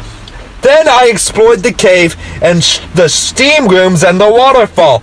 Around 9:30 a.m., I ran into Paige and Christy. We went to get the silica mud masks. At 10, I enjoyed a 30-minute aqua massage, the most relaxing massage I have ever had. I was put on my back on a floating mat so that my body was partially underwater. Then I was covered in a warm, wet towel that trapped more water above me. I was so warm and comfortable as I got my massage, and the snow was falling down. The best part was that my ears were under the water, making it completely silent. After the massage, I met up with the girls again. We took some pictures and figured out a plan for the rest of the day. I changed clothes and grabbed a snack from the cafe while I waited on them to get ready. We had 2 cars, so I ended up following them for the most part. We took a scenic route back to Reykjavik that involved blackened sand beaches, rock climbing, and the most beautiful lake. The lake was so clear that I actually drank out of it. We did a lot of walking and picture taking throughout the journey. The whole place seemed so alien. The plan initially was to stop at lunch along the way, but there wasn't much along the way. We ended up back at the hostel where we hopped in my car and went in search of a late meal. We found a great burger place and were happy to have something to eat. Our late afternoon adventure was north of Reykjavik, driving an hour to the Lauffoss waterfall to explore. Then we drove a little ways down to Silfra, a snorkeling area where North America meets Europe at a divergence of continental plates. I had considered diving there, but after seeing how cold it was both in and out of the water, I'm thankful I stuck with the hot spring instead. On the drive back, Paige and I got into a comical argument about skiing in Iceland. I was determined it was a thing, and she was adamant that it was not. Even after spotting a chairlift, she was unconvinced. Finally, we came across a road sign that settled the argument with diagrams of the chairlift and people skiing. For the remainder of the drive, the girls slept. At the hostel, I took a very brief power nap as the girls got ready to go out. We walked to dine at this marvelous soup place. They had lamb soup and shellfish soup with bread and free refills. Plus, the server was from Georgia, so she was very happy to see another Southerner. The soup warmed the body, and the conversation warmed my newfound friendship with Paige and Christy. Leaving dinner, we went next door for a beer. The special was a shark shot, consisted of chewing on fermented shark meat, then washing the foul taste down with vodka. The guy next to us from Phoenix brought us around, so we partook in the tradition. It even earned us a Polaroid picture on the Wall of Fame. We tried to find somewhere with good music next, settling at the Lebowski Bar, apparently a famous place themed after the movie The Big Lebowski. Instead of a drink, I got a bowl of Cocoa Puffs. Then I showed the girls how to dance. They thought I was the most ridiculous person, which is accurate. I was just having fun. They were impressed by my dancing knowledge, which was aided by Footloose coming on. Knowing the steps to Footloose can look impressive if you are the only one around that knows how to do it. I have Camille and Kelsey to thank me for that. On the walk back to the hostel, we passed a Chuck Norris bar, further cementing my notion that Iceland is both obsessed with America and about a decade behind on everything.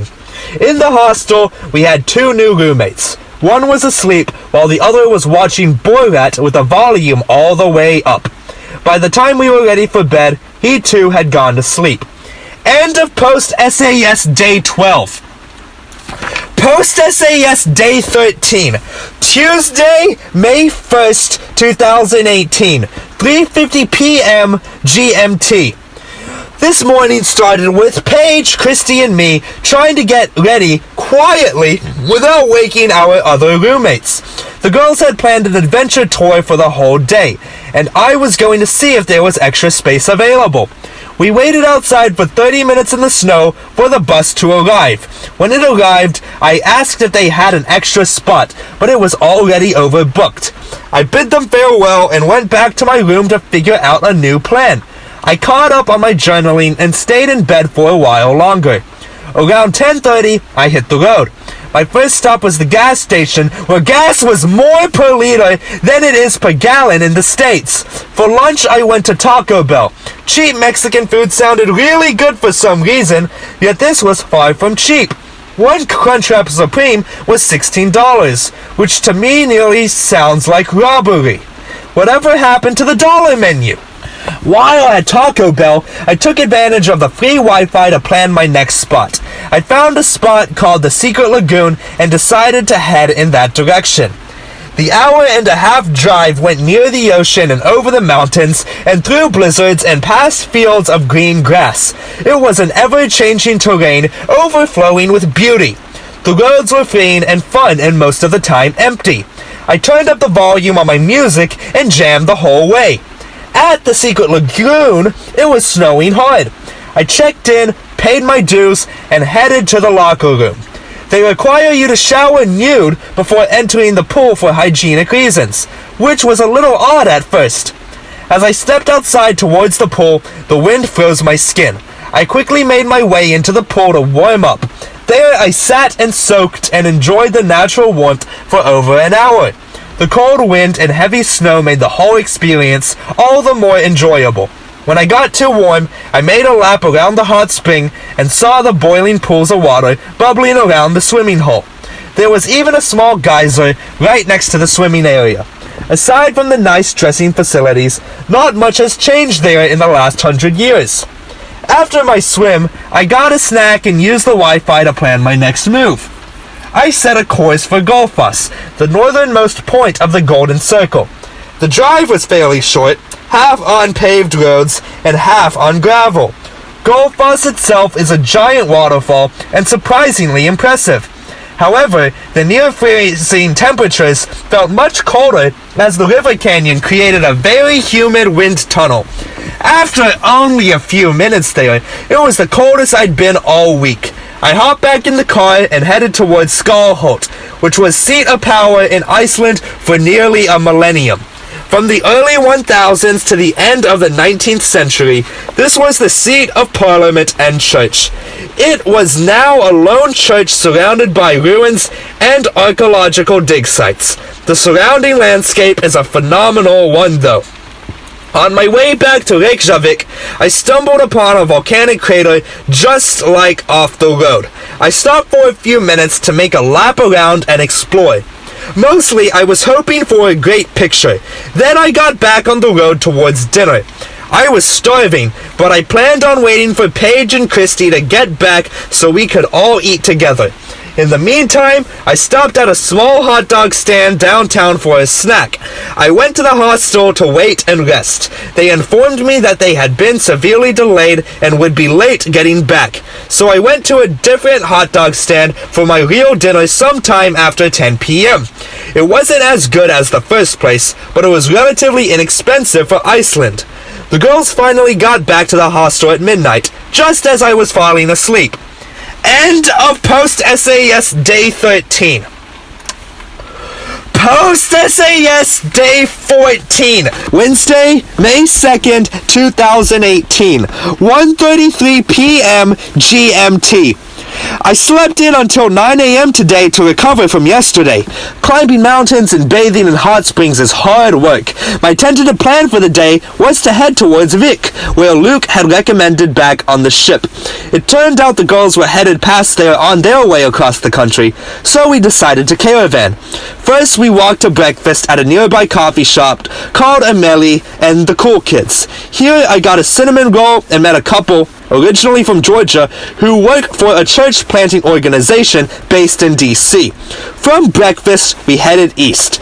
I'd covered the road to Selfoss yesterday, so there was nothing new along that route. We stopped for gas in town and agreed it was too early for lunch. Just past there, we stopped at a big waterfall, said to be the most voluminous waterfall in all of Iceland. Then, we continued our drive all the way back to the black sand beach outside of Wick. The beach was better than I expected, and the geologic formations were incredible. In the past, some rogue waves that hit the beach can suck up careless tourists. The locals call the phenomenon Chinese takeout, due to the large number of Asians that get washed away after not reading the signs. The beach has a restaurant, but it looked touristy and overpriced. Instead, we went a few miles down the road to the small town of Vic for lunch. Here the options were much better, but we found ourselves at a gas station with a restaurant attached. The burgers and fries were surprisingly good, and it was fun getting to hang out with the girls one last time. As we were leaving, I asked them to sign my map. On the way back, my first stop was to the famed DC-3 plane crash, an American military plane that ran out of fuel before being abandoned on the beach during an exercise nearly 50 years ago. The trek there took about 45 minutes walking fast. I had my AirPods in listening to old country music, which helped the walk go by faster too. Once at the plane, I took pictures and climbed over and inside of it. The landscape around it looked completely alien. It was far enough from the road that no civilization could be seen except the other tourists around taking pictures. It was bitterly cold on the walk over, but I layered well and only felt it on my face. On the walk back, I started sweating even though my face was about to freeze off. Continuing my drive, I began to get really tired and pulled over another site to take a brief nap for 15 minutes. Then I was good to go. I got back to Kick's hostel and went up to my room. A little while later, I went to the hot dog stand for dinner. Then back at the hostel, I cashed in on the free beer voucher they gave me when I checked in. The hostel is also a microbrewery, so I had one of their brews. I sat in the main area for a while, checking in on the world and getting things in order for going home. When I was finished, I came back to the room to go to sleep. End of post-SAS day 14. Post-SAS day 15. Thursday, May 3rd, 2018. 9:26 p.m. EDT. The next morning, I got all my things ready, striped the linens from my bed, and checked out. Leaving the hostel, I put my bags in the car and walked over to the coffee shop around the corner. There, I had 2 cinnamon rolls while writing the postcards I'd been putting off all semester. Once they were finished, I drove around town until I found the post office and mailed the postcards. I guess it is better late than never, and at least they will have a foreign stamp on them. With the last task accomplished, I spent my remaining time exploring the city. Reykjavik is a charming place that mixes a fishing village with a ski town vibe. I went to the church in the center of town that looks like it could be Valhalla itself. Walking around the side was cold, but as I got to the front, the wind was gusting and felt like I had walked into a frozen wind tunnel. Outside of the church is a statue of Leif Erikson, and inside is the most impressive organ. I paid the small fee to go to the top of the bell tower for a magnificent view of the city. The top part was open air, meaning that staying more than a few minutes would be difficult due to freezing wind. Getting back in my car and turning the heat on high felt marvelous. However, it was strange feeling knowing that this would be the last time I would be getting in the car in Iceland. I've tried not to think too much about lasts recently, but at times it is hard to avoid. Taking my time getting to the airport, I soaked up the scenery, appreciating this overpriced tundra. I dropped off by my car at rental place, and when I started for the bus stop, there was a literal blizzard. In the brief 2 minutes I was outside getting to and waiting on the bus, my entire back was covered in snow. It was as if I had been ambushed from behind during a snowball fight. And the snow in Iceland is different than anywhere else. Instead of falling as flakes, it comes down in chunks like styrofoam in a blender. After checking in at the airport, I got lunch at one of the restaurants and served things cafeteria style. It ended up being so bad that I threw most of it away. The highlight of my time at the airport was running into Alana and Alex coming through customs into the country I was about to leave. I wondered to myself just a minute before when they might be landing, in hopes that I could give them a hug, and it ended up happening. If neither of us had been a minute earlier or later, we would have missed each other completely. When I boarded the plane, I was in seat 3D. I had decent legroom, and the seat next to me was empty. It would have been reasonably comfortable for the 6-hour flight, but I had been eyeing an open seat in front of me in the big seat section. These are the best seats that WOW has to offer. They are not very special, except that they have more cushion, width, and legroom. When the doors closed, I made my move, and the girl next to me congratulated me. While on the plane, I watched Monty Python's Life of Brian.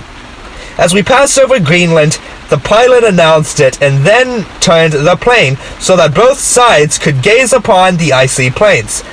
After the movie, I played several rounds of solitaire with real cards. Then I got a pizza and watched 3 episodes of Designated Survivor. As we began our descent to Newark, my heart began to flutter. I had butterflies in my stomach because I was so excited to be back in the USA. It really is the greatest country in the world. I walked off the plane beaming with pride. Security and customs were a breeze, and the baggage claim took no time at all.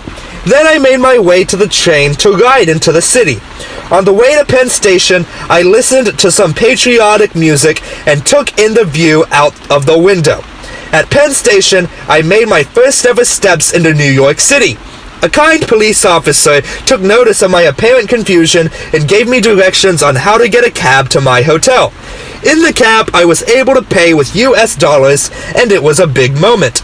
I checked into the hotel with my US driver's license instead of my passport. The little things that are almost always taken for granted became such wonderful feelings of comfort and familiarity. At times, it nearly brought me tears of joy. In my hotel, I cleaned up and met Elvis in the lobby. He took me to John's Pizza, which is located in an old church across the street from the Phantom of the Opera. We sat in the church balcony and ordered a delicious New York-style pizza with an array of toppings. It was wonderful catching up with Elvis and reflecting on both SAS and our experiences since. From there, we walked to Times Square and took touristy pictures. We watched a group of street performers and commented on the diversity of cultures represented in what, for some people, seems the center of the world. Our next destination was Central Park. We made it all the way to Madison Square Gardens before realizing that we had walked in the wrong direction. At this point, we made an unscheduled detour to the Empire State Building. We were going to go to the top, but I opted to pass given the exorbitant prices. Elvis wanted to go get drinks, so we walked to the 5th and Main, a subpar bar with less than mediocre bartenders. While there, we FaceTimed Lois and laughed about our very first day in Japan many moons ago. I was craving a milkshake, so I made the executive decision to take an Uber to Ellen's Stardust Cafe. The dinner is staffed by Broadway hopefuls who perform show tunes throughout the night to entertain the patrons. We arrived shortly before closing, but what we did get to hear was phenomenal. Elvis looked like a kid at Christmas with his eyes twinkling and jaw agape through one waiter's version of Vosgian soliloquy. at 50s bop then lightened the mood and had us laughing as the waiters ran around the joint singing and dancing on furniture. Plus, the chocolate malt was everything that I hoped it to be. We did eventually make it to Central Park and went for a stroll. We sat on a park bench listening to Hamilton and swapping stories of our families. On SAS, it can be so easy to feel like you know someone well without knowing what others might be considered key details about them. On the walk back towards the hotel, the gate to a Trump-sponsored ice rink was left ajar. We considered breaking in, but thought better of it. Right outside the hotel was a bar called Three Monkeys that seemed a little more exciting than most of the places we'd seen. We went back to the room briefly before going back down to check it out. When they refused to make a Long Island iced tea, we continued down the street to somewhere that would.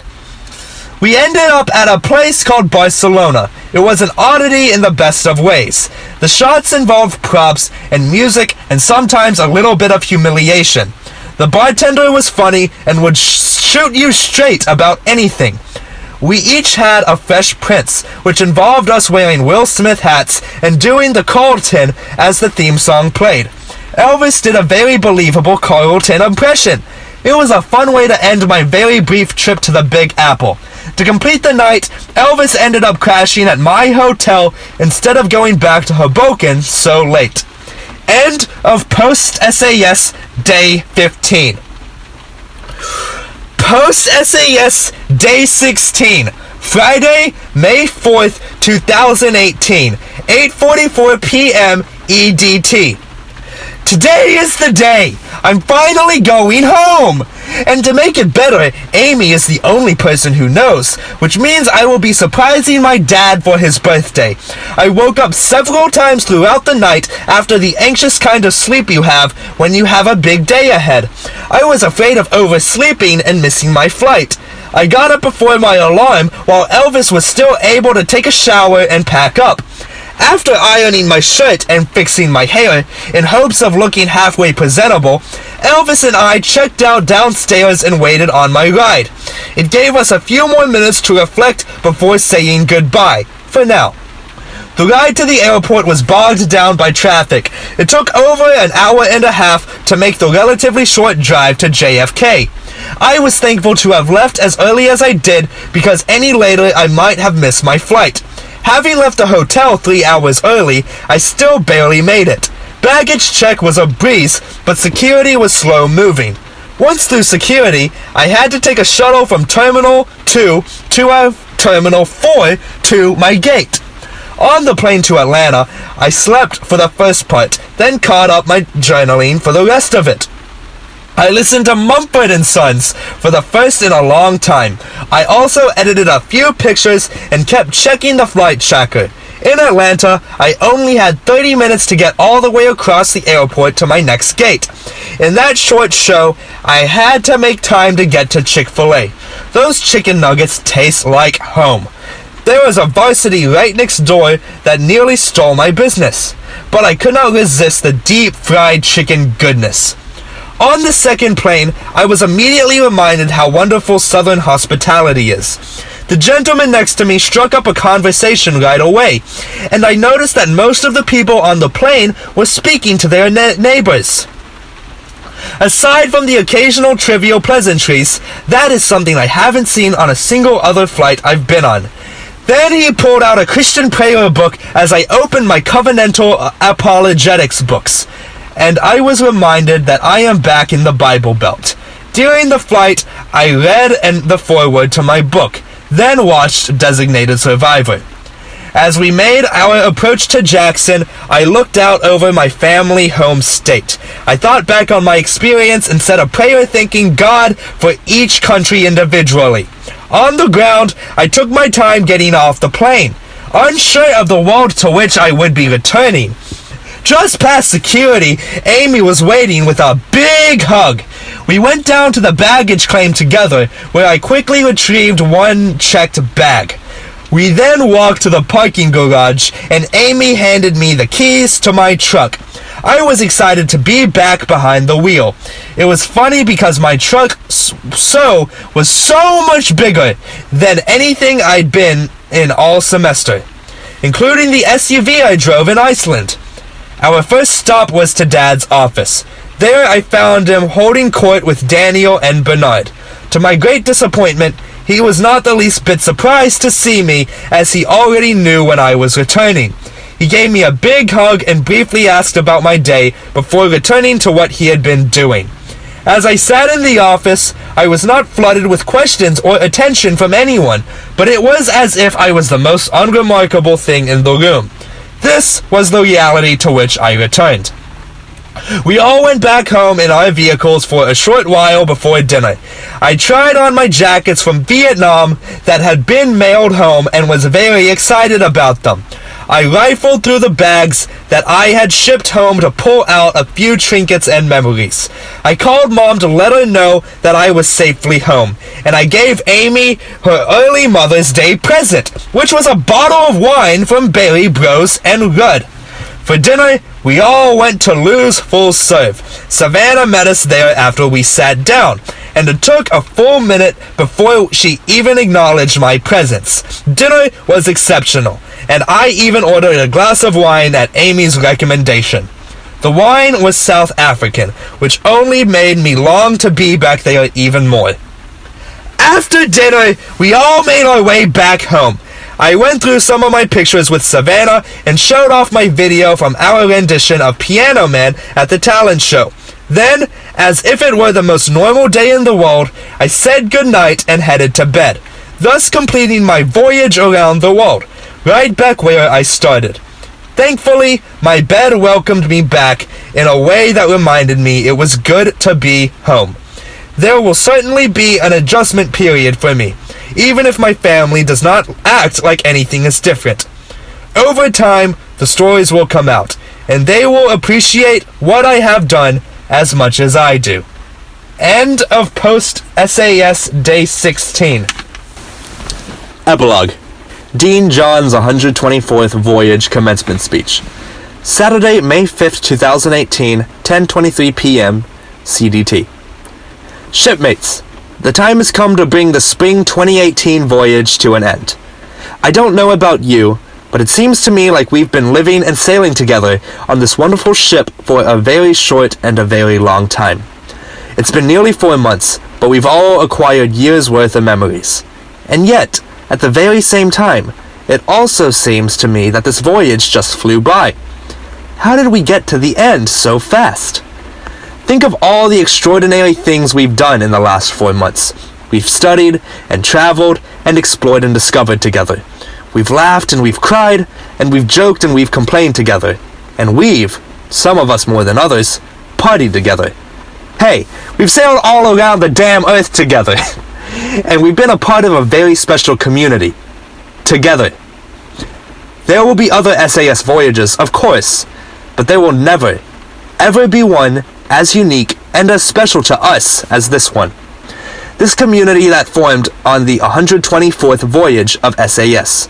The community that each of you was and still is for another few hours a vital and essential part.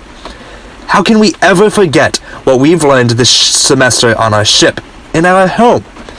How can we ever forget what we've learned in global studies, in our classes and field classes? How could we ever forget the things we've seen and experienced in port, the places we've traveled, the people we've met, and the adventures we've had, and all the shipboard drama we've witnessed? Just think about some of the collective experiences we've had in our 106 days together. We've been, many of us, to Agra and Bagan and Kyoto and Hanoi and Kruger. We've strolled the Cape Town waterfront and walked the steps of Ghanaian slave castles. We shopped in the souks of Marrakesh and Fez and strolled the streets of Yangon and Saigon and the Great Wall of China. We've swum and sailed in the Pacific, Atlantic, and Indian Oceans. We've wandered the streets of Hong Kong and Kobe and sunned on beaches in Hawaii and Mauritius. We've marveled at Angkor Wat, the Taj Mahal, and the Shwez Dagon Pagoda. We've gazed up and down from Table Mountain and gawked at the psychedelic Ferris wheel in Kobe and the strobe-lit buildings in Pudan. We've sailed around the 00 buoy at the Prime Meridian and Equator. We've lost a day in Casablanca due to foul weather, and we've made a hard turn to starboard and metavased a ship officer in Myanmar. We've seen whales, dolphins, seals, flying fish, camels, elephants, penguins, leopards, tigers, sacred cows, belly dancers, street musicians, and snake charmers. We've seen mosques and cathedrals and temples and museums all over the world. We've bargained and way overpaid for taxis and for elephant pants. And each of us has purchased a totally unique treasure at some stall somewhere in the bowels of a port city, only to discover that a dozen people on the ship bought the same damn thing somewhere else for half the price. We've become shellbacks and emerald shellbacks and shaved our heads to memorialize this stunning accomplishment. We've practiced yoga together, exercised together, lifted weights together, sunbathed and sunburned together, and had snakes thrown around our necks in souks and shrieked together. We've been robbed and pickpocketed and cheated and scammed together. We've had colored powders thrown on us and then pushed groupers away together. We've stalked the Big Five wildlife. We've lost our passports and our landing cards and our phones. We've applauded Vijay for his Bollywood dances, and we've spent time in the observation room hassling RDs together. Some of us. We've biked and we've hiked. We've washed elephants and ridden camels and trains and planes and buses and all-terrain vehicles and vans and tuk-tuks and rickshaws and small boats in countries all over the planet. We've had Taco Day and Chicken Nugget Day and an amazing outdoor barbecue together. We gorged on sushi, pho, biltong, couscous, dumplings, paneer masala, poi, smoothies, curly fries, fufu, and pastilla, although not usually at the same meal. We've been lucky enough to sail at two amazing captains and with officers and crew members from all over the world, men and women who have treated us like we were part of their family. They are people we will never forget, particularly tomorrow when we have to clean up, do laundry, and cook for ourselves. We've also been lucky enough to travel with an awesome, world-class group of stacklety, a fascinating bunch of lifelong learners, and a precocious and outrageously cute gaggle of ship kids. And you know what? In 4 months, we've been to more places, seen more stuff, and had more adventures than most people see, do, and have in a decade. Hell, we've had travelers diarrhea in and seasickness off the coast of more places than most Americans will visit in a lifetime. More important, many of you have met people on this ship who will be your friends forever. I know I have. Some of you who met here will even be lovers, and some of you have already gotten a good head start on that goal. Hey, if history is a guide, and I don't mean to scare anyone here unduly, but some of you will even marry one another, and some of you will even have children together, and they will sail on SAS, just like some of your parents did. Some of you, actually lots of you, will become lawyers and doctors and teachers and artists and engineers and entrepreneurs and software designers and CEOs and philosophers and philanthropists. Some of you will become senators and representatives and governors and mayors and foreign ministers and ambassadors. Some of you will move to other countries and live as expatriates. Some of you will join our country's foreign service. And some of you, lots of you I bet, will change the world. You will. You really will.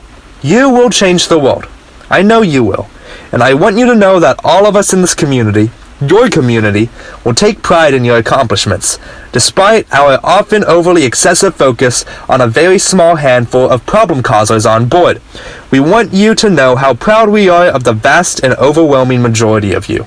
The problem solvers, the true adventurers, the studiers, the thinkers, the learners, and this perhaps to be the ultimate SAS honorific, the travelers. Yes, after this great adventure, no one can deny that you are all well and truly travelers now. We're proud of you for learning how to travel safely and sensibly, and how to represent yourself and your home country proudly. This is a skill, and for some of us, an addiction that will last a lifetime. I know that I speak for many of the more seasoned folks on the faculty here when I say that we are just a tad jealous of all the wonderful and exotic ventures you are going to have traveling during the rest of your lives. So now we have to send you off to a life without Sean's daily announcements to talk over, and with no Dean's memos to ignore, without Alex's Freddy to interrupt your napping, with no Tiffany to sniff your breath at the gangway, with no more rocky seas, with no Dr. Donna and Bryce to explain sex and pooping to you. But worse than losing all these treasured things, your even greater loss is this. You must now live your lives without another new port just around the corner.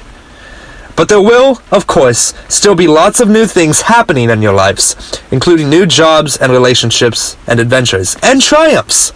Yes, there are definitely triumphs in your future. So take a risk, shake things up, make your mark, make things better. Find a cure for Ebola and dysentery, eradicate hunger, figure out how to help the poor and the needy and the oppressed, clean the plastic out of the oceans. You can do it. You can make the world a better place. You can make a difference. You will make a difference. Hey, if not you, then who else? Really, who else is there to do it? We've had our chance. It's your turn. So go to it. Make us even prouder of you than we are right now. In closing, I want to sincerely thank you all. Students, faculty, LLLs, family members, ship kids, ISE hangers-on, every one of you, for everything that each of you did to make this 124th voyage so special. It was special. It really was special. It was magical. It really was the best SAS voyage ever. We won't forget it, and we won't forget each and every one of you. And you know what?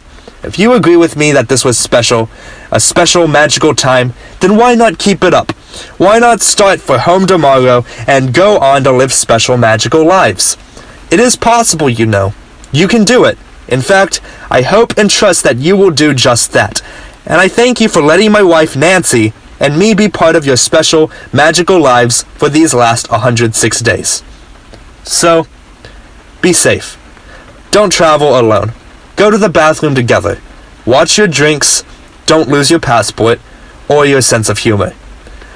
I'm looking forward to seeing each and every one of you again someday, somewhere in the distant corner of the world. Hopefully soon. So be careful out there, okay? And finally, goodbye. Travel well.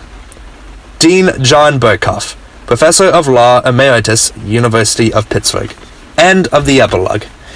End of Around the World in 120 Days. My Semester at Sea by Sam Barry. This has been an audio recording by Jordan Barclay. I'm doing this for free. Please don't take this down of copyright. I enjoyed reading this. Kind of. I love you, Sam. Thank you for the book. Bye.